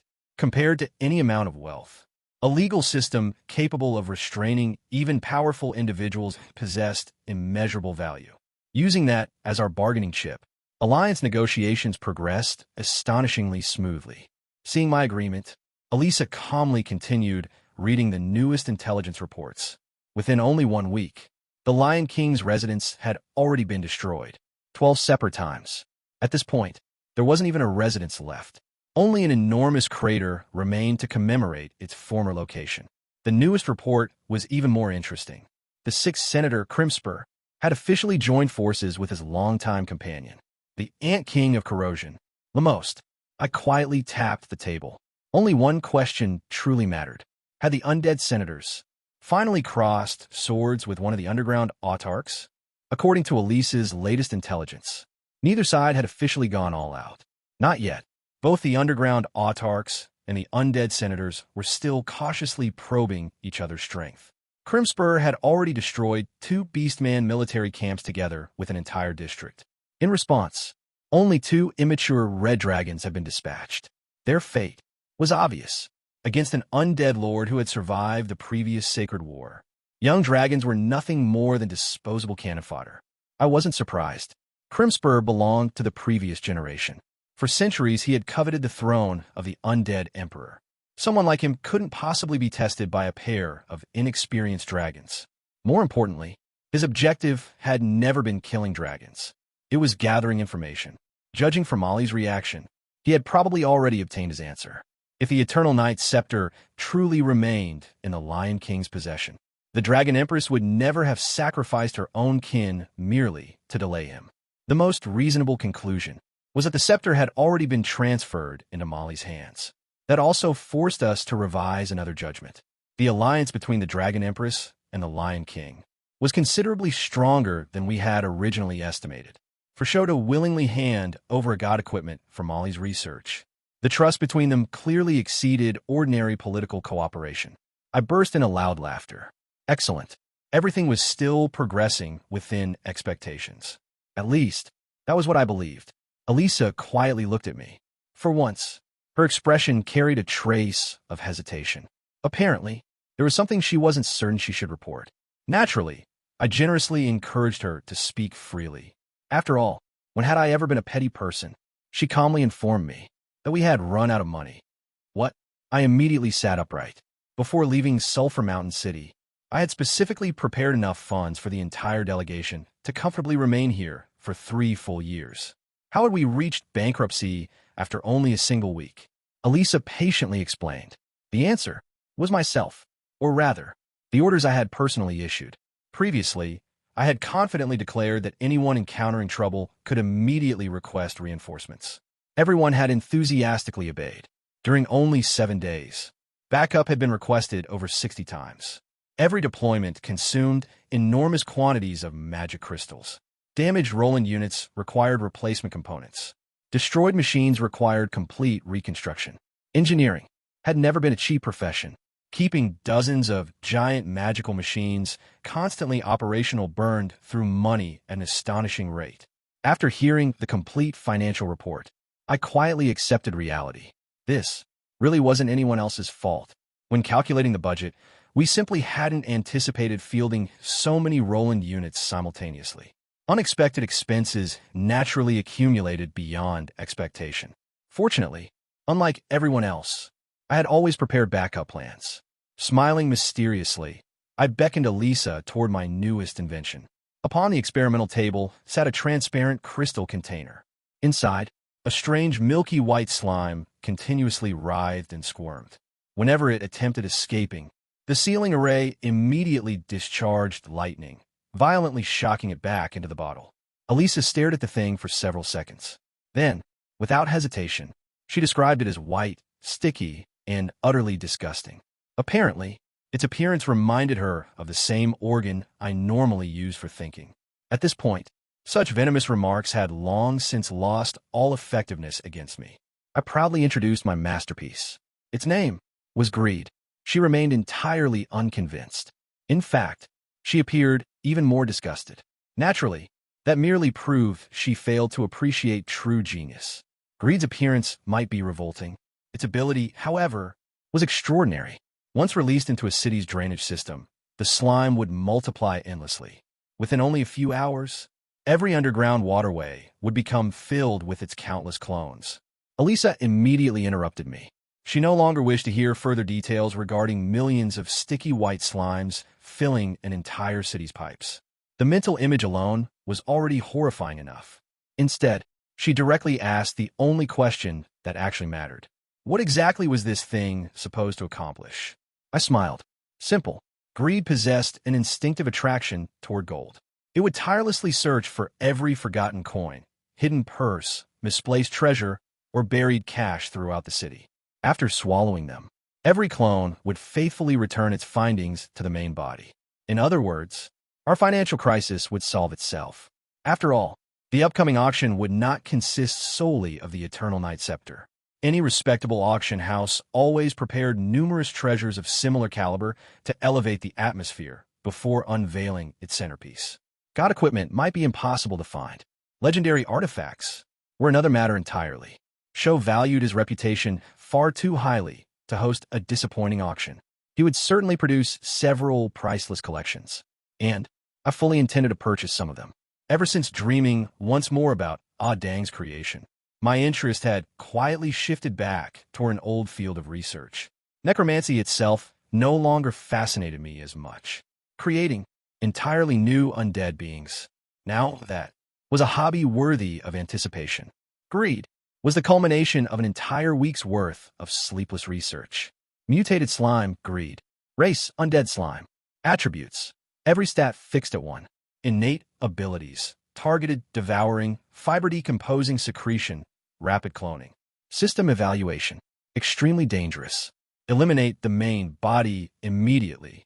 If control over this organism is lost, not only this city, but potentially the entire underground world may disappear. Additional recommendation, please stop creating life forms. Your talent has clearly developed in the wrong direction. At this rate, you may destroy the world long before any prophecy or calamity has the opportunity to do so. At first glance, the evaluation seemed completely unreasonable. Its attributes were pathetic. Its combat ability, essentially non-existent. Yet even the system, which usually remained indifferent toward catastrophe, was openly panicking. The reason was simple. Greed existed somewhere between life and undeath. to creatures possessing only a single instinct.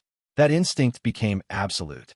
Greed's instinct was avarice, within the laws governing its existence. Gold, mithril, rare metals, anything valuable, was food, was purpose, was life itself. The simpler a creature's biological structure, the easier reproduction became. A single-celled organism required almost nothing to duplicate itself. Therefore, following the instinct I engraved into its soul, every newly created greed immediately sought more precious metals. The more treasure it found, the more copies it produced. Those copies searched for even more treasure. An endlessly accelerating cycle.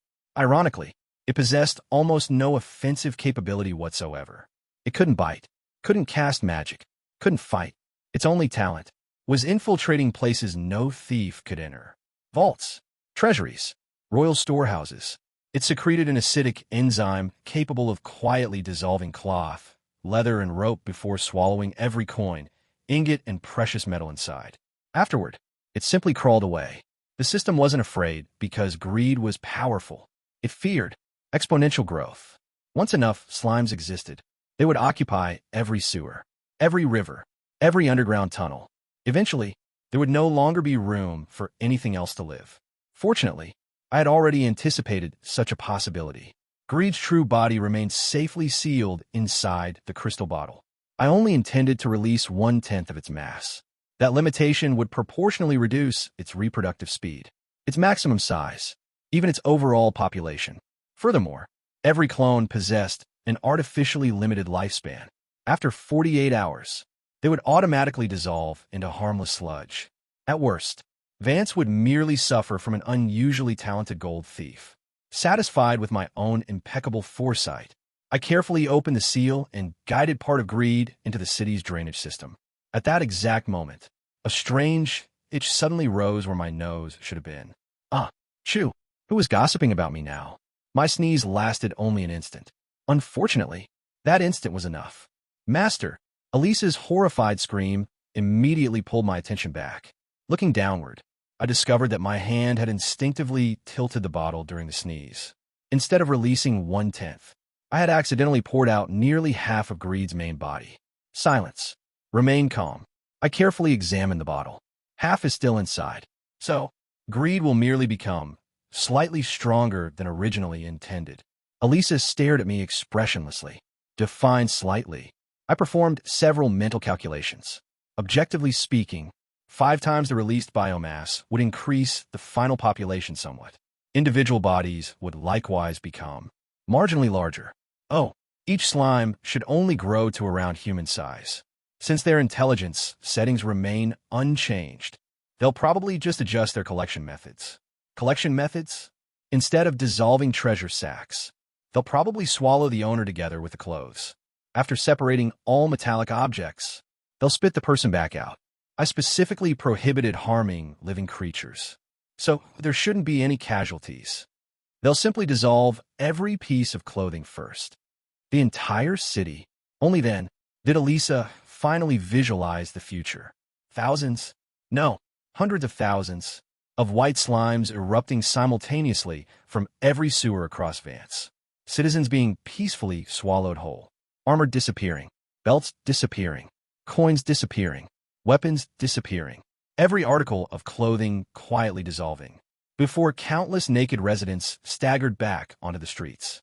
And once that happened, those shameless disciples of Eagle Storm would undoubtedly proclaim it a divine miracle. Soon afterward, the entire city would become one gigantic nude festival. Elisa's face instantly lost every trace of color. Master, for the love of every sane being in existence, please find a way to eradicate that demonic creation before it spreads any further. The Underground Alliance's biannual conference, which had been scheduled to convene the following week, was postponed indefinitely. The official announcement merely cited extraordinary circumstances beyond immediate resolution.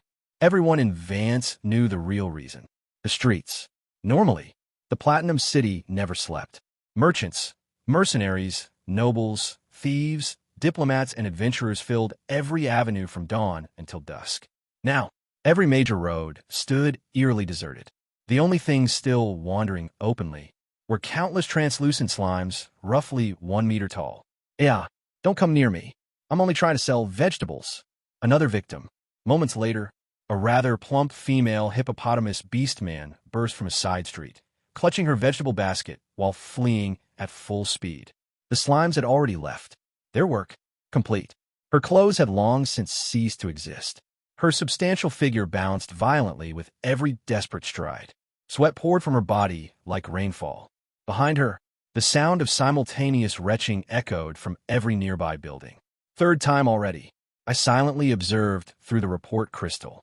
I refuse to believe that's still an accident. Some people are obviously beginning to discover hidden aspects of themselves.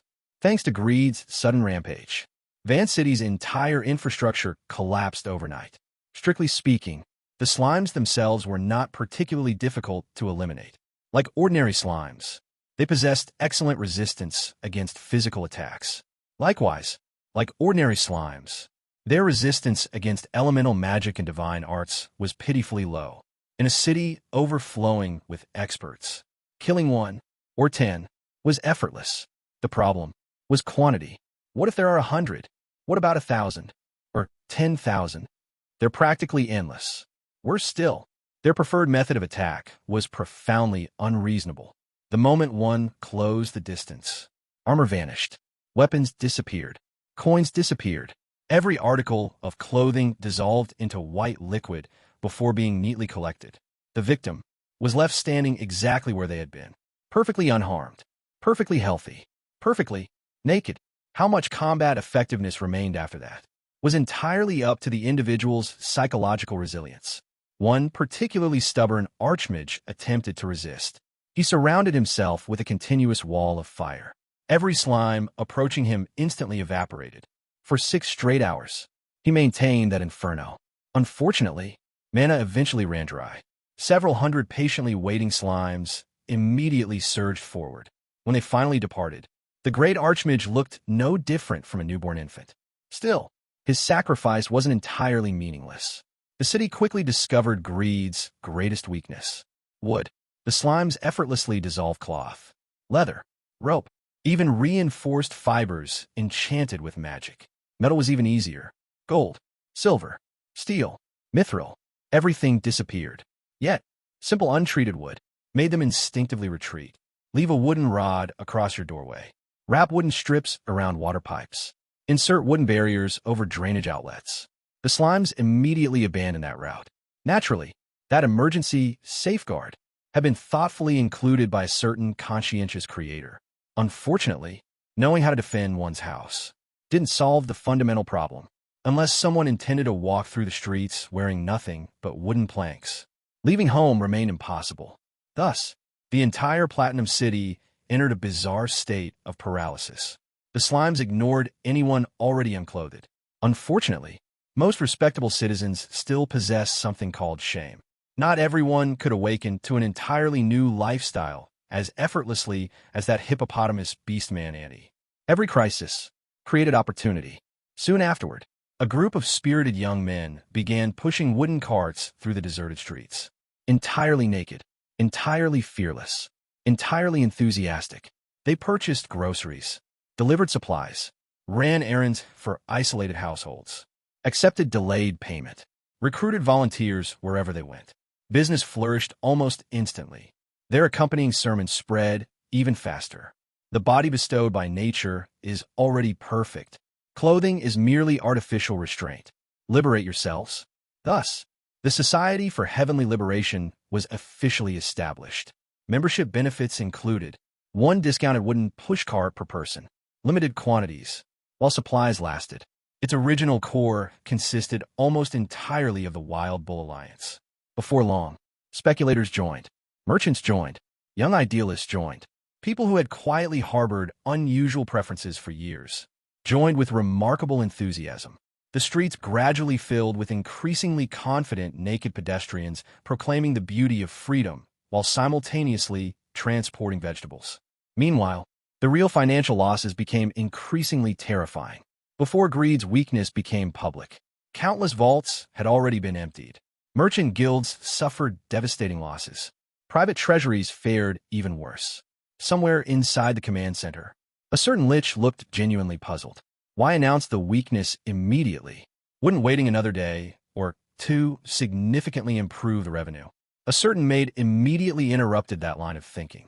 Apparently, cleaning up your own disasters was one of my own frequently repeated principles. Sometimes, past wisdom truly became one's greatest enemy. With commerce frozen, diplomatic meetings suspended, and every distinguished city lord hiding indoors behind wooden barricades, the Underground Alliance had little choice. The conference was postponed indefinitely. For the mighty underground autarchs, nothing was more humiliating than witnessing hundreds of influential city lords standing around without a single thread on their bodies. The entire scene resembled countless silent smiles mocking the dignity of those who ruled the underground world.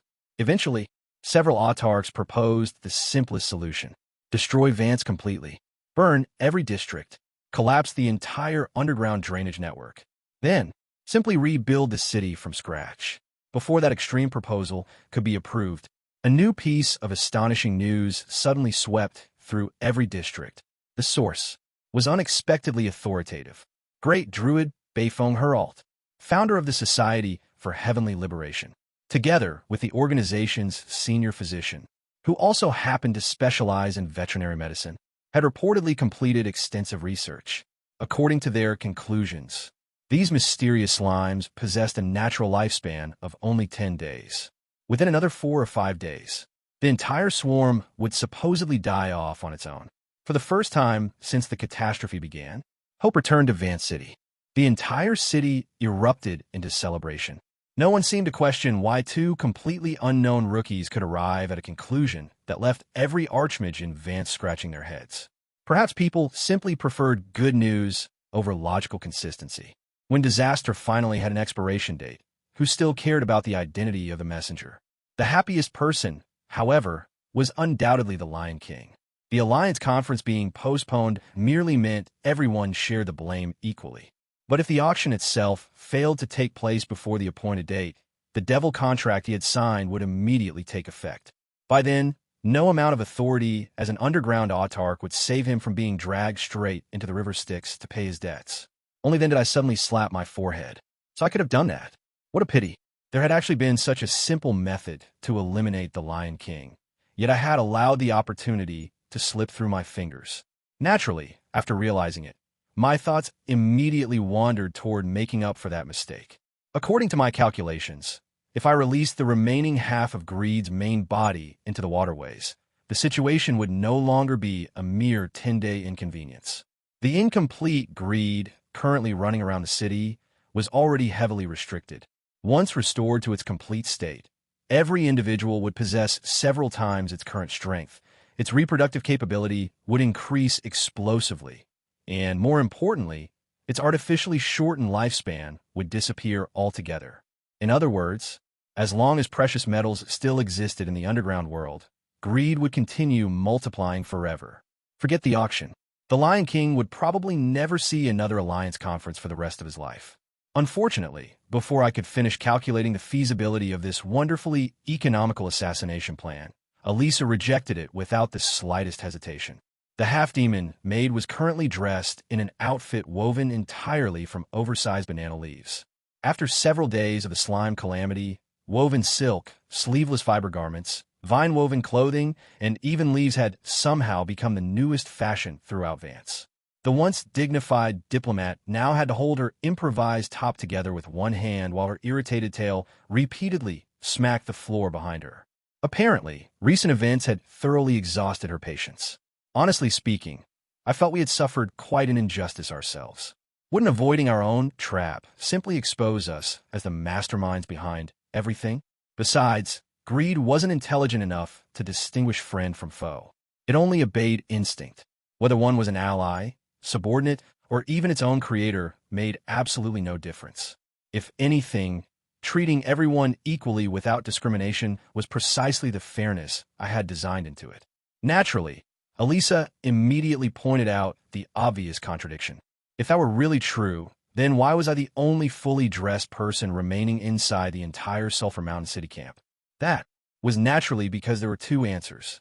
The official explanation was simple enough.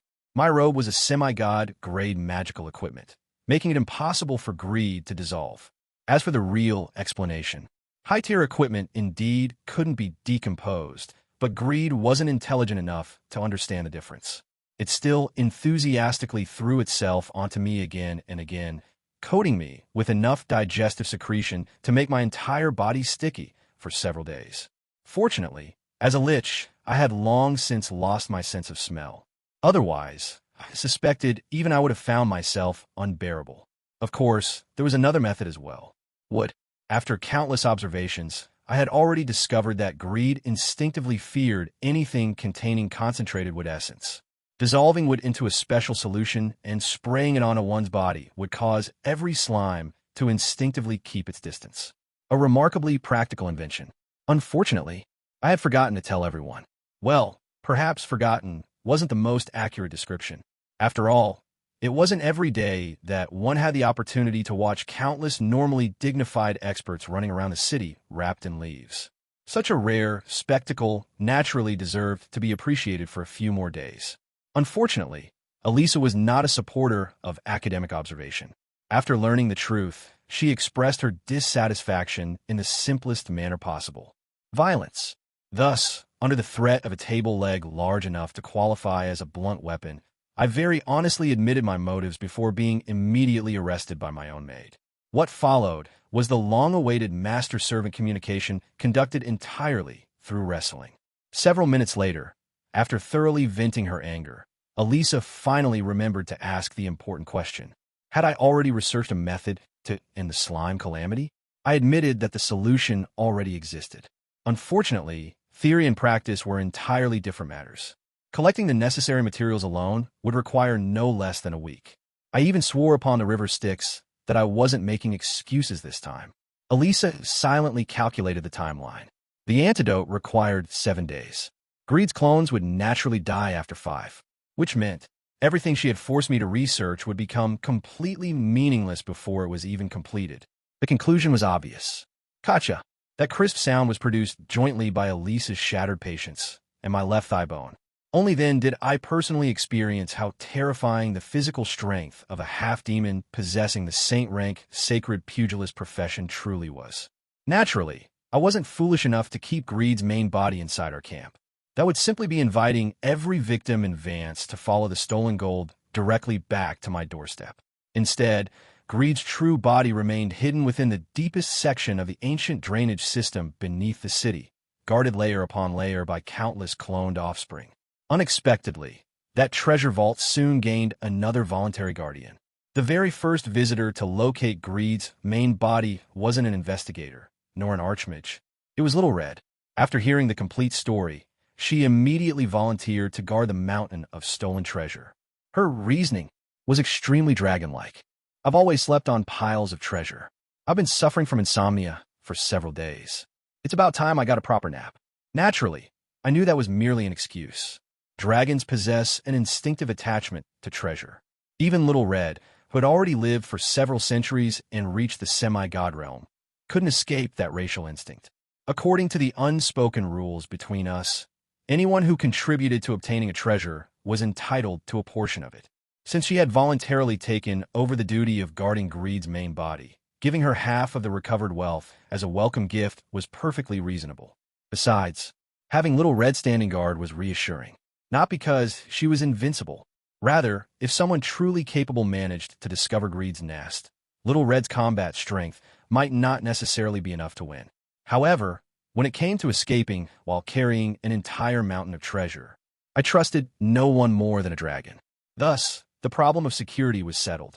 As for converting all those stolen goods into legitimate assets afterward, that wasn't a concern either. This was the underground world. If there was one profession that flourished even more than merchants here, it was fences.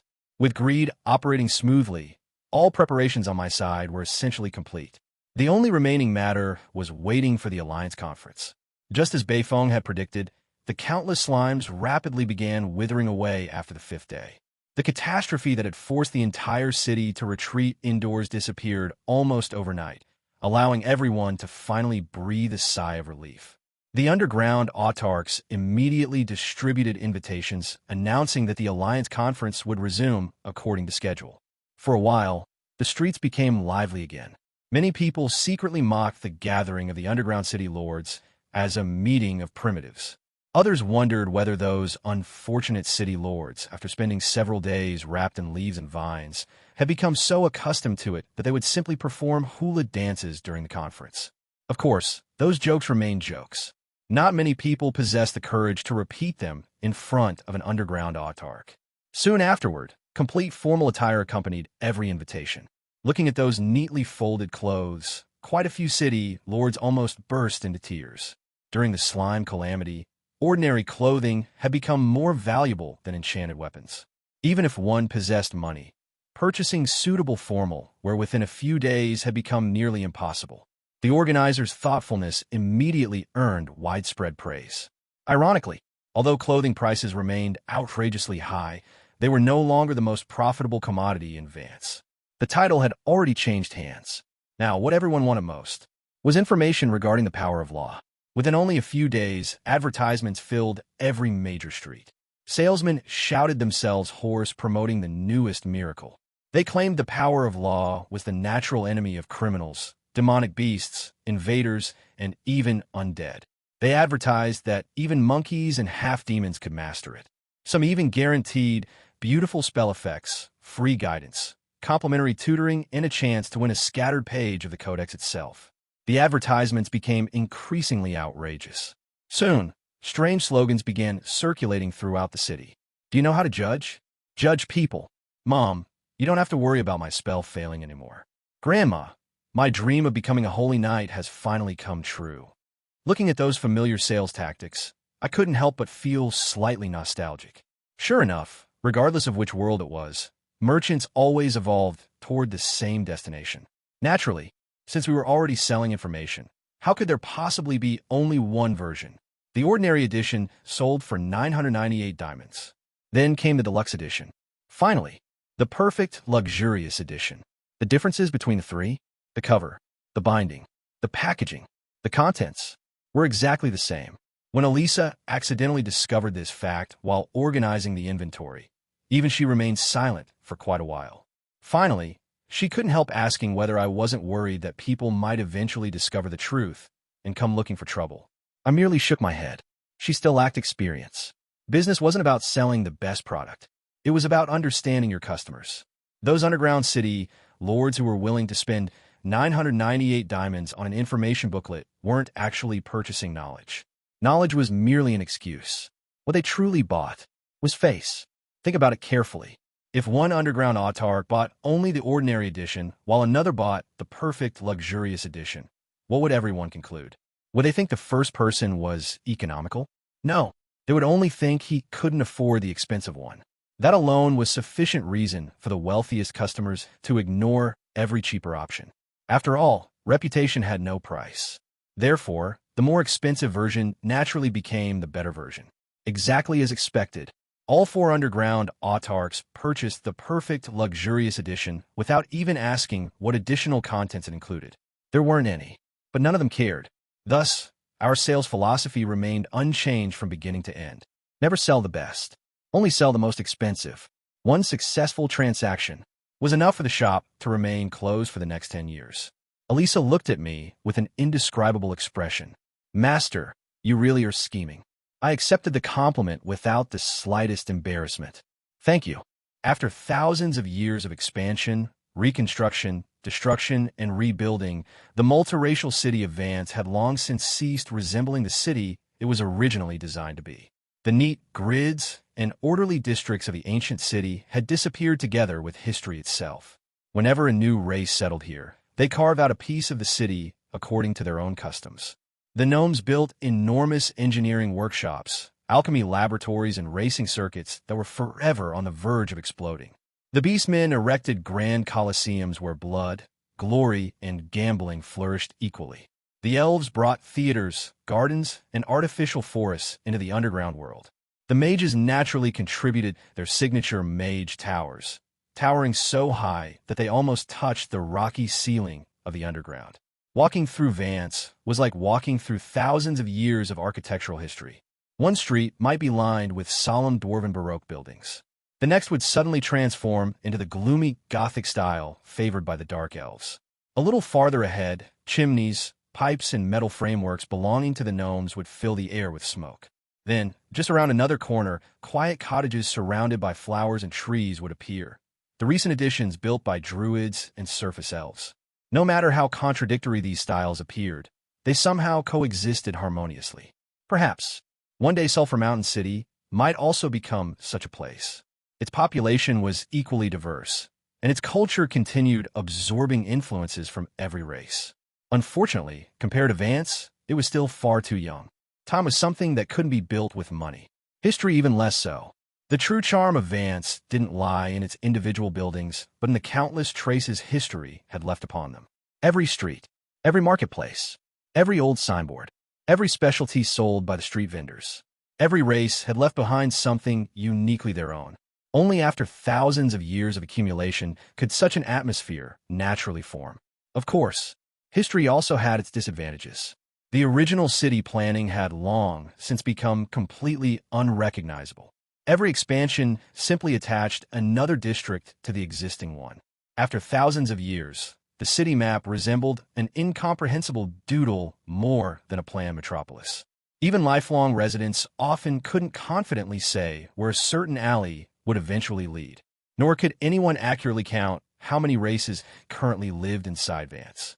The city simply continued growing, like a living organism.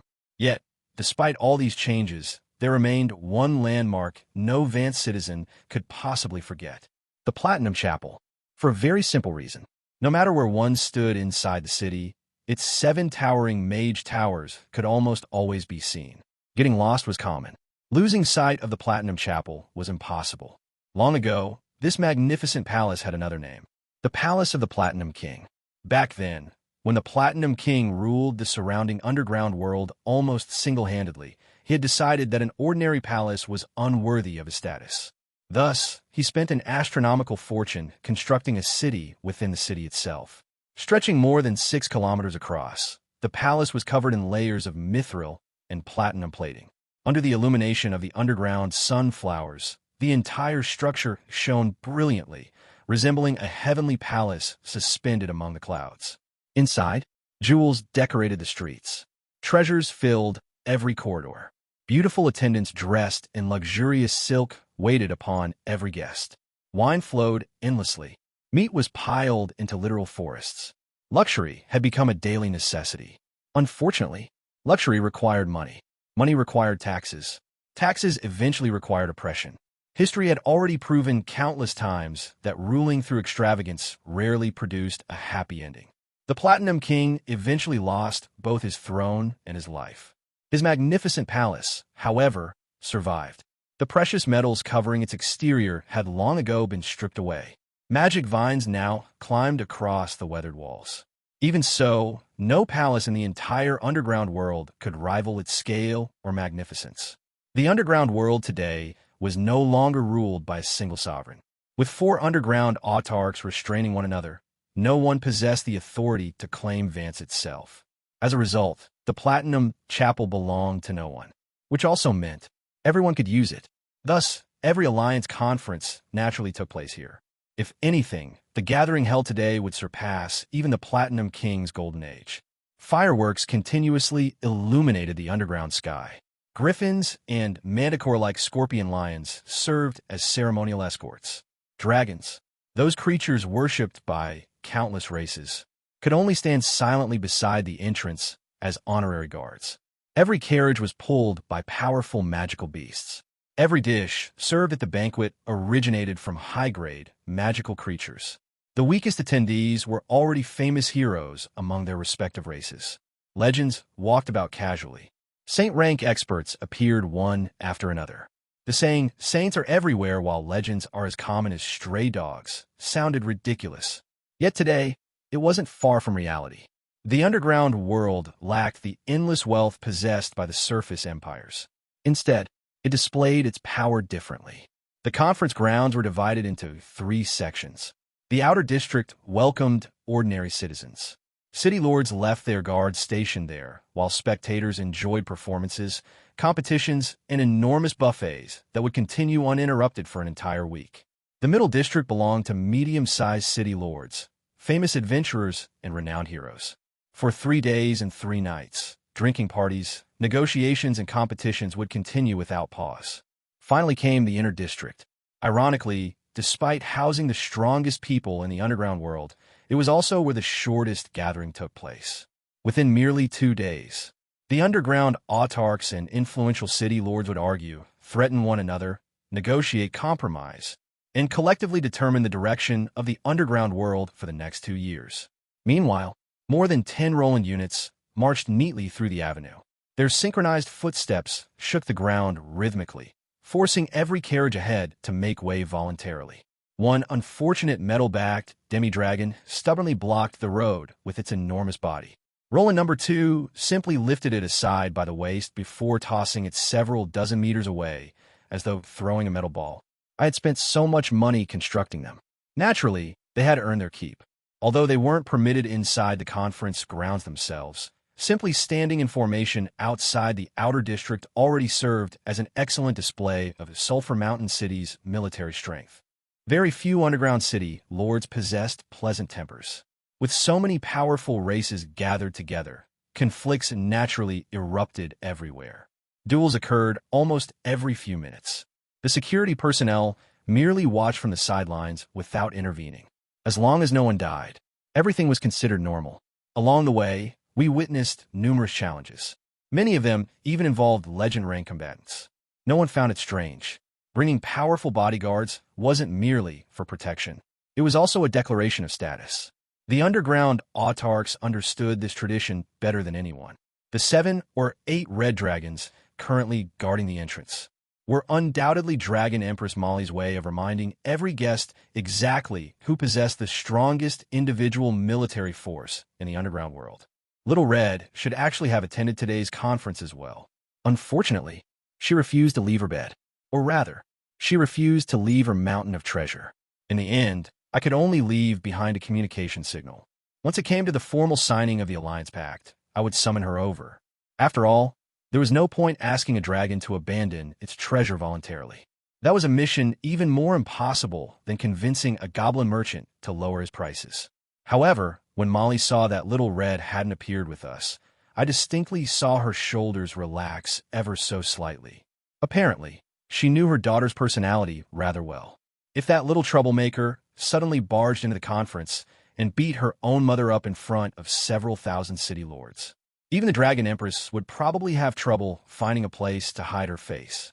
Then again, looking at the 7 or 8 fully grown red dragons standing guard before the entrance, a sudden thought occurred to me. Those dragons, were they really guarding the conference? Or were they guarding against Little Red? The more I thought about it, the more reasonable it sounded. Naturally, after discovering such an amusing possibility, not teasing her would be disrespectful to the opportunity itself. I immediately greeted Molly enthusiastically. "Old lady, long time no see. Looks like you've had quite an exciting few days." Almost instantly, the Dragon Queen's beautiful face stiffened. Alliance regulations clearly stated that no fighting was permitted during the conference. Anyone violating that rule would immediately become the common enemy of every underground city. In other words, physical attacks were prohibited. Verbal attacks, however, were entirely another matter. Since fists were forbidden today, naturally I could only rely upon my greatest weapon, my mouth. I naturally knew how miserable Molly's recent life had been. During the past week alone, thieves, ambitious city lords, and even undead lords had all taken turns paying her visits. No matter how many hidden cards she possessed, defending against enemies appearing from every direction simultaneously was never pleasant. She had practically become the underground world's equivalent of a rat crossing the street. Everyone wanted a piece of her. Naturally, there was still one particularly painful wound worth mentioning. The 6th Senator, Lamoste. Yesterday, Molly had personally exchanged blows with that walking disaster. If my information wasn't mistaken, then she should currently be suffering from Lamoste's infamous ant poison. Looking at her unusually conservative attire, the long gloves reaching past her elbows and the thick fur cloak completely concealing her upper body, it was obvious she was hiding injuries. since I'd already decided to provoke her. Naturally, I aimed directly for the sore spot. The effect was immediate. The magical patterns beneath Molly's skin visibly twisted from rage. For an instant, I even thought she might disregard the Alliance rules and breathe dragonfire directly into my face. Fortunately, reason ultimately defeated anger. She merely grabbed a nearby cocktail, finished it in one gulp, and glared at me before leaving behind a single sentence. "You won't be laughing much longer." How could I possibly lose verbally? Without missing a beat, I loudly replied, "Right. Your daughter said she wanted to beat you up. Better bring more bodyguards next time. Those dragons outside probably aren't enough." This time, I deliberately raised my voice. Immediately, countless gazes gathered toward us. Many people looked at Molly. Many more looked at me. Apparently, quite a few couldn't understand how someone could openly provoke the Dragon Empress twice and still remain standing. More importantly, Molly simply gritted her teeth and walked away. She didn't even argue back. That silence was far more shocking than any argument. "Uncle Bones," Annie tugged gently at my sleeve. "If you provoke her like this, won't she make joining the Alliance even harder for us?" I shook my head. That was precisely the thinking of a newcomer. Would Molly suddenly support us simply because I behaved politely? Of course not. Since conflict was inevitable, why not maximize its value?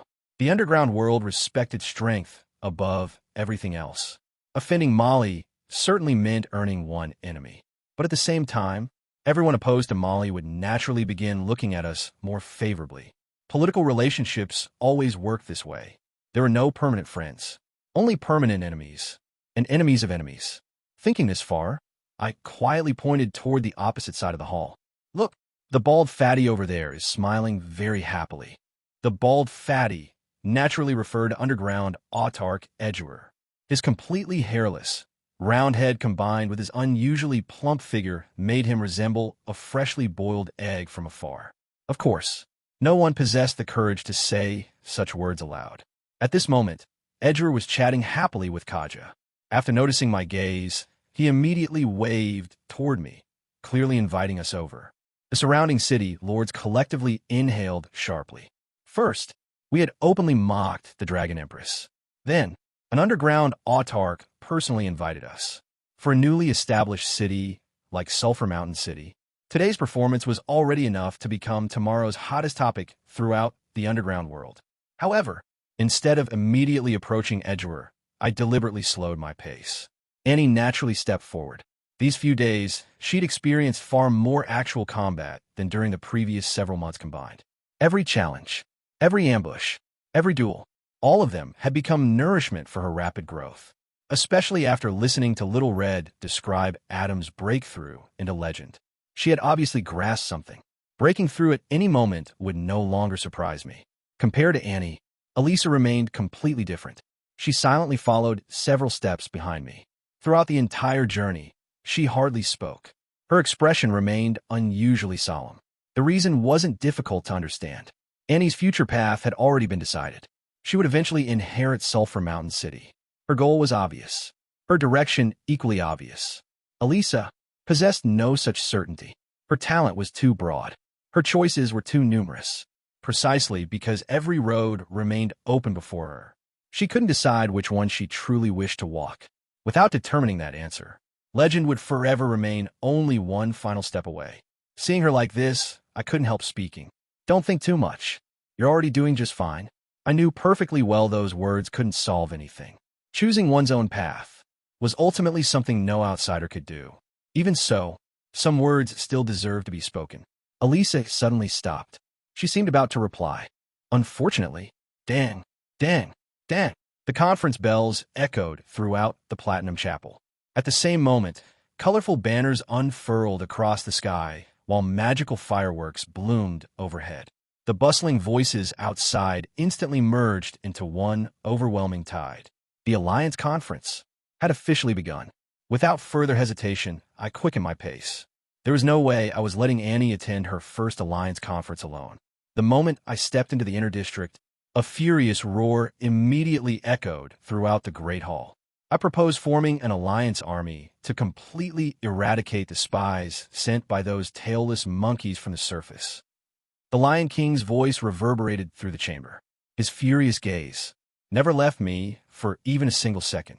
Apparently, the so-called surface spies he referred to were us. The Lion King's opening attack had barely ended before the Dragon Queen immediately followed with another. She questioned Sulphur Mountain City's qualifications to join the alliance and directly proposed expelling us. Better yet, she even declared that anyone opposing the proposal would become an enemy of Dragon City. Compared to the Lion King's emotional accusations, Molly's approach was much more practical. The underground world had never believed in justice. It only believed in strength. Threats delivered by the weak were jokes, while threats delivered by dragons became rules. Dragon City represented not only Molly herself, but also countless subordinate dragon tribes. Becoming enemies with her meant creating trouble for oneself for the next several centuries. Even if many city lords disliked her, very few would openly offend her over a newly established city. As expected, the moment the conference officially began, before Sulphur Mountain City was even introduced, the two underground autarchs immediately attacked us together. Yet, looking at the current situation, I almost laughed. Everything had proceeded exactly according to my calculations. Sometimes, the greatest difference between a scheme succeeding and failing wasn't the scheme itself, but whether your opponent unknowingly became part of it. The first proposal was quickly brought to a vote. To the surprise of many, Kaja and Edgeworth didn't defend us. Instead, they directly agreed to let the proposal proceed according to alliance procedures. That single action immediately placed the Lion King at ease. If even our supposed allies were remaining silent, then our defeat seemed inevitable. Unfortunately, he understood politics. I understood laws. Those were two entirely different professions. Very soon, the voting concluded. Only a few hundred representatives voted in favor of expelling Sulphur Mountain City. The proposal failed. The result itself wasn't surprising. What surprised everyone was the overwhelming number of abstentions. At that moment, even the Dragon Queen and Lion King finally realized that something was wrong. The Underground Alliance had always been an extremely loose organization. The various underground cities were separated by enormous distances, while countless blood feuds stretched back hundreds or even thousands of years. Even the four underground autarchs themselves couldn't honestly claim complete authority over every city supposedly belonging to their factions. However, today's abstentions weren't normal. Many city lords who traditionally stood together with Dragon City and Beast City had unexpectedly refused to support them.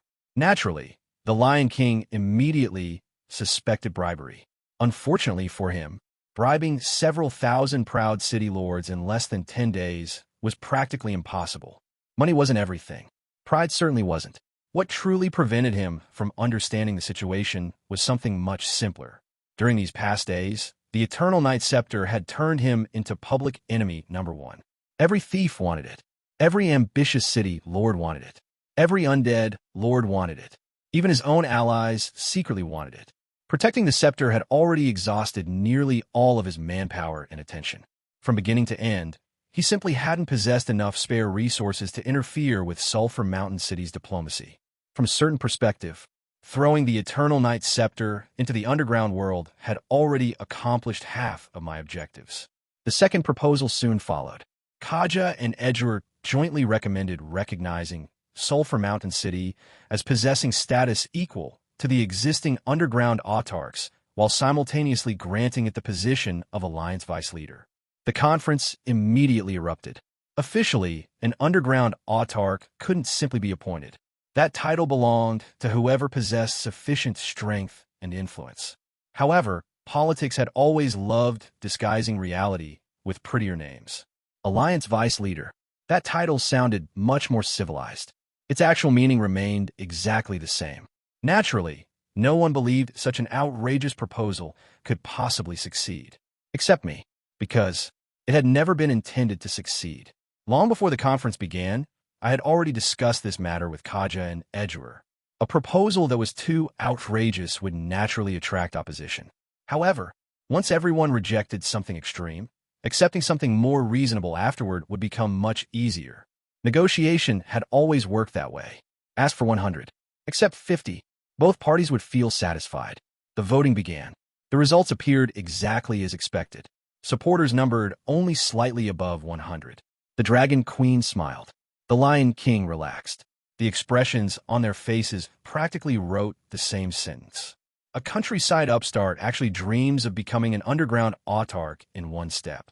Then, the votes against were announced. Only a little above 200. The Lion King immediately stood up. Supporters being few was understandable. Opponents being even fewer, that was impossible. Finally came the remaining number. More than 2,000 representatives had either abstained or cast neutral votes. Then the proposal was declared passed. Even the announcer hurriedly hid behind the podium immediately afterward. Announcing such results while standing between four underground autarchs wasn't exactly a healthy profession. The Lion King repeatedly examined the voting records. Again and again. Eventually, finding no mistake whatsoever, he simply tore the report into pieces.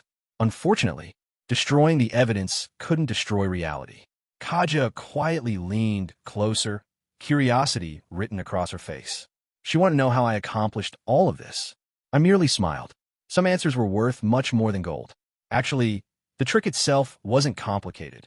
While everyone else spent their time making alliances and preparing political speeches, I spent mine reading. As both a lawyer accustomed to exploiting loopholes and a legislator accustomed to repairing them, reading regulations had practically become instinct. Eventually, I found the sentence I wanted. Important proposals shall pass provided that at least 80% of participants do not oppose them. Notice the wording. Not approval, not support, merely, not opposition. Those two concepts looked almost identical. Legally speaking, they were worlds apart. The founders of the Underground Alliance established this rule because they feared endless deadlock among countless races with conflicting interests. Requiring overwhelming approval would ensure that nothing could ever be decided. Thus, they lowered the threshold. Unfortunately, they overlooked one tiny detail. Choosing not to oppose something didn't necessarily mean choosing to support it. Winning thousands of city lords over to my side would have been nearly impossible, but persuading them simply to refrain from voting against me, that was an entirely different matter. The information regarding the power of law is admittedly incomplete. However, if Your Excellency is willing to refrain from voting against Sulphur Mountain City's admission into the alliance, the remaining portion shall naturally be delivered after the conference. That was a threat. Of course, it was a very civilized threat. As a businessman, I never liked forcing people with swords. Information monopoly was a much more elegant weapon. These are gifts from Sulphur Mountain City. Your clothes were probably destroyed during the slime calamity. Our druids from the release of Heaven's Body Group worked overtime to produce these wrought tan and leaf garments. They are entirely natural and fully comply with the organization's teachings. There is no charge. If Your Excellency could simply offer us a little assistance during the voting later, that would already be more than sufficient. That was a favor. In negotiations, giving people a way to preserve their dignity was often far more effective than directly buying their votes. Besides, everyone had just experienced several days of walking around wrapped in leaves. Receiving proper clothes at this timing carried far greater value than a few hundred gold coins. The alliance currently consists of 4 underground autarchs divided into 2 opposing camps. Whether openly or secretly, conflict is only a matter of time. Doesn't the alliance require another force? One powerful enough to maintain balance, yet not powerful enough to threaten everyone. Better still if that force possesses neither historical grudges nor territorial ambitions. That was reasoning. The Lion King and Dragon Queen spent the past several days exhausting themselves over the Eternal Night Scepter. I spent those same several days visiting city lords one after another. Not to persuade them to support me. That would have been far too difficult. I merely persuaded them not to oppose me. There was a world of difference between those two objectives. After all, everyone already knew the alliance regulations. A proposal requiring over 80% non-opposition sounded almost impossible to pass. Therefore, countless city lords unconsciously arrived at the same conclusion. Even if I abstain, the proposal probably won't succeed anyway. Once that thought appeared, my victory had already become inevitable. Edgewer was the first to congratulate us. Congratulations. His smile looked sincere. Unfortunately, the sarcasm hidden beneath those words was equally genuine. I simply returned the smile. Politics was precisely like this. No permanent friends. No permanent enemies. Only permanent interests. Around me, the atmosphere immediately changed. Kaja quietly leaned closer, almost naturally shortening the distance between us. The Lion King and Dragon Queen, on the other hand, no longer bothered concealing the killing intent radiating from their direction. Dark elves had an old saying, the brighter a dark elf smiled, the more dangerous they became. Unfortunately, that saying wasn't limited to dark elves alone. The surrounding city lords also began looking toward us differently. Previously, we were merely newcomers. Now, we had become competitors. Nobody enjoyed seeing someone suddenly rise to stand on equal footing with themselves, especially when that rise originated from exploiting everyone's trust. Strictly speaking, I hadn't lied. Every promise I made would indeed be fulfilled. The only thing I failed to mention was how those promises would ultimately benefit me far more than them. Lawyers rarely lied. We merely became very selective regarding which truths we explained. Looking at the countless complicated gazes gathering upon Sulphur Mountain City's delegation, I quietly smiled. Exactly as planned.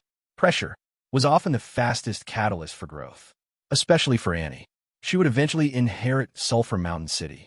Sheltering her forever would only create another greenhouse flower. If she wished to become someone capable of standing beside Adam and Margaret one day, then she first had to learn what it felt like to become the center of everyone's hostility.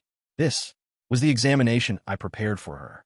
Unfortunately, reality never enjoyed allowing people to remain satisfied for very long. Just as I finished admiring today's results, Little Red's emergency telepathic communication suddenly echoed directly inside my mind. The urgency alone immediately erased every trace of satisfaction. The base had been attacked. Furthermore, Little Red herself had requested reinforcements. For someone capable of casually crushing most legend rank experts to actually request assistance, the opponent could only be another monster of the same generation. At minimum, one of the Shilaw Empire senators. Almost immediately, Molly's earlier words resurfaced within my mind. You won't be pleased for long. So, that was their real move. The Eternal Night Scepter, the conference, the public hostility, everything merely served to hold us here. The true killing blow had always been aimed at our base, using viewing rights for the scepter or promising future auction privileges as bargaining chips to temporarily hire the undead senators. It was indeed an idea worthy of the underground autarchs. Alliance rules prohibited participants from fighting one another during the conference. Unfortunately, the undead lords weren't Alliance members. Naturally, those rules had nothing to do with them. I immediately stood up. Without the slightest hesitation, I prepared to return. Yet before taking more than several steps, the Dragon Queen quietly blocked my path. Unfortunately for her, she never managed to finish speaking. Something small suddenly rushed past me. Then, a dull thump. Another. And another. A tiny gnome repeatedly kicked the Dragon Queen squarely in the knees. The movements weren't especially fast, nor particularly powerful. Yet somehow, every single kick landed perfectly. Even Molly herself failed to avoid them. Only then did I finally notice the newcomer. A familiar face, covered with pimples, snot hanging beneath the nose, an expression carrying absolutely no trace of intelligence. An overwhelming sense of déjà vu immediately assaulted my memories. Then, the little fellow happily looked up at me. Appa! At that instant, every strand of undead instinct inside me screamed that catastrophe had arrived. Years of personal experience had already taught me one simple truth. Whenever I developed this inexplicable premonition, something extraordinarily troublesome was about to happen. Sure enough, recognition arrived before disbelief. Ah dang, the first masterpiece I had ever created, the most terrifying abomination in undead history, had somehow become a gnome.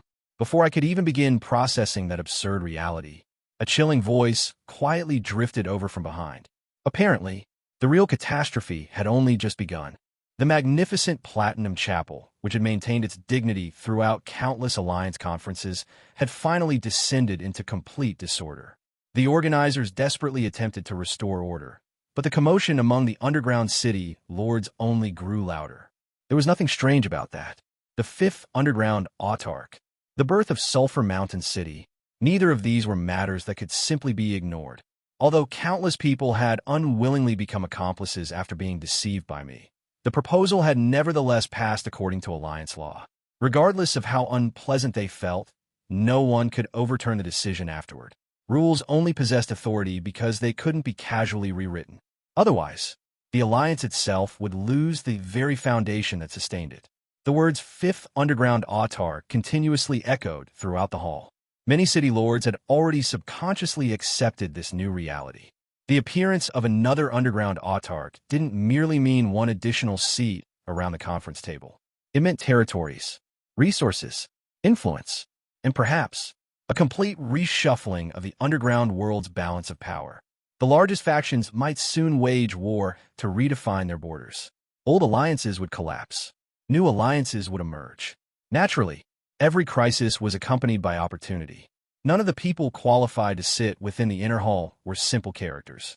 If Sulphur Mountain City could climb to such heights within such a short period, why couldn't they? Compared to the four long-established underground autarchs, the newly promoted Sulphur Mountain City possessed an obvious weakness. We lack supporters. To many ambitious city lords, that weakness was precisely our greatest attraction.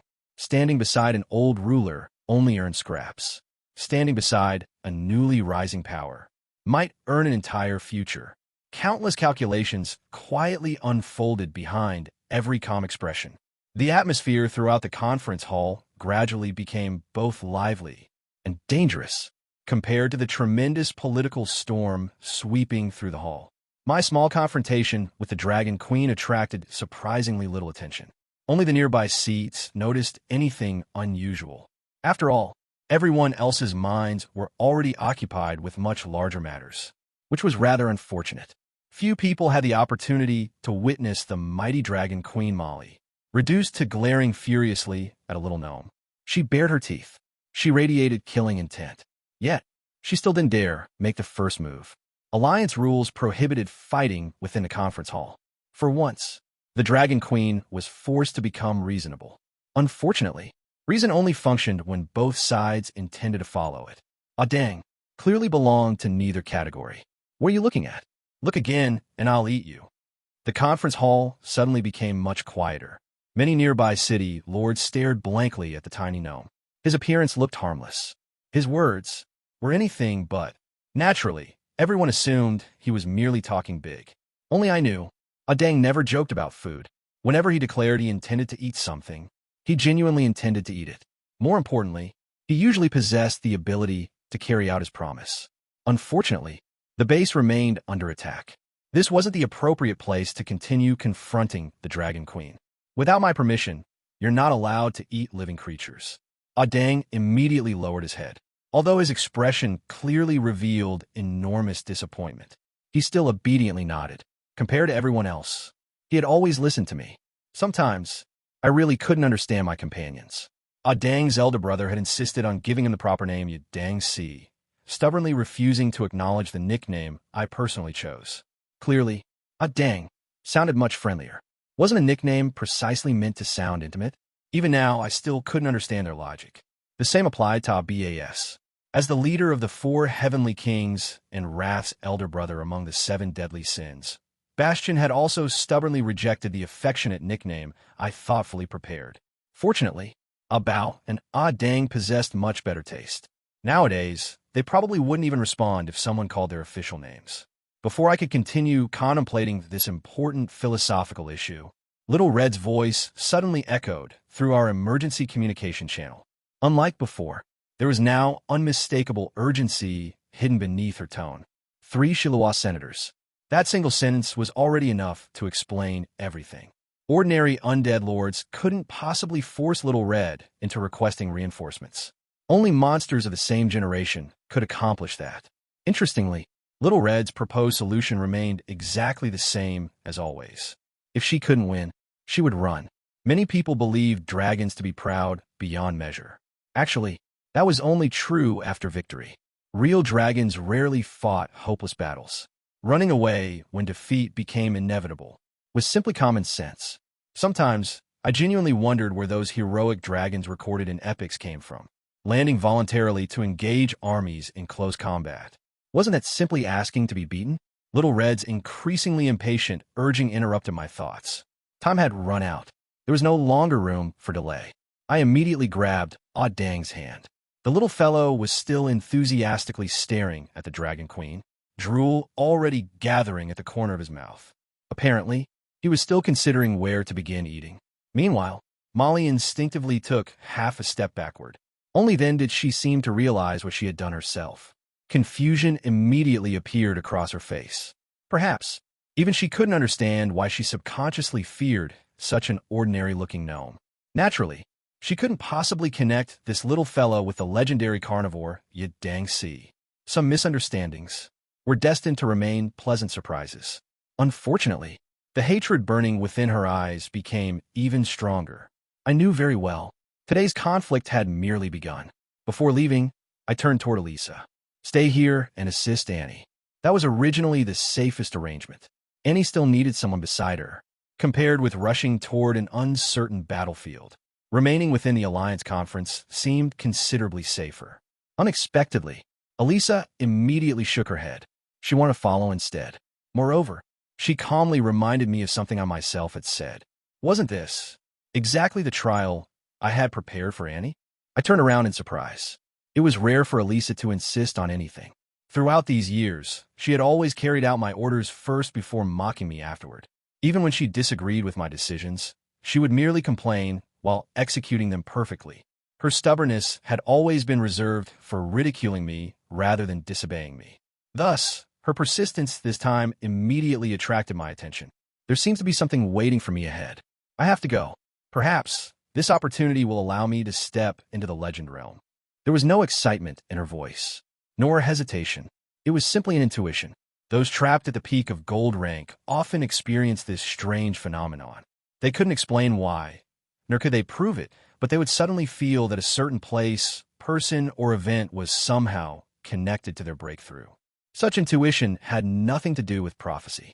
Rather, it was the accumulation of countless experiences subconsciously pointing toward a possibility before one's consciousness could understand it. Many legends later described their breakthrough with the same sentence. I just knew, since Elisa had already reached this point, stopping her would only become another shackle upon her path. Thus, I immediately changed the deployment. Diana and Victoria would remain to support Annie.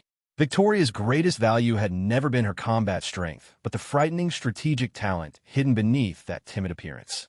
This conference was the first true battlefield where the future Moon Queen could display her worth. As for Diana, there was nothing much to arrange. If anyone obstructed them, she only needed to draw her sword.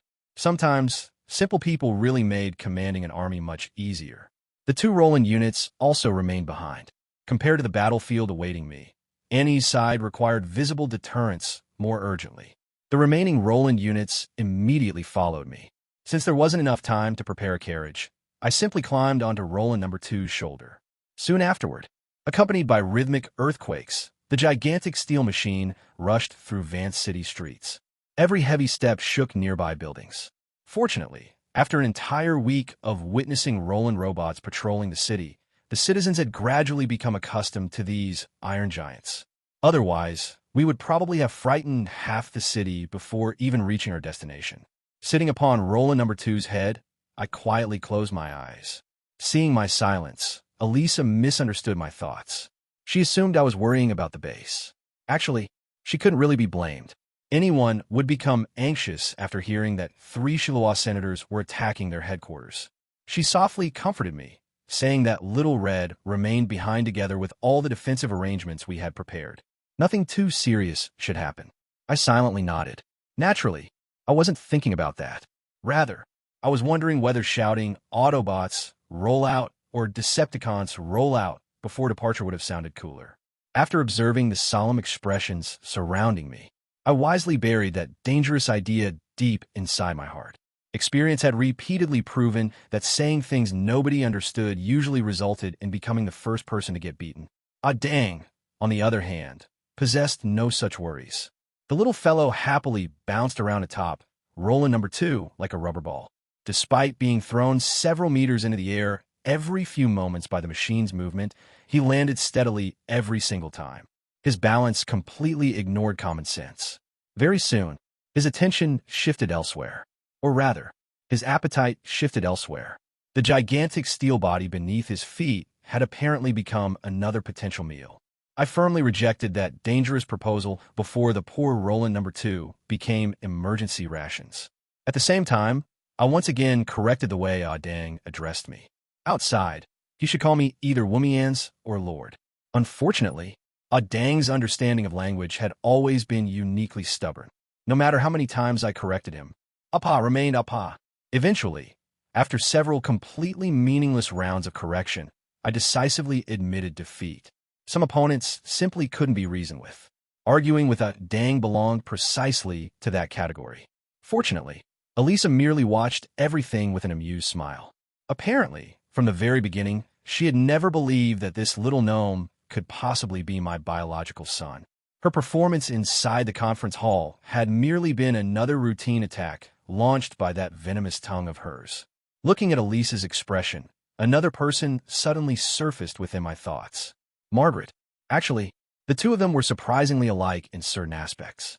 Saints always preferred standing outside events, calmly observing every possibility before making a decision. That perspective granted extraordinary wisdom. Unfortunately, it also brought excessive hesitation. The more possibilities one could foresee, the more difficult it became to make a choice. Take Margaret's feelings toward Adam, for example. If she had been even slightly more selfish, she could have simply forced that fool to take responsibility years ago. Instead, she continuously worried about everyone else's feelings. She worried about changing their current relationship. She worried about causing trouble for others. She worried about whether her own happiness would burden someone else. Sometimes, gentleness wasn't necessarily a virtue. It could also become another form of cowardice. There had never existed a choice capable of satisfying everyone. Thinking this far, I deliberately allowed my muttering to become slightly louder. Not loud enough to become a lecture, only loud enough for someone with extraordinarily sharp hearing. Margaret was Margaret. Elisa was Elisa. If Elisa couldn't distinguish her own path from Margaret's, then she would forever remain standing beneath someone else's shadow. A soul imprint represented the crystallization of one's entire existence. Imitating another person could never create a legend. Only by walking a path that belonged solely to herself could she truly surpass the realm of mortals. Behind me, Elisa's footsteps noticeably slowed. Her breathing also became slightly disordered. I didn't look back. Some words only needed to be heard once. The rest depended entirely upon the person walking that road. Changing the subject, I turned toward Dang. He obviously hadn't entered the underground world alone. Anyone capable of bringing the most dangerous abomination in history here without becoming emergency rations certainly couldn't be an ordinary undead lord. The answer he gave initially left me completely puzzled. Gria? There wasn't a single Shiloah senator bearing that name. Had another terrifying rookie appeared during my absence? Fortunately, Dang quickly provided another clue. The big sister who sings very badly. Dang immediately shook his head. He insisted that he would never hit Big Brother, Big Sister, or Appa. However, if anyone bullied them, then Dang would beat that person up. After finishing his explanation, he raised his little face and looked at me expectantly, as though waiting for praise. Naturally, I didn't disappoint him. Very obedient. This is what I call a good kid. Smiling, I picked him up with one hand before deliberately winking at Elisa. The meaning behind the gesture was obvious. Look carefully. This is how an obedient child should grow up. Unlike a certain little maid who somehow developed into today's venomous-tongued housewife. Fortunately, those words only remained inside my head. After suffering so many losses over the years, I had long understood one principle. Never provoke Elisa unless I wanted to suffer physically. Just then, Dang tugged at my sleeve again. Apparently, after bringing me over, he had already sent ahead to reinforce the base. He had simply pointed toward the southwest and told her to fly in that direction. As for anyone annoying along the way, she could beat them up first. It sounded utterly unreliable, but I wasn't surprised at all. There were some experts whose intelligence was honestly rather worrying, yet their instincts had become frighteningly accurate after reaching a certain realm. Dang belonged to that category. Coincidentally, Adam did as well. Both of them preferred letting their bodies think instead of their brains. Almost simultaneously, Little Red's emergency communication reached me again. Gray, Sin had already arrived. Hearing that news, I quietly released the breath I had been holding. The Bone Dragon Queen's singing was undoubtedly a disaster capable of polluting one's soul, but her combat ability had never disappointed anyone. As long as she was present, Even 3 Shiloah senators wouldn't be able to finish the battle quickly. Even so, remaining passive wasn't my style. The Roland units still needed another 20 minutes before reaching the base. By then, who knew how the situation would develop? Besides, if I personally appeared before those old acquaintances while maintaining my current identity, things would inevitably become troublesome. Back then, intelligence gathered by the Dark Elf spies had already confirmed one fact. Although Lord Yongye remained sealed beneath the underground world, none of the underground autarchs dared release him. It wasn't because they lacked the ability, but because they feared the consequences. To the underground races, the greatest threat wasn't the surface kingdoms, it was the undead emperor himself. If Yongye truly returned, the endless war between the surface and the underground would probably end overnight. Unfortunately, both sides would unite for exactly one purpose: hunting me. Thinking this far, I no longer hesitated. "Ah dang, switch to your flying form. We'll head back immediately." The little fellow nodded obediently. With a stomp of his feet, thick black mist instantly engulfed his body. Holy light flickered faintly within the darkness, and several seconds later, as the mist gradually dispersed, the lively little gnome had vanished completely. Standing before us now was a magnificent silver sky dragon over 20 meters long. Unlike ordinary dragons, Dang possessed no hind legs. 6 enormous metallic wings extended from his back, while thick armor resembling fortress walls completely enveloped his body.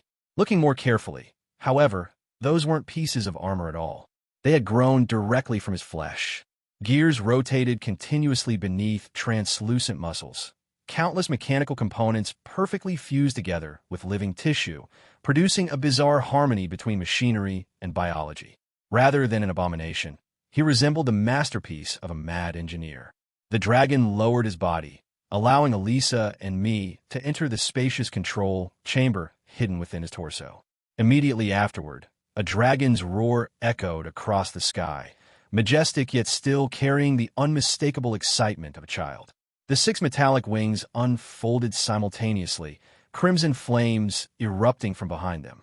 Instead of relying on wing beats like ordinary dragons, Dang simply blasted himself forward like an enormous rocket. Within the control chamber, everything remained surprisingly stable, but outside, the scenery retreated so quickly that ordinary dragons probably wouldn't even qualify to eat his dust. An abomination capable of transforming sounded unbelievable, but in reality, transformation wasn't Dang's greatest strength. It was the cornerstone of his existence, and, at the same time, the shackles preventing his destruction. The original sin he represented was gluttony. To put it simply, gluttony was merely appetite, and appetite was the most primitive instinct shared by every living creature. Living beings consumed food to survived in order to become stronger, and grew stronger so they could continue evolving in the cruel natural world. Thus, the simplest equation naturally formed inside my mind. Gluttony equals survival equals evolution. It was this equation that gave birth to history's smallest abomination. Back then, Dang stood barely over 1 meter tall. He couldn't even lift a stone, and his only ability was eating. Fortunately, for an abomination, eating alone was already enough. Since abominations themselves were masses of fused corpses, incorporating additional flesh into their own bodies came naturally. Every enemy he devoured became another step in his evolution.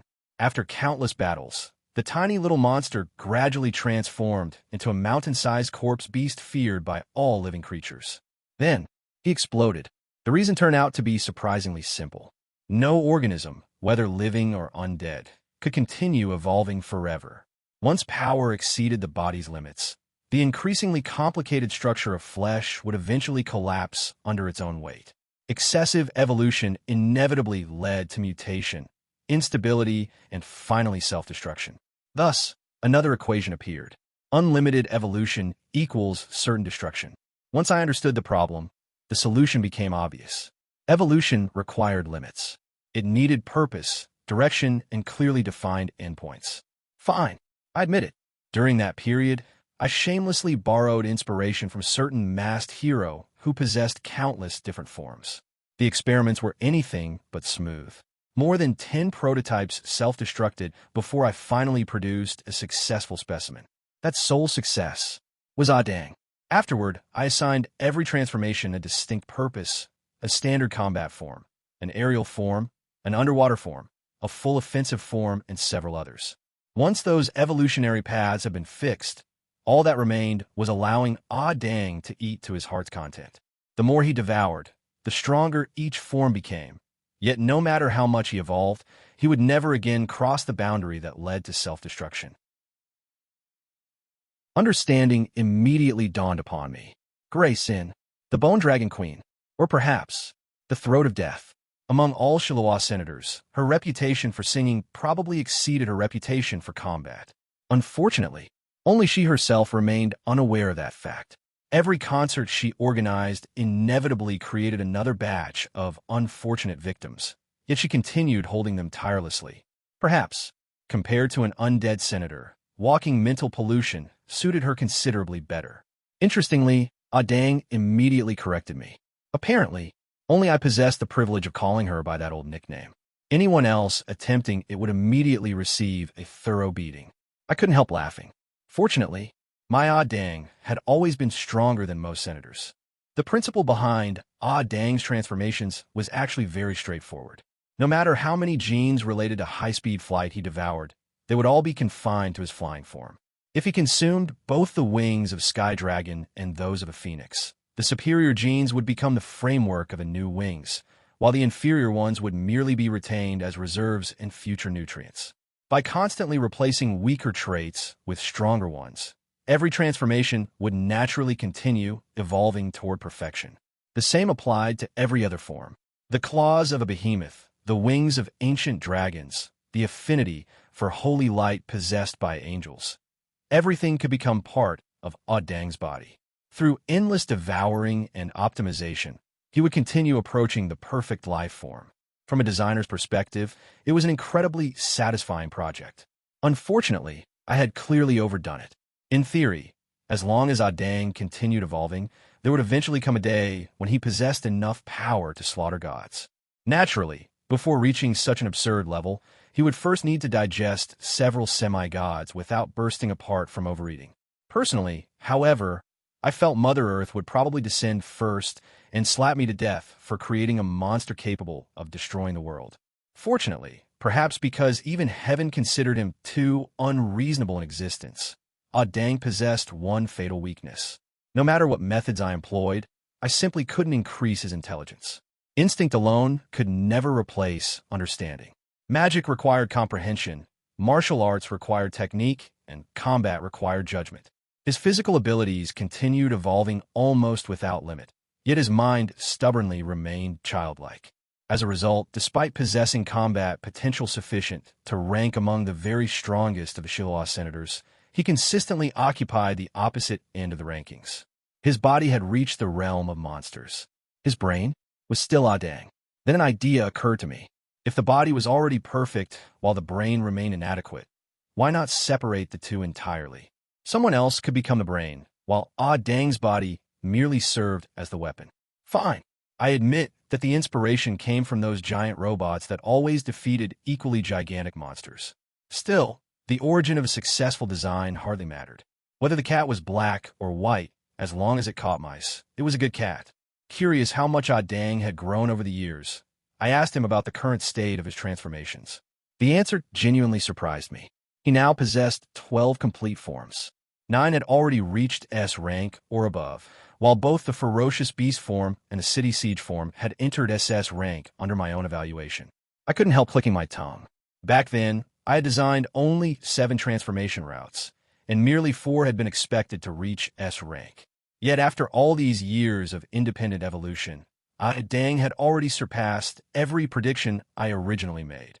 An SS rank transformation, if piloted by someone truly skilled, would probably be capable of threatening even a semi-god. Naturally, I immediately forbade him from revealing that trump card. Today's opponents simply weren't worthy of forcing Ah Dang to expose his strongest form. An ordinary S-rank transformation would already be excessive.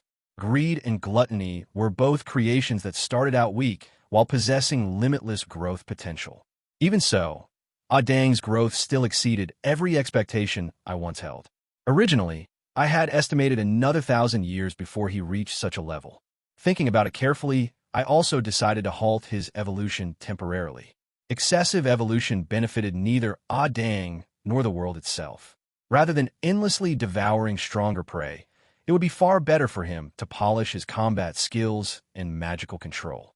With his current body, technique had already become far more important than additional strength. As always, Ah Dang obediently agreed. A moment later, he happily informed me that we had already reached our destination. Looking down from the sky, what unfolded beneath us resembled a battlefield from the age of myths. The 6th Senator, demonic bone beast Crimspur. The 10th Senator, Ant King of Corrosion Lamost. The 11th Senator, great mathematician Pennyhorst.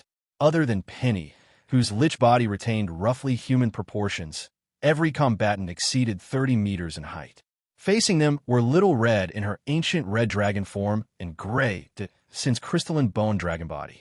Little Red was wrestling directly against Crimspur, while Gray, since somehow managed to restrain both Lamost and Penny simultaneously. Around them, goblin landmines detonated continuously beneath the rolling giants, yet the explosions weren't even sufficient to scratch their bodies. The surrounding artillery barrage looked spectacular, but monsters of this level simply ignored it altogether. Beside me, Ah Dang stared downward with obvious anticipation. He wanted meat. Without waiting for further instructions, black mist immediately engulfed his body. The elegant sky dragon disappeared. Replacing it was a gigantic silver ape over 40 meters tall. Every muscle bulged unnaturally, metallic radiance flowing beneath the skin, making him the largest and physically strongest monster present on the battlefield. Then, the giant ape suddenly struck an extremely familiar pose. Looking at that posture, I immediately realized where the inspiration hidden deep within my subconscious had originated. Apparently, I had copied far more than giant robots. The surrounding battlefield instantly fell silent. Even Ah Dang seemed to sense the awkward atmosphere. The composite voice resonating from inside the giant ape muttered somewhat helplessly that perhaps old jokes really did expose one's age. I silently coughed. There probably wasn't anyone in this world who understood that reference. Changing poses without the slightest embarrassment, the gigantic ape crossed both arms before aiming them directly toward Crimspur. The battlefield remained just as silent.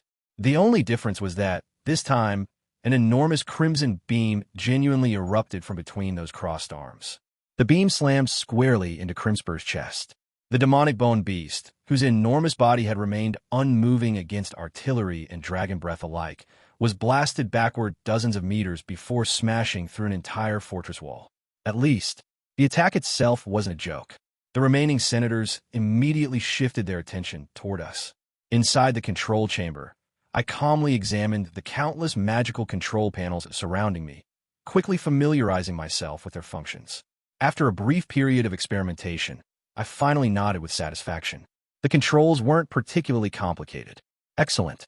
Now that I understood the basic operations, it was finally time to let Chinese martial arts conquer another world. For every necromancer, summoning skeleton warriors from the dead is undoubtedly the very first lesson. The second lesson, naturally, is learning how to control them.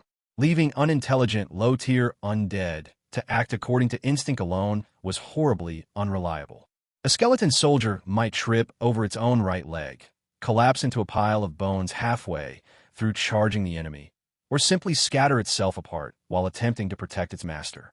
There is nothing adorable about a skeleton falling to pieces on its own, especially when your own life depended on it. Watching your carefully summoned bodyguard disassemble itself before reaching you was the sort of ridiculous tragedy that made one want to cry without any tears coming out.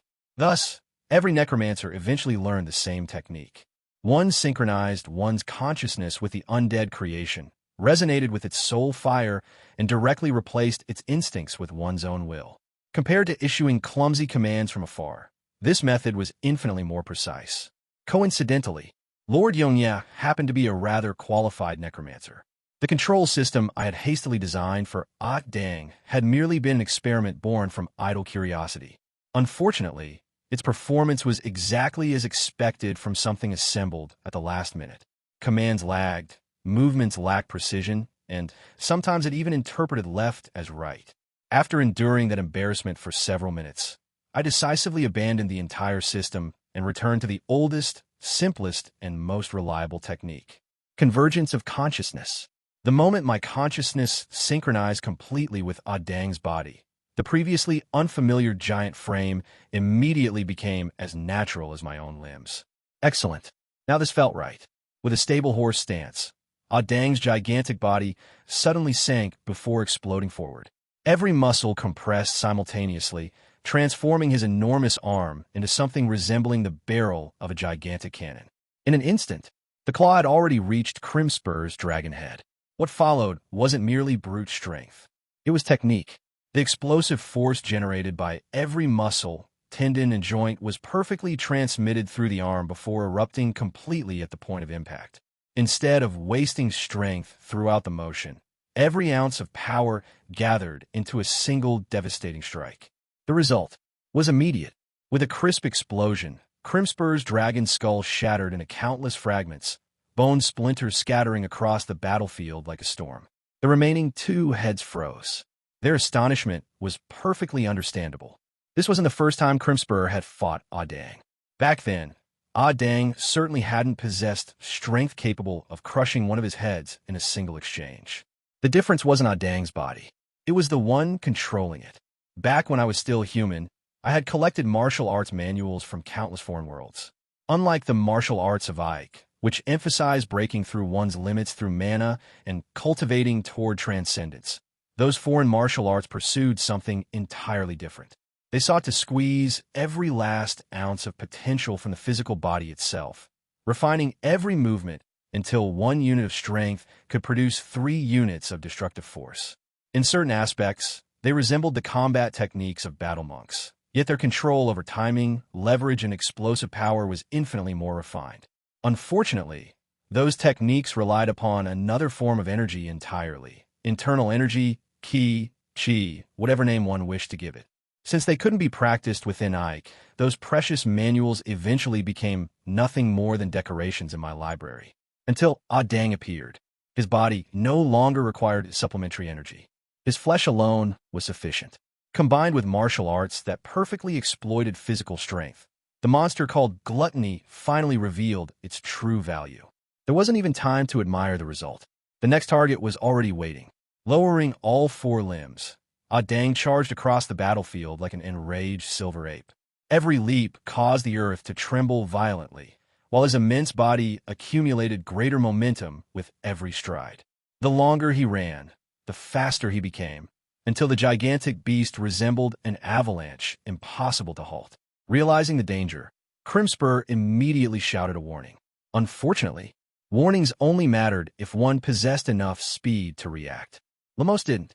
The gigantic Ant King had always specialized in overwhelming defense rather than agility. Before he could even finish turning his body, Dang had already appeared beside him. At the final instant, the charging ape suddenly stood upright. Instead of attacking with his fists, he used his entire body as the weapon. Like a mountain crashing into another mountain, Dang slammed into Lamos head-on without the slightest hint of reason. The impact echoed throughout the battlefield. The enormous 6-legged ant was sent flying several hundred meters without even managing a scream. All 6 legs flailed wildly in the air as his gigantic body smashed through walls, towers, and defensive fortifications before finally disappearing into the distance. Watching the scene unfold, even I found myself somewhat surprised. Gluttony had granted Dang a body capable of limitless evolution. The martial arts of another world had taught that body how to unleash every fragment of its potential. Separately, both were already terrifying. Together, they were absurd. The battlefield immediately fell silent. When Dang slowly turned toward the final opponent, Pennyhorst demonstrated exactly why liches survived longer than most other races. Without uttering even a single word, he opened a dimensional gate and disappeared. Cleanly, decisively, without the slightest hesitation. There was never any true friendship among the Shiloah senators in the first place. Their temporary cooperation existed solely because their interests happened to align, and since the Eternal Night Scepter had yet to fall into their hands, none of them had intended to risk their lives from the beginning. Great Sin's arrival had already prompted them to hold back somewhat out of respect for a fellow senator. Now, after witnessing Dang's overwhelming display of force, Any remaining thoughts of continuing the battle vanished completely.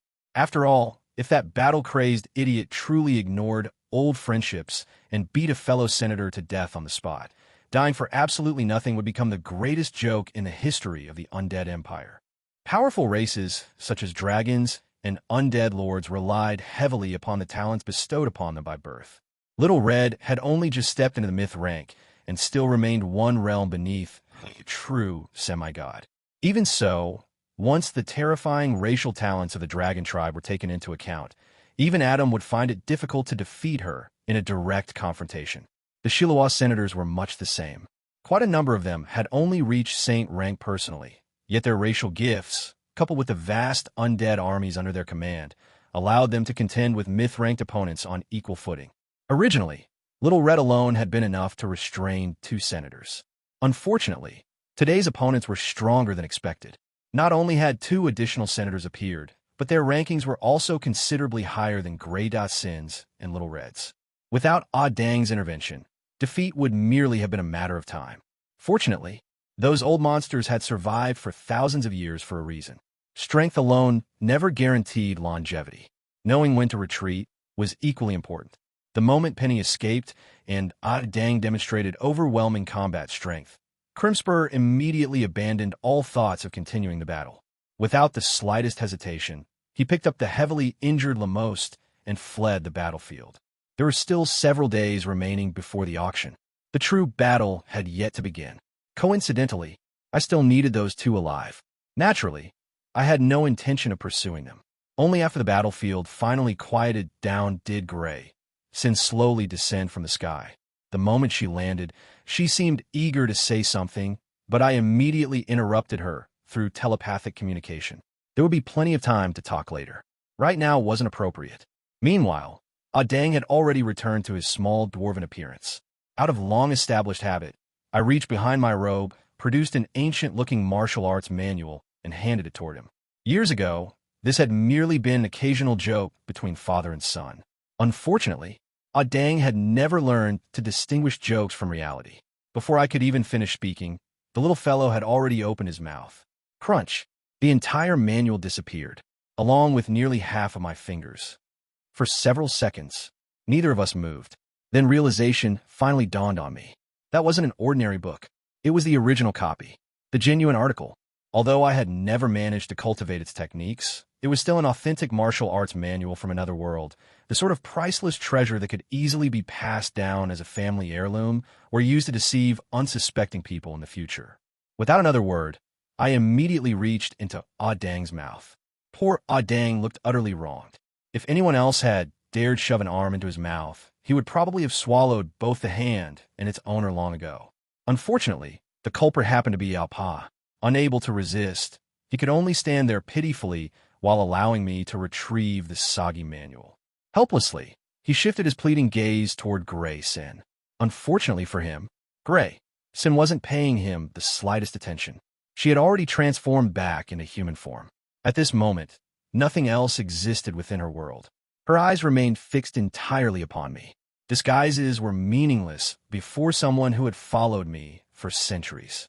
Everything around us, the battlefield, Dang, Elisa, even the collapsing fortifications, had vanished completely from her sight.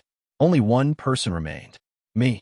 The usually icy bone dragon queen now looked almost like a shy young girl reunited with someone she had longed to see for countless years. She subconsciously grasped the corner of my sleeve while nervously lowering her head, her fingers unconsciously twisting together.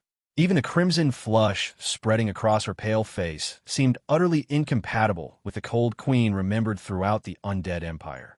Questions about my false death, the mission entrusted by Lionheart, the countless mysteries surrounding the undead empire. All of them had already been forgotten. Those black and white inverted pupils, once filled with endless calculation and composure, now contained only relief and longing. Naturally, I understood that gaze perfectly, which only made my headache even worse. I might indeed be dead, but that didn't mean I had suddenly developed an interest in corpses, especially dragon corpses. Just as I desperately searched my mind for a suitable response, a powerful sense of danger abruptly surged through my instincts. Without thinking, I lowered my head. Almost simultaneously, Gray, Sin also reacted. Centuries of combat experience instantly shattered her momentary distraction. Bone wings burst open behind her as she retreated several dozen meters in a single movement. An enormous ice blade sliced cleanly through the space she had occupied only a heartbeat earlier. I instinctively turned toward Elisa. Then, my expression froze. Something was terribly wrong. Her normally calm, crimson eyes had become bloodshot, faint traces of gold beginning to appear within the pupils. The cold indifference she always carried had disappeared completely, replaced by an almost feral killing intent. Reddish-orange scales rapidly spread across her right arm. The elegant horns behind her ears thickened visibly. Even the tail behind her continued twisting and changing shape. Most terrifying of all, the demonic aura surrounding her was expanding at an alarming rate. High demonification. Impossible. Immediately, I summoned the devil contract and inspected it carefully. Nothing. The contract remained perfectly intact. Yet reality unfolded right before my eyes. Somehow, Elisa had forcibly broken through the seal without damaging the contract itself. Before I could even comprehend how such a thing was possible, she had already completely lost control. With a furious roar that no longer resembled a human voice, crimson wings of flesh burst open behind her back. The next instant, she shot into the sky like a crimson meteor. Her target was Gray Sin. For an ordinary person, the pressure generated by Elisa's demonified fists alone would have been enough to tear them apart before the blow even landed. Gray Sin frowned. After finally reuniting with the emperor she had searched for over countless years, someone had chosen this exact moment to interrupt her. Naturally, her mood could not possibly improve. Her opponent was not weak, but compared to her, the gap was still far too great. A chilling aura gathered at her fingertips as the legendary finger of death was about to take shape. Before the spell could be completed, my furious shout echoed across the battlefield. Gray.Sin's body stiffened. The spell dispersed instantly. Without the slightest hesitation, the Bone Dragon Queen obediently crouched down, hugging her head with both hands like a child caught making a mistake. She completely abandoned any intention of counterattacking. Even as Elisa's countless steel wires and razor-sharp claws tore through the air, they merely scraped across her tightly folded bone wings without leaving the slightest mark. I had no time to breathe a sigh of relief. Immediately raising the devil contract high into the air, I invoked the authority of the Mark of Justice. Incantation of Law, obligatory enforcement. The seventh circle spell activated instantly. A silver gavel descended from the sky. Twin pillars of order enveloped both Elisa and myself as a gigantic scale of justice slowly materialized overhead. The contract, binding master and servant, was immediately subjected to judgment. The result appeared almost instantly. Elisa had broken the contract.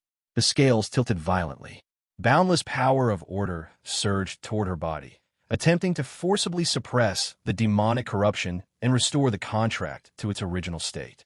Unfortunately, the origin of order and the abyss stood upon equal footing. Neither could completely suppress the other. After a brief stalemate, the silver radiance slowly dissipated. The spell succeeded only in sealing Elisa's movements. The completed high demonification remained entirely intact. Like spilled water, it could no longer be gathered back together. Even immobilized, Elisa continued glaring at Gray Sin with bloodshot eyes. There was no hesitation, no confusion, only pure hatred. Hatred so profound that even death would never satisfy it. Little Red quietly walked over. With a single flick against Elisa's forehead, she sent the exhausted half-demon into unconsciousness before carefully catching her collapsing body. Only then did she let out a helpless sigh. Back then, it had been Gray Sin who personally killed Lisa. When Elisa encountered the murderer from her previous life, the resentment buried deep within her soul erupted all at once. That overwhelming hatred temporarily overwhelmed even the restraints imposed by the devil contract. I silently accepted the unconscious Elisa from Little Red's arms. After a long silence, I merely shook my head. This wasn't Little Red's mistake. It was mine. I had forgotten that memories erased from the mind could still remain engraved within the soul. Darkness. Warmth. Elisa felt herself floating upon an endless sea. Voices whispered continuously from every direction. Infinite knowledge. Endless power. The deepest secrets of the abyss. the authority of high-ranking demons. As long as she reached out, everything could become hers. Yet, she instinctively rejected every temptation. Something far more important still awaited her. The dream shifted. The boundless darkness gradually transformed into another world. She became Lisa once more, a young thief dreaming of becoming the richest woman in the world. Together with the gentle holy knight Rollo, the scholarly mage Margaret, and the hopeless fool Adam, their little adventuring party wandered across continents. Underground kingdoms, endless deserts, frozen glaciers. Every corner of the world bore traces of their footsteps. Without realizing it, the inexperienced youngsters slowly became legends whose stories inspired countless future adventurers. Treasures, adventures, victories, farewells, laughter, tears. Everything blended together into one unforgettable journey. Somewhere along the way, the dream of becoming the richest person in the world quietly ceased to matter. Treasure hunting became merely a habit. The slogan remained. The desire disappeared. Instead, one person gradually occupied more and more of her heart. The dependable elder brother who always smiled warmly despite carrying endless sorrow within himself. The fool who quietly protected everyone while never asking for anything in return. Elisa, a familiar voice gently called her name. She knew the dream was ending. Within the hazy boundary between dream and reality, the warm skeletal hand reaching toward her gradually overlapped with another pair of broad, familiar hands from long ago. Big Brother Rollo? The refined young knight looked momentarily stunned before revealing the same helpless smile she remembered so clearly. That expression, the one he always wore whenever she and Adam created another disaster that required him to clean up afterward. Back then, she had deliberately caused trouble simply because she liked watching that gentle, exasperated smile. But gradually, the illusion faded. The handsome knight disappeared. Only the familiar skull remained. The smile, however, never changed. So it's just you, you rotten master. Hearing her weak complaint, I finally relaxed. 3 days had passed since the battle. She had remained unconscious the entire time. After making sure she had awakened safely, I quietly reminded her to rest before leaving the room without another word. Only after the door closed did Elisa slowly struggle into a sitting position. The surroundings were familiar. Her own room. Beside the bed sat a bowl of porridge, a cup of warm water, and several preserved plum candies. The porridge was unmistakable.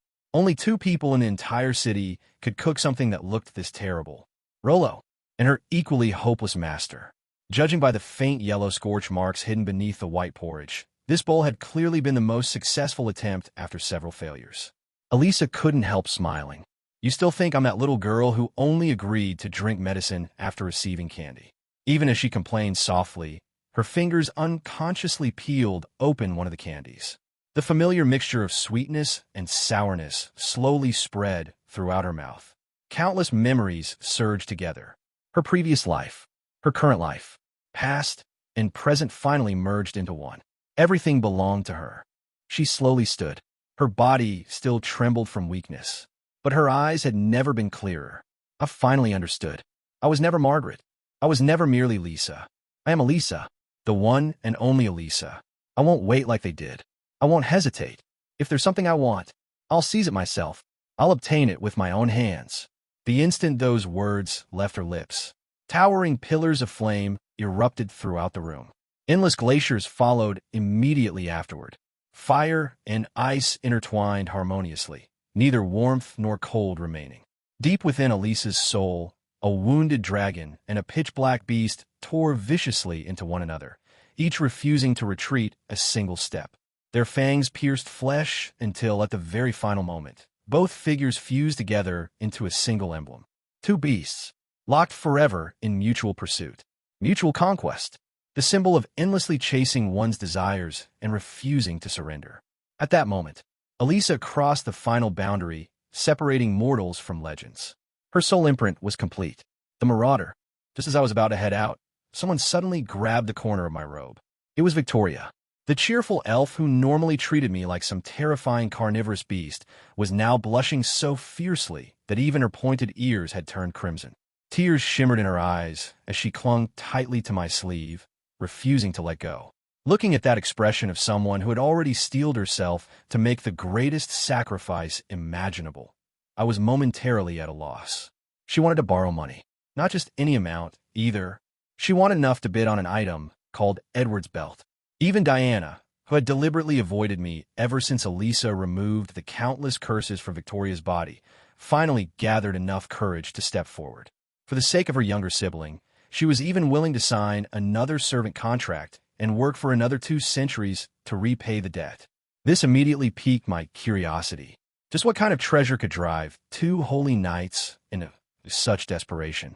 The answer was honestly beyond my expectations. Edward's belt, also known as the Belt of Edwina, was an epic-grade cursed item.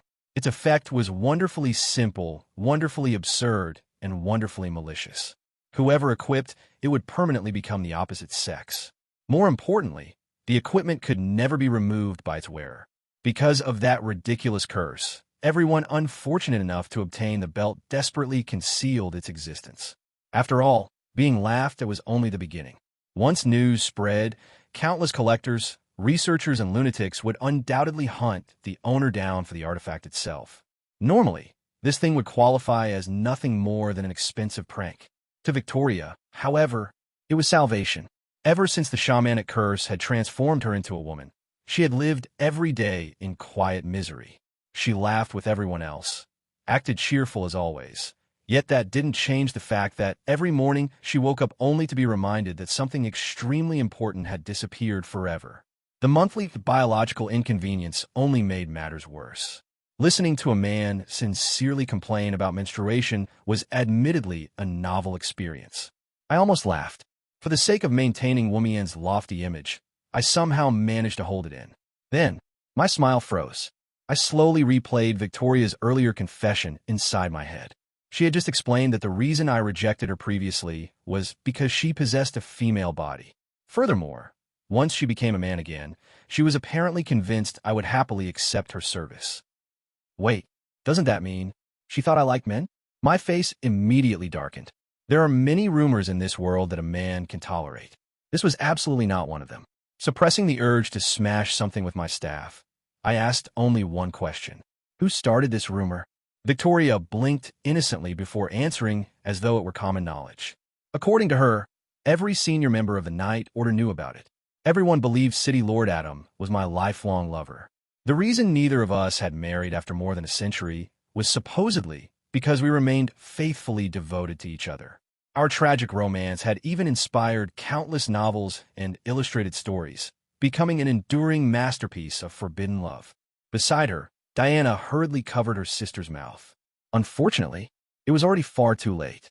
At that instant, it felt as though 10,000 alpacas stampeded across my mind while countless bolts of lightning struck my skull one after another. The most horrifying part wasn't the rumor itself. It was the realization that it had already existed for 15 years. There were novels. There were illustrations. There were apparently over 100 different versions. And because I had never publicly denied it, everyone had naturally concluded that I had silently acknowledged the relationship. I suddenly understood why so many people looked at Adam and me with such strange expressions over the years. I had thought they admired our friendship. They were admiring a completely different story. Meanwhile, Diana lowered her head with an expression that mixed sympathy and embarrassment. On the surface, she apologized repeatedly for her younger sister's loose tongue. Deep inside, however, she was desperately reminding herself not to reveal this precious secret to the artists who specialized in drawing romantic stories. If I had known what that serious-looking holy knight was thinking at that very moment, I would probably have chosen to smash my own skull against the nearest pillar rather than endure another second of this humiliation. Taking several deep breaths, I ground my teeth until they nearly cracked before repeating my question, each word squeezed out one at a time. Who started this rumor? This time, Diana answered honestly. It was Lord Silver Rose. 15 years had passed since the first story appeared. Because I never denied it, everyone simply assumed it was true. The moment I heard the culprit's name, all of my anger vanished. I simply stood there, speechless. 15 years ago, wasn't that around the same time I ordered Elisa to spread a few harmless rumors about Adam, so he would stop attracting women everywhere he went? I suddenly understood everything.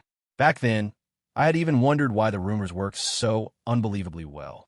Apparently, my ever-reliable maid had faithfully carried out my orders. After improving them, instead of making Adam slightly less attractive to women, she had somehow transformed both of us into the protagonists of a century-long forbidden romance. Faced with such irrefutable evidence, who would still dare pursue either of us? As expected, I had once again managed to shoot myself in the foot. Elisa. I couldn't even muster the strength to curse.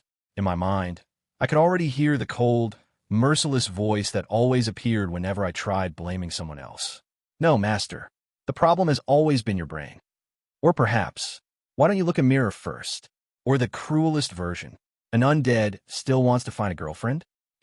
Even though Elisa was unconscious several rooms away, her venomous commentary echoed inside my head with perfect clarity. Perhaps I had simply become too accustomed to it.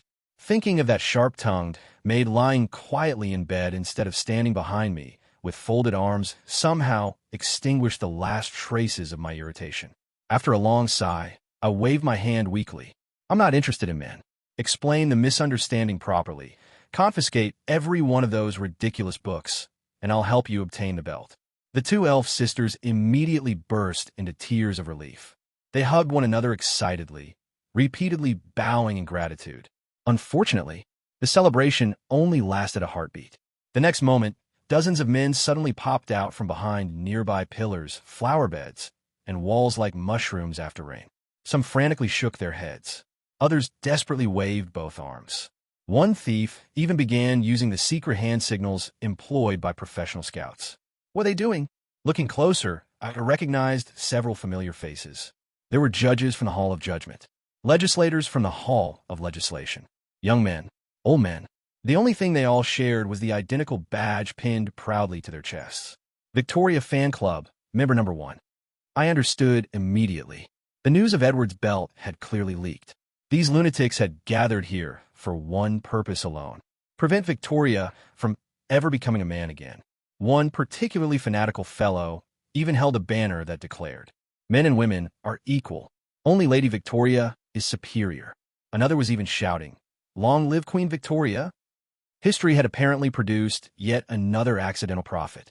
Looking at that group of fanatics, I smiled pleasantly. Then I calmly replied using the same thieves' sign language. A nearby dwarf immediately translated my gestures for everyone else. His expression became increasingly pale.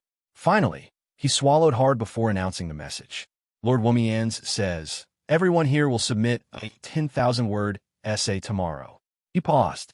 The topic is a discussion on proper moral values. The surrounding crowd instantly fell silent.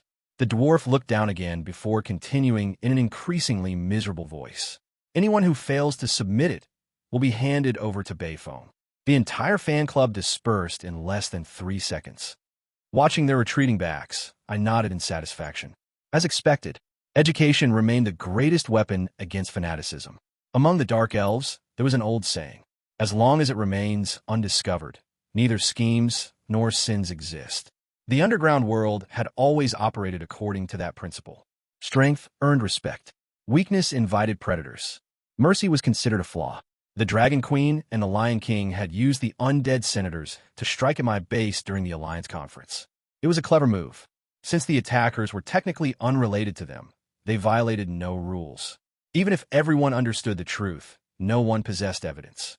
Naturally, I couldn't openly retaliate either. If I failed to respond, every underground city lord would conclude that Sulphur Mountain City was nothing more than a paper tiger. That was unacceptable. The revenge had to be elegant. It had to obey every written rule while making the Lion King suffer losses great enough to bleed internally. Unfortunately, logic suggested the wiser course was patience. As the auction approached, pressure on the Lion King would only continue increasing. The Eternal Knight's scepter was already attracting countless undead lords, thieves, and ambitious city lords. Sitting quietly and allowing everyone else to exhaust him before striking would undoubtedly yield the greatest profit. Reason said to wait. Emotion refused. Fortunately, Victoria's request unexpectedly provided me with inspiration. Buying Edward's belt? Impossible. From a moment Sulphur Mountain City offended nearly every influential figure in the underground world. Any item we showed interest in was destined to become the target of malicious bidding. Even if ordinary city lords restrained themselves, the 4 underground autarchs certainly wouldn't miss such an entertaining opportunity. In other words, if I wanted the belt, purchasing it honestly was never an option. Fortunately, I had never been particularly honest in the first place. Since buying it was impossible, there was only one option left: steal it. Ordinary thieves feared vaults, traps, and guards. Unfortunately for the Dragon Queen, the greatest thief in the world happened to be a slime. No matter how elaborate a treasury's defenses were, they had all been designed to stop humanoid intruders. Locks, enchanted gates, steel vaults, and even spatial barriers meant little to a creature that could flatten itself into liquid and seep through cracks thinner than a strand of hair. Greed's original body beneath the sewers had already perished, exactly as I intended. That didn't mean every child of Greed had disappeared. The Wild Bull Alliance had secretly preserved several specimens, worshipping them as sacred relics. Beifong, that self-proclaimed veterinarian and world's foremost animal enthusiast, Reed, certified pervert, had even adopted a few as pets. Knowing his habits, I had no desire whatsoever to imagine what sort of horrifying breed he intended to cultivate. Perhaps it would be kinder to simply abandon that entire group in Vance forever. Still, for once, their eccentric hobbies proved useful. Otherwise, I would have been forced to unseal Greed's restored main body again. Considering my own history, there was roughly an 80% chance I would accidentally create another city-wide catastrophe. If Elisa woke up to discover Vance had become Clothing-Free City, 2nd edition, she would probably kill me before asking any questions. Borrowing one of the surviving Child of Greed was infinitely safer. Naturally, I refused to establish mental resonance with Beifeng's personal specimen. The memories transmitted through resonance included instinctive experiences. I had absolutely no interest in learning what the world's greatest pervert did with his pets. Because of the Eternal Knight's Scepter incident, the original auction hall and the Lion King's residence had both become historical ruins. The auction treasures were temporarily stored elsewhere. As expected, they were now under the Dragon Queen's protection. Late that night, I quietly released the little slime beside her temporary residence. Following my consciousness, it slipped into the ancient drainage system beneath the city. The journey itself was unpleasant. The sewer smelled as though someone had fermented salted fish for 30 months before adding another layer of decay, for good measure. There were countless strange aquatic creatures living inside. Several groups of patrol guards were even engaged in a nightly contest of intelligence and courage with the sewer's indigenous residents.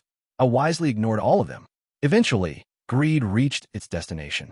The treasury was enormous. Sleeping before the entrance was a gigantic red dragon. Or rather, the Dragon Queen herself. After suffering wave after wave of thefts over the past several days, she had apparently decided the safest vault door was her own body. The slime silently entered through a ventilation shaft. Inside, wooden barriers had been erected everywhere. Apparently, the dragon tribe had already discovered Greed's weakness toward wood. Unfortunately, I had written Greed's instincts personally. Natural fear was merely a default setting. The creator naturally possessed administrator privileges. Passing through the barriers without difficulty, I avoided several detection arrays before arriving at the heart of the treasury. Rows upon rows of auction treasures glittered beneath magical illumination. Unfortunately, a slime's carrying capacity was limited. I could only choose a handful. The Eternal Knight's Scepter stood prominently at the very center. I glanced at it once before losing interest. A fake. Its craftsmanship was excellent, but there wasn't the slightest resonance with my soul. No one understood the genuine article better than its creator. The underground autarchs clearly weren't fools. The Dragon Queen was guarding an entire treasury filled with decoys. The real Eternal Knight's Scepter was still elsewhere. My gaze shifted toward the remaining treasures. The key to the water elemental plane. A Titan core. Several rare, magical metals. Edward's belt. Not bad. This trip had already paid for itself. Greed quickly swallowed the selected treasures before beginning its retreat. Just as it reached a nearby ventilation passage, faint voices drifted over. Protect the scepter properly. The voice was deep and unfamiliar. If you fail again, death will be the least of your concerns. The Count has no patience for repeated failures. The Lion King's reply was unexpectedly respectful. I understand. Please inform the Count that the mission will be completed. A Count, someone capable of making an underground autarch lower his head so obediently, Only one name immediately surfaced in my mind. Demon Count Cockagil, the Soul Eater. Just as I attempted to move closer, a concealment spell enveloped the conversation. The words themselves disappeared. Fortunately, slimes didn't hear with ears. They perceived vibrations. Broken fragments still reached me. Dimensional Gate. The Count's Army. Sulphur Mountain City. Fire Elemental God. Traitor. The pieces refused to connect into a complete sentence. Whoever had cast the concealment spell clearly knew what they were doing. Realizing further eavesdropping would only increase the risk of discovery, I immediately severed mental resonance. Greed returned by instinct. Halfway back through the drainage tunnels, the connection suddenly vanished. Someone had destroyed it. I wasn't particularly concerned. Judging from the lingering traces of the power of law, it was almost certainly one of my own judges mistaking the slime for an assassin. The treasures would still be nearby. I simply marked the location mentally. There would be plenty of time to retrieve them after sunrise. Unfortunately, experience had already taught me one universal truth. Whenever I thought, I'll deal with it tomorrow, tomorrow inevitably found a way to deal with me first. Before dawn even arrived, a shrill scream echoed throughout the entire mansion. Everyone was awakened instantly. Crows! I froze. The source of the scream was Crow's room. An unpleasant premonition surfaced immediately. Taking out my trusty dwarf binoculars, I looked toward the commotion. Then I silently lowered them again. A beautiful young woman was running frantically through the courtyard in tears. She still wore the Hall of Judgment's men's uniform trousers. Around her waist was Edward's belt. As for everything above the waist, well, nature had been astonishingly efficient. The familiar face unmistakably belonged to Crow's. I stared quietly at the morning sky. After a long silence, I finally reached a conclusion. First, the Victoria fan club would be banned immediately. Second, judging from current circumstances, the Crows fan club would probably be established before lunchtime. That organization would also have to be banned. As expected, none of this had anything whatsoever to do with me. I was, after all, an innocent and law-abiding citizen. Victoria clung desperately to Crow's waist, sobbing so hard that her shoulders trembled uncontrollably. The coveted Edward's belt was now fastened securely around Crow's waist. With that single careless action, Victoria's final hope had vanished. Crow's herself was hardly in a better state.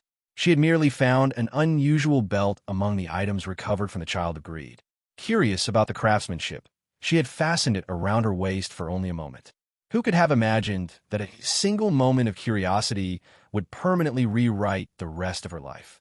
Around them, members of the four courts and one hall watched the tragic scene unfold with complicated expressions. Some genuinely sympathized. Others, well, the suspicious smiles spreading across several faces and the faint trails of drool suggested their definition of sympathy differed somewhat from ordinary people. Victoria clenched her fists. For a fleeting instant, murderous determination appeared in her tear-filled eyes. She looked ready to drag the culprit down with her. Yet before she could act, Crow's collapsed weakly onto the ground. The proud judge, who had always remained composed, finally broke down. She buried her face in her hands and cried. Not because she feared becoming a woman, but because she already had a fiancé. Their marriage had been arranged decades ago. Only another 50 years remained before she was supposed to return home. Now, how exactly was she supposed to explain this? The two equally unfortunate young ladies stared blankly at one another. Neither spoke. Then, almost simultaneously, they burst into tears again. Eventually, the pair simply embraced each other and cried until there were no tears left. Watching the tragic duo, I quietly rubbed my forehead. Strictly speaking, I hadn't intended for any of this to happen. Objectively speaking, it was still my fault. After thinking for a while, a possible solution slowly surfaced. Necromancy. Compared to ordinary medicine, high-level necromancy made reconstructing flesh almost trivial. Replacing organs or altering physical structures wasn't even considered particularly difficult. If the two of them didn't mind borrowing someone else's. No, I silently discarded the idea before finishing the thought. For some reason, I had a strong premonition that proposing such a solution would result in my remaining dignity being beaten out of me. Some problems were better solved another way. Just as I was pondering alternatives, the system suddenly reappeared. Ding! Congratulations! Even the system has lost count of how many innocent victims you've indirectly created. In recognition of your outstanding achievements, you have obtained the honorary title, Star of Misfortune. I immediately felt insulted. The system, however, ignored my opinion and continued cheerfully. Title, Star of Misfortune. At first you believed everyone else was simply unlucky. Eventually you discover the truth. You were the source. Effects. Charm -10. Damage received from small animals ×3. Passive skill acquired. Aura of Plague. Anyone whose life has gone too smoothly simply hasn't met you yet.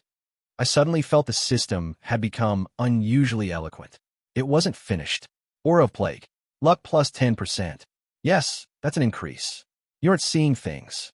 However, whenever misfortune has even a 1% chance of occurring, someone nearby will inevitably experience it.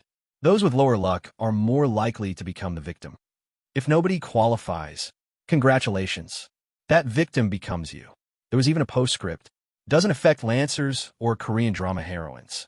Their passive misfortune aura is already stronger than yours. Status effects don't stack. For once, I had absolutely nothing to say. The charm penalty meant little. After all, reducing -88 by another 10 hardly produced a meaningful difference. A face capable of frightening dozens of people could certainly frighten a few dozen more. What truly interested me was luck. Apparently, this world actually possessed such a hidden attribute. Judging from my life experiences, mine was probably somewhere below sea level. Still, the new passive intrigued me. A competent strategist never ignored a potentially useful variable, even one that looked suspiciously like a practical joke. Perhaps it deserved a simple experiment. I casually picked up 3 pebbles. Selecting one, I tossed it high into the sky. The stone described a graceful arc. Halfway through its flight, a sudden gust of wind altered its course. Then, clink, it struck Roland number 2, which was currently undergoing repairs. The pebble bounced several times across the giant machine's metal frame before ricocheting toward the courtyard below. Dong!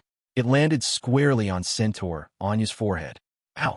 The unfortunate chef instinctively looked upward. Unfortunately, the stone wasn't finished yet. It slid directly into the soup she had spent the entire morning preparing. The startled movement tipped over the cooking stand. The stand knocked into a nearby serving cart. The cart struck an expensive decorative vase. The vase wobbled once, twice, then shattered magnificently across the floor. Anya stared blankly at the disaster unfolding before her. Finally, an agonized scream echoed throughout the mansion. My soup! My plates! Wait, don't touch that vase. Uncle Henry is going to kill me. I silently lowered my hand.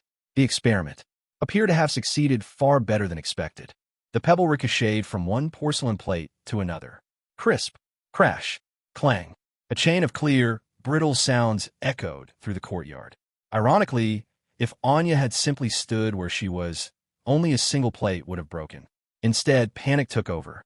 The young centaur galloped frantically across the kitchen, trying to catch one tiny pebble. Every rescue attempt overturned another table, another rack, another stack of expensive porcelain. Within moments, the kitchen resembled a battlefield after an artillery barrage. I silently watched the catastrophe unfold. As expected, the first official victim of the aura of plague had appeared. Poor Anya. Judging from the damages, 1 month's wages would probably not even cover the replacement cost. Noticing Beifong hiding beside a nearby window with the smile of a hunter who had discovered a rare magical beast, I immediately dispatched Diana and the town security team. There was no need to preserve my reputation anymore. A proper beating would cure 99% of Beifeng's bad habits. As for the remaining 1%, that could wait until tomorrow.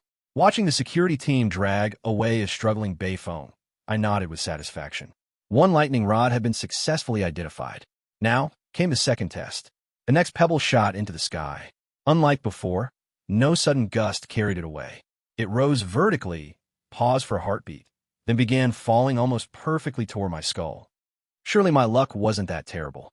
Just before impact, another breeze appeared from nowhere and diverted the pebble. It landed squarely on Victoria's forehead. The startled dark elf instinctively shook her head. Unfortunately, the pebble continued its journey. It bounced once, then slid neatly into Crow's clothes. The result was immediate. One victim panicked. The other rushed over to help. One resisted. The other insisted.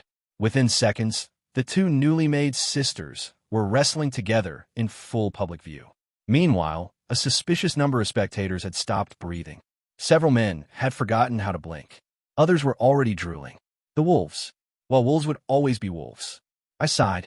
Before tomorrow's rumors evolved into an 18-volume romance series, I decisively ended the spectacle. The overexcited audience was immediately drafted into kitchen duty. Those overflowing with excessive male hormones could scrub pots until sunset. It would help them cool their heads. Nearby, Diana's group was enthusiastically carrying out my previous order, while head chef Henry was slowly approaching emotional collapse. Anya kept apologizing as she tried to clean a mess. Unfortunately, every attempt somehow destroyed another piece of tableware. If this continued, dinner would soon become an optional activity. 2 stones. That was all it had taken to reduce the entire mansion to chaos. Looking at the final pebble still resting in my palm, I suddenly felt that this tiny object was far more terrifying than the Eternal Knight's scepter. After some careful thought, I silently finalized the rankings. First place unquestionably belonged to Anya. Victoria and Crows could simply share second place. 3 lightning rods should be sufficient for now. Still, no commander had ever complained about having too many shields. To avoid dragging innocent bystanders into another disaster, I cast dash and flew well away from the mansion before preparing the final experiment. The pebble left my fingertips. Higher, higher still, until it vanished completely into the clouds. Then, a furious roar exploded across the heavens. Chapter 52.3. The answer arrived almost immediately. A furious roar erupted from the clouds. Which bastard threw that? Little Red. Lately, life had been remarkably unkind to her. Ever since the Alliance Conference began, someone had been knocking on her door every other day. Sometimes it was thieves. Sometimes it was undead lords. Sometimes it was simply people who wanted to see whether the Dragon Princess really lived up to her reputation. After being forced to endure one beating after another without an opportunity to retaliate, her resentment had accumulated to an alarming level. I looked up at the furious crimson dragon diving straight toward me and quietly revised my conclusion. Apparently, her luck wasn't particularly high after all. The detector worked perfectly. Or rather, it worked a little too perfectly. Little Red spotted me before she even landed. Her expression immediately changed from confusion to righteous fury. Without a word, she folded her wings and transformed herself into a gigantic crimson meteor. Wonderful. So I ranked third. Knowing one's position in life was important.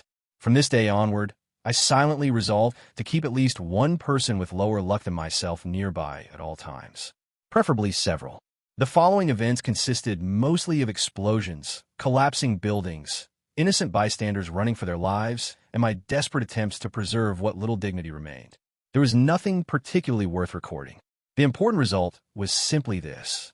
I survived. Barely. Afterward, however, I found myself feeling slightly guilty. Victoria and Crows had unknowingly served as my personal lightning rods more than once. Every time the aura of plague sought a victim, fate seemed strangely fond of choosing the 2 unfortunate beauties. As a responsible employer, or at least one trying very hard to look like one, I decided to compensate them. After spending an amount of system points painful enough to make my heart bleed, along with several precious lottery chances, I finally obtained a rather unusual treasure from another world. The Spring of the Drowned Man. A legendary spring whose water reversed one's sex, depending on temperature. Hot water transformed a woman into a man. Cold water reversed the process. A miraculous solution. Unfortunately, there was only one bottle. The moment the spring appeared, Victoria and Crows looked at one another. The fragile sisterhood, forged through shared misery, instantly collapsed. Within seconds, the 2 had abandoned every trace of elegance expected from ladies. One grabbed the bottle, the other grabbed the first. Neither had any intention of yielding. Under normal circumstances, the stronger one would naturally emerge victorious. Sadly, the aura of plague had no interest in normal circumstances. The bottle slipped. The spring water flew gracefully through the air and landed squarely on an extremely unlucky passerby. Tragedy. That night, Van City skies were anything but peaceful. Far from the bustling districts, beyond the mines, stood a nameless black market where countless underground transactions were conducted every day. The location had been carefully chosen. It lay well outside the city walls, surrounded only by ruined slums and abandoned wasteland. Anyone approaching from afar would inevitably expose themselves, making ambushes exceedingly difficult. For smugglers, assassins, and merchants dealing in goods that couldn't withstand public scrutiny, it was practically sacred ground. Of course, safe was only a relative term. Not far from market stood a disorderly graveyard. Most of its occupants had once believed this place to be safe as well. The local residents had long grown accustomed to negotiations ending in bloodshed. Whenever two parties failed to agree on a price, swords naturally replaced words. Tonight was no exception. The only difference was that the participants happened to be monsters capable of leveling cities. The injured ancient red dragon roared in fury as blood poured from the massive wound torn open across her abdomen.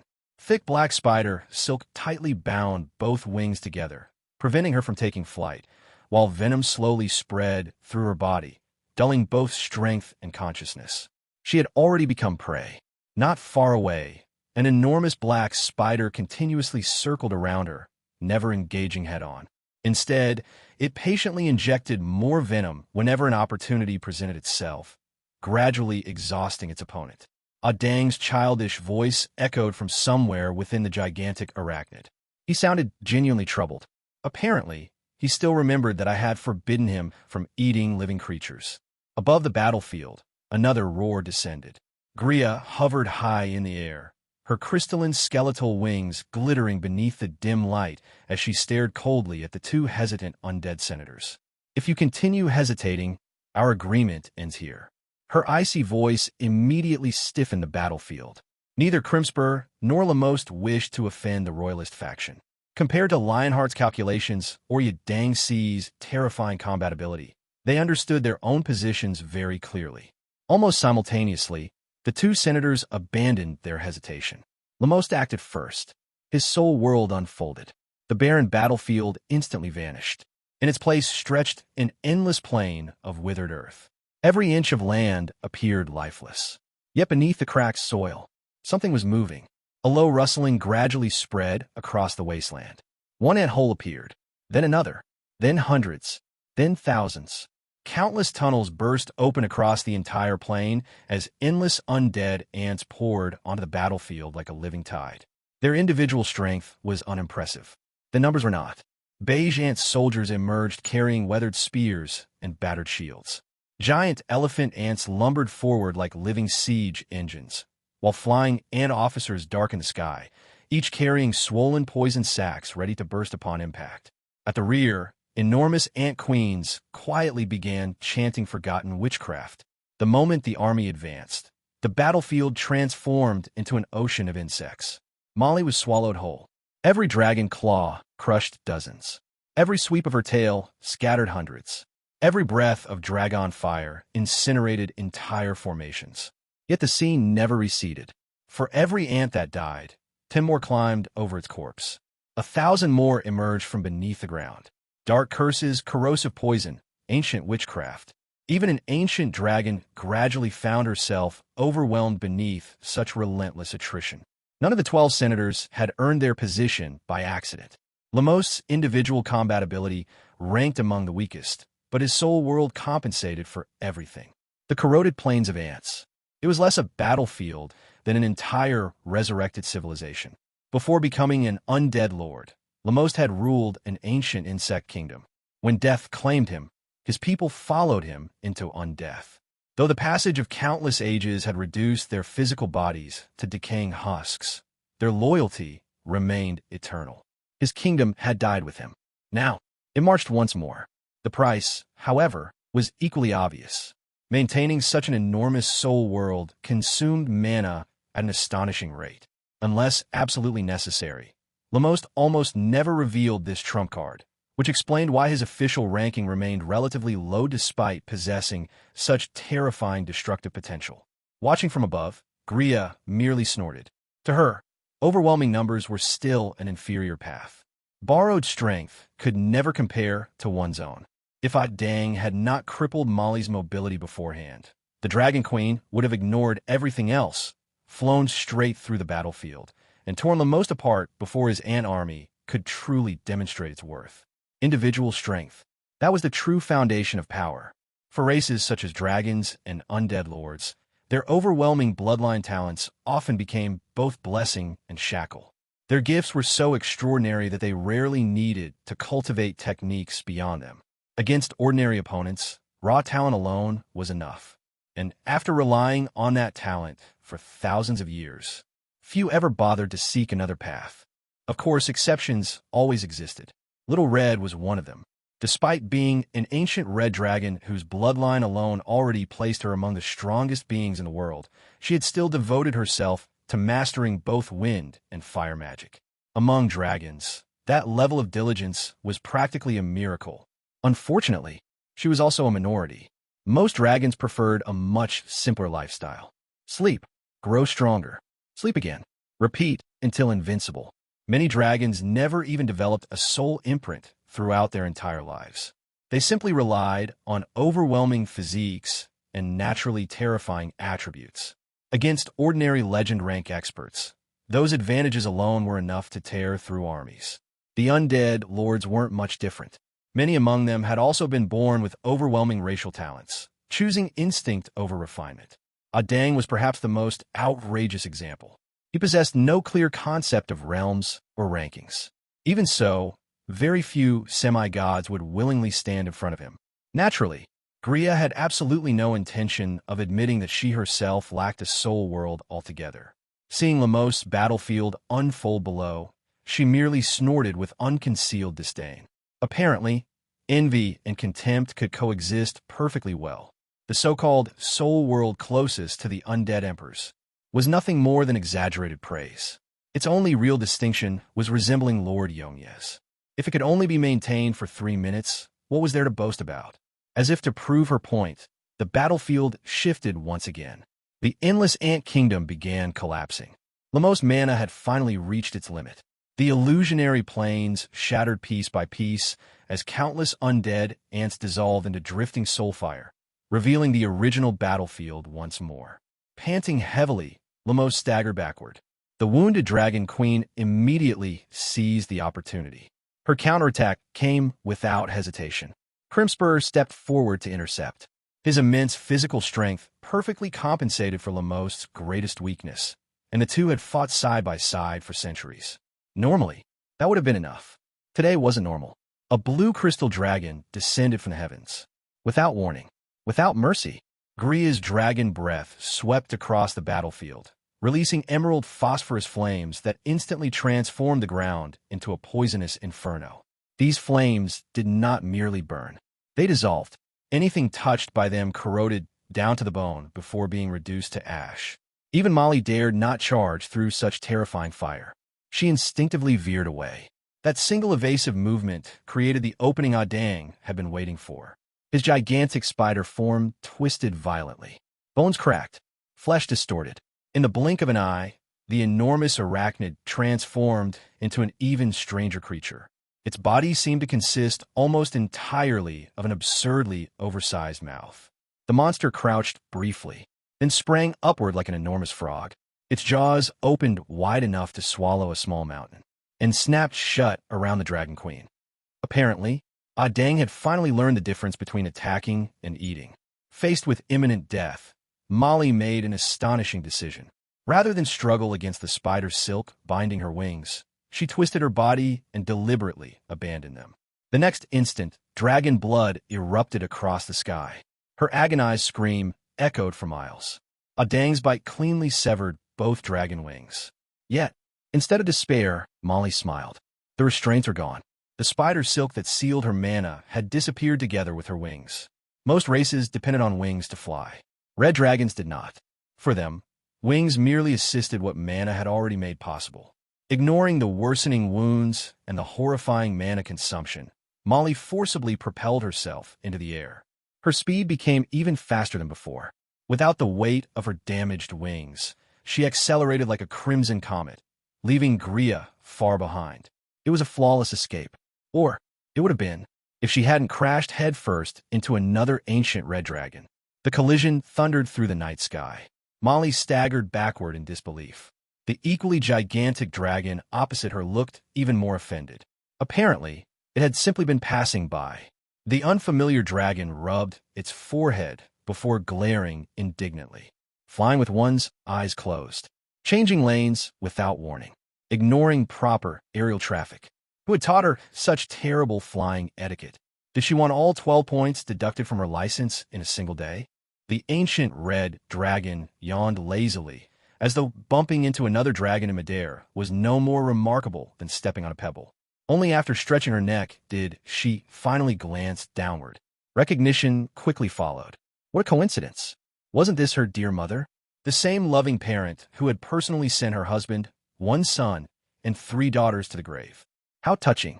Unable to sleep in the middle of the night, she had apparently come out for a stroll as well. Perhaps mother and daughter could even enjoy a leisurely flight together. Unfortunately, Molly wasn't in the mood. The collision had completely disrupted her control over the surrounding wind currents. Before she could stabilize herself, Little Red casually seized control of the airflow around them. Her remaining mana instantly lost its balance. The Dragon Queen struggled desperately. Her mutilated wings beat uselessly through empty air. Nothing happened.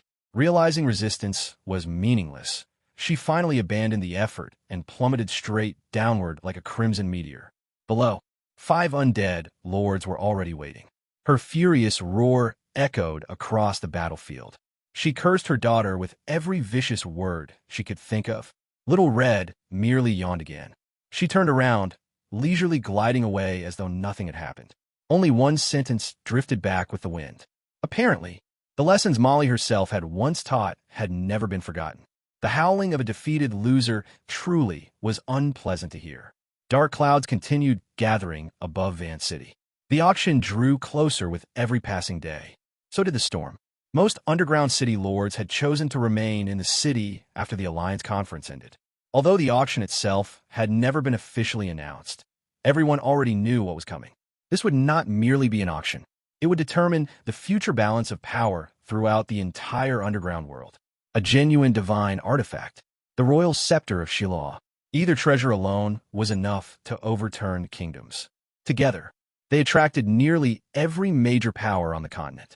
News had long since spread across the surface. Kingdom intelligence agencies, thieves, guilds, mercenary organizations, churches, none of them had slept through such an opportunity.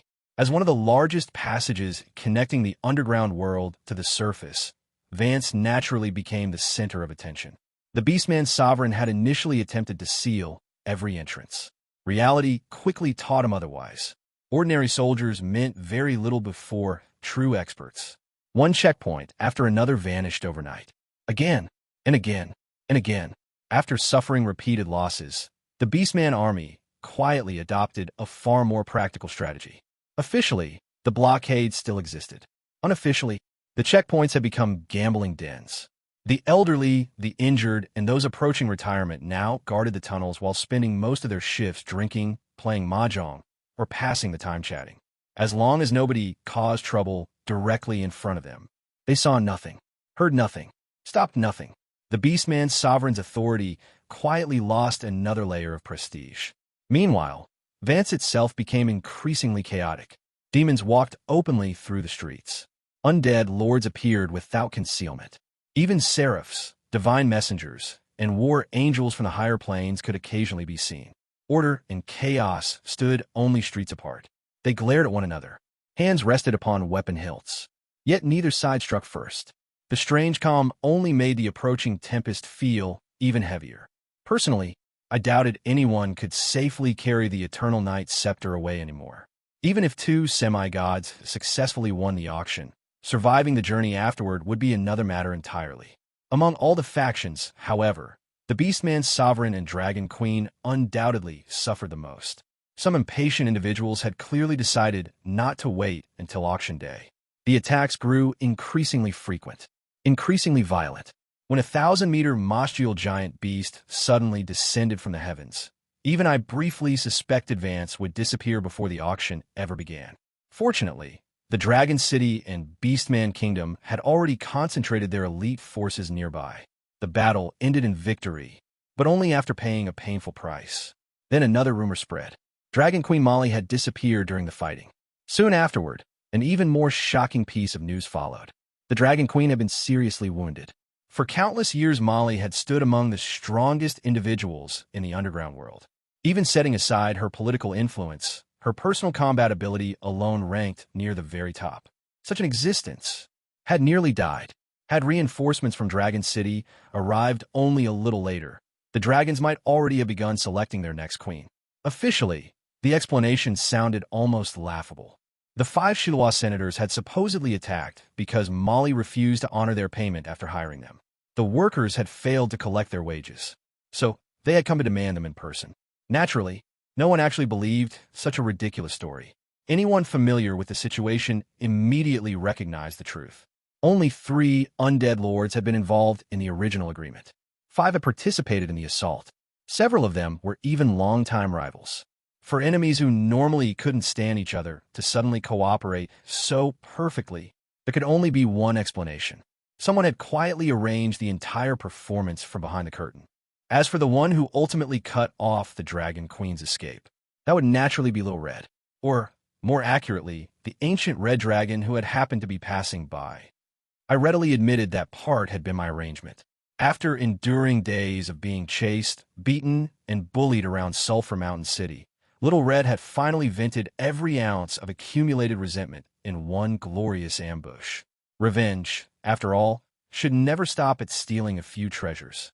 Since the Dragon Queen had hired undead senators to attack Sulphur Mountain City, then I would simply hire those same undead senators to attack her. Perfectly fair, perfectly reasonable. Most importantly, perfectly in accordance with the underground world's wonderfully hypocritical rules of peace. It also served as an excellent warning. Sulphur Mountain City might be young, but it was certainly not easy prey.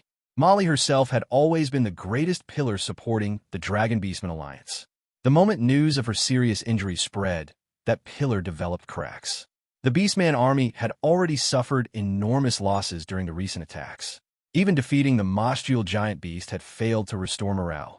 Now, rumors began spreading through every military camp.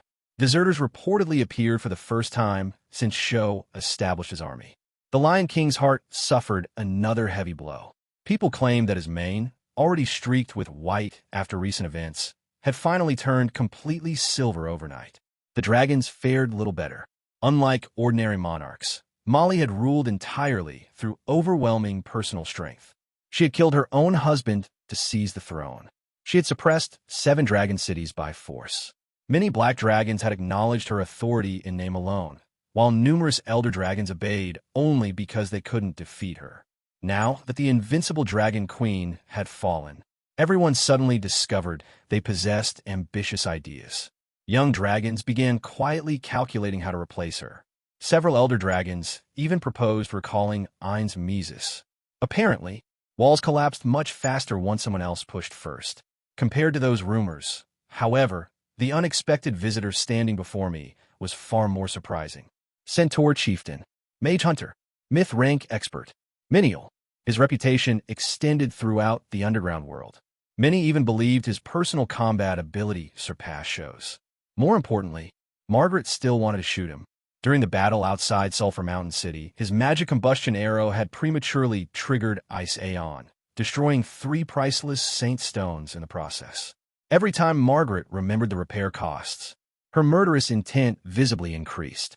The elderly centaur looked nothing like a warrior.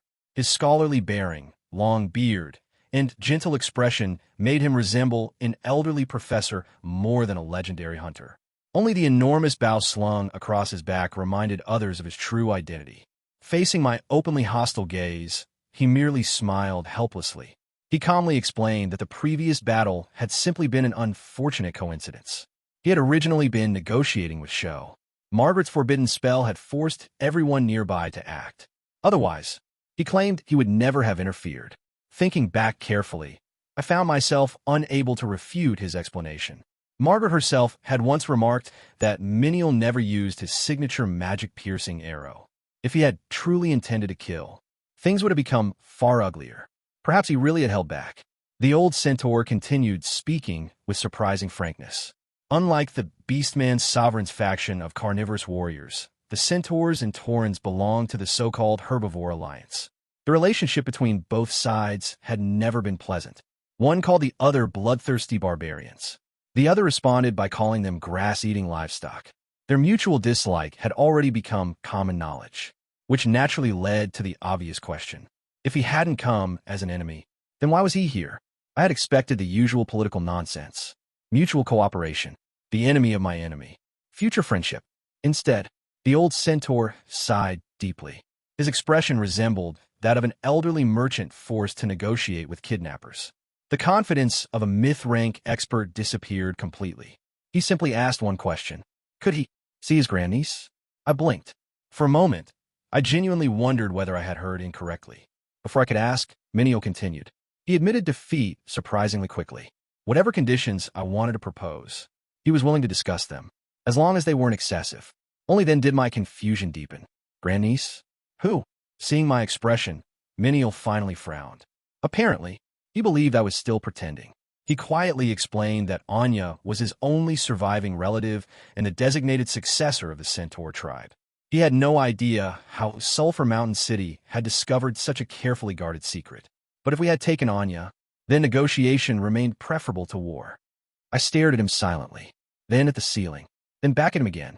My thoughts froze completely. The number 1 lightning rod, personally certified by the aura of plague. The walking natural disaster who could destroy an entire kitchen simply by attempting to save a plate. The hopelessly clumsy centaur girl was actually the future chieftain of the centaur tribe. The future of the centaurs suddenly looked remarkably bleak. This time, even Miniel noticed something was wrong. His instincts as a myth-rank expert immediately told him one thing. I hadn't been acting. I truly hadn't known. I truly didn't know. I spread my hands helplessly before laughing. Who would treat that silly girl as someone important? But now I do. The instant those words left my mouth, Miniel's expression stiffened. He immediately realized he had made a terrible mistake. By revealing Anya's identity himself, he had handed me another bargaining chip. Fortunately for him, I had no intention of using it. There isn't any problem. You could take her away. My answer came so quickly that even the old centaur was momentarily stunned. The truth was simple. Keeping Anya here had become more expensive than any ransom I could possibly demand. I pointed toward the thick stack of reports on my desk. Before leaving, please settle those compensation bills. Miniel blinked. I simply sighed. Over the past few days, everyone had finally understood why every employer Anya met eventually dismissed her. She wasn't lazy. She wasn't dishonest.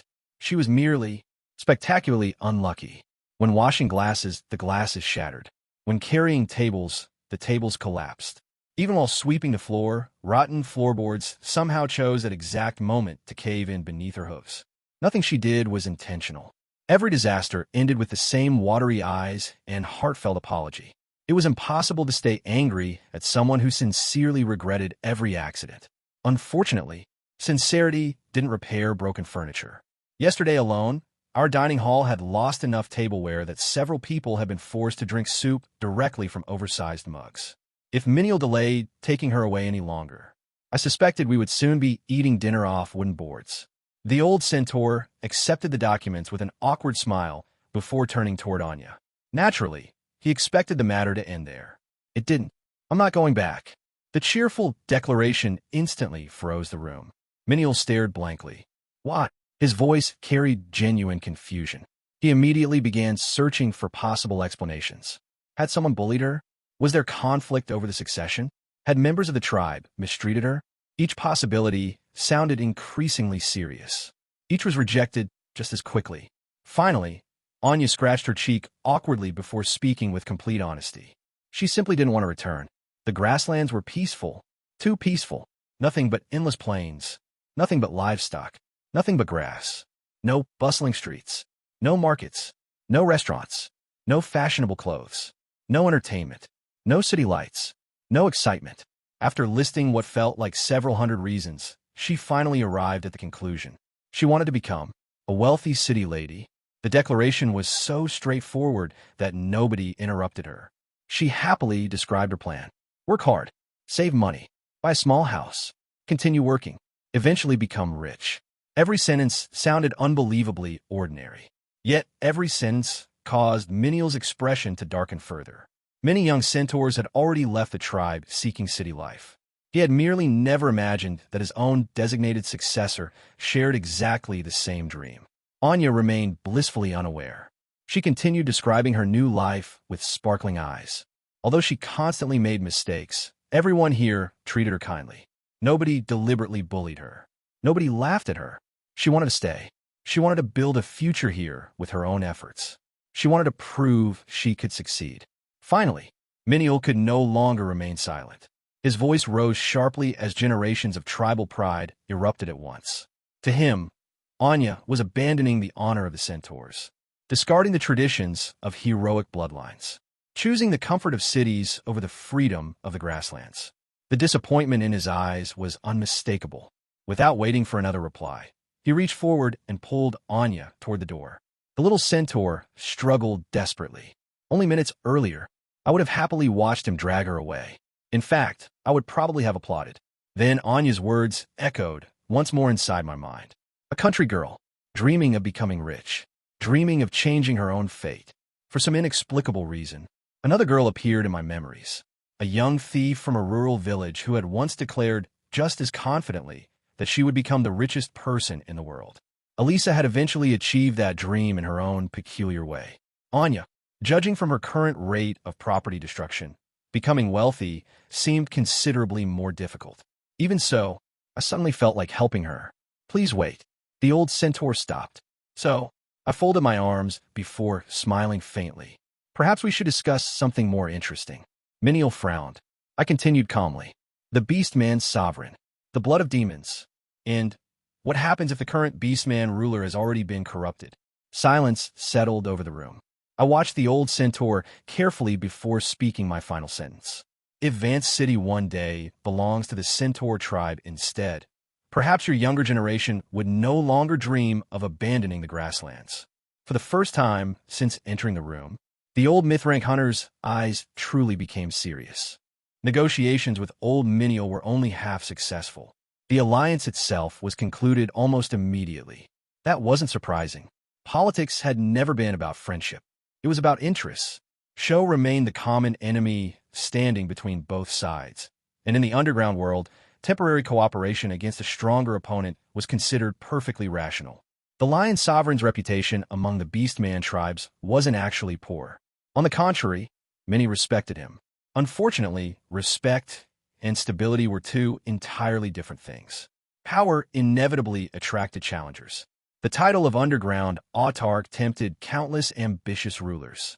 The moment an autarch revealed weakness, every city lord within reach would begin calculating how to replace him. Miniel was no exception.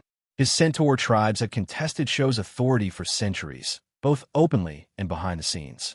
If the Lion's sovereign ever fell, Miniel intended to become the next Beastman autarch. The Beastmen required a representative. It simply didn't have to be Sho. With mutual interests established, our discussion progressed smoothly.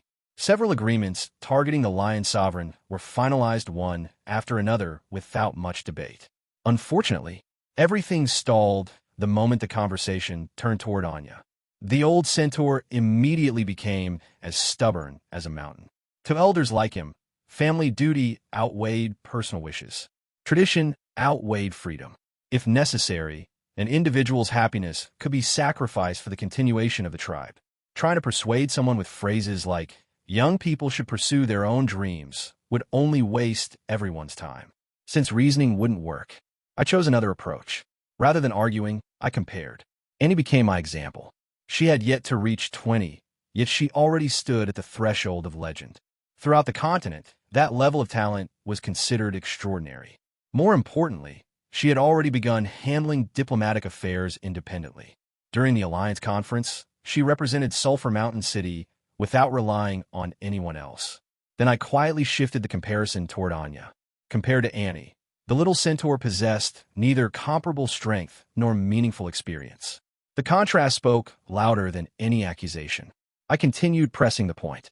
Young successors weren't forged inside comfortable homes. They were tempered by travel, hardship, responsibility, and failure. Sheltering future leaders inside peaceful grasslands only delayed their growth. How could someone broaden their horizons without seeing the world? How could they gain experience without facing stronger opponents? How could they lead others when they had never even chosen their own path? The argument sounded convincing enough that I almost believed it myself. Of course, only half of it was true. Annie's terrifying strength had little to do with my educational philosophy. It came mostly from inheritance. As for her so-called rich life experience, I still remembered listening to her adventures. Most of them involved discovering which poisonous creatures became edible after removing the venom sacs, learning never to trust colorful mushrooms, and concluding that if mountains blocked your path, punching through them was a perfectly acceptable solution. Back then, my only reaction had been that Adam's disciple truly resembled her master. Anyone else raised that way would probably have died before reaching adulthood. Cough. Back to the negotiation. Seeing Menial beginning to hesitate, I continued piling example upon example before him. Failed kingdoms, sheltered heirs, brilliant rulers forged through hardship. Historical precedents flowed from my mouth so naturally that even I nearly forgot several had been slightly embellished.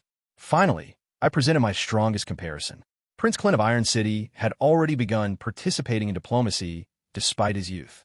Across the continent, the next generation was stepping onto the political stage. Did he truly intend for Anya to remain behind everyone else before the competition had even begun? The old centaur finally fell silent. After pondering for a long while, he asked carefully whether Anya could become a qualified successor if she remained with us.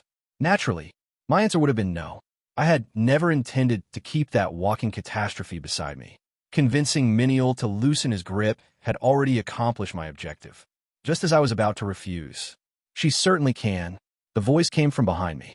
Annie entered the room before I could finish speaking. She looked toward me with unconcealed admiration, her eyes shining brighter than ever.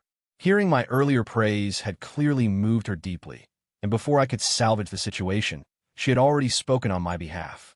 Across the table, Menial carefully studied the young city lord. The more he observed, the more astonished he became. I hadn't exaggerated. Before reaching 20 years of age, Annie had already approached the legendary realm. The phoenix fire sleeping within her body radiated astonishing potential. Even someone as experienced as Menial could immediately recognize it. Once she crossed that final step, she would never become an ordinary legend. For a veteran like Menial, nothing mattered more than strength. In the underground world, where the weak became prey and only power commanded respect, talent was the greatest qualification a leader could possess. Annie's terrifying potential was proof enough. It also became the final push the old centaur needed.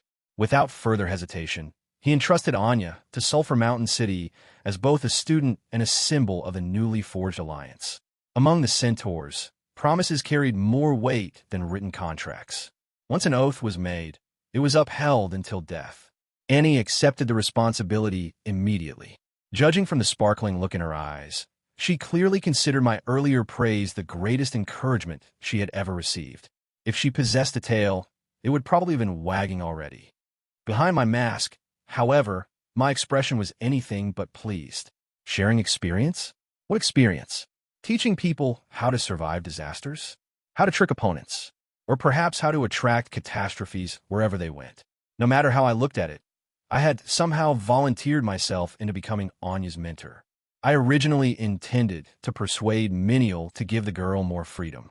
Instead, I had somehow accepted responsibility for turning the clumsy centaur into a qualified future ruler.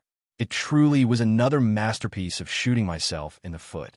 Still, the gain wasn't insignificant. The centaurs were famous throughout the underground world for honoring their word. If Sulphur Mountain City could earn such steadfast allies, then the inconvenience of one troublesome disciple might actually be worth it. Provided, of course, that disciple didn't accidentally demolish my city first. As I watched the delighted Anya hopping around excitedly, another thought suddenly crossed my mind. Her unbelievable bad luck. The moment I mentioned it, Menial calmly explained the truth. The golden bloodline carried both blessing and curse. Members of the royal lineage possessed extraordinary hidden potential, but they also inherited astonishingly poor fortune. Fortunately, their clan possessed a sacred treasure capable of suppressing that curse. The instant I heard the words "treasure that increases luck," my heart skipped a beat. A luck-enhancing artifact? Such an item actually existed? Perhaps my romantic fortunes could finally improve. Filled with expectation, I immediately urged the old centaur to hand it over. Menial readily agreed. Moments later, He crouched beside Anya and removed two gleaming golden horseshoes before presenting them proudly. I inspected them eagerly. Lucky horseshoes, a myth-grade treasure. Its effect truly was incredible. It dramatically increased the user's luck. For one glorious second, I thought destiny had finally decided to smile upon me. Then I continued reading. The equipment required one simple condition before activation. It had to be nailed onto the user's hooves. I stared silently at my own feet, then back at the horseshoes, then at my own feet again. The system chose that exact moment to deliver its merciless commentary. Apparently, admiring them was all humans could ever do. Unless I planned to grow 4 legs and visit a blacksmith, this legendary treasure would forever remain decorative. No wonder Menial had handed it over so readily. To anyone except a centaur, it was little more than an expensive paperweight. Meanwhile, Anya happily trotted around wearing her precious royal heirloom, completely unaware that my hopes had just been crushed once again. I suddenly felt that my luck had become even worse. Recently, misfortune seemed determined to accompany me every single day. Fortunately, at last, one genuinely good piece of news arrived. Elisa had awakened. The first sign came long before anyone announced it. Towering pillars of crimson flames erupted into the sky, while an icy river silently flowed across the courtyard. Seeing two completely opposing elemental phenomena appear simultaneously, even someone as experienced as I was couldn't help narrowing my eyes. Elisa had changed to forge a soul imprint using two completely opposing elemental powers as its foundation was already an act that defied common sense. Yet Elisa had gone even further.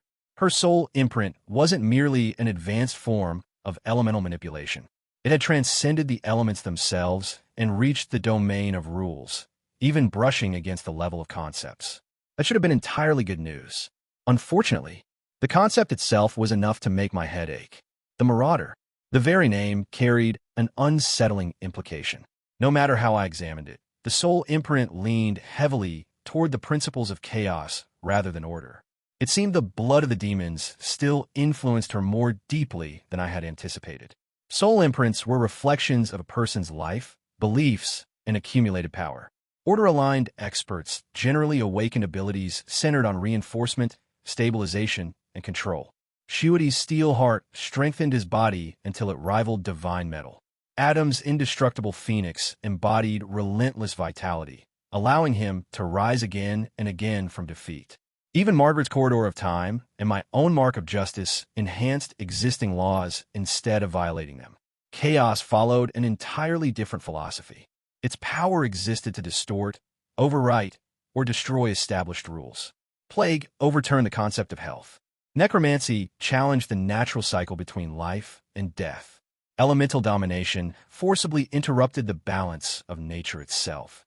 Elisa's soul imprint went even further. The Marauder ignored the very concept of ownership. If something strengthened her and her body could withstand it, she could seize it, steal it, claim it as her own. It was exactly the sort of terrifying ability one would expect to find among demons or undead monarchs. For a law enforcer to awaken such a power, I honestly couldn't decide whether it was a blessing or the beginning of another disaster. Still, from a purely practical standpoint, the potential was undeniable. Its growth pattern reminded me greatly of Adang. As long as suitable abilities continued accumulating without exceeding the body's limits, its owner would become stronger without any obvious ceiling. The danger, however, was equally obvious. Power gathered without restraint would eventually become chaotic.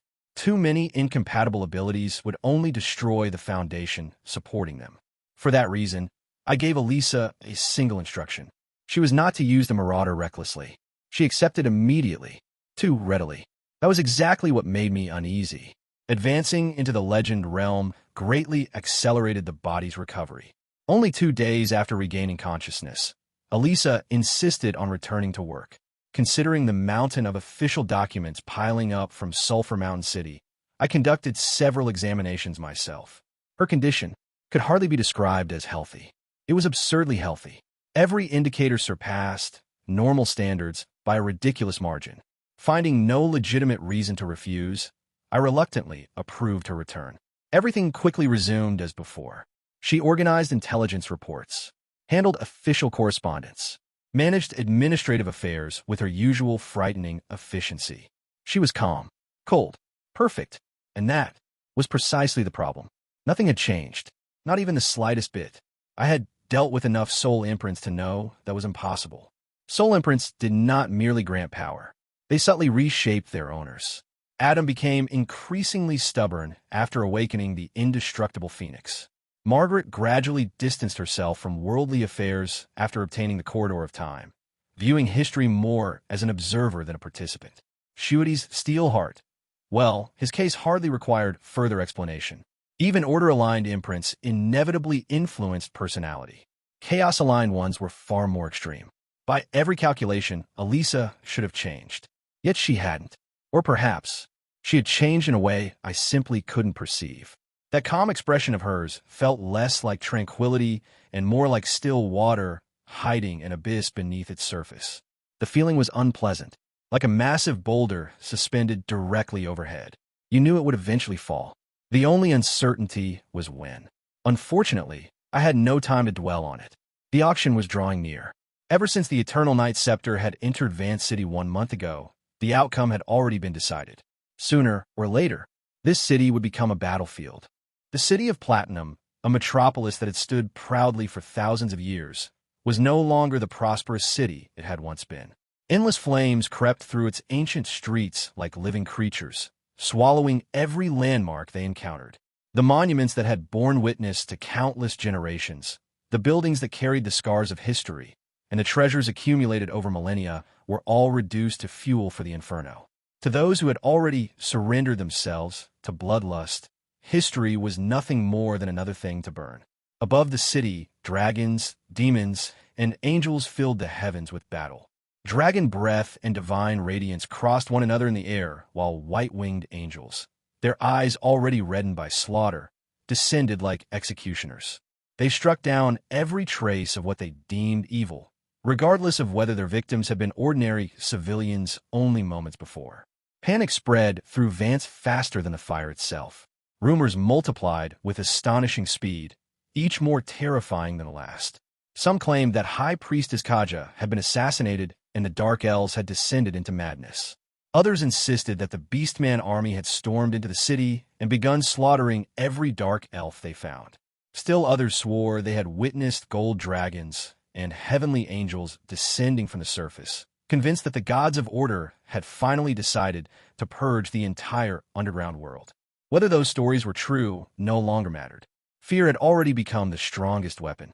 The peaceful Vance of yesterday disappeared overnight, replaced by a city engulfed in flames, suspicion, and war. Every district had become its own battlefield, and the 1,000-year-old metropolis stood on the brink of complete destruction. Of course, to understand how matters escalated this far, we have to begin with the auction that everyone knew would never end peacefully. Originally, the auction was scheduled to take place inside Platinum Chapel at noon, but at 4 a.m, the organizers suddenly announced a change of venue. The reason was embarrassingly simple. The chapel could accommodate 10,000 people, yet long before dawn it had already been filled beyond capacity. Thanks to one very innocent clause I had inserted into the auction agreement, everyone was allowed to participate. People flooded into the city from every direction. By 3 a.m, the chapel was so overcrowded that even water would have struggled to flow through the crowd, forcing the organizers to abandon it altogether. After a hurried discussion, they moved the auction to the enormous trading basin normally used by the city's auction house. The depression was vast enough that standing at its center made the surrounding edges almost impossible to see. At the very least, there would finally be enough room for everyone, or enough room for everyone to kill one another. No one genuinely believed the auction would conclude peacefully. The Alliance Conference had already ended, and with it disappeared the rule forbidding conflict during the gathering. Although Vance was nominally neutral territory, everyone understood that its peace existed only because the major powers feared provoking one another. The moment that balance collapsed, neutrality would become nothing more than a joke. Everyone also understood another simple truth. No matter who successfully purchased the Eternal Night Scepter, they would never leave the auction with it. Without overwhelming strength capable of suppressing every expert present, obtaining the scepter merely meant becoming the first target. Yet greed had never been known for its intelligence. Every ambitious fool secretly believed fortune favored them. Perhaps the scepter would somehow fall into their hands amidst the chaos. Perhaps they would unlock the secrets hidden within it, ascend as the next undead emperor of Shiloh, marry a peerless beauty, and stand at the pinnacle of life. Ridiculous fantasies, certainly, but history had always been driven by people convinced they were the chosen exception. According to the reports I received afterward, the auction venue was packed so tightly that one could hardly find a place to stand. Several priceless treasures were presented before the Eternal Night Scepter, yet not a single bidder showed the slightest interest. Faced with tens of thousands of dangerous experts staring silently at one another, no one wished to expose themselves over a mere appetizer. Item after item was passed over without a single bid, making it perhaps the fastest opening in auction history. As for why I kept saying, according to the reports, simple, I never attended. After digging such an enormous pit with my own hands, jumping into it myself would have been the height of stupidity. Not only did I stay far away from the auction, I also strictly forbade every member of Sulphur Mountain City from going anywhere near it. Meanwhile, our headquarters entered a state of full wartime readiness. Defensive formations were activated, patrols doubled, barriers reinforced, and every soldier remained fully armed. If disaster truly erupted, I intended for us to be the only people in Vance who weren't caught completely off guard. Paranoid? Not at all. Most cities possessed a single ruler, allowing both civilians and soldiers to know exactly where their loyalty belonged. Vance, however, possessed at least 4 separate centers of power. Although it proudly advertised itself as a multicultural city, the reality couldn't have been further from that ideal. Dark elves governed dark elves, beastmen governed beastmen, humans governed humans, and every race remained confined to its own district, its own customs, and even its own laws. Wandering into another district after dark and getting robbed, or simply disappearing, was considered less a crime than a failure of common sense. The moment I first arrived, I realized something was fundamentally wrong with this city. A legendary metropolis with 10,000 years of history should have accumulated wisdom. Instead, Vance had accumulated hatred. Every riot, every civil war, every reconstruction merely buried old grudges beneath fresh ones. Resentment accumulated until it exploded, the city rebuilt itself, and the cycle began anew. After repeating that process for 10,000 years, the hatred between races had become part of the city's very foundation. Then the 4 underground autarchs gathered here. The Alliance Conference intensified every racial conflict, every political dispute, and every old grudge. By the time the conference concluded, the city had already become a mountain of dry tinder. All it lacked was a single spark, and I just happened to deliver the Eternal Night Scepter at exactly that moment. Fine, I admit it. That decision wasn't merely adding fuel to the fire. It was carrying an entire volcano into a powder magazine and wondering why everyone looked nervous. If the Eternal Night Scepter was the cause of the conflict, then the reports brought back by my observer agents became the spark that ignited the powder keg. By the time the first messenger returned, the city had already descended into complete chaos, leaving me with nothing but a headache. According to the report, the auction had barely concluded before the unfortunate fellow who successfully purchased the scepter for 10,000 gold coins was hacked into 13 pieces. The instant blood hit the ground, every expert present abandoned all restraint, and the battlefield exploded into violence. In the middle of the melee, a fire angel hurled his blazing divine sword toward an enemy. Unfortunately for him, a Tower Master Smith happened to intercept the strike. The massive hammer redirected the divine weapon, sending it spinning wildly through the crowd before it flew straight toward a dark elf matriarch. Naturally, my first reaction was to assume the matriarch had died. If that were the case, it certainly explained why the dark elves had gone berserk. Unfortunately, reality proved even more absurd. The matriarch reacted quickly enough to save herself. She simply grabbed the nearest person and used them as a human shield. Normally, I would have laughed at such shameless behavior. The problem was, the unlucky victim happened to be Kaja. The blazing divine sword pierced straight through her heart. She died instantly. No last words. No heroic struggle. No dramatic final stand. Just dead. I sat there in complete silence.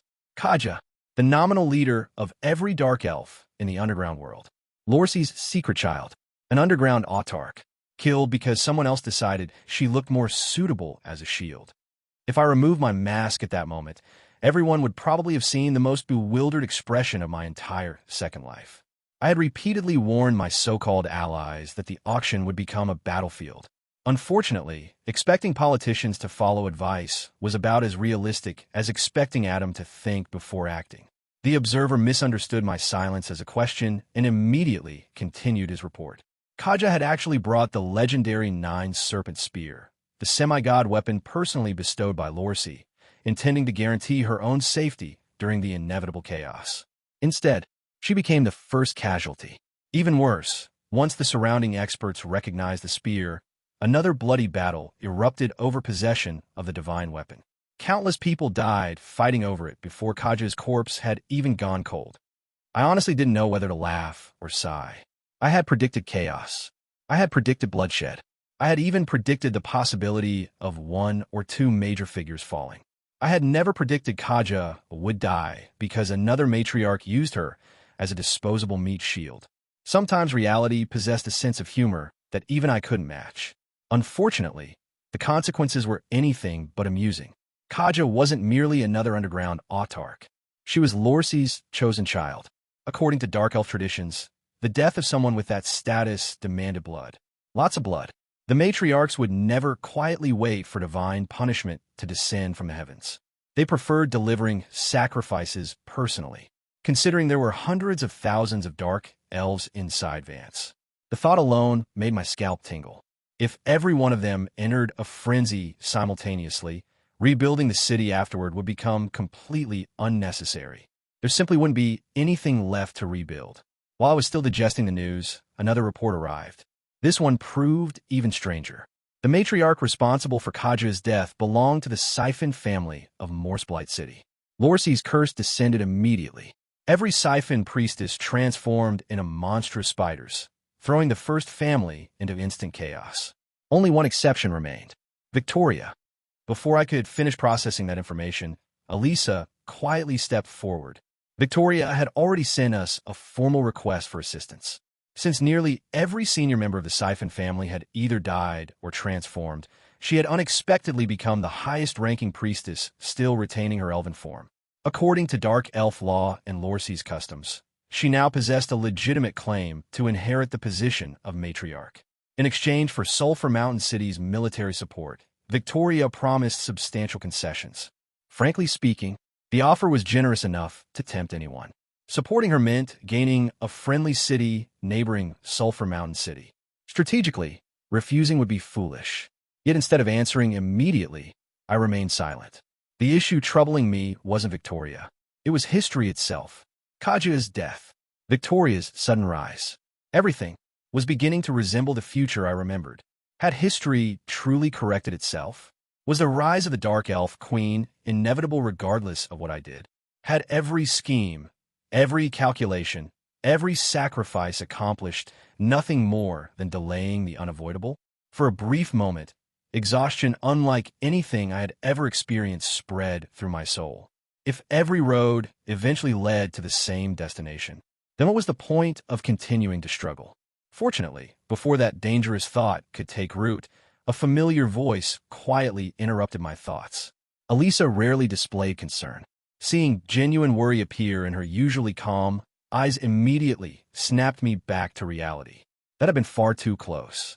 An undead continued existing because of its lingering obsession. Mine was changing the future. If I allowed despair to extinguish that obsession, I might very well disappear on the spot. That would have been an incredibly ridiculous way for Lord Yongya to meet his end. After taking a deep breath, I forced myself to calm down. History had already changed. That much was undeniable. Victoria was nothing like the woman I remembered. She had awakened too late, possessed a far gentler personality, and had already formed ties with Sulphur Mountain City. Even if she eventually became Queen of the Dark Elves, she would never become the same ruler history once recorded.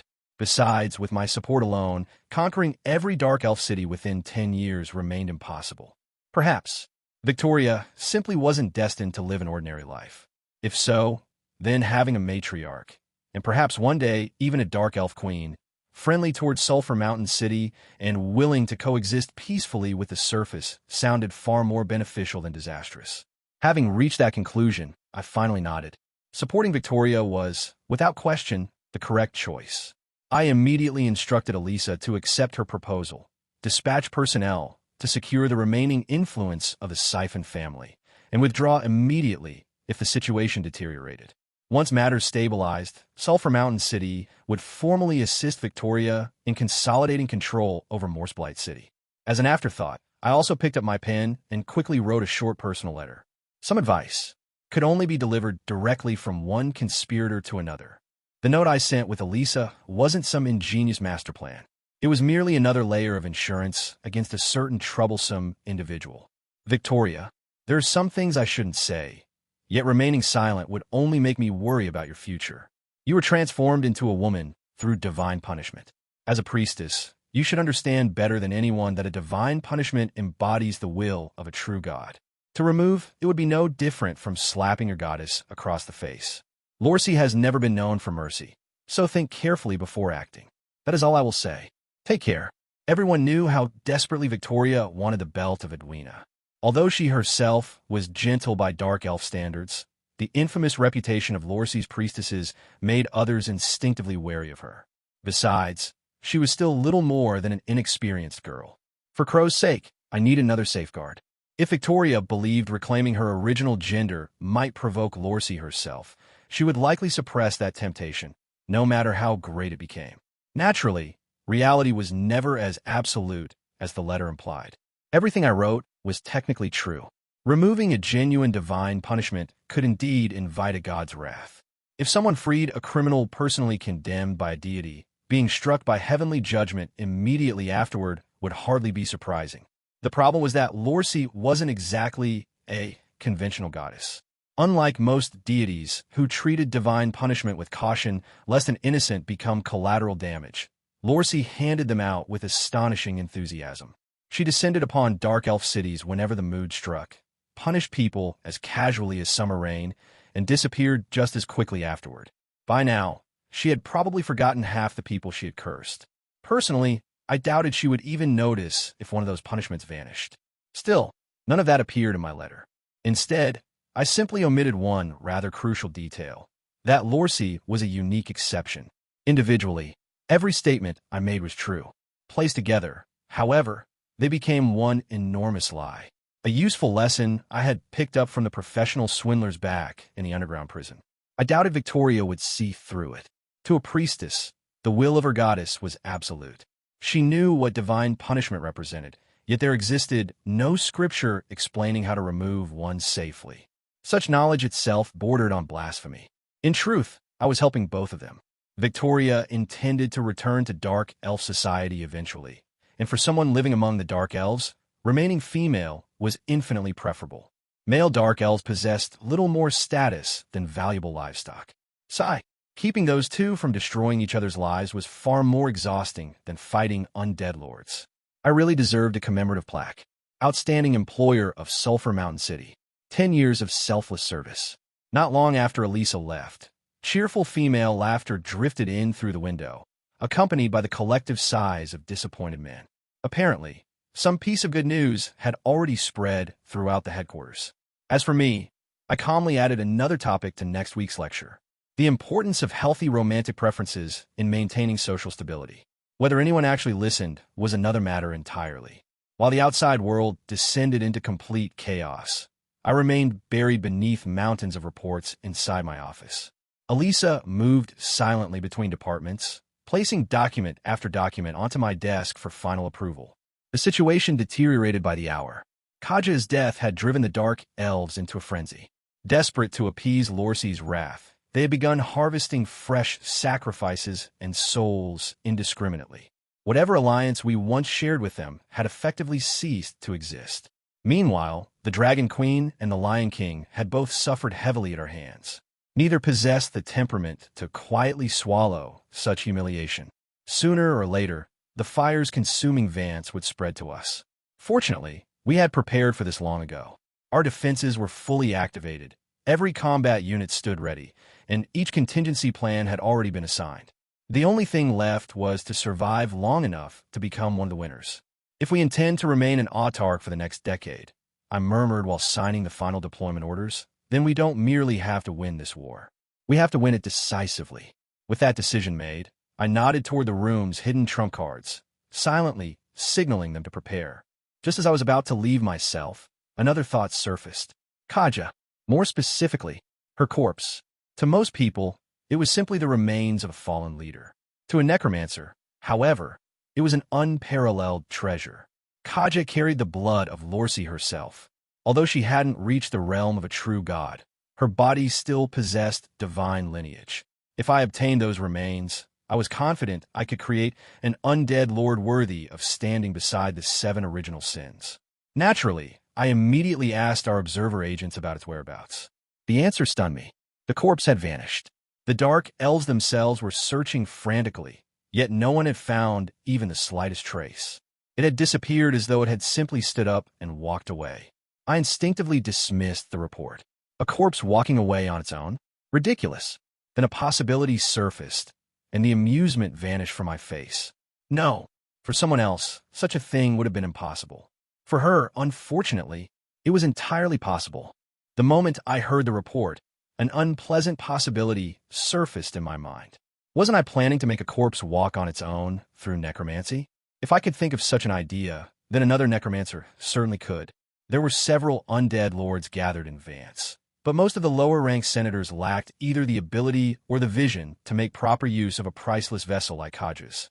A half-divine body was far too valuable to waste on mediocrity. Only one person immediately came to mind.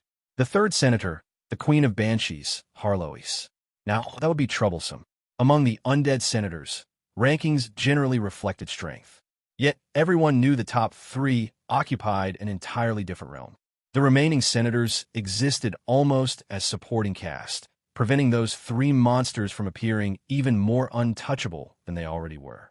Even Gria, despite her overwhelming power and absolute loyalty to Emperor Yongya, had never advanced beyond 4th place. Not because she lacked talent, because those above her had never truly been subordinates. They had been partners, equals.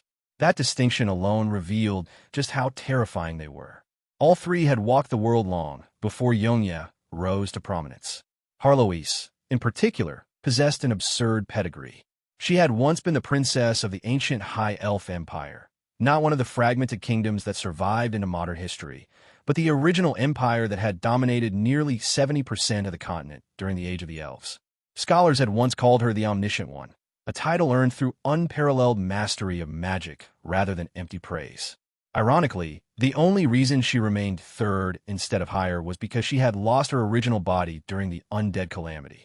Refusing to lower herself by inhabiting an ordinary corpse, she had simply continued existing as a banshee, patiently waiting for something worthy of her standards. Kaja's body fulfilled every requirement. If Harlois truly acquired it, the balance among the senators would likely change overnight. That possibility alone was enough to give me a headache.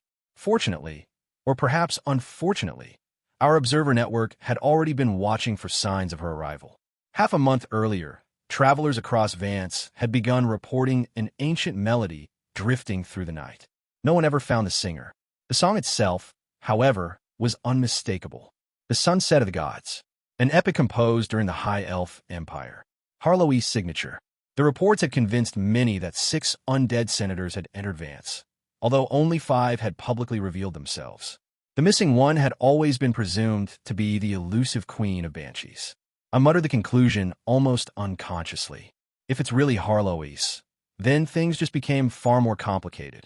The observer standing before me nodded without hesitation, agreeing that the Banshee Queen was every bit as dangerous as the rumors claimed. Dangerous, brilliant, powerful, elegant. The list continued almost reverently. Then one particular detail struck me. Wait, I slowly narrow my eyes. How do you know the song's title? The Sunset of the Gods was written in ancient Elven. There shouldn't be more than a handful of people left on the entire continent who can even read that language. The observer merely smiled. Without a word, she reached up and removed the mask covering her face. The disguise melted away. Pale high elf skin gradually darkened into the dusky complexion unique to the dark elves. Crimson hair faded into shimmering silver white, while the familiar features I had seen only 2 days earlier subtly matured. Confidence replaced youthful arrogance, and the calm authority radiating from her transformed every expression. She no longer resembled Kaja. She resembled a queen who had ruled civilizations before most modern kingdoms had even existed. The pride in those slightly raised brows wasn't cultivated. It was inherited. She looked down at me with an amused smile, as though greeting an old acquaintance after centuries apart. "Long time no see, little Yonya." My expression froze. There was only one person in the world who would dare greet Emperor Yonya that way. Harloise had been standing in front of me all along.